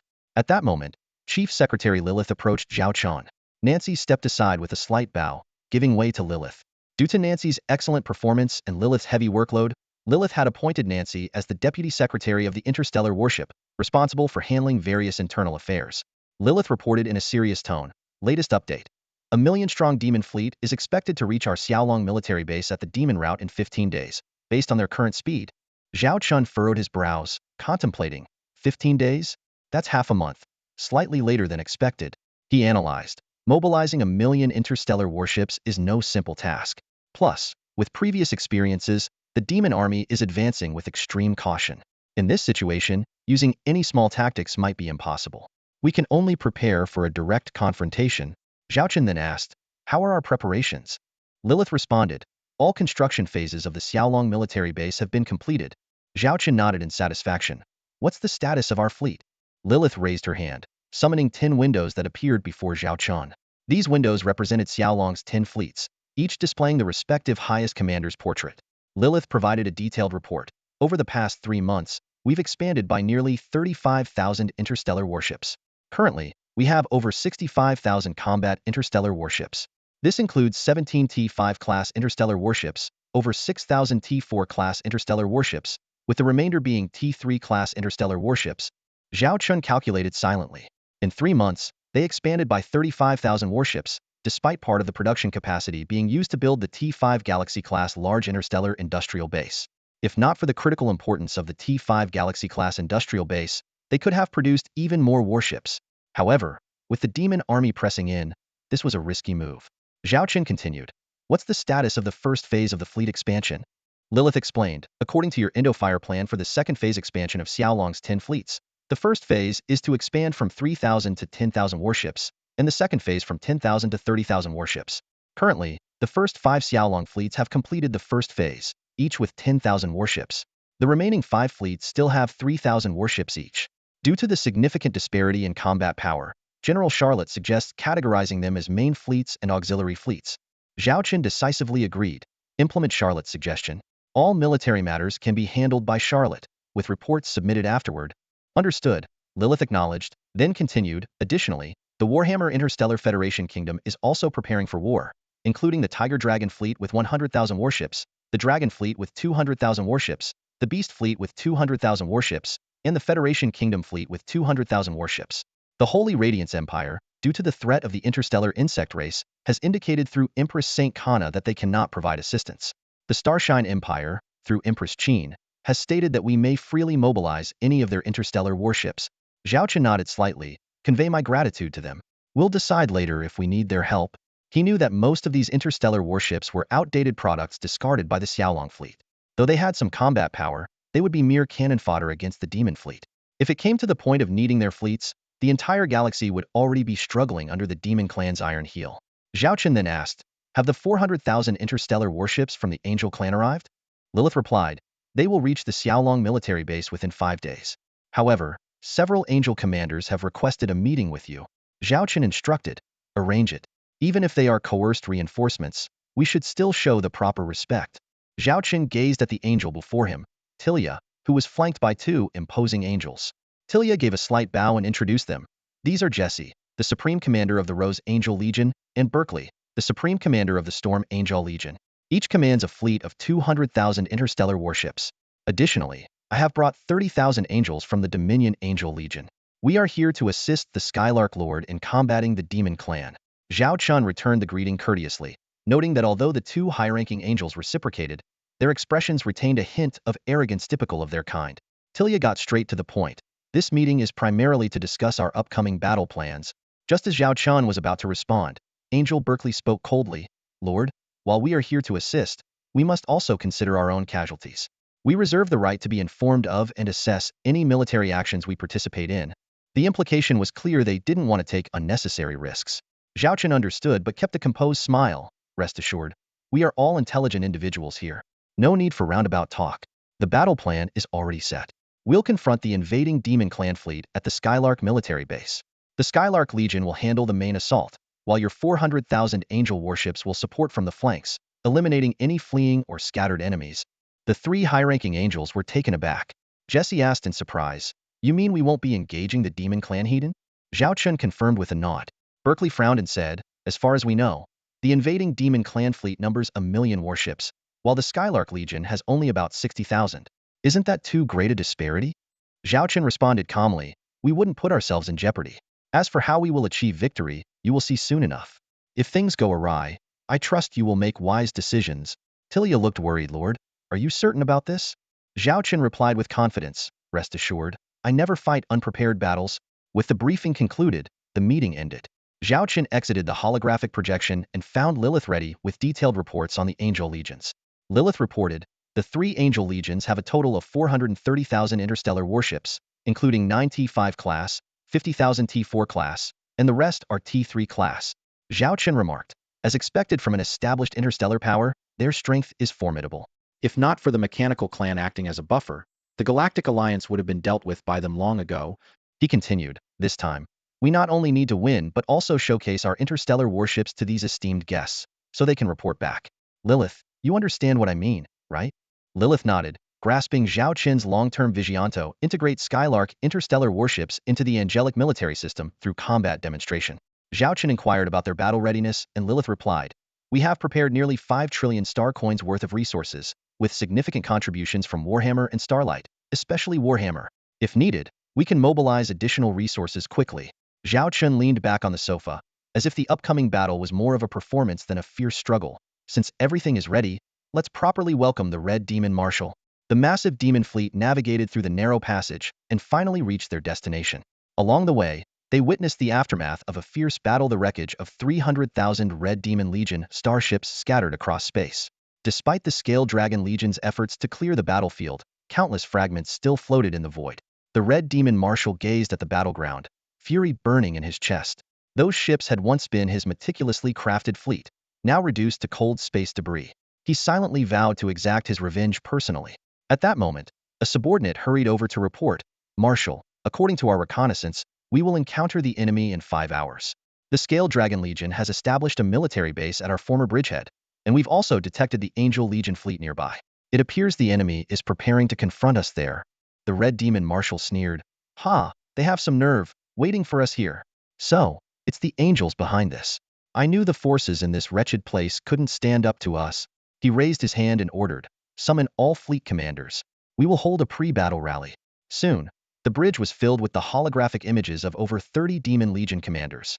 Among them, a few clad in distinctive uniforms stood out. They were reinforcements the Red Demon Marshal had acquired at great cost. The Red Demon Marshal surveyed the group and spoke in a booming voice, ladies and gentlemen, we have come this far to conquer this star region. However, some forces dare to resist us and even ambushed our fleet of 300,000 ships. Today, we will settle this blood debt. Ahead of us, the Scale Dragon Legion has allied with the Angels, hoping to thwart our grand plans. What should we do? Crush them? Destroy them? Rip the wings off the Angels? The commanders roared, their bloodlust palpable. The Red Demon Marshal nodded in satisfaction. Excellent. This is the ferocity I expect from my warriors. Remember, the enemy may have T5 starships, but we have 1,000,000 ships. Today, there is only one word: fight. Those who perform well, destroy the most enemies, and take down T5 ships will be richly rewarded. Those who do poorly will find themselves under my boot. Fight, fight, fight. The bridge echoed with thunderous shouts. After the rally, the Red Demon Marshal began to study the battle plan. A holographic star map appeared before him, displaying detailed information about the Scale Dragon Legion's base. One advisor analyzed, this base has numerous military starports and defensive structures. The enemy is clearly prepared. However, we estimate that the station fleet does not exceed 100,000 ships. According to our intelligence, the Scale Dragon Legion currently has just over 60,000 ships, though the number of T5 ships is unknown. Another advisor pointed out, I believe the Scale Dragon Legion and this base might be a decoy. The real threat is the Angel Legion. The Dominions, Rose, and Storm Angel Legions collectively have over 400,000 ships. The Dominion Angels, in particular, are the elite guard of the Seraph King and are extremely powerful. The Red Demon Marshal narrowed his eyes, clearly agreeing with the latter assessment. To him, the Scale Dragon Legion was a minor threat. The real danger lay with the Angels. He even suspected that the Angels had orchestrated the previous ambush. So, how should we respond?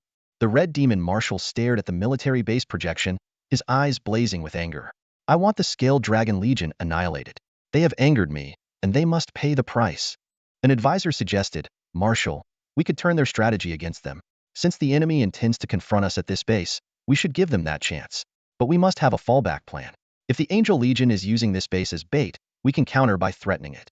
The Angel Legion will likely react, and we can then shift our focus to attacking them. With our 1,000,000-ship advantage, even in a prolonged battle, we can call for reinforcements from the rear. The Red Demon Marshal nodded in approval. We'll do as you suggest. He paused, then added, however, I would prefer we handle this ourselves. I don't want to share our prey. Thus, a colossal showdown involving 1,000,000 starships was about to unfold. Who would be the hunter, and who the prey? The answer would soon be revealed. Above the Xiaolong military base, a colossal starship hovered, resembling a floating fortress. Its unique design made it stand out among the fleet of warships. At the top of the ship were several dragonhead-like structures, and the most prominent part of the hull bore a golden emblem of a dragon, followed by the name Dragon Emperor. This was the second limited edition T5 starship crafted by Zhao Qian. Zhao Qian sat comfortably on a sofa, surveying the bridge. At first glance, the bridge of this starship seemed no different from others, but a closer look revealed its enormous scale compared to the rest of the ship, like a super brain controlling the massive vessel. Suddenly, a notification popped up in front of Zhao Qian, followed by several beams of light materializing into human figures. Whoa, we really got transported directly? Xue Xiaoxiao exclaimed, inspecting her body excitedly. Check me out, am I missing any limbs? After confirming she was intact, she relaxed slightly. Something seems a bit smaller, Snake Woman Qingman teased from the side. Following Qingman's gaze, Xue Xiaoxiao instinctively touched the relevant area and then glared angrily at Qingman. Smaller? You're the one who's small. Your whole family is small. Qingman crossed her arms and gave Xue Xiaoxiao a disdainful look. Xue Xiaoxiao scoffed. Who cares anyway? Secretary Lilith stood beside Zhao Qian and reported, Commander, all the commanders of the Xiaolong Corps are in position. At this moment, everyone stood at attention, their eyes focused on Commander Zhao Qian, who was seated on the sofa. Zhao Qian's gaze swept over the female officers. Charlotte, commander of the 1st Corps, Qitong, commander of the 2nd Corps, Shen Bing of the 3rd Corps, Su Lan of the 4th Corps, Chu Xian of the 5th Corps, Medusa, Wei Shishir, Yi Xiaodong, Snake Woman Qingman, and Pei Xingnan, along with Snow White, commander of the Xiaolong Starship Missile Fleet, Zhao Wanner, commander of the Xiaolong Starship Stealth Bomber Fleet, and Xue Xiaoxiao, captain of the T5 Hades. Zhao Qian stood up, his tone grave. Ladies, 1,000,000 demon starships are only 3 hours away from our base. Among them are nearly 10 T5 starships, close to 100,000 T4 starships, and the rest are all T3 class. We are significantly outnumbered. He paused before continuing. Some might think we have the 40,000-strong Angel Corps to assist us, but sometimes, we must rely on ourselves. We can't place all our hopes on others. Behind us is our homeland, and we must prepare for the worst. But I don't want to see the worst outcome. Zhao Qian's gaze swept across the room, his voice resolute. When it comes to warfare, I'm not as skilled as you. So I'll be here, waiting for your triumphant return. I'll have a feast ready to celebrate your victory. He finished with a salute, his expression solemn. The commanders responded in unison. Rest assured, Commander, we will prevail. After the rousing words, everyone returned to their respective ships via the T5 Dragon Emperor's quantum transmission, except for Charlotte, who stayed behind. Is everything set up? Zhao Qian asked as Charlotte approached. Charlotte nodded. Everything is in place. The command system of the Dragon Emperor is directly linked to my station. I've also selected a capable team to form the Xiaolong General Staff, who will assist me in analyzing, deploying, and adjusting our strategies. Zhao Qian nodded in satisfaction. Good. I'll be here waiting for your good news. Charlotte stood tall, her voice filled with conviction. Rest assured, Commander, I will not let the demon army breach this line. With that, she transformed into particles and returned to her post. Zhao Qian sat back on the sofa, observing the bustling bridge. Although he was nominally the captain of the Dragon Emperor, he wouldn't interfere with its operations. Charlotte had already organized the various staff departments. Zhao Qian saw himself more as a mascot, a role he didn't mind. He believed in leaving professional matters to the professionals, offering suggestions occasionally but never imposing. The second in command here was Lilith. As the steward of the Xiaolong Corps, she managed logistics and supplies, crucial to the Corps' operations. The staff needed to work closely with Lilith's secretariat, forming the left and right brains of the Xiaolong Corps. Lilith, is everything ready? Zhao Qian asked. Yes, all fleet units are prepared for battle. Lilith replied firmly. Zhao Qian took a deep breath, his eyes fixed on the holographic war map. The core area was the Xiaolong military base, 10 T3 Storm Fortress-class large starports, hundreds of interstellar war fortresses, and over 1,000 defensive facilities forming the base's defensive network. It also included the 10 core fleets of the Xiaolong Corps, 65,000 combat starships, nearly 5,000 support starships, 1 T4 Voyager-class medium stargate, and 2 T4 Wanderer-class small stargates. Everything was ready, awaiting the impending storm. Not far away, at the Angel Corps fleet's position, High Angel Berkeley frowned in confusion. Do they really intend to face the million-strong demon fleet on their own? My lord, what should we do? High Angel Jesse looked at Tilia, a high angel with the additional title of Angel Guardian. Tilia pondered for a moment before giving a low command. Order all starships to prepare for battle. The Xiaolong Corps is crucial to us. Their industrial capabilities can alleviate our frontline starship needs. In the silent expanse of the universe, a million interstellar warships advanced like a vast, ominous black cloud. Facing this massive demon fleet, the Xiaolong Legion's military base stood resilient like a rock against the tide, seemingly vulnerable yet unyielding. As the two sides were about to enter firing range, the demon fleet suddenly halted. On the bridge of the Dragon Emperor, Zhao Qian anticipated a declaration of war or a demand for surrender from the enemy, but nothing of the sort occurred. 10 minutes later, the first line of the demon fleet launched an assault, quickly followed by the second line. The entire fleet advanced in varied formations such as cross, fish scale, and wave patterns. Zhao Qian's eyes lit up as he muttered to himself, "Interesting." He realized that the Red Devil Marshal had clearly studied the Xiaolong Legion's combat strategies, particularly their three-pronged missile bombardment tactics. This attack method cleverly dispersed the fleet, effectively minimizing potential casualties. Inside the Dragon Emperor's bridge, the staff and the Dragon Emperor's Super War AI simultaneously sprang into action. A holographic image of a woman in punk-style clothing and curved glasses in AI calling herself Xiaolongnu appeared behind Zhao Qian, softly suggesting, "Commander, we should shift from blanket firepower to precise, small-scale strikes on specific areas. Focus on the enemy's T4 main battle interstellar warships and let other ships handle the T3 demon warships. This will significantly reduce our missile ships' expenditure." Zhao Qian covered his face in exasperation and said to the talkative AI, "Just assist the staff. No need to brief me on the battle." Xiaolongnu giggled and replied, "Xiaolongnu is here to keep you company, Commander. It doesn't affect my assistance to the staff at all. This only uses 0.0000001 of my processing power." The battle raged on fiercely. After 5 hours, the Xiaolong military base remained unscathed, while the demon fleet had lost nearly 30,000 warships. In contrast, the Xiaolong Legion had lost fewer than 2,000 ships, with over 5,000 damaged but quickly withdrawn for repairs, ready to return to the fray. The Angel Legion, observing the battle, was astounded by the Xiaolong Legion's performance. High-ranking Angel Jesse remarked, "Is this the Xiaolong Legion's famed missile offensive? It's like they have an endless supply." High-ranking Angel Berkeley, intently watching the battlefield, praised, "Look at that. Even when there's a change in a local skirmish involving dozens of ships, they immediately make optimal adjustments. Every damaged ship that withdraws is instantly replaced by another, and they always manage to precisely strike the demon fleet's elite units." However, Angel Tilia remained composed, stating, "The real show hasn't started yet. Neither side's T5 interstellar warships have entered the fray. That's where the true power lies." As the battle continued, the confrontation between the two armies grew increasingly intense, with an even greater showdown seemingly on the horizon. The battlefield situation changes rapidly. The Demon Legion fleet noticed the strong defenses of the Xiaolong Legion's military base and had to slow down their attack. They began to withdraw heavily damaged fleets from the front lines for rest, while dispatching new Legion fleets to charge. This strategy not only improved their attack efficiency but also reduced their own casualties. 20 hours into the war, the Xiaolong Legion had lost over 10,000 interstellar warships, while the Demon Legion had lost 100,000. Prolonged combat had significantly weakened the Xiaolong Legion's firepower, causing their once solid defense line to waver. Red Demon Marshal keenly identified 2 breakthrough points and immediately ordered the Demon Legion fleet in those areas to launch attacks at all costs. Simultaneously, he quickly dispatched 2 elite fleets straight to these breaches. Each elite fleet included 3 T5 terrifying Blade-class medium interstellar battlecruisers and 10,000 T4 interstellar warships, clearly intending to break through the Xiaolong Legion's defenses in one decisive move. High Angel Berkeley exclaimed excitedly, "The Demon Legion is finally getting serious." However, High Angel Jesse was a bit doubtful. "This opportunity doesn't seem quite right." Angel Tilia calmly analyzed, "That's because Red Demon Marshal is getting anxious. Losing nearly 100,000 interstellar warships in a day, without making any progress. Such losses would typically take 10 days in a stalemate with the Angel race. Moreover, not only is the Xiaolong Legion here, but we are also watching closely. If you were Red Demon Marshal, what would you do?" High Angel Berkeley suddenly understood. Red Demon Marshal doesn't want to continue like this. Because of their fear of our presence, they've been on edge. If this continues, even if they gradually gain an advantage, prolonged combat will lead to a decline in their combat effectiveness.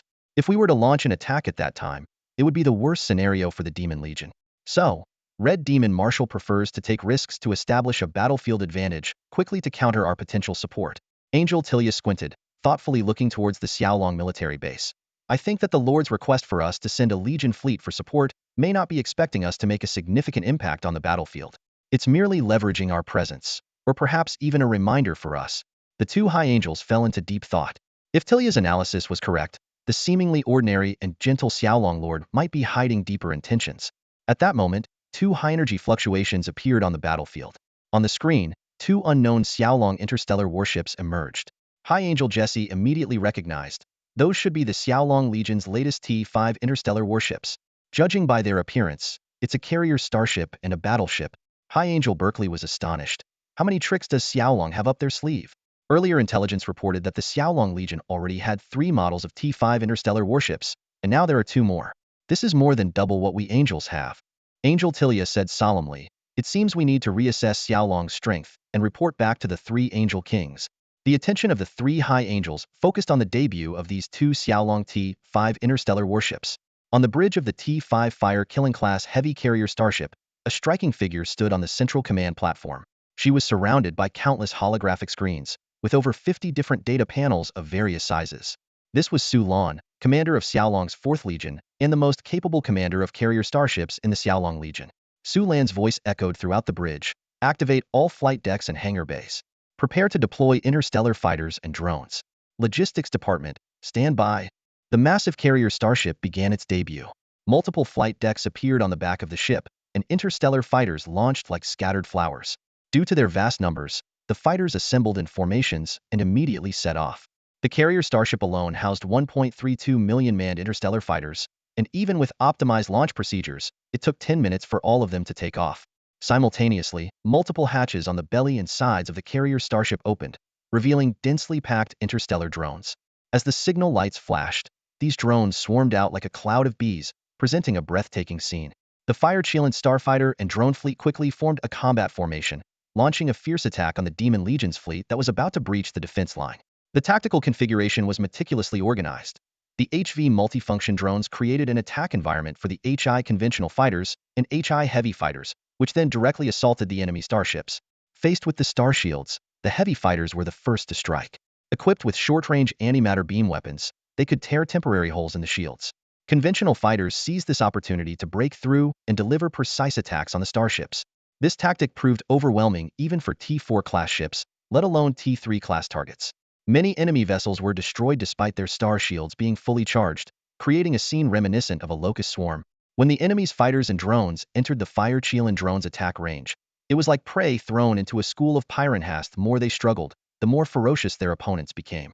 The Demon Legion star corvettes attempted to intercept, but with minimal success.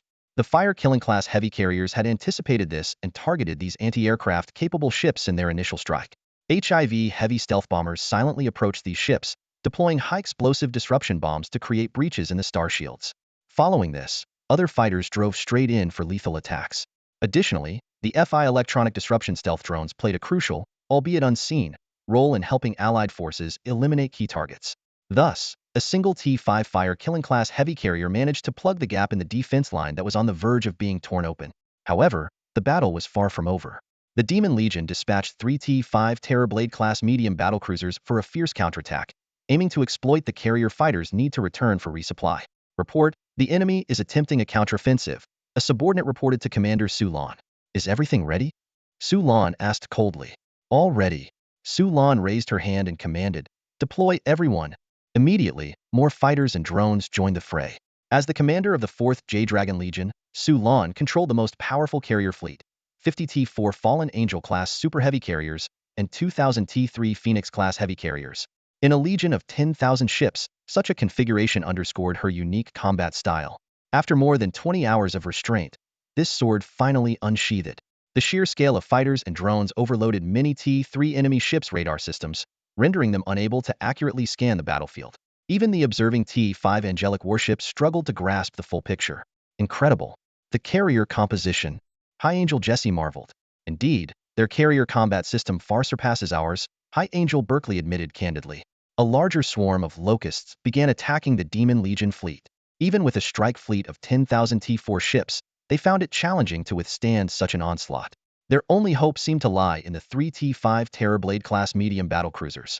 Su Lan's hands moved slightly, enlarging the holographic image of the 3 T5 Terrorblades, making them look like tiny toys floating in her palm.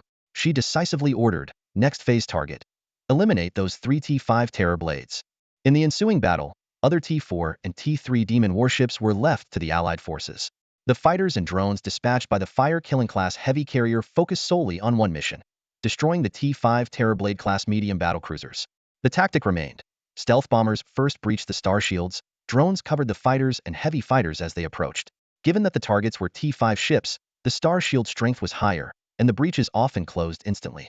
Unlucky fighters collided with the restoring shields, getting sliced in half or destroyed. However, the other pilots remained unfazed, continuing their mission. Electronic disruption stealth drones simultaneously interfered with the electronic systems of the three T5 Terrorblades, severing their communications with other ships.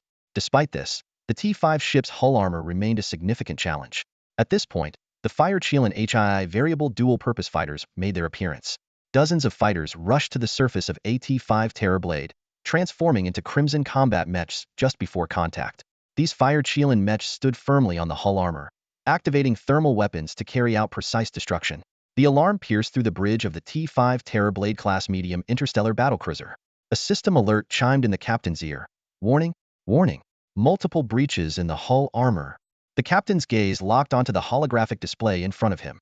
Several small red dots flickered on the ship's outer perimeter, each smaller than the impact zone of a direct enemy cannon shot, yet rapidly corroding the hull armor. Suddenly, a more urgent alarm blared. Warning, unknown energy source detected in compartment 1017 of the left-wing C3 sector. The demon captain immediately pulled up the surveillance footage. The screen displayed a compartment the size of a football field, with a hole on one side. The pressure differential caused chaos inside, with unsecured equipment being sucked out into space. There were no crew members in sight. As the captain pondered the situation, a crimson figure emerged through the wholly a fully armed combat mech. Two more similar mechs followed, quickly forming a combat formation. They paused momentarily, then locked onto their target and opened fire on the bulkhead with their cannons. Under the intense barrage, the bulkhead was instantly riddled with holes. The screams from the adjacent compartment lasted only a few seconds before falling silent. One of the mechs activated a unidirectional star shield, holding it like a shield in front of itself, and then kicked through the shattered bulkhead. The adjacent compartment's horrific scene came into view.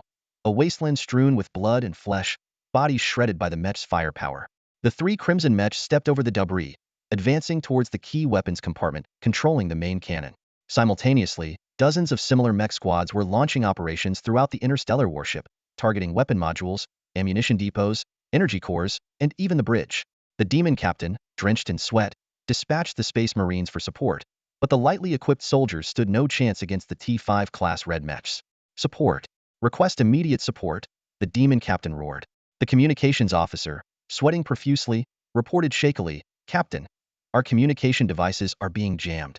We can only maintain internal communications. External contact with other ships or for support is impossible. Hearing this, the demon captain collapsed into his chair. He gazed out the porthole at the massive crimson carrier starship in the distance, murmuring, Marshal, what kind of terrifying opponent have you chosen for us? We should never have been here. Suddenly, the bridge shook violently. From the outside, an explosion was visible in a section of the interstellar warship, evidence of the mech squad's successful mission. Two other T5 Terrorblade-class medium interstellar battlecruisers were also in similar predicaments. Commander Su Lan watched these three prey with a cold gaze, awaiting their destruction. Other demon warships, realizing their main forces were in trouble, attempted to provide support but were blocked by dense swarms of starfighters and drones, creating an impassable barrier. Within minutes, one of the T5 Terrorblade-class medium interstellar battlecruisers began emitting black smoke. External attempts to contact the three ships were futile. High Angel Berkeley was in awe. One carrier starship has completely suppressed three T5 Terrorblade-class medium interstellar battlecruisers. Its combat capability is astonishing. As millennium-long adversaries of the demon race, they were well-versed in the combat parameters of the T5 Terrorblade-class medium interstellar battlecruiser. High Angel Jesse, with a stern expression, said, "Three pitiful prey are being dragged step by step into the abyssal maw of this crimson beast." On Commander Su Lan's side, the T5 Fire-killing-class heavy carrier starship made its debut with overwhelming force. Meanwhile, on another battlefield, a pure white starship was performing its own inaugural waltz. The Demon Legion seized the opportunity to split their forces and attempted to break through the Xiaolong Legion's line. This assault fleet faced equally formidable opponents. At the same moment the T5 Fire-killing-class heavy carrier starship appeared, a pure white starship slowly emerged from the Xiaolong fleet. Unlike the T5 Fire Chielin, which required coordination with other starships, this pure white vessel moved alone towards three T5 Terrorblade-class medium battlecruisers. The surrounding Xiaolong starships did not follow, allowing it to penetrate the enemy formation. On the bridge of the T5 Terrorblade 037, the demon captain observed the unexpected starship. The first officer quickly searched the database and shook his head. Sir, our database has no information on this starship. It's a new model from the Xiaolong Legion, likely a T5 class battleship. The demon captain glared at the first officer. I'm not blind. I can see it's a T5 battleship. He pondered. 3 T5 Terrorblades against 1 T5 battleship, a disadvantage in class, but an advantage in numbers. More importantly, the enemy ship had separated from its fleet, and they had nearly 10,000 T4 starships nearby.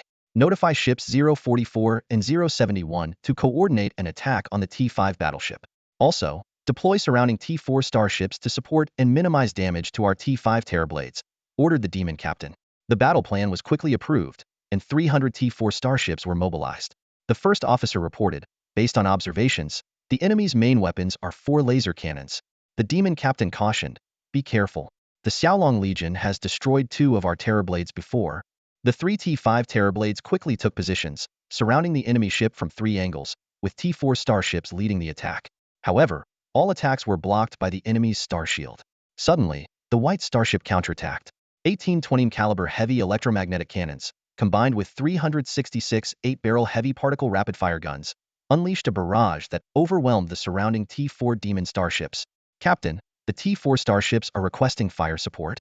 The enemy's firepower is too strong, the first officer urgently reported. Hold on, the demon captain said sternly, eyes fixed on the white T5 battleship. As time passed, more T4 demon starships were destroyed, and the number of supporting T4 ships increased. The 3 T5 Terrorblades stayed at the edge of the attack range, seemingly waiting for the right moment. Suddenly, the enemy ship's 4 laser cannons fired. 4 beams of light instantly obliterated 4 T4 Demon Hunter-class medium battlecruisers. What power!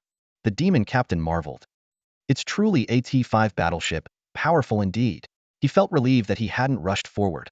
Otherwise, even if they survived the first attack, their star shield energy would be nearly depleted.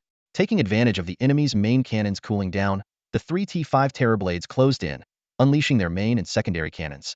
Explosions rippled across the enemy's star shield, far more powerful than the T4 starship's earlier attacks. Meanwhile, on the bridge of the T5 Holy Redeemer-class heavy armored artillery battleship, a figure sat in the captain's chair.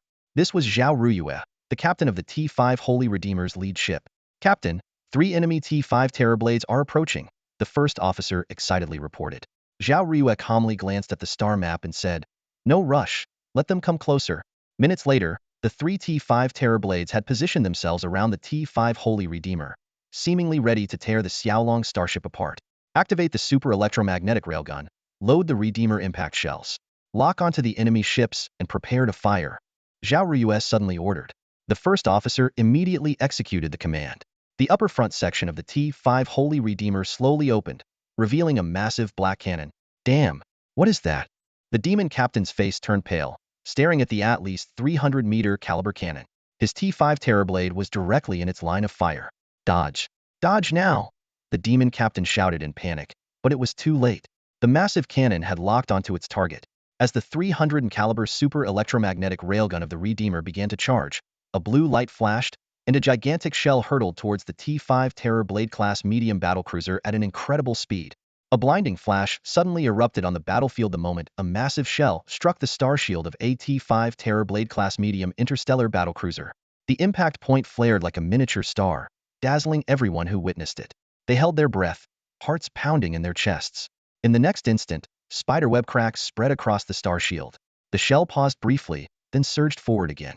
Though its speed had slowed, it still easily shattered the ship's armor, piercing through and emerging from the other side. Internal explosions followed, triggering a chain reaction of secondary blasts. Clearly, the shell had hit the ammunition depot. Even without the secondary explosions, the starship had lost all combat capability. In a single shot, a T5 Terrorblade-class medium interstellar battlecruiser was utterly destroyed. Witnessing this, the demon captains of the other 2 T5 Terrorblade-class ships were thrown into a panic. Unsure of what to do, they urgently sought guidance from the Red Demon Marshal. After a long silence, the Marshal ordered them to continue fighting and to destroy the enemy's T5 interstellar battleship as quickly as possible. Reluctantly, the 2 T5 Terrorblade-class ships braced themselves to face the formidable enemy vessel, hoping that its giant cannon had a long reload time. Meanwhile, aboard the T5 Holy Redeemer-class heavy interstellar armored artillery battleship, the 300 caliber super electromagnetic railgun's loading crew was working frantically. The department sergeant meticulously checked every loading detail, glancing through the transparent floor-to-ceiling window at the massive chamber outside. Faster! Faster! The captain has ordered another Redeemer impact shell to be loaded, the sergeant shouted through the command channel. Although 99% of the loading process was automated, the remaining one required manual intervention. Giant mechanical arms slowly maneuvered a 300 diameter shell, resembling a moving mountain. Despite having seen it many times, the sergeant couldn't help but swallow nervously. With the operator's assistance, the massive cannon was finally loaded. It then began charging, preparing for the next shot. Minutes later, the sergeant reported to the bridge. Redeemer Class 300 caliber super electromagnetic railgun loaded with Redeemer impact shell. Charging complete. Awaiting orders. The bridge promptly issued new attack coordinates. At this moment, the two T-5 Terrorblade class ships adopted guerrilla tactics. Using their high speed, they maneuvered around the enemy ship, never staying in one place for too long, even sacrificing some firepower for greater mobility. Having witnessed the power of the enemy's giant cannon, they dared not risk their own ships. They deliberately avoided the enemy ship's bow, using their superior agility and steering to employ a kiting strategy, hoping to wear down their opponent. The demon captains felt a smug sense of confidence. As long as the giant cannon couldn't aim accurately, it was just a useless decoration. However, their confidence quickly turned to fear. The enemy's giant cannon began to move in not slowly. Damn it! It's not a fixed gun. One demon captain cursed in terror, immediately ordering his ship to pull back and calling for nearby T-4 demon starships to assist in defense. The other Terrorblade-class ship quickly followed suit. The demon captains watched the rotating barrel of the enemy's giant cannon with dread, praying fervently that it wouldn't target them. Eventually, the cannon locked onto a retreating T-5 Terrorblade. Damn it! Order all nearby starships to provide cover immediately. That's an order, the unfortunate demon captain roared, desperately trying to minimize his risk. Target locked. The deputy captain reported to Captain Zhao Ruyue. Fire! Captain Zhao Ruyue ordered coldly. 10 minutes later, the terrifying giant cannon roared again. A massive shell shot out at incredible speed. This time, a dozen T-4 demon starships had formed a defensive line in front of the target T-5 Terrorblade. They all deployed their star shields, and every Closian weapon system fired frantically, attempting to intercept the shell. However, against this indestructible shell, all interception efforts were futile. Even if they managed to hit it, they could only leave a cloud of smoke at the impact point. The T-4 demon starships that tried to block it with their bodies had slightly more success. Boom! With a deafening explosion, the first T-4 demon starship hit by the shell instantly turned into a massive fireball. Its star shield was obliterated upon impact, and the entire ship was vaporized in moments. It all happened so quickly that no one had time to react. The second fireball blossomed in the dark expanse of space, followed by the third, the fifth, and finally the 10th. In mere seconds, a dazzling path of destruction spread across the starry sky. The T-4 Blade-class light interstellar interceptors, T-4 Demon Hunter-class medium interstellar battlecruisers, and T-4 Gargoyle-class heavy interstellar frigates all crumpled like paper before this barrage, transforming into brilliant fireballs. The unlucky demon captain's eyes widened as he watched the approaching explosions. His heart pounded in his throat, and cold sweat beaded on his forehead. Finally, the fateful projectile struck the star shield of his own T-5 Terrorblade-class medium interstellar battlecruiser. Blinding light persisted for several seconds before the shield shattered, and the projectile continued on, crashing into the ship. This T-5 Terrorblade-class warship was slightly more fortunate than its predecessors. Perhaps the sacrifices of the previous dozen interstellar ships had provided some buffer, for the projectile ultimately struck the rear section, blowing it to pieces. The massive shockwave sent the behemoth spiraling out of control in space. Report: the attack has successfully hit the target's hull, the vice captain informed Captain Zhao Ruyue. Though we haven't completely destroyed the enemy ship, we have obliterated its rear. Evaluations indicate that this T-5 Terrorblade-class medium interstellar battlecruiser has lost its navigational abilities and star shield, posing minimal threat to us. Zhao Ruyue accepted this less than perfect result and curtly ordered, "Have the other interstellar ships ensure it's completely incapacitated." She then turned her gaze to the last remaining Targeta fleeing T-5 Terrorblade-class medium interstellar battlecruiser. "Chase," Zhao Ruyue commanded with a single word. The T-5 Holy Redeemer-class heavy interstellar armored artillery battleship immediately pursued the escaping enemy. Even surrounded by hundreds of T-4 Demon interstellar warships, this formidable battleship showed no fear. Its powerful firepower cut through the enemy ranks like a hot knife through butter, engaging in fierce combat with the surrounding interstellar ships. 10 minutes later, the massive cannon was reloaded. "Report: reloading complete," the vice captain said. "The target ship will be out of our effective range in 3 minutes." Captain Zhao Ruyue stared at the radar, deep in thought. If the demon captain were here, he would be shocked to discover that the firepower coverage displayed on the radar far exceeded the initial range of the 3T-4 Terrorblades patrolling the perimeter. Clearly, Zhao Ruyue had been bluffing from the start. That range was not the true limit. Destroy it, Zhao Ruyue ordered calmly. The vice captain relayed the command while discreetly observing her captain. She had served under Zhao Ruyue for some time and knew her well calm to the point of being mechanical, with barely any visible emotion. Yet her command was incredibly skilled. It was said that Zhao Ruyue had been promoted to captain of AT-5 interstellar battleship less than 6 months after graduating from the Xiaolong Goddess Academy, a testament to her formidable prowess. In the brief moment the vice captain's mind wandered, the attack had concluded. When she looked back at the screen, she saw the shattered remains of an interstellar ship drifting in space. Judging by the damage, the projectile had pierced from the rear to the front of the ship. Compared to the previous two T-5 Terrorblades, this one was undoubtedly the most devastated. The wreckage even drifted some distance, nearly reaching the rear lines of the Red Demon Corps. The Red Demon Marshal sat expressionless in the captain's chair, surrounded by silent demon officers. After a long pause, he finally spoke. Can anyone tell me what's going on with these two T-5 interstellar warships from the Xiaolong Corps? No one dared to respond. The next moment, the Red Demon Marshal drew his laser gun and fired at a demon officer, splattering blood as the officer collapsed with a hole in his head. The rest of the officers, witnessing this, didn't dare to breathe too loudly. Speaking up now was the most dangerous move. I've lost 6 T-5 Terrorblade-class medium interstellar battlecruisers. Can no one give me an explanation? The Red Demon Marshal's voice was chilling, devoid of anger. But everyone knew this was when he was most furious. If they couldn't provide a satisfactory explanation, none of them would escape death. At this critical moment, 2 communication windows appeared, saving them. Red Demon Marshal, why weren't we informed about these 2 T-5 interstellar warships from the enemy? One voice demanded. Marshal, the situation is dire. Another voice followed. There are 40,000 Angel interstellar warships watching closely. If we continue fighting, even if we defeat the Xiaolong Corps, we could be ambushed by the Angel Corps, resulting in even greater losses. I suggest we retreat and reassess. These voices belong to the highest commanders of the Ghoul Corps and the Balam Corps, who were supporting the Red Demon Corps in this operation. I demand we continue the attack, the Red Demon Marshal said coldly, his eyes brimming with murderous intent. Your T-5 Terrorblade-class medium interstellar battlecruisers must join the battle. However, the 2 demon commanders were unmoved. One even replied with a hint of disdain. Red Demon Marshal, understand this. We serve the Ghoul Marshal. Our participation in this operation is out of goodwill. I must prioritize our own fleet. If you insist on not retreating, we will withdraw from the battlefield. Though the Red Demon Marshal was a formidable figure to them, his corps was destined to be disbanded eventually, and he would meet a grim fate. The priority now was to preserve their own fleets. Anyone could see that the Xiaolong Corps was a tough opponent. The Red Demon Marshal clenched his fists. If these 2 were in front of him, he would have killed them without hesitation. But the current situation forced him to compromise. Fine, retreat for now, he reluctantly agreed. Everyone breathed a sigh of relief. The order was quickly disseminated, and the demon fleets began to retreat. Meanwhile, Zhao Chun, lounging on a sofa with his chin resting on one hand, smirked. Think you can come and go as you please? This isn't some playground. Wanna leave?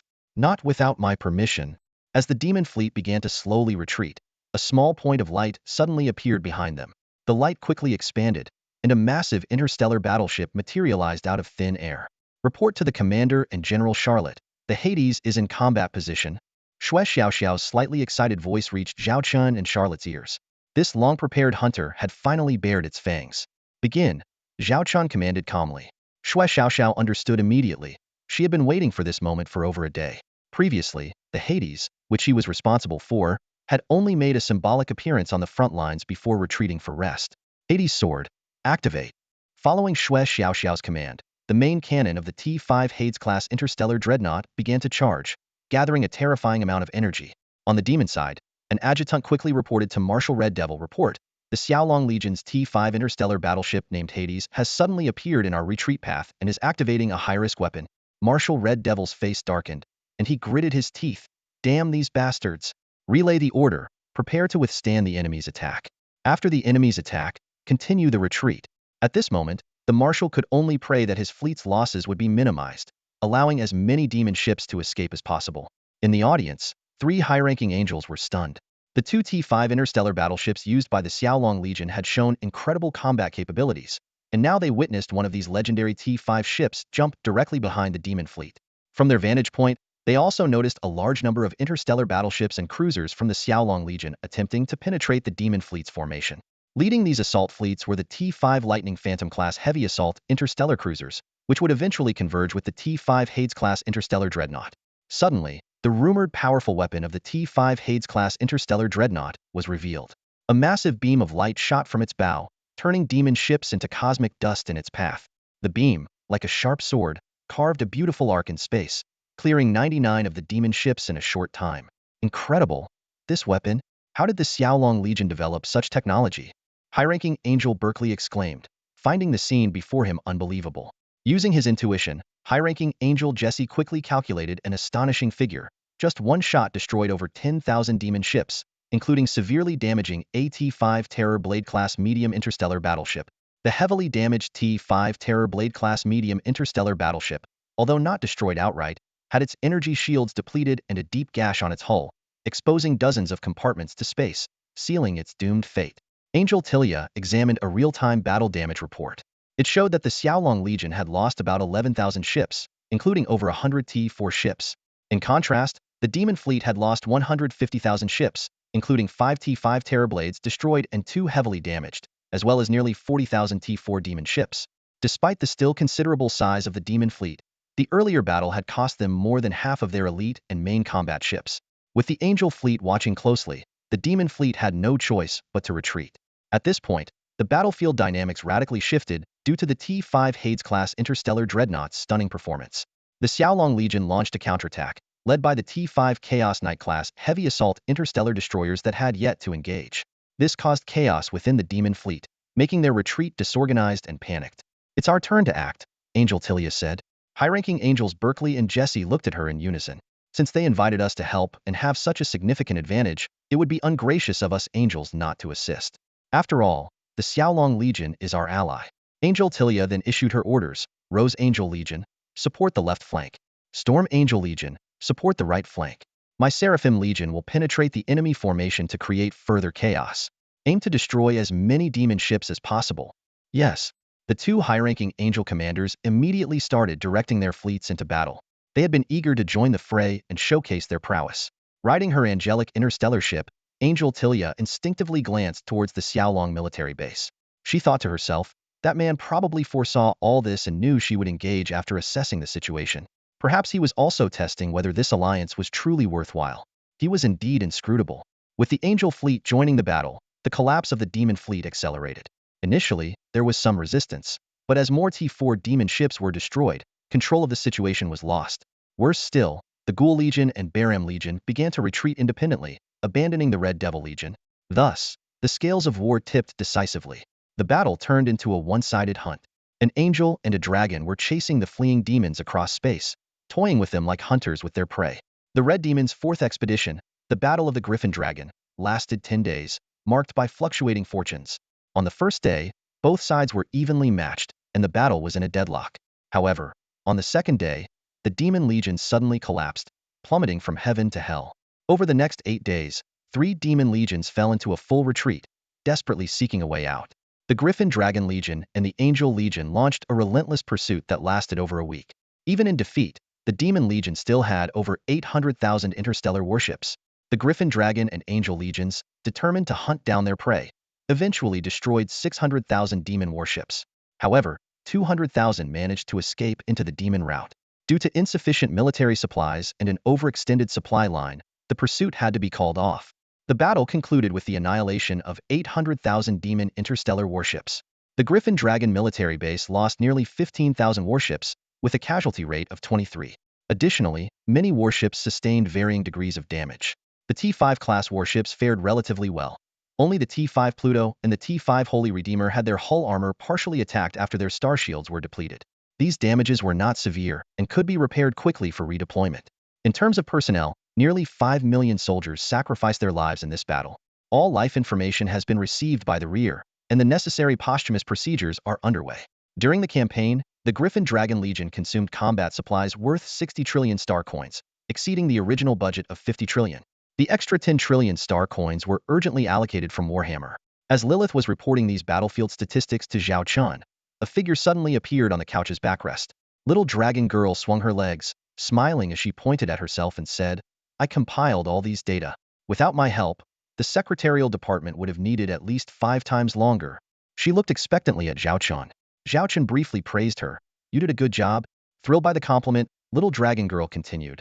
I also managed the logistics allocation. I calculated that our military supplies were insufficient and notified Sister Lilith to contact Warhammer in advance. The logistics from Warhammer were also my doing. Thanks to data sharing, I know exactly how many supplies are in each starport and planetary warehouse. I can come up with the best plan in the shortest time. And Zhao Chen's mouth twitched slightly, thinking that while this AI was exceptionally capable, she talked too much and he wished he could just mute her. At that moment, Secretary Nancy reported, 3 Angel Legion commanders request an audience. Zhao Chen immediately stood up and instructed, arrange for them to meet me in the conference room. Dragon Girl, although the war is over, there are still many tasks you need to handle. Continue assisting everyone on the bridge. He swiftly left the bridge. Yes, Commander. Dragon Girl stood at attention, mimicking a military salute like the other crew members. After boarding the ship, the 3 high-ranking angels quickly traversed the starship via a hover elevator. High-ranking Angel Jesse analyzed, this starship is unique. It must be the rare interstellar command ship. High-ranking Angel Berkeley was surprised. Did Griffin Dragon really develop a special command ship just for directing operations? Another high-ranking angel lamented. It's a pity we can't fully understand the capabilities of this command ship. They soon reached their destination.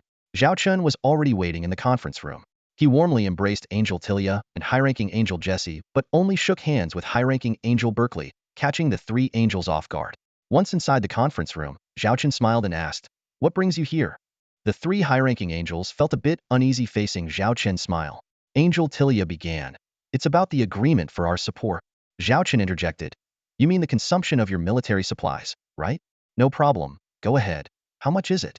Angel Tilia replied. According to our calculations, our military supply consumption for this battle is 300 billion star coins. 300 billion star coins? That's quite cheap, Zhao Chen remarked in surprise.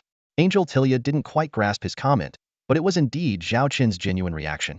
The Griffin Dragon's 60,000 warships burned through 60 trillion star coins in this battle, whereas the Angel Legion's 400,000 warships only cost 300 billion star coins, which seemed incredibly economical. Zhao Chun generously said, we'll deduct that 300 billion from our future military procurement agreements as per our arrangement. Angel Tilia didn't expect Zhao Chun to be so straightforward. The 2 sides discussed the battle details further, with high-ranking Angel Berkeley constantly praising the performance of the Griffin Dragon warships. At that moment, Zhao Chen suddenly heard a system prompt. Beep beep beep, system notification, quarterly mission updated. Commander Zhao, is everything alright? Angel Tilia noticed Zhao Chen's distraction and asked. Nothing, please continue. Zhao Chen replied calmly while opening the system interface. The delayed quarterly mission update finally refreshed, making Zhao Chen a bit uneasy. The system displayed, quarterly mission updated. Swarm tide will commence in 100 hours.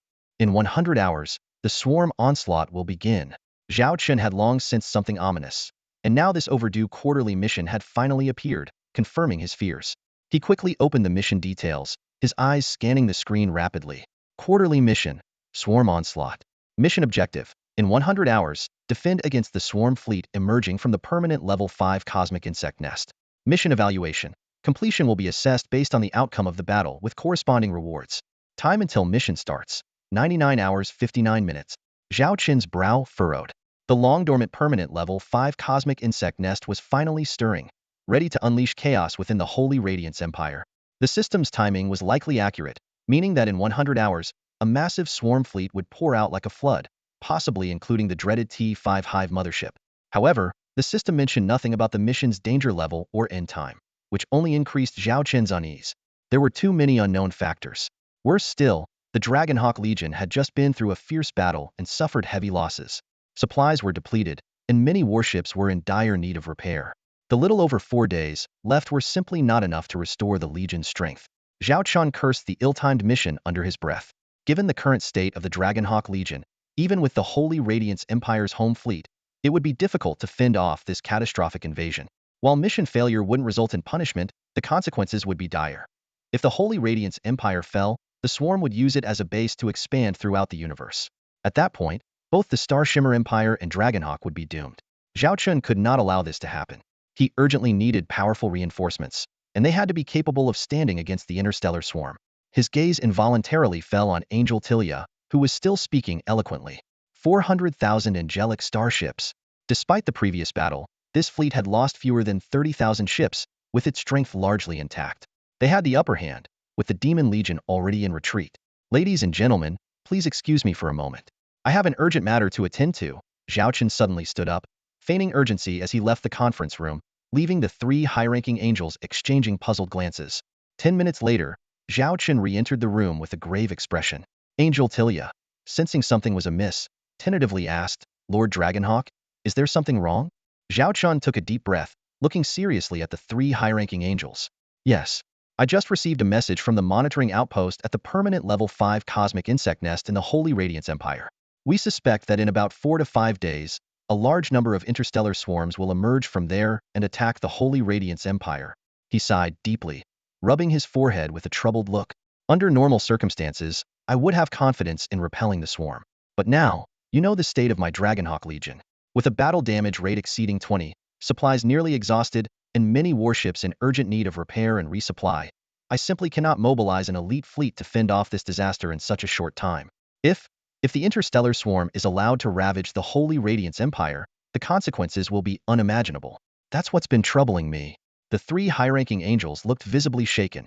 Archangel Berkeley frowned and asked, Do we know the scale of the interstellar swarm? Zhao Chen shook his head. Our research division can only detect energy fluctuations and estimate their arrival time. We don't know the exact scale, but I estimate there will be at least several T5 Hive motherships. At this, even Angel Tilia gasped. For the angels, who possess T5 level starships, 1 or 2 T5 Hive motherships would not be a threat. But their presence signified a massive swarm fleet and innumerable swarm units. The angels had previously clashed with the interstellar swarm and knew well the terror of this alien race. Moreover, this was a permanent level 5 cosmic insect nest. No one knew how many swarms would emerge. The three high-ranking angels exchanged worried glances, clearly realizing the situation was beyond their initial expectations.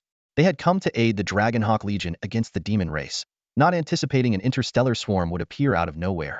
Zhao Chen continued, I understand that according to our original agreement, your assistance was only meant to help us against the demon race.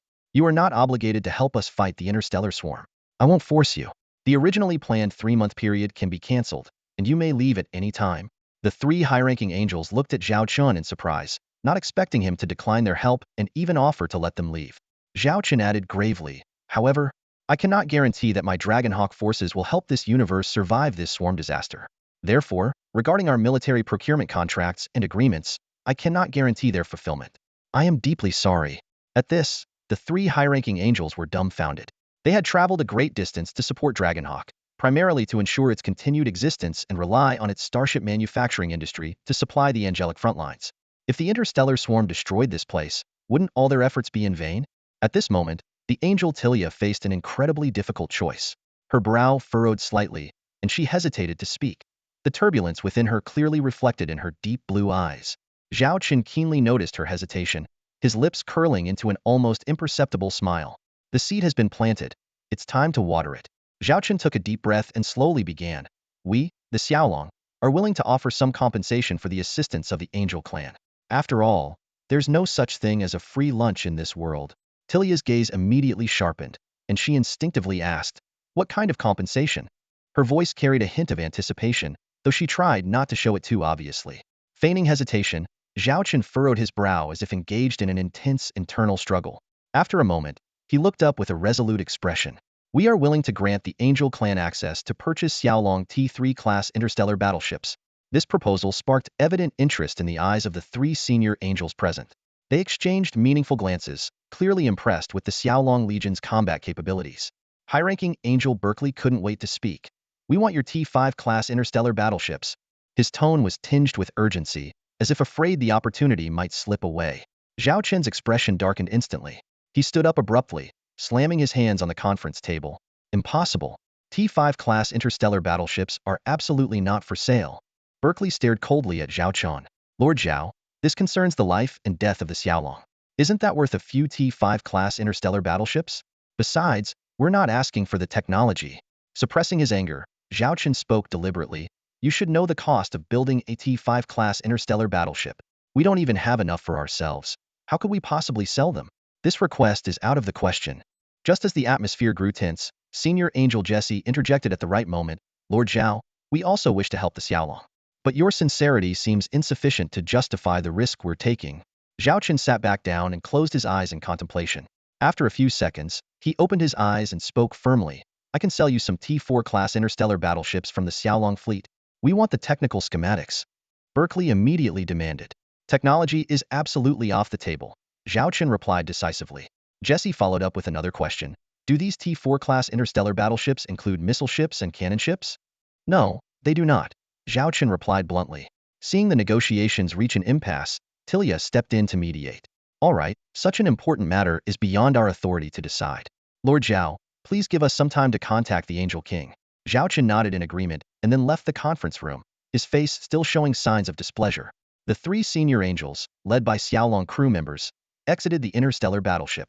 Inside the shuttle, they began discussing the negotiations. Berkeley expressed regret over not securing the T4 class missile ships, while Jesse believed that obtaining T4 class interstellar battleships was already a good outcome. Tilia reminded them not to celebrate too soon, as they still needed to convince the Angel King. She instructed Jesse to use long-range communication equipment to contact the Angel King and report the situation as soon as they returned. Meanwhile, Zhao Chen watched the Angel shuttle depart through the porthole. The earlier look of grief and helplessness on his face had vanished, replaced by a faint, enigmatic smile. This negotiation was nothing more than a carefully orchestrated performance. Turning his back to the porthole, Zhao Chen murmured to himself, "The swarm tide." His gaze shifted to the dark expanse of the universe, as if contemplating an even more distant future. During the few hours waiting for a response from the angelic race, Zhao Chen urgently summoned Charlotte and Lilith to inform them about the impending insect swarm crisis. When asked how he predicted this catastrophe, Zhao Chen simply explained that it was based on analysis of spatial anomaly data. His two trusted aides did not question this explanation and immediately began preparing a response plan. Lilith was the first to suggest, "We should prepare for the worst-case scenario. I propose we transfer all military supplies to the Holy Radiance Empire and mobilize the fleets from the Starshine Empire and the Warhammer Interstellar Federation Kingdom. While they may not be very effective against the demon race, they could be useful against the interstellar insect swarms." Charlotte then added, "I'll arrange for heavily damaged interstellar warships to return to the Xiaolong base for repairs, aiming to get them back in action as quickly as possible. Lightly damaged ships can go to military starports in Warhammer or the Holy Radiance Empire to ease the workload at Xiaolong base." Zhao Chen nodded in agreement with their plans and assigned tasks accordingly. "Proceed with your plans. I'll contact Empress Qin and Empress Saint Kana. Charlotte, you'll coordinate with Warhammer. Also, notify the three empires to enter an emergency war mobilization state and requisition all military supplies and raw materials from both official and unofficial sources, sending them to the Holy Radiance Empire. Post-war, we will compensate at market price or offer Xiaolong system products as reimbursement, with a 30% discount on Xiaolong system products." Zhao Chen emphasized, "For this operation, you have my authority to issue orders. Handle any unexpected situations immediately." With their orders, the two women promptly began their tasks. Meanwhile, Angel Tilia sent a response from the angelic race via video link. She got straight to the point. "Our Holy Angel King agrees to assist in repelling the insect swarm invasion, but with several conditions. If our casualty rate exceeds 30, we will withdraw from the battlefield. The value of any lost Angel Fleet warships will be compensated with Xiaolong system interstellar warships. Additionally, we want the sales rights for the T4 interstellar missile ships." After weighing the pros and cons, Zhao Chen made a decision. "I can grant sales rights for the T4 Judgment Angel-class heavy interstellar missile ships, but on one condition. For every 1,000 T4 level insect hive motherships, or 1 T5 level hive mothership you destroy on the future insect battlefield, you may purchase 1 T4 Hell Angel-class heavy interstellar missile ship and 10 matching interstellar missiles." After a brief consideration, Angel Tilia agreed to this proposal. "We will proceed according to your terms. Our 3 Angel fleets will follow your command, but we require you to provide military supply support." Zhao Chen agreed, though he was secretly calculating. The angelic race seemed to overlook a crucial point. Interstellar missile ships are high-consumption warships, heavily reliant on their interstellar missiles for combat effectiveness. Once they run out of missiles, they would have to purchase more from the Xiaolong system. In the end, Zhao Chen was confident he would profit tenfold from this deal. The news of the joint victory between the Xiaolong Legion and the Angel Legion quickly spread among the upper echelons of the 3 major empires. However, the atmosphere of celebration was short-lived, as a top-level emergency war mobilization order struck like a thunderclap. Families and lords were left bewildered, with only a few key phrases in their messages. Permanent Level 5 Cosmic Insect Lair, Insect Swarm, full mobilization. Meanwhile, the large-scale emergency deployment by the Xiaolong Galactic Interstellar Group underscored the severity of the situation. The joy of defeating the Demon Clan quickly gave way to a new shadow over their hearts: the imminent threat of the interstellar insect race. Most factions, upon understanding the details, immediately made arrangements to unconditionally support Xiaolong. They knew well that compared to the demon clan, the interstellar insects were far more terrifying. To the insects, they were merely food.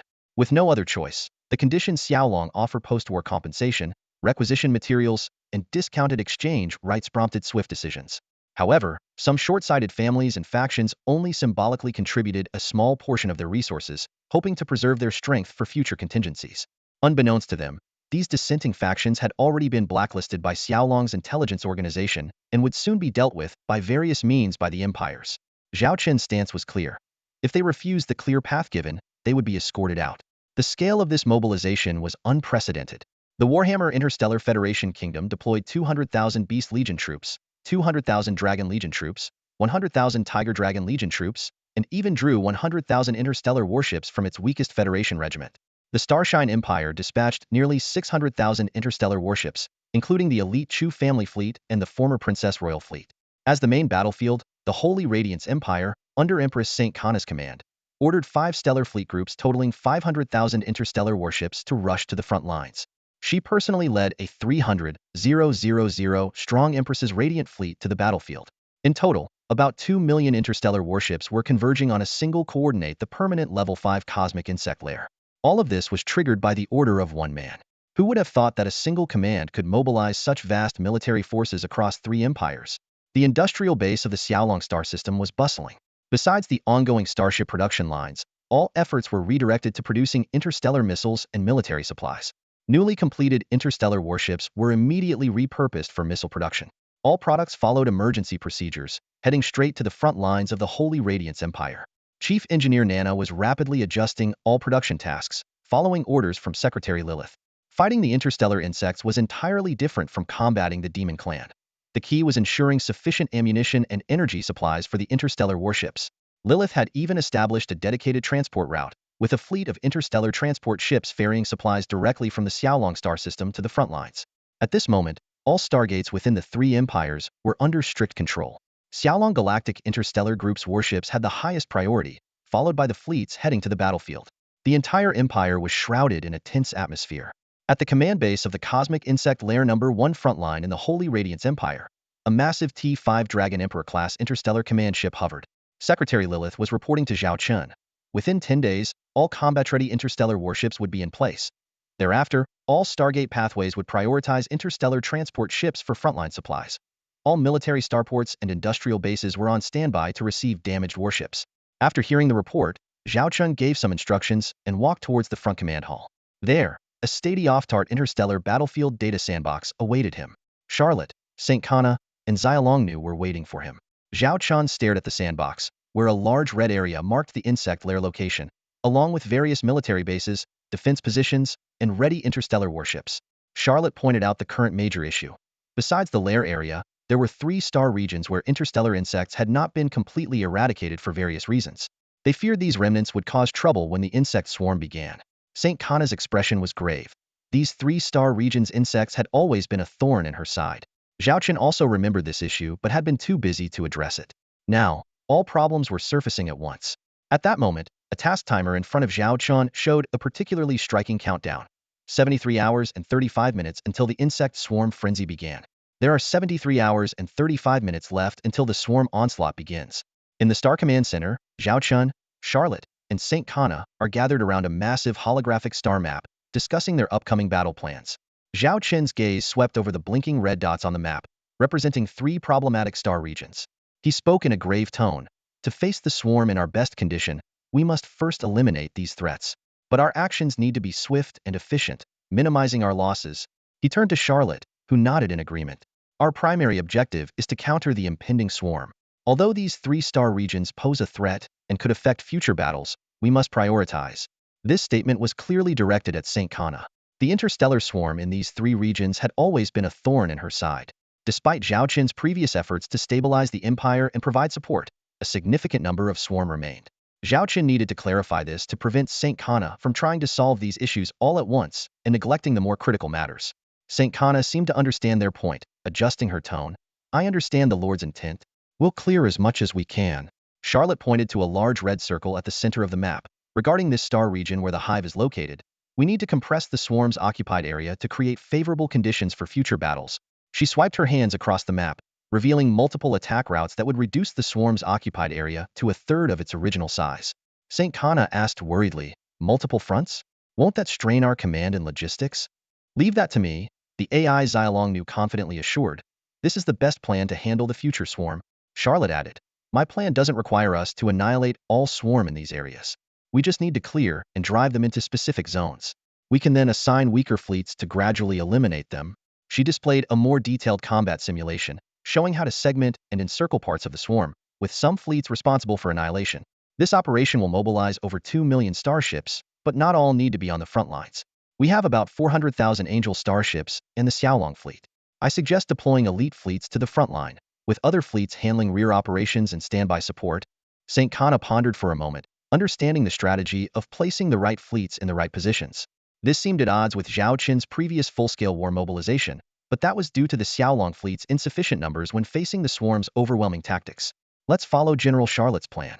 My Holy Light Empress fleet will be at your disposal, St. Kana agreed. Charlotte looked at Zhao Qin, who nodded in approval, then continued to detail the battle plan. The main battleground is divided into two. The first is the remaining swarm in those three regions, currently involving nearly 300,000 hive motherships, with a third of the planets occupied by ground swarm. Our task is to reduce the number of hive motherships to below 50,000 within 60 hours, leave some fleets to continue the fight, and have the rest ready for the next phase. The second battleground is compressing the swarm's occupied area in the hive region. We expect to face 200,000 hive motherships, possibly with additional reinforcements. Similarly, within 60 hours, we need to reduce their numbers to below 50,000 and confine them to specific areas, leaving other fleets to maintain control. After hearing this, Zhao Qin directly asked Xiaolong, based on this plan, what are our projected losses, consumption, and feasibility? Xiaolong quickly calculated and responded, based on current data, we estimate losses of 100,000 to 300,000 starships, mainly T2 class. The battlefield consumption will be around 3 trillion star coins, while we currently have 30 trillion star coins worth of war supplies ready, with another 20 trillion in the second and third batches. If needed, resource extraction zones can continuously supply raw materials. Overall feasibility is 87.66. Zhao Qin weighed the information. Although losing 100,000 to 300,000 starships was significant, considering the vast number of swarm they faced, it was an acceptable cost. Let's proceed with Charlotte's plan. Zhao Qin finally decided, his gaze once again fixed on the star map dotted with countless lights representing the interstellar war. Galactic calendar, May 3rd, 3035. Only 70 hours remained until the swarm frenzy outbreak. Under Charlotte's meticulous planning, operations on two battlefronts were swiftly set into motion. Over 2 million interstellar warships were deployed with remarkable order and precision. The T5 Dragon Emperor, an interstellar command ship, became the nerve center of the campaign, ensuring rapid feedback and solutions for any reported issues. The fleet captains from the three great empires were astonished to see that even in this advanced interstellar era, such a vast fleet could be commanded so seamlessly. They no longer needed to overthink. They simply executed the precise orders from the T5 Dragon Emperor. This unprecedented command efficiency left even the battle-hardened veterans in awe. Zhao Qin sat on the sofa, contentedly observing the translucent hologram of Xiaolong hovering above the interstellar war sandbox. Xiaolong, more focused than usual, was utilizing immense computational power to command the vast fleet. Despite the massive scale of over 2 million warships, it still did not push her to her limits. Having Xiaolong, a top-tier AI, really makes things much easier for us, Lilith, the secretary officer, remarked sincerely as she stood beside Zhao Qin. Indeed, Zhao Qin nodded, arms crossed in agreement. Specialized tasks should be handled by specialists, and that goes for different types of interstellar warships as well. With this command ship, our command system's efficiency has increased exponentially. It might seem insignificant at first, but it will gradually show in our combat capabilities. The best part is, this top-tier AI doesn't cost us a fortune. Zhao Qin added half-jokingly, unlike Annie, who still needs employee benefits. Turning his gaze back to the interstellar war sandbox, Zhao Qin asked, how's the situation on the front lines? Lilith reported, everything is progressing smoothly. After several rounds of discussions, we've made some adjustments to General Charlotte's plan. For instance, we decided to mix regular fleets, elite fleets, and fleets with experience fighting the swarm. This approach minimizes combat losses and allows all interstellar warships to gain experience against the swarm. She continued, according to historical records, the biggest obstacle in fighting the swarm is the lack of experience and fear during the initial encounter with these alien creatures. This operation will train our fleets in advance, preventing panic when facing future swarm attacks. Zhao Qin nodded in agreement. That's a very sensible idea. Sometimes, seemingly trivial issues can suddenly emerge on the battlefield and even change the entire course of the war. During their conversation, Lilith couldn't help but remark, I must say, the financial strength of the Holy Radiance Empire is indeed impressive. Of the 50 trillion star coins worth of war materials we prepared for this swarm threat, 2/3 were provided by the Holy Radiance Empire and various noble families. Zhao Qin responded calmly, a camel may be thin, but it's still bigger than a horse, especially when it's the strongest of the three great empires. The swarm is their biggest threat now. By helping them, we have a chance to eliminate these swarm remnants, so naturally, they're willing to contribute. Anyone who doesn't see the big picture will likely face repercussions from Saint Kana later. Curious, Zhao Qin asked, by the way, didn't Saint Kana volunteer to clear the swarm remnants in those 3-star regions? Lilith confirmed, yes, those 3-star regions have always been a sore spot for Saint Kana. Now that she has the opportunity, she naturally wants to resolve it personally. Zhao Chun said nothing more, continuing to focus on the battle situation displayed on the interstellar war sandbox. The ticking countdown in his view served as a silent reminder of the impending battle. Meanwhile, in a star system within the Krypsis star region, a fierce battle was underway.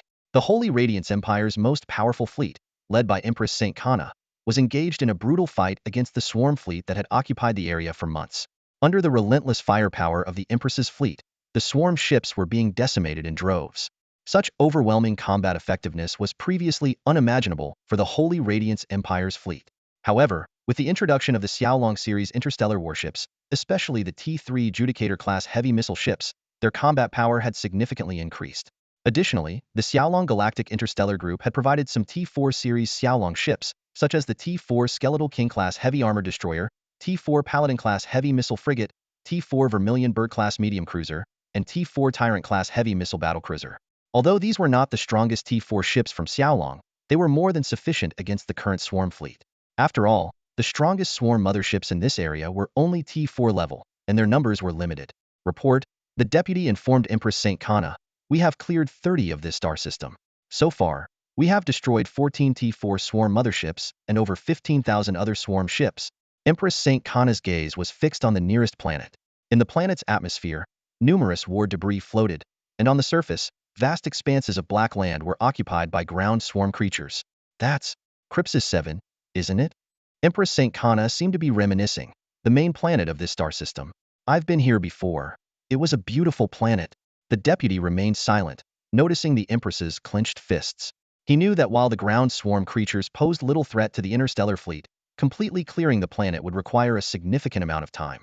This was why General Charlotte's orders focused solely on clearing the swarm fleet, not the planets. Empress Saint Kana's eyes burned with determination as she declared, when we return, I will restore these planets to their former glory. I will eradicate every filthy swarm creature from every inch of the Holy Radiance Empire. Her voice was filled with resolve, determined to prevent the tragedies that had occurred in these 3-star regions from happening again. Have all the defensive positions at the 3rd battle base of the cosmic wormhole been checked? An elderly man in uniform sat in the captain's chair, his piercing gaze sweeping across the bridge as he inquired of his subordinates. His voice carried a barely noticeable hint of tension. Yes, Marshal. Everything has been thoroughly inspected. No issues found, the subordinate replied, standing at attention, his tone revealing his deep respect for the elder. The elderly man nodded slightly and sighed. That Zhao kid only comes to me when there's a huge problem. He adjusted the angle of the captain's chair to sit more comfortably, his brow furrowed in thought. Just then, a video window popped up in front of him. The screen showed the face of a beautiful young woman, causing the elderly man to straighten up immediately, his face breaking into a warm smile. Grandpa, the woman greeted softly. My dear granddaughter, what brings you to call your grandpa? He asked, beaming, the stern demeanor from moments ago completely gone. Chu Xian shook her head internally at her grandfather's playful expression. If this kind-hearted old man were seen on the streets, no one would believe he was once the formidable Marshal Chu Changhe of the Star Empire. Since the civil war in the Star Empire ended and Empress Qin Xiaolei ascended the throne, Marshal Chu Changhe had retired from public view. His fleet, the Chu Family Corps, maintained a low profile, with most of its forces stationed in the Chu River Star domain, except for the units guarding the cosmic wormhole in the Shuiyan Star region. Chu Changhe himself had settled into a peaceful retirement. Recently, however, the old marshal had donned his uniform again to lead the Chu Family Corps to the Holy Radiance Empire. The commander wishes to speak with you. Chu Xian got straight to the point. Chu Changhe's brow furrowed as he muttered, that kid can't contact me directly and has to send you as a messenger, huh? Then, with a smile, he said to his granddaughter. Don't you have anything you want to chat with your grandpa about? It's been a long time since we had a good talk. I'm really busy right now, Chu Xian said with a hint of exasperation. Because of this cosmic wormhole situation, my 5th Xiaolong Corps just finished compressing the star insect territory and is now resting the fleet. We need to head to our next garrison area urgently, so I don't have any spare time. As she was about to end the call, she remembered something and gave her grandfather a stern look. Grandpa, don't get mad at the commander because of that matter. The commander is considering the bigger picture. With that, she cut the communication. The smile vanished from Chu Changha's face, mimicking his granddaughter's tone. He grumbled, Commander this, Commander that. Don't upset your commander, huh? Forgotten your own grandpa, have you? He crossed his arms, looking disgruntled. The adjutant beside him struggled to hold back his laughter. Soon, a massive starship appeared in the distant space, bearing a prominent golden Xiaolong emblem. The captains of the Chu family corps' fleet looked on with envy and respect. That must be the legendary T5 starship of the Xiaolong Corps.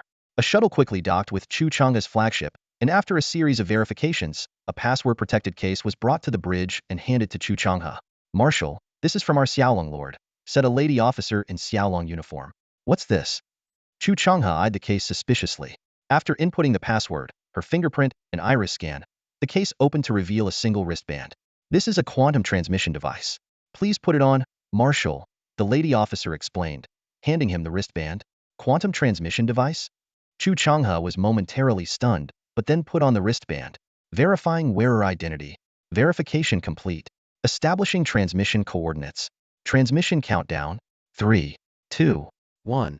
A mechanical female voice announced from the wristband. Don't worry, it's a quantum transmission. Our commander invites you aboard the Dragon Emperor. The lady officer reassured him. As soon as she finished speaking, Chu Changha vanished. The crew on the bridge gaped in astonishment. The adjutant swallowed hard. Is this direct human teleportation? The lady officer from Xiaolong beamed with pride. Chu Changha felt a moment of darkness and lost his balance. When he regained his senses, he found himself in an unfamiliar environment, nearly falling over but was caught by someone in time. Careful, the first time experiencing quantum transmission can be disorienting. Some people feel nauseous, like motion sickness, Zhao Chen explained, supporting Chu Changha. Chu Changha indeed felt a churn in his stomach, but, being a seasoned veteran, quickly composed himself. Looking at Zhao Chen's grinning face, he felt a sudden surge of irritation, as if seeing a wolf who had stolen his granddaughter. He had once hoped for their union, but now that it had happened, he felt an unexpected emptiness. Zhao Chen's presence irked him. Chu Changha shook off Zhao Chen's hand and surveyed the surroundings. They were in a bridge, but inside a glass enclosure, a private space where they could see out but not be seen or heard from outside. Through the glass, he observed the bustling activity of the bridge, each department operating like a well-oiled machine. This is your T5 Dragon Emperor starship, currently serving as my flagship, Zhao Chen introduced. You've really outdone yourself, jumping from AT4 to AT5 starship, Chu Changha remarked, hands behind his back, his tone teasing. Zhao Chen caught the undertone and smiled wryly. I'd love to get you a few T5 starships, but I don't have enough right now. Once I do, I'll definitely get you one. Make it 2. Chu Changha held up 2 fingers. Zhao Chen nodded reluctantly. It pained him a bit, but he remembered the support Chu Changha had provided during his rise, even if it was for mutual benefit. As the saying goes, judge actions, not intentions. Chu Changha had indeed helped him significantly. There were even rumors that Zhao Chen was Chu Changha's illegitimate grandson. You've become more generous, Chu Changha said, settling comfortably in a chair. So, what brings you to this old man? Zhao Chen's expression turned serious as he met Chu Changha's eyes. Marshal, I need to ask you about the Chu family corps' secret military drills against the mechanoid race.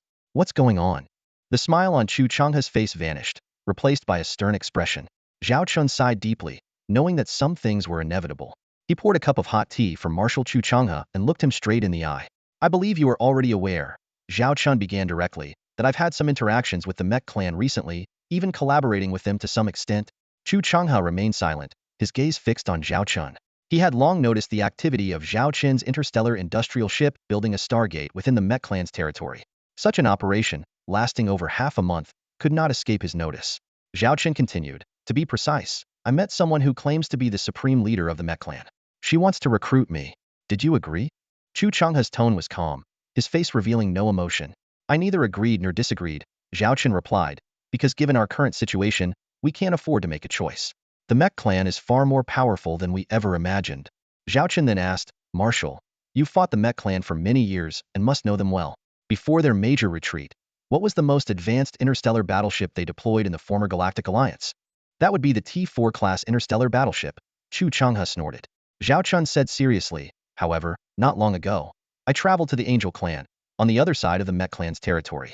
The interstellar civilizations there also suffered invasions by the Mech Clan. But the most powerful Mech Clan battleship that appeared there wasn't a T4. It was a T5 class battleship. Chu Changhe furrowed his brow. Are you saying that the Mech Clan hasn't been fighting us with their full strength all this time? Zhao Chen nodded and continued. I don't know the exact reason, but my intuition tells me that the Mech Clan is incredibly strong, far beyond what our Jiaolong Legion can contend with. We've already paid a heavy price against 1,000,000 demonic interstellar battleships, and at their peak, the Mech Clan could balance the major interstellar forces in 2 regions. Who knows how strong they are now, how many T5 battleships they control, or if T5 is even their most powerful class. Chu Changhe's face darkened, his eyes complex. Zhao Chen looked at him earnestly and said, Marshal, I understand your deep hatred for the Mech Clan due to the loss of Chu Xian's parents in the early battles. I don't oppose your desire for revenge, nor will I stop you. But I can't let you throw your life away. Even with your current fleet of 30,000 Chu family battleships and the 200,000 Border Empire battleships you control, we wouldn't stand a chance against the Mech Clan. Do you want Chu Xian to watch her grandfather march to his death? After a long silence, Chu Changhe sighed deeply. So, what exactly are you trying to say? Get to the point. Zhao Chen said seriously, I won't stop you from seeking revenge. In fact, I'm also wary of the Mech Clan, as they may become our enemies in the future. But we must recognize our own strength. We shouldn't declare war until we are confident of victory. If the day comes when the Jiaolong Legion is powerful enough, I will accompany you on an expedition against the Mech Clan. You can seek your revenge, and I'll handle my own affairs. For now, I hope you won't do anything rash. Chu Changhe chuckled. You're suddenly so straightforward with me. It's a bit unsettling. Remember when you first collaborated with the Chu family? We both had our own agendas. Zhao Chen smiled in return. Back then, we may have had different goals. But now, we're in the same boat. I can assure you, as long as the Chu family stands by us, the Jiaolong Legion will ensure the Chu family's prosperity. Chu Changhe simply nodded. I'm old, but not stubborn. I agree not to act rashly for now. As for your dealings with the Mech Clan, I won't interfere. Relieved by this promise, Zhao Chen exhaled. But then Chu Changhe changed the subject. You know, I'm quite bored. How about you give me a great-grandchild to keep me company? Zhao Chen's forehead creased with a few lines of anxiety. Ahem. These things can't be rushed. Besides, Chu Xian and we're not exactly there yet. Chu Changhe squinted. I'm an old man with unstable emotions. Without a little one around, who knows what I might do with our fleet? Zhao Chen quickly responded. We'll discuss that later. By the way, it's been a while since you've seen your granddaughter. Let's take you to see her, and have Chu Xian give you a tour of the Dragon Emperor. With that, Zhao Chen immediately instructed Lilith to initiate a spatial jump, transporting them to Chu Xian's fleet and summoning Chu Xian as well. Chu Xian, who had been busy, suddenly found herself in front of her grandfather and Zhao Chun, feeling a bit flustered. What are you doing? I was in the middle of something. Before Chu Xian could finish, Zhao Chun pulled her towards Chu Changhe. I've assigned someone else to handle your tasks. It's been a while since you spent time with your grandfather. Take this opportunity to show him around the Dragon Emperor. That's final. Secretly relieved, Zhao Chun was glad to pass the responsibility to Chu Xian, knowing he couldn't stay too long in the presence of the old marshal. 3 hours and 17 minutes remain until the swarm onslaught begins. One by one, the Fenglong-class starships of the Tiger Dragon Legion, bearing their emblem, glide into battle positions. Chief Ted stands on the bridge of the flagship, surveying the interstellar defense line through the expansive viewport. The 100,000 warships under his command are tasked with holding this position. Are we all set? Chief Ted asks in a deep voice. The adjutant promptly reports. All fleets of the Tiger Dragon Legion are in position. Every starship has undergone final repairs, inspections, and resupply. The losses from earlier have been replenished by General Charlotte, using our reserve crew members from the Tiger Dragon Legion. The new crew members have been paired with veterans, ensuring combat effectiveness. Chief Ted nods and then inquires, have the commanders and captains of each fleet reviewed the combat data on the interstellar insectoids? The adjutant hesitates, looking troubled. Well, Chief Ted frowns, his voice stern. That data contains invaluable experience accumulated by the Fenglong Legion over the years. Do they still think these insectoids are merely bugs? Haven't they already suffered at the hands of these so-called bugs in the last battle, whose flagship was nearly melted by the corrosive acid of a hive ship? The adjutant quickly explains, sir, you know how our commanders are. They are fierce warriors but not keen on studying, let alone reading through text. However, rest assured, after the recent battle and the direct guidance from the Fenglong Legion, There won't be any issues in the upcoming fight. Chief Ted shakes his head in resignation. He knows his subordinates too well. Even among the Warhammer ranks, these officers are considered top tier, rivaled only by the Dragonkin tribe. Other tribes' fleet commanders could be described as mere brutes. Strong in body, weak in mind, Chief Ted recalls his daughter's frequent remark and can't help but chuckle to himself. He sternly declares, "I don't care how much they've learned. Battlefield discipline must be strictly adhered to. During combat, they will follow the orders of the Fenglong Legion's high command. If unsure, they should listen to the secretary's instructions. I didn't appoint so many Foxkin secretaries for nothing. If anyone messes up this operation, they'll answer to me." At that moment, Chief Ted notices a nearby Fenglong Legion fleet, marked with the number 10, maintaining an impeccable formation, in stark contrast to his own disorganized fleet. "Tell them to get into proper battle formation." Chief Ted snaps, removing his cap in frustration. Damn it, they're all starship commanders. How can there be such a disparity? Already, he is contemplating establishing an interstellar military academy in Warhammer, similar to the one in the Fenglong system, to properly train his officers. The difference in performance is alarming. 2 hours and 30 minutes remain until the swarm onslaught. Aboard the flagship of the Holy Light Empress fleet, an official reports to Empress St. Kana, "Your Majesty, the entire empire is now under the highest level of wartime control. Any violations of wartime regulations will be severely punished." Empress St. Kana nods slightly, her gaze fixed on the interstellar war map before her, which marks all the territories once occupied by the insectoids. "What's the status of the insectoid purge in each sector?" she asks her secretary. The secretary points to the map, explaining, "So far, everything is progressing smoothly. Including the 3 key sectors, the regions occupied by the insectoids have been reduced by 60. The remaining 30 is concentrated in the Cosmic Hive area, and another 10 is scattered across other minor regions. According to the Alliance plan, these minor regions are under control and pose no significant threat. Once the Cosmic Hive crisis is resolved, we'll clean up these scattered areas and the entrenched planets." Empress St. Kana observes the sectors changing from red high-risk zones to yellow medium-risk zones, feeling a slight relief from her worries. "How is the current operation proceeding?" she asks. The secretary provides a detailed report. "We have mobilized over 2 million starships for this operation. Originally, such a large number wasn't necessary, but the Fenglong side suggested using this opportunity to give all fleets hands-on experience against the insectoids. Each ship is to engage at least 1 or more hive ships for a minimum of 5 hours. The practical training has proven effective. Our Holy Light Empire's fleet has performed adequately, but the fleets from Warhammer and Starshine, lacking experience, have shown significant weaknesses, with the exception of a few elite units. Without the support of experienced elite fleets, they would have suffered severe losses in combat." Empress St. Kana nods in agreement, fully aware that without battle experience, underestimating the insectoids as ordinary enemies would lead to heavy casualties. The secretary continues, "Under the coordination of the Dragon Emperor command ship, all battlefronts are progressing well. Initially, we estimated losses of between 100,000 to 300,000 ships, but we've only lost 50,000, with another 60,000 damaged by insectoid corrosive weapons and withdrawn from the fight. This totals around 110,000 ships lost. In return, we have eliminated nearly 500,000 hive ships, though 90 were the weaker T1 class. The sheer numbers were overwhelming. Without the elite fleet's assistance, our losses could have been several times higher." Empress St. Kana nods again, recalling the early days of the Holy Light Empire's struggle against the insectoids, when lack of experience led to significant suffering. "There's 1 hour and 9 minutes until the swarm surge begins. How's the battlefield deployment on the bridge of the T5 Dragon King starship?" Zhao Chen asked gravely as he approached Charlotte. Charlotte didn't answer immediately. Instead, she pointed to the interstellar war simulation in front of them. The simulation was dotted with numerous lights representing over 2 million starships and 370,000 Angel Fleet ships. She began to explain the deployment in detail. 500,000 starships are assigned to control the previously restricted interstellar insectoids. The remaining 1.5 million are divided into elite and regular fleets. Our Xiaolong Corps and the Angel Fleet's 370,000 ships will serve as the main combat force. Zhao Chen carefully studied the different colored markers on the simulation, each representing a fleet. Clicking on them provided detailed information. These data were battlefield intelligence compiled by the Dragon King starship.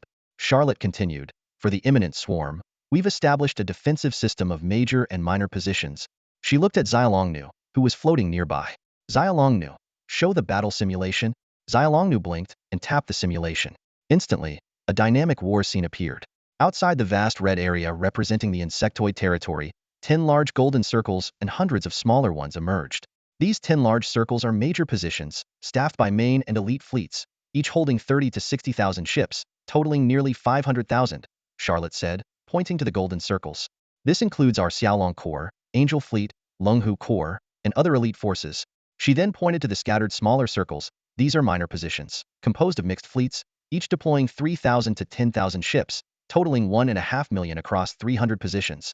Additionally, we have 500,000 in reserve, ready to support any battlefield as needed. As Charlotte explained, the battle simulation began to run. Numerous insectoid units surged from the center, crashing against the defensive lines like a tidal wave. The major positions bore the brunt of the assault, while the minor positions intercepted any breakthroughs. Considering the vast number of insectoids, we've opted to engage them in open combat, giving us more operational space, Charlotte explained. Our stealth reconnaissance ships can provide early warnings, with a lead time of 30 minutes to an hour, enough for us to respond. Pointing to the golden defensive positions, she continued, we can't establish an impenetrable defense across such a wide area. So we've adopted this dispersed defensive strategy. The major positions absorb the main force, while the minor positions handle any that slip through. This allows us to flexibly allocate forces and reinforce pressured positions. Zhao Chen nodded in agreement but raised a critical point. Such a large-scale operation will pose a huge logistical challenge. The logistics fleet might have to take significant risks traversing the swarm to deliver supplies. Charlotte turned to Lilith, her secretary, who immediately responded, logistics will be managed by the Xiaolong exclusive transport fleet and the Beiyin Group's wartime transport fleet. Li Wei has assured us that as long as the front lines hold, they can ensure supply delivery. If necessary, he's willing to personally lead the effort. That kid, Zhao Chen chuckled, though a hint of seriousness flashed in his eyes. His gaze returned to the simulation, but he was actually watching a ticking number, the countdown to the swarm surge, now standing at just 1 hour. On the bridge of the T5 Longhuang-class Star Command ship, the officers and crew members maintained a high state of alert. There were only 10 minutes left before the swarm invasion would begin, a fact known only to Zhao Chen. The screens on the bridge flickered with images transmitted from the T4 Banshee-class light stealth reconnaissance ship hidden near the cosmic insect lair. Zhao Chen's eyes scanned the various video feeds, eventually settling on the unsettling black region, the cosmic insect lair, the largest known in the universe. He pulled up previous observation data and noted that this permanent level 5 lair had been expanding over the past few months, swallowing dozens of celestial bodies. Meanwhile, Charlotte and her team were conducting simulations on the Interstellar War sandbox, meticulously planning every detail and preparing contingency plans for any unforeseen events. They had already devised 29 major strategies, not counting the less probable scenarios. Zhao Chen did not interrupt their work and continued to monitor the observation screens. Suddenly, a voice echoed in his mind, ding, quarterly mission. Swarm invasion has begun. He immediately looked at the observation window, where a faint outline was emerging from the black mist. At first, no one paid much attention to this sight, as insect motherships frequently emerged from the lair. However, this time was different. More and more outlines appeared from the black mist, their sheer number inducing fear. The frontline reconnaissance ship immediately sounded the alarm. Report, Observation Point 3 has detected a large number of insect motherships, 10 times the usual amount. This message quickly reached the bridge, alerting Charlotte and Lilith. Soon, an even more alarming report came through. Report, Observation Point 2 has detected a T5 insect mothership. Charlotte immediately ordered the feed from Observation Point 2 to be magnified. Despite the blurry image, a massive silhouette could be seen, even larger than the previously recorded T5 Leviathan-class insect mothership. Lilith exclaimed, this is even bigger than the T5 Leviathan-class insect mothership recorded by the Holy Radiance Empire. Charlotte quickly estimated, its length definitely exceeds 1,000 kilometers. Bad news kept coming. Observation Point 3 also detected a T5 Leviathan-class insect mothership, and Observation Point 1 found 2 more. The catastrophic swarm invasion Zhao Chen had predicted was indeed happening. Sitting calmly in the captain's chair, Zhao Chen issued an order. Relay this information to the highest commanders of all fleet corps. Inform them that the fiercest battle has begun. The message quickly spread throughout the fleet corps. Upon learning that 45 insect motherships had appeared, with the largest exceeding 1,000 kilometers in length, Empress Saint Kana stood up from her captain's chair in shock, her eyes filled with undeniable fear. As the only empire to have fought a T5 insect mothership, the Holy Radiance Empire understood the gravity of the situation. In the last battle, the Empire had deployed tens of thousands of starships and 5 elite Holy Light Legions, yet they still failed to defeat a single T5 Leviathan-class insect mothership. And now, had appeared at once. At that moment, an even more despairing report came in. Latest news, 2 more T5 Leviathan-class insect motherships have been detected, designated as 6 and 7. The deputy's voice trembled, his eyes filled with terror. This nightmarish scenario plunged everyone into an icy abyss, as the shadow of war loomed over the entire fleet. If there were a celestial eye capable of observing the space surrounding the entire cosmic wormhole at this moment, it would reveal a vast, dark swarm of Zerg fleets. The sheer number is truly terrifying. The dense Zerg fleets resemble a black sea of clouds, nearly obscuring the starry sky. Even massive celestial bodies, as large as planets, appear insignificant before this vast swarm, as if they could be devoured at any moment. The Zerg fleets have already begun to disperse, heading in different directions in small groups. They exude an aura of hunger, as if the entire universe were their hunting ground. In this sudden invasion, some interstellar stealth reconnaissance ships that didn't have time to retreat became the first casualties. However, these brave scouts exchanged their lives for valuable frontline intelligence. Meanwhile, the remaining probes continuously transmit enemy information back to the command center. On the bridge of the T5 Longhwang interstellar command ship, more than an hour has passed since the appearance of the Zerg swarm. Senior commanders of various fleet corps are gathered through holographic images for the first wartime meeting of this campaign. Zhao Chen sits at the head, his gaze sweeping over each holographic image. "Commander, everyone is here," Lilith softly reminds Zhao Chen from behind. Although Zhao Chen had suggested she sit beside him, Lilith insisted on standing behind the commander, believing it was the rightful position of a secretary. Zhao Chen surveys the room and begins. "You should all have seen the latest battlefield intelligence." A heavy atmosphere envelopes the meeting room. High-ranking Angel Berkeley is the first to break the silence, asking seriously, "My lord, regarding the intelligence on the Zerg fleet strength, is it true there are 11 T5 Leviathan King-class hive ships?" Zhao Chen's voice remains steady. "I hope such doubts won't arise again.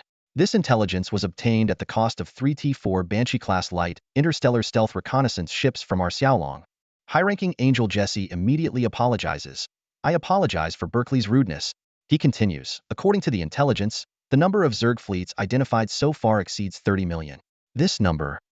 His expression becomes complex.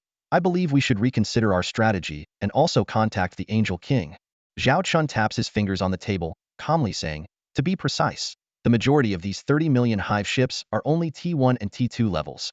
The number of T4 hive ships, based on current investigations, is less than 5,000. High-ranking Angel Jesse clearly doesn't hold much optimism for this battle. After all, confronting 30 million Zerg fleets with just over 2 million interstellar warships is hard to imagine. Zhao Chen coldly responds, "You just need to fulfill our agreement." Angel Tilia stops her subordinate from speaking further and looks at Zhao Chen. "We angels keep our promises. We will honor our agreement." Zhao Chen no longer pays attention to the angels and solemnly states, "I don't want to make any inspirational speeches here. The Zerg fleets are already on the move, and the fastest wave is estimated to engage our front line in an hour. Proceed according to the tactics we previously established." He continues, "Although you come from 3 great empires and different star regions, we are now fighting for the future of our home. We might be able to retreat or evade now, but against the Zerg, where could we escape to? We might escape, but can our wives and children? At least, I won't leave. I can promise you that. I and my flagship, the Longhwang, will defend the primary position to the death." With that, he slams his fist on the table. Clan leader Ted places a hand on his chest confidently. "Rest assured, Lord Xiaolong, our Dragon Tiger Legion will live and die with the position." Marshal Chu Changhe strokes his white beard, saying, "It's been a long time since this old man fought such an exhilarating battle. Just bugs, we'll crush them." Empress Shang Kana clenches her fist firmly, declaring, "This is our home, and I won't let the bugs ravage it any longer." The generals of Xiaolong salute Zhao Chen. "We stand with the commander." Zhao Chen stands and returns the salute. "The Zerg will not be exterminated without my retreat. The Zerg will not be exterminated without my retreat." The powerful oath echoes throughout the meeting room. As the meeting concludes and the holograms fade, Zhao Chen tidies his uniform, dons his long-unused military cap, and silently exits the meeting room, with Lilith following closely behind. Back on the bridge, Zhao Chen doesn't sit on the comfortable sofa as usual, but chooses the captain's chair of the T5 Longhwang interstellar command ship. His eyes are sharp, staring at the star map before him. The Zerg fleets, like a black torrent, are pouring out from the red zone centered around the cosmic wormhole, seemingly ready to engulf all the golden dots representing allied forces. In a cold voice, Zhao Chen says, "Just 30 million bugs. We'll just have to stomp on them a bit longer." As if by some cosmic coincidence, the first to engage the Zerg will be Zhao Chen's T5 Longhwang interstellar command ship at the primary position. According to the observed enemy attack routes, the number of Zerg fleets swarming towards the primary position is also the largest. In response, Zhao Chen merely smiles slightly. As he said, "This battle, the Zerg will not be exterminated without my retreat." The news of the first wave of the Zerg fleet entering the alert range of the primary defense zone hit the command center like a thunderclap. Zhao Qin's gaze quickly locked onto the holographic projection in front of him, where a dense array of red dots covered the entire battlefield. 500,000 Zerg ships, including over 50 T4 Zerg Hive motherships, the intelligence officer reported, his voice tinged with tension. No sign of T5 Leviathan King Hive motherships. The enemy vanguard is expected to enter our firing range in 10 minutes. Zhao Qin frowned, his eyes scanning the continuously updating battlefield intelligence. The holographic image, already teeming with Zerg motherships, now showed a tidal wave of black swarming from them countless Zerg units, ranging from the lowest T1 flyers to the formidable T4 Guardian Leviathans, in unprecedented density. Lilith stood nearby, her eyes fixed on the constantly refreshing data. The ultra-powerful radar system of the T5 Dragon Emperor-class command ship was conducting comprehensive scans, pinpointing each individual Zerg unit. Such a level of analysis usually required the coordination of dozens of T4-class warships, but the Dragon Emperor could accomplish it alone. Commander, this is the latest enemy force data. Xiao Longnu's virtual image floated in front of Zhao Qin, presenting a detailed report. A total of 537,281 Zerg ships, including 57 T4 Hive motherships, 2,011 T3 Hive motherships, 43,621 T2 Hive motherships, and 491,592 T1 Hive motherships. Zhao Qin quickly scanned the data, his frown deepening. Although the proportion of high-level Hive motherships was low, the sheer number of lower-level Zerg units was enough to instill fear. Approximately 30 billion T1 flyers, 70 million T2 Hydralisks, 2.6 million T3 corruptors, and 600,000 T3 banlings, Xiao Longnu continued. More critically, there are about 30,000 T4 Guardian Leviathans, 6,000 T4 Hunter Leviathans, and 1,700 T4 Colossus Leviathans. Zhao Qin chuckled lightly. That's quite a number. I wonder if we have enough ammo to feed these bastards. Xiao Longnu promptly responded. According to our calculations, the battle supplies at our primary defense zone are sufficient to eliminate these 500,000 Zerg Hive motherships. The key is to manage our battlefield consumption. Zhao Qin's gaze shifted to the star map of the primary defense zone. Besides the T5 Dragon Emperor, there were 20,000 starships from Charlotte's Falcon, 1st Legion, and Dragon Tiger Legion, totaling 30,000 warships. Though numerically outmatched, these warships boasted formidable strength. 910 T4 class warships, 11,271 T3 class, and 18,010 T2 class. Zhao Qin calculated silently, formulating his strategy. Zerg combat units will enter the forward defense fire range in 60 seconds. Xiao Longnu alerted. Zhao Qin stared at the battlefield display, where rows of star frigates and destroyers formed the front line, backed by hundreds of newly constructed star defense fortresses, each equipped with multi-barrel laser cannons designed to counter the overwhelming number of Zerg units. This time, Charlotte had altered the usual tactics, opting not to launch star missiles initially. Instead, they waited for the Zerg swarm to come within range before opening fire. As the Zerg entered the firing range, a barrage of firepower lit up the starry sky, beginning to tear through the advancing Zerg horde. Inside Defense Fortress 077, the alarm blared sharply. Gun 3 is overheating again. A soldier rushed into the command room, sweat streaming down his face. The commander of the fortress reacted immediately, his voice booming. Replace the barrel. Submerge the removed one in the cooling fluid to speed up the cooling process. The soldiers moved quickly, using mechanical arms to carefully remove the glowing red barrel. The scorching metal hissed as it was immersed in the prepared cooling fluid, steam rising in thick plumes. This emergency procedure allowed the overheated barrels to be quickly reused, but it significantly shortened their lifespan. If barrels that had reached their usage limit were not discarded in time, they could potentially cause dangerous explosions. The commander emphasized over the internal communication channel. Remember, you must check the wear on the cooled barrels before using them. Absolutely no using ones that exceed the limit. Any cracks and they're out. Be meticulous. Yes, sir. The subordinates responded in unison. The commander removed his hat, fanning himself irritably as he unbuttoned a few buttons on his collar. He couldn't help but curse, damn this heat. What's wrong with the temperature control system? It must be over 30 degrees in here. The officer in charge of the system explained helplessly. Sir, there's nothing we can do. All the weapons are firing almost non-stop, and the heat from the cooling process is making the temperature rise inevitably. Damn, the commander muttered, not pressing the issue further. He walked to the observation window and used the binoculars to survey the distant battlefield. Countless insectoid combat units were being shredded by the defensive firepower, yet they seemed endless, with new enemies constantly emerging from the rear. Occasionally, T1 and T2 level insectoid motherships would appear, but they were swiftly taken out by the precise shots of the interstellar battleships. On the surface, the defenders seemed to have the upper hand. But all the defense line commanders knew this was just the beginning. After nearly 10 hours of intense fighting, the primary defensive position had suffered minimal losses but had only managed to eliminate less than a tenth of the enemy forces. A fragile balance was being maintained, and any unexpected event, particularly a shortage of supplies leading to reduced firepower, could instantly tip the scales. Where do these bugs keep coming from? It feels like they never end, the commander muttered to himself.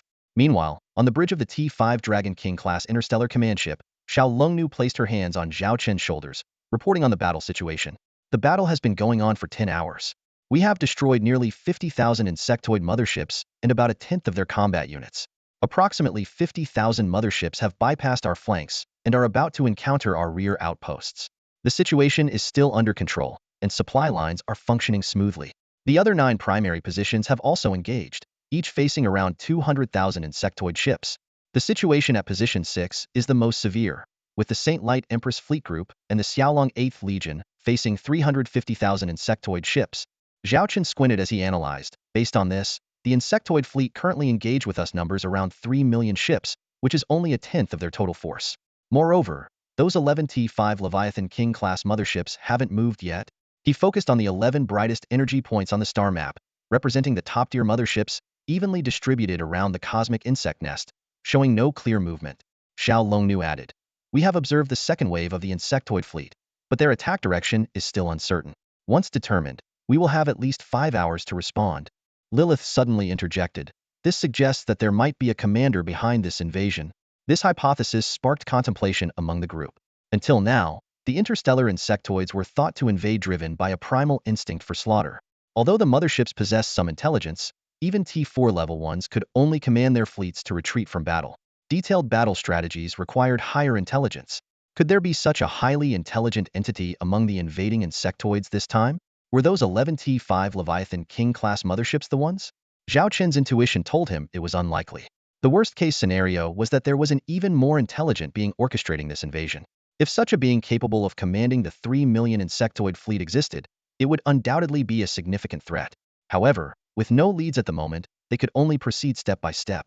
The immediate priority was to ensure no mistakes in their operations.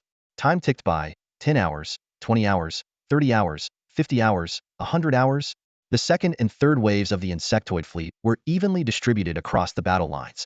Zhao Chan sat with his eyes closed in the captain's chair as Lilith, concerned, suggested, "Commander, perhaps you should rest in the captain's quarters for a while?"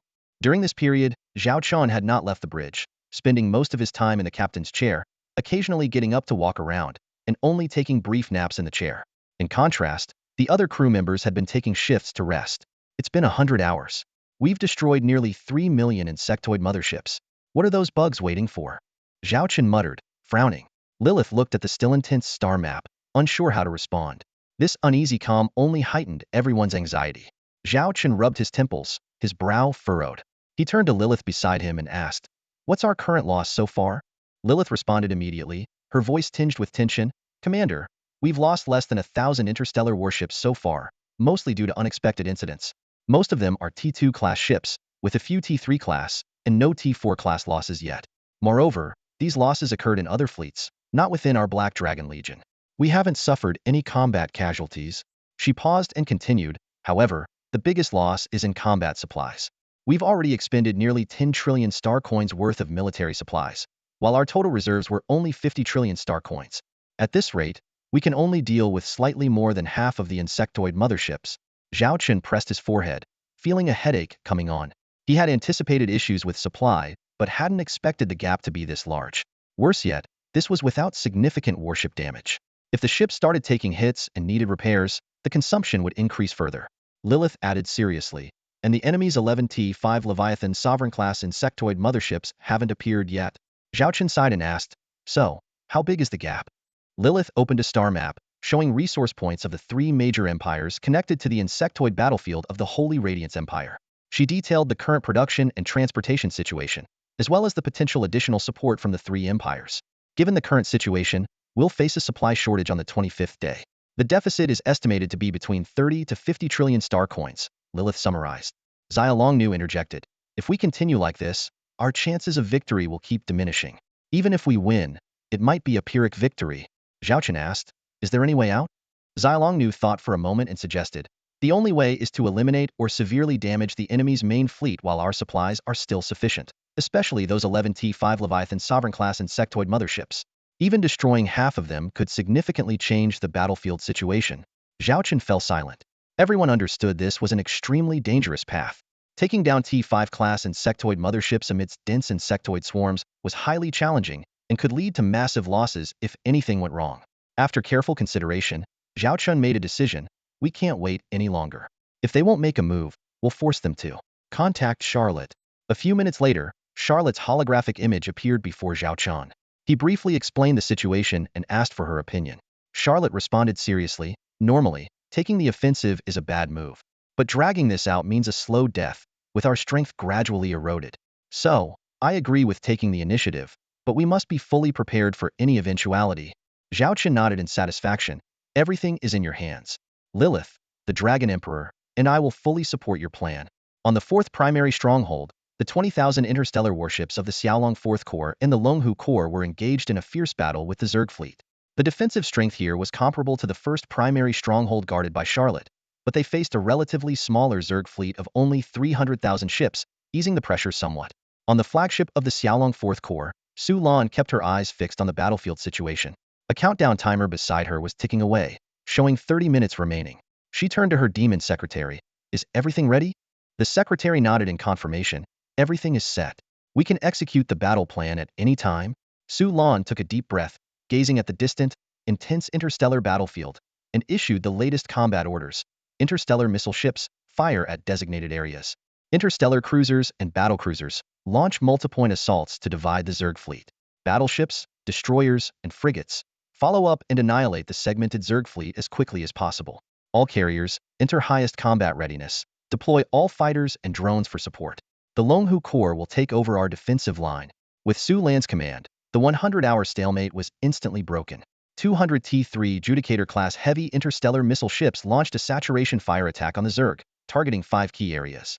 This was the first large-scale missile attack in the entire defensive battle, creating a spectacular and awe-inspiring scene. Hundreds of interstellar missiles exploded within the Zerg swarm, igniting vast areas like torches thrown into dry grass. Though such an attack usually couldn't inflict lasting damage on the massive Zerg fleet and would often be replenished within minutes, this time, Su Lan's Xiaolong 4th Corps gave the enemy no time to breathe. As the missiles were launched, the assault fleet charged out from the defensive line, striking directly into the steaming remains of the Zerg, launching a fierce attack. The battlefield instantly turned into an apocalyptic interstellar dogfight. Tens of thousands of Zerg combat units recklessly hurled themselves at the star shields of the interstellar warships, depleting the shields' energy like moths to a flame. Once the shields were exhausted, the warships would face annihilation. However, with powerful fire support, the assault fleet still pierced through the enemy lines like a sharp sword. Simultaneously, a large number of interstellar fighters and drone swarms launched a ferocious attack on the Zerg. Compared to the enormous Zerg swarm, these fighters and drones seemed tiny, like fireflies facing the sun, but they fought valiantly and with all their might. Following the assault fleet, battleships, destroyers, and frigates moved in to ensure the attack corridors torn open by the assault fleet were not swallowed back by the Zerg, while also clearing out the segmented Zerg units. The once stalemated battle line began to slowly push toward the Zerg. In the rear, the Longhu Corps took over the defense of the 4th primary stronghold. A fleet commander from the Longhu Corps chuckled self-deprecatingly. So, the Xiaolong Corps hadn't been using their full strength all along. No wonder they only gave us minor tasks. He recalled his numerous requests to Su Lan for frontline combat, now realizing how overconfident he had been. However, his deputy commander remained concerned. Can we really break through? There are still nearly 150,000 Zerg warships in our sector. If we drag this out too long, more Zerg reinforcements will arrive, and any slip-up could plunge us into the swarm. He trailed off, but his meaning was clear. The fleet commander stared at the battlefield in silence for a long time, finally saying, I don't know either. In his eyes, the Zerg swarm resembled a bottomless abyss. If it were up to him, he would be terrified even to defend, let alone to attack. Time ticked away. Whenever the assault fleet's progress stalled, the interstellar missile ships in the rear provided fire support. Despite this, the Xiaolong 4th Corps' offensive began to show signs of fatigue. Commander, our attack might not achieve the expected objectives. The secretary looked at Su Lan with some difficulty. Su Lan was intently watching the interstellar war map, with only 10 minutes left on the countdown. It's still far from enough.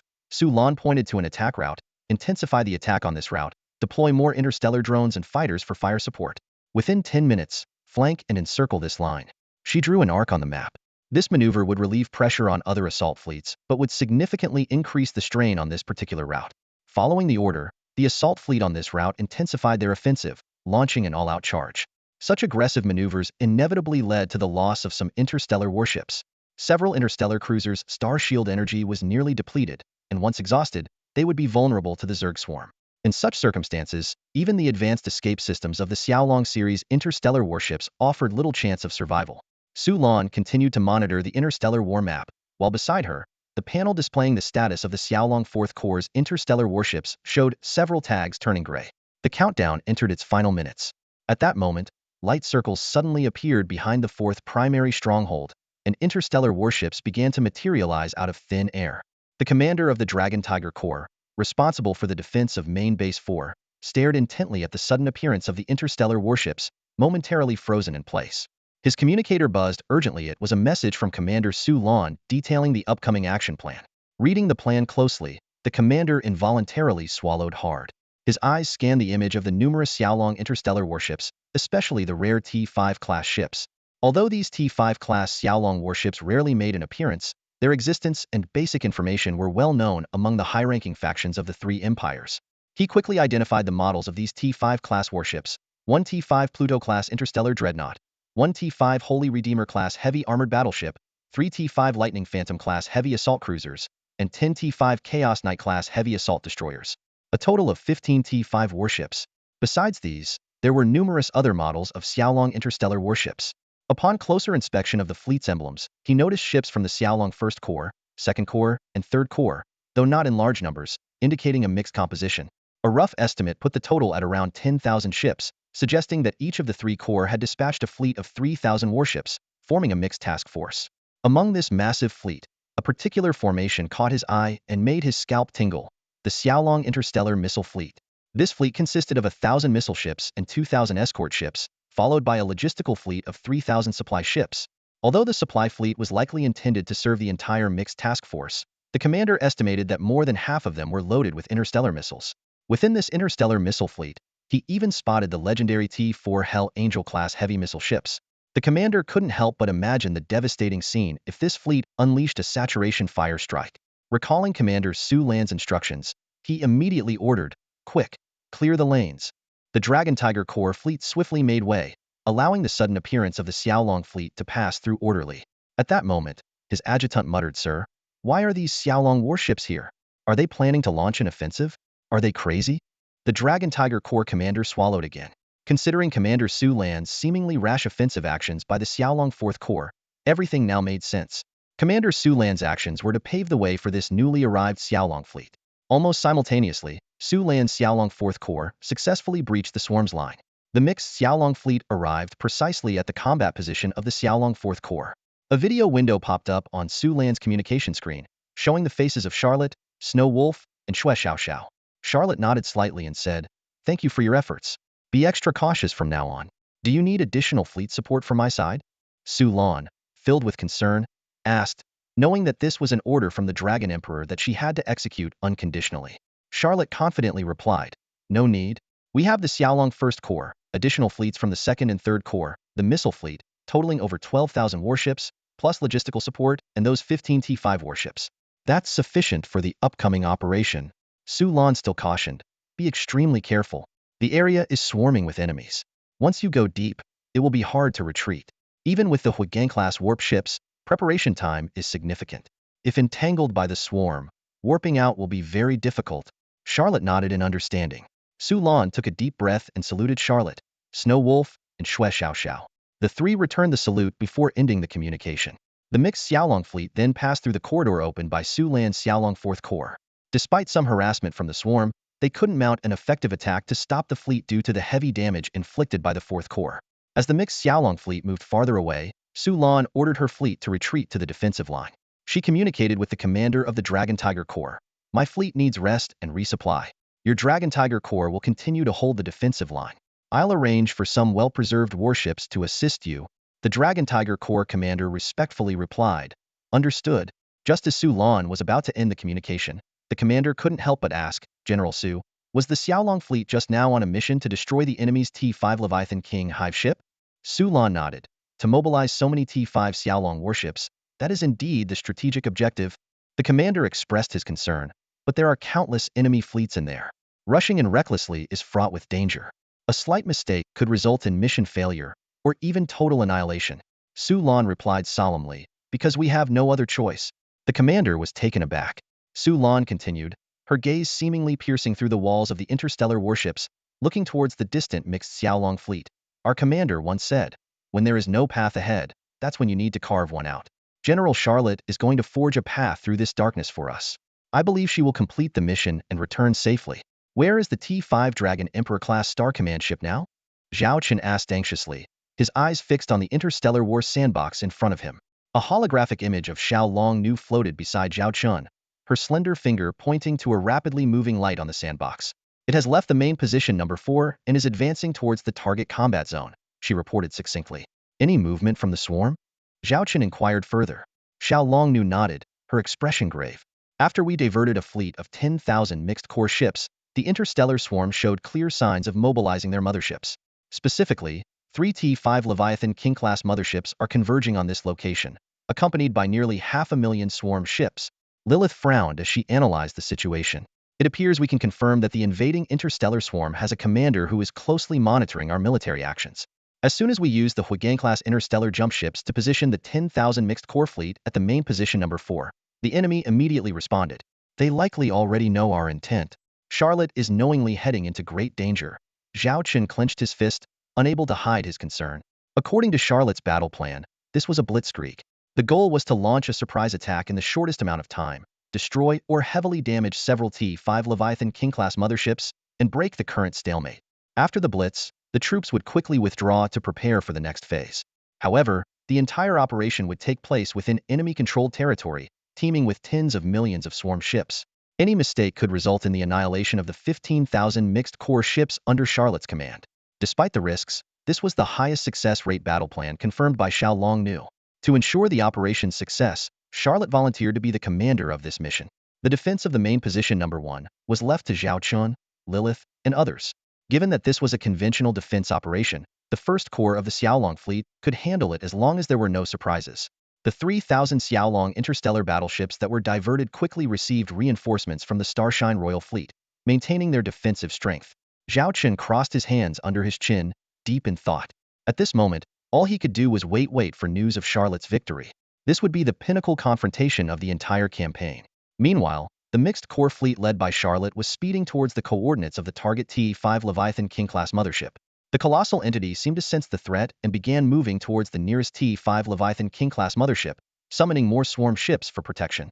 The surrounding T5 Leviathan King-class motherships and their subordinate swarm fleets also started converging on the area, forming what looked like a developing storm vortex, with Charlotte's fleet charging into its center. However, due to its massive size, the T5 Leviathan King-class mothership speed was relatively slow. The mixed core fleet managed to intercept it before it could rendezvous with another T5 Leviathan King-class mothership. The Succubus secretary reported the latest battlefield intel to Charlotte. Radar detection shows at least 1 million motherships in the vicinity, with an uncountable number of swarm combat units. Besides the target, the nearest T5 Leviathan King-class mothership and its fleet will arrive within an hour. Other T5 Leviathan King-class motherships are expected to arrive within 5 hours. A total of around 5 million swarm ships are gathering towards our location. Charlotte's sharp gaze pierced through the dense swarm, locking onto the T5 Leviathan King-class mothership hidden within its protective horde. She decisively ordered, commenced the execution of the plan to eliminate the 4th Leviathan King-class mothership. The 10,000 mixed core fleet sprang into action. On the flagship of the Xiaolong Interstellar Missile Fleet, the fleet commander, Snow Wolf, heard the order and a smile of excitement appeared on her lips. Prepare for a 5-wave interstellar missile barrage. First wave, fire, she commanded loudly. After an expansion, the Xiaolong Interstellar Missile Fleet had grown from 500 to 3,000 ships, including 1,000 interstellar missile ships and 2,000 protective escort ships. According to General Charlotte's plan, the 1,000 interstellar missile ships were divided into 5 squads for 5 rounds of fire support. Each round involved 200 interstellar missile ships firing simultaneously, creating an awe-inspiring display of firepower. Millions of interstellar missiles roared out, instantly igniting the swarm ahead. Almost simultaneously, the mixed core fleet charged forward, seamlessly taking control of the areas ravaged by the interstellar missiles. Other combat starships followed, consolidating the positions with overwhelming firepower. Second wave, fire. Snow Wolf ordered again, raising her right arm high before bringing it down forcefully. This habit stemmed from her envisioning herself as the goddess of death wielding a scythe every time her arm swung down. The enemy ahead would be reduced to ruins under the barrage. Third wave, fire. Fourth wave, fire. Despite being a mixed corps, the coordination among the various units was as smooth as if they were longtime comrades. The combat starships under Charlotte's command advanced almost in tandem with the missile strikes, sometimes mere inches from the blast zones. This level of precise battlefield control and seamless cooperation was truly breathtaking. With the T-5 class starships leading the charge, Charlotte soon spotted the target of their Hunta 900-kilometer-long T-5 Leviathan King-class mothership. Even though she had seen it on screens before, witnessing the colossal entity in person left her in awe. The massive T-5 Pluto-class interstellar dreadnought looked like a child in front of the opponent. After a brief moment of shock, Charlotte quickly pulled up another video window. Xiao Xiao, it's all up to you now. No problem. On the other side of the video, Xiao Xiao made an OK gesture and pointed forward, shouting, blast it to pieces. The dreadnought's main cannon had been fully charged.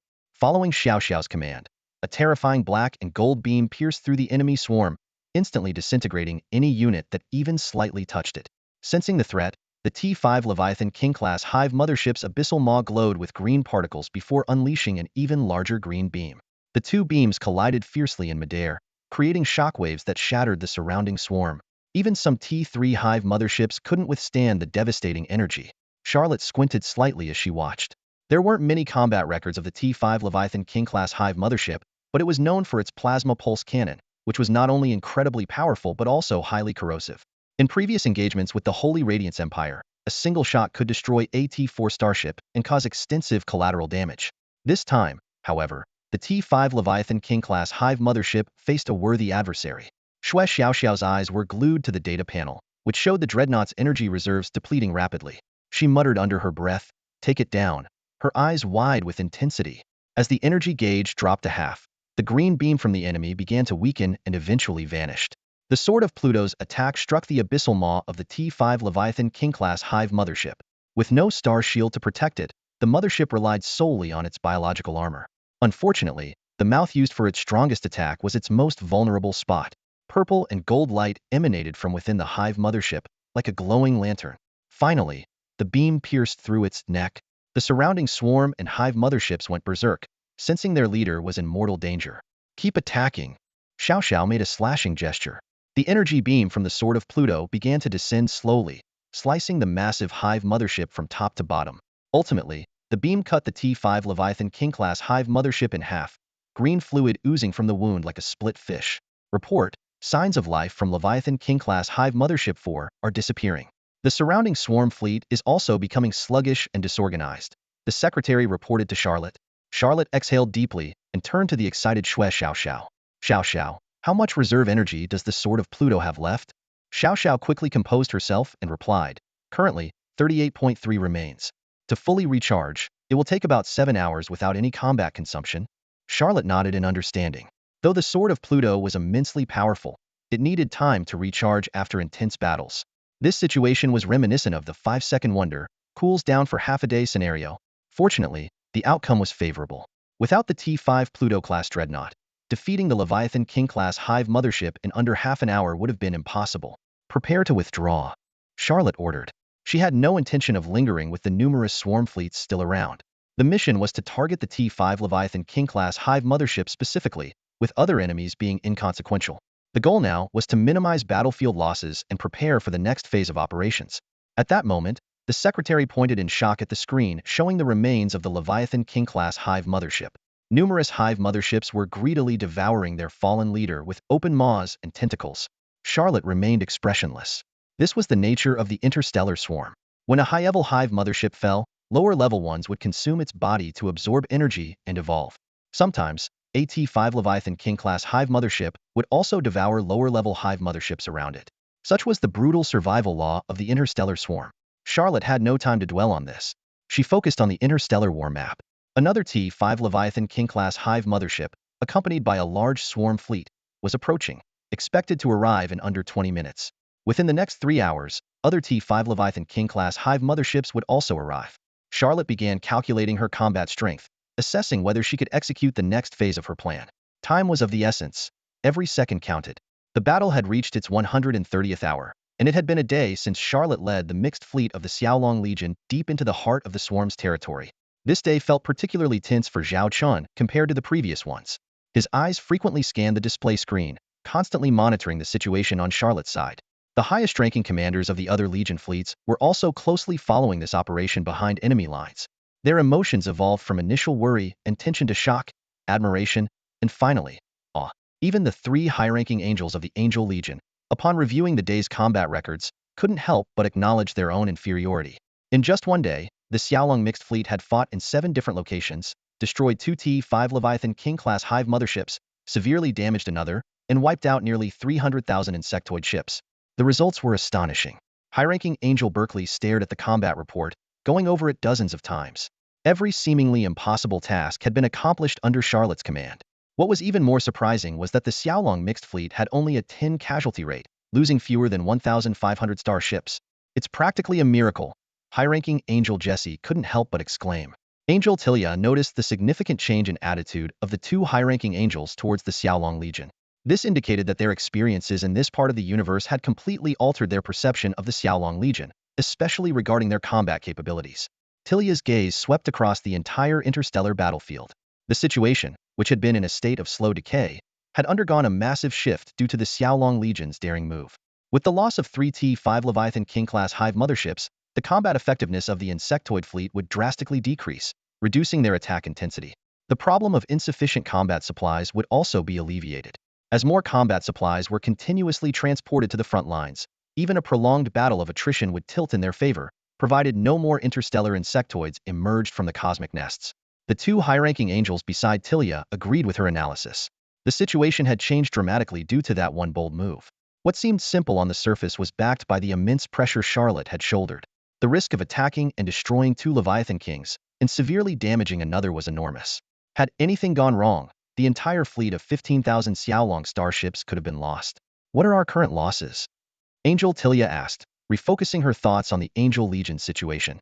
The Angel Legion's 370,000 starships, due to their elite nature, had been assigned numerous combat tasks by Charlotte and dispersed across various defensive positions. Their main task was to assist the 5 still expanding fleets of the Xiaolong Legion and cooperate with the 6th to 10th fleets to defend 5 main positions. Each position was supported by about 30,000 angelic starships.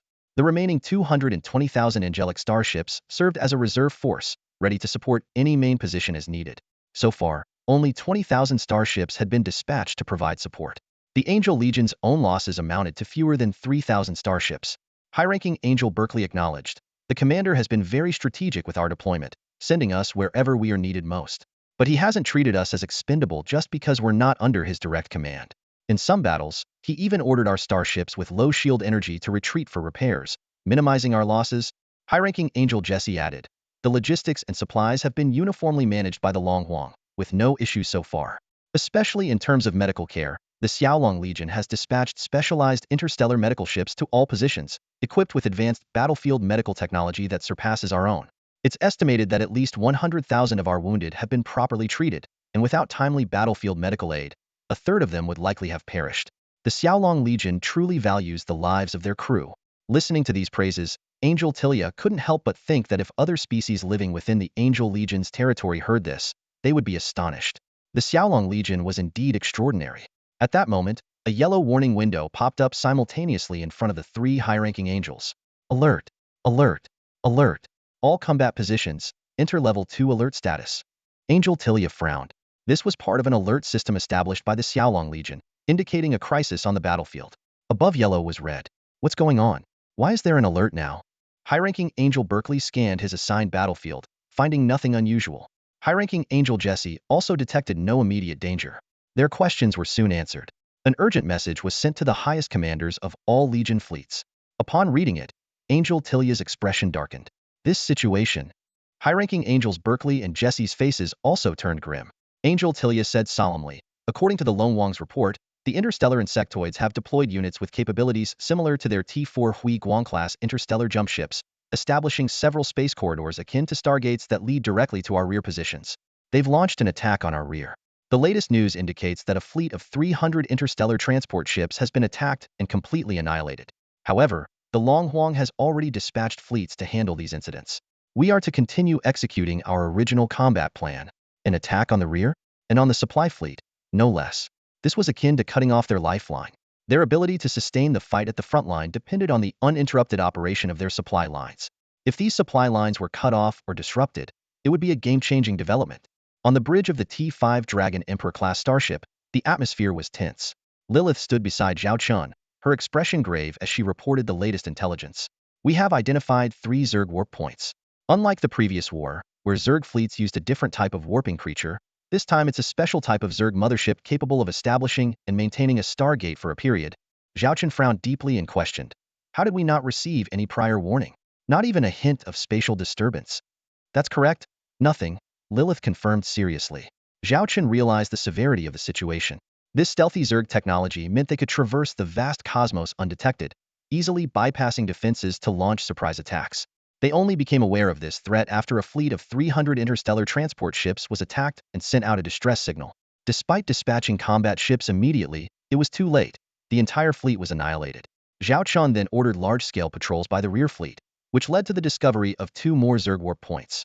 However, the unknown threat still lurked in the shadows. Lilith pulled up a video feed showing the destroyed Zerg warp point. In the footage, amidst the wreckage of numerous Zerg motherships lay a massive heap of flesh. Before its destruction, the image revealed a giant fleshy worm with a gaping maw, as if leading to another dimension. What kind of creature is this? Zhao Chun asked, frowning. Lilith shook her head. We don't know. Even the angel race hasn't encountered this type of Zerg, nor the space warping ones we faced during our civil war. Zhao Chun immediately turned to Xiaolong. Use your system to simulate and analyze this creature's data. Xiaolong nodded and swiftly began her calculations. Meanwhile, Zhao Chun issued decisive orders. Lilith, notify the rear fleet to form patrol groups of 300 ships each. Patrol all routes and key locations intensively. If Zerg are spotted, do not engage in prolonged combat. Notify us immediately to deploy elite forces for extermination. Also, gather elite fleets to form rapid response units in designated areas to deal with any Zerg incursions. Eliminate any Zerg on site and destroy warp points as quickly as possible.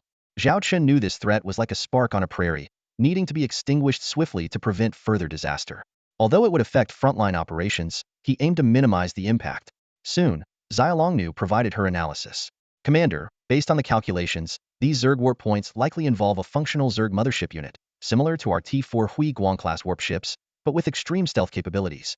Even our most advanced radar systems struggle to detect its operational signals. However, its deployment capacity is limited. The total Zerg fleet numbers in our rear territory are estimated at no more than 100,000 ships. Based on previous records, this warp point can deploy approximately 1,000 Zerg motherships per hour, but likely cannot transport T5 class units. Zhao Chun felt slightly relieved but had no time to ponder further as Xiaolong suddenly alerted him. Commander, the Starship network system is under attack from an unknown signal, but I've blocked it. The signal originated from the mechanoid territory. They have ceased the intrusion and are requesting access. Shall we connect? Scan the communication channel and ensure it's safe before connecting, Zhao Chun ordered. Xiaolongnu quickly completed the check and tapped the void, bringing up a video window. In the frame, a little girl sat on a high stool, happily swinging her legs and waving at Zhao Chun. Hi, long time no see. Zhao Chun's face remained impassive. What do you want? The girl feigned hurt. Why do you sound like we have no relationship at all? Can't I reach out without a reason? You weren't this cold when you needed my help. Are you one of those human guys who just uses girls and then dumps them? As she spoke, her face was suddenly covered in tears. Zhao Chun's mouth twitched, thinking to himself that she was quite the drama queen. He responded coolly, I wouldn't hack into a friend's Starship network. The girl instantly dropped her tearful act, sticking out her tongue without a hint of shame. She giggled. I just heard you built an impressive T5 Starship and wanted to test it out. It's pretty good, I must say. You managed to create quite the top-tier AI. But it's still a bit ordinary compared to me. Hearing this, Xiaolongnu flew up to the video window, pointing angrily at the girl. You're the ordinary one. Your whole family's ordinary. Watching the 2 little girls taunt each other from a distance, Zhao Chun glanced between them, thinking to himself that they were both quite ordinary. Of course, he kept this thought to himself, knowing that if Xiaolongnu's talkative tendencies kicked in, he would be in for a rough time. Let's get to the point.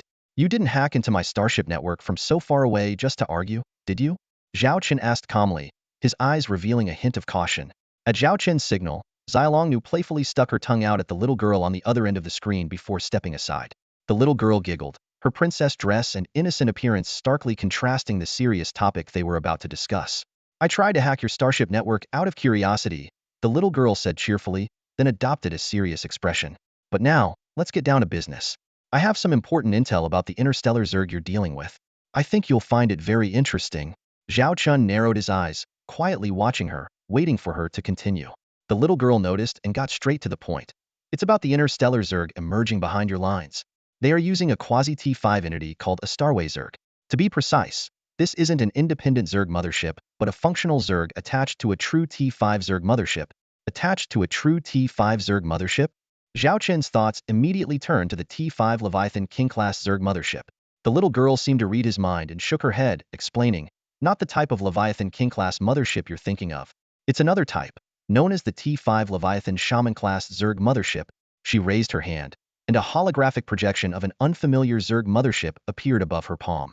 This mothership lacked the usual savage and murderous aura, instead covered in peculiar green patterns that exuded a mystical, almost religious, vibe. Xiaolongnu couldn't help but interject, but we haven't detected any other types of T5 Zerg motherships? The little girl chuckled and shook her head, explaining, this T5 Leviathan Shaman-class Zerg mothership doesn't have visual cloaking capabilities, but it can hide its energy signals from all types of radar. Even our most advanced radar detection equipment can hardly pinpoint its coordinates unless it's within a very close range.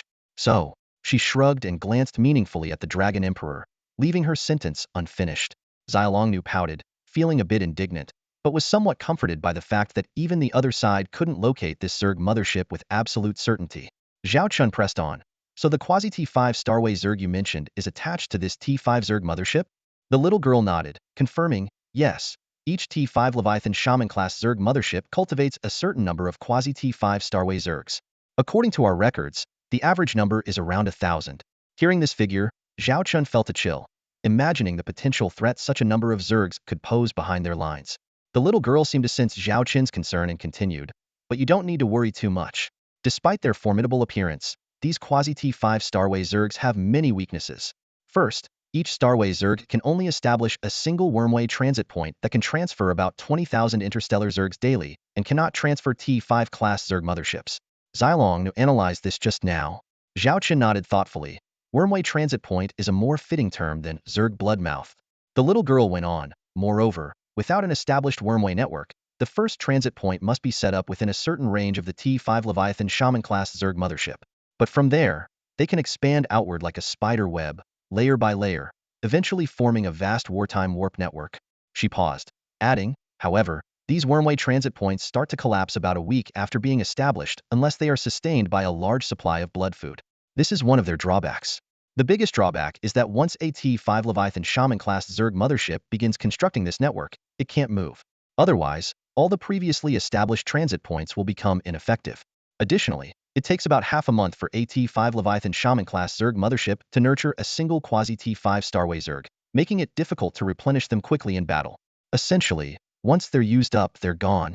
The little girl continued. This entity also has another characteristic. You've probably noticed that the interstellar Zerg you're facing now seem more intelligent in their battlefield maneuvers. This is because the T5 Leviathan Shaman-class Zerg mothership has higher intelligence, much more so than the T5 Leviathan King-class mothership.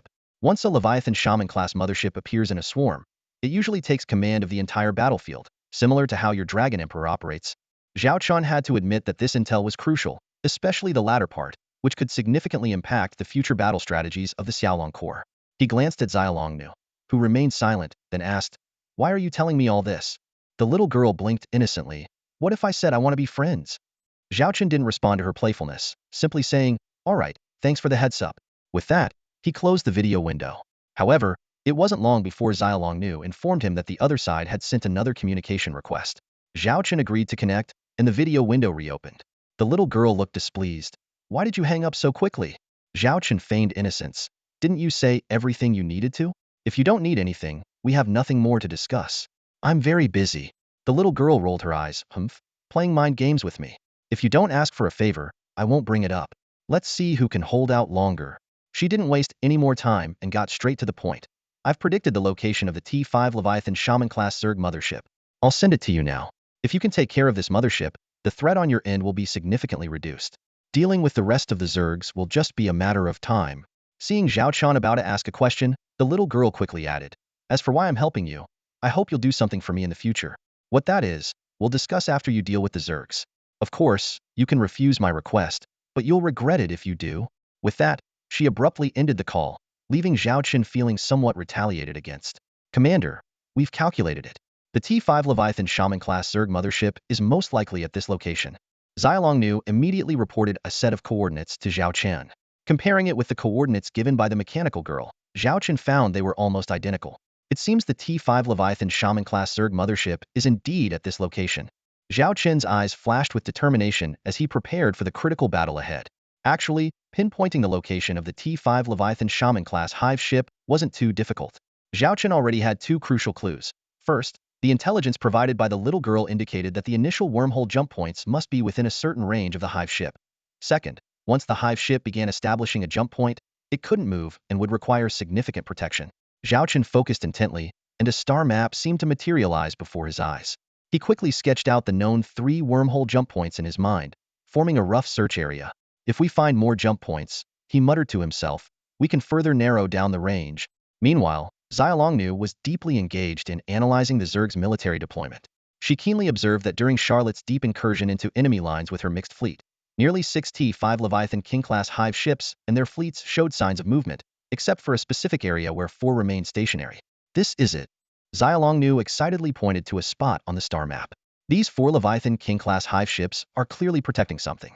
Considering the distribution of the wormhole jump points, it's almost certain that the T5 Leviathan Shaman-class hive ship is right here. Zhao Chen nodded in agreement, but immediately furrowed his brow. Although they had pinpointed the target location, dealing with this colossal entity was a daunting task. The most elite starships were already under Charlotte's command, and recalling them for resupply and redeployment would consume precious time. Lilith's expression was grave. We must formulate a battle plan immediately. If the number of Zerg jump points behind us continues to increase, it will put immense pressure on our supply lines. A slight misstep could plunge one of our main positions into crisis. After a moment of contemplation, Zhao Chen's eyes suddenly brightened. I have an idea, but we need to contact Charlotte first. Get her on the line. Soon, Charlotte's tired yet resolute face appeared on the communication screen. Zhao Chen succinctly reported the latest intelligence on the T5 Leviathan Shaman-class hive ship and the wormhole jump points. Charlotte listened, her expression growing more serious. She realized that the T5 Leviathan Shaman-class hive ship had become the primary strategic target of the entire campaign. If we can eliminate it, she analyzed, it could completely change the course of the battle. However, the current situation was challenging for Charlotte. Her mixed fleet had been through several intense battles, and its combat effectiveness had diminished, making it difficult to ensure the success of such a critical decapitation mission. At that moment, Zhao Chen shared his idea. Charlotte listened carefully, and a spark of excitement gradually appeared in her eyes. This tactic is excellent, she agreed, and it's the most feasible plan we have right now. Despite receiving Charlotte's approval, Zhao Chen remained serious. But executing this plan means you'll be under even greater pressure. Charlotte smiled. Commander, rest assured and proceed with the plan. You don't need to worry about my end. Zhao Chen clenched his fists tightly and said solemnly, remember, if there's any danger, withdraw immediately. We can come up with other solutions. You must promise me this, or I won't agree to the plan. Feeling Zhao Chen's concern, Charlotte gave a characteristic smile, revealing her little tiger teeth. She stood up straight and saluted Zhao Chen crisply. Commander, rest assured. I promise to follow your battle arrangements. If danger arises, I will lead the fleet to retreat first. Though still apprehensive, Zhao Chen knew this was the only way to break the deadlock. He understood that in interstellar warfare, there was never a moment without risk. What he could do was ensure, to the best of his abilities, the successful execution of the plan. As time ticks by, the number of interstellar Zerg behind the front lines continues to grow, posing a constant threat to the supply fleets. To address this, Commander Zhao Chen has ordered the formation of an interstellar patrol fleet to search the rear areas. Upon detecting any Zerg, they must not only eliminate them but also locate and destroy the surrounding Zerg warp points as quickly as possible. However, the frequency and range of these warp points are increasing. To ensure the safety of the supply fleets, Zhao Chen has had to assign dedicated escort fleets, which, while securing the supply lines, have also increased the burden on the Xiaolong Alliance.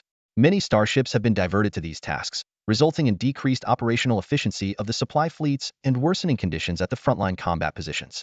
As the head of this campaign, the Xiaolong Corps' high command has seemed inactive during this period, appearing helpless against the situation. It has been 20 hours since the first appearance of the Zerg warp points, and the campaign is now at its 150th hour. At this moment, Lilith reported to Zhao Chun, General Charlotte has sent a message. She is ready to execute the planned operation. Zhao Chun nodded slightly, a hint of solemnity in his eyes. He knew that his plan carried significant risks, but to turn the tide of battle, they had to take the gamble. How are our preparations? Zhao Chun inquired. Lilith responded confidently, everything is ready. We can move at your command. Turning to Xialong Nu, Zhao Chun instructed. Refine the target coordinates as precisely as possible. The more accurate, the better for our upcoming actions. Also, simulate the worst-case scenario and prepare contingency plans to minimize our losses. Understood. Xialong Nu immediately began executing the orders. Under Zhao Qin's meticulous planning, the seemingly inactive Xiaolong Corps had secretly opened its eyes, revealing its hunting fangs. And it was Charlotte who would initiate this sequence of events. Charlotte's fleet, which had been engaging in guerrilla warfare within the Zerg-occupied zone, suddenly changed tactics. With a thunderous momentum, they launched a fierce charge in a specific direction. In just 3 hours, they covered more distance than they had in the previous 20 hours combined. During this rapid advance, they avoided Zerg fleets whenever possible and annihilated those they couldn't avoid, using the previously conserved interstellar missiles without hesitation. Such a sudden change naturally alarmed the Zerg strategists. Charlotte's fleet had a clear objective. They were speeding towards the Zerg strategist location, aiming to take out the enemy leader in the midst of their army. Faced with this threat, 4 previously inactive T-5 Leviathan King-class Zerg motherships finally reacted. 2 of them, each leading a fleet of 1 million Zerg, moved to intercept and destroy the aggressive Xiaolong mixed fleet. Despite the overwhelming disparity in numbers, Charlotte's fleet did not retreat, but instead intensified their assault. To outsiders, this might seem like a desperate, nothing gamble by the Xiaolong Corps. Report, we are about to engage the enemy.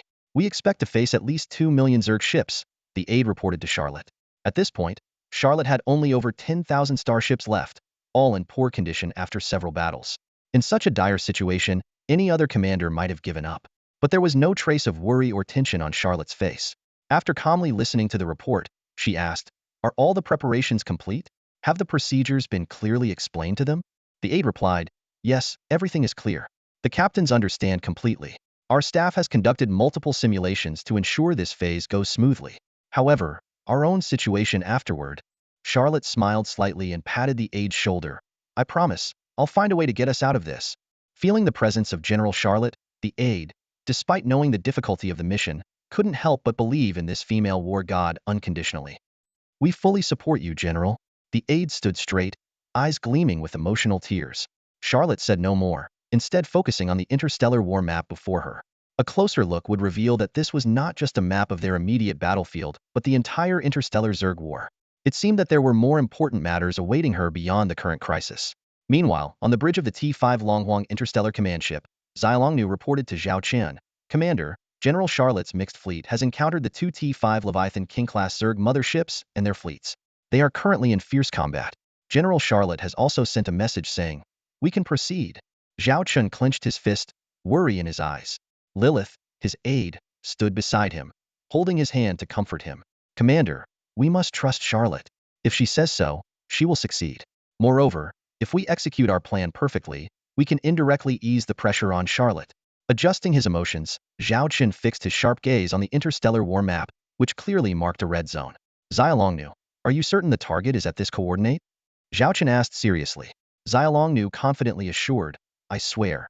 If the T5 Leviathan Shaman-class Zerg mothership isn't there, I'll pull my plug. With Xialong Nu's assurance, Zhao Qin immediately activated the command network and issued the order, commence the operation. With this command, the entire front line underwent a dramatic shift. That's all for today. Thank you so much for watching. I hope you guys enjoyed. If you wish to have another part of this recap, please give us at least 1,000 likes. Please don't forget to comment and subscribe to our channel for more content like this. Until next time.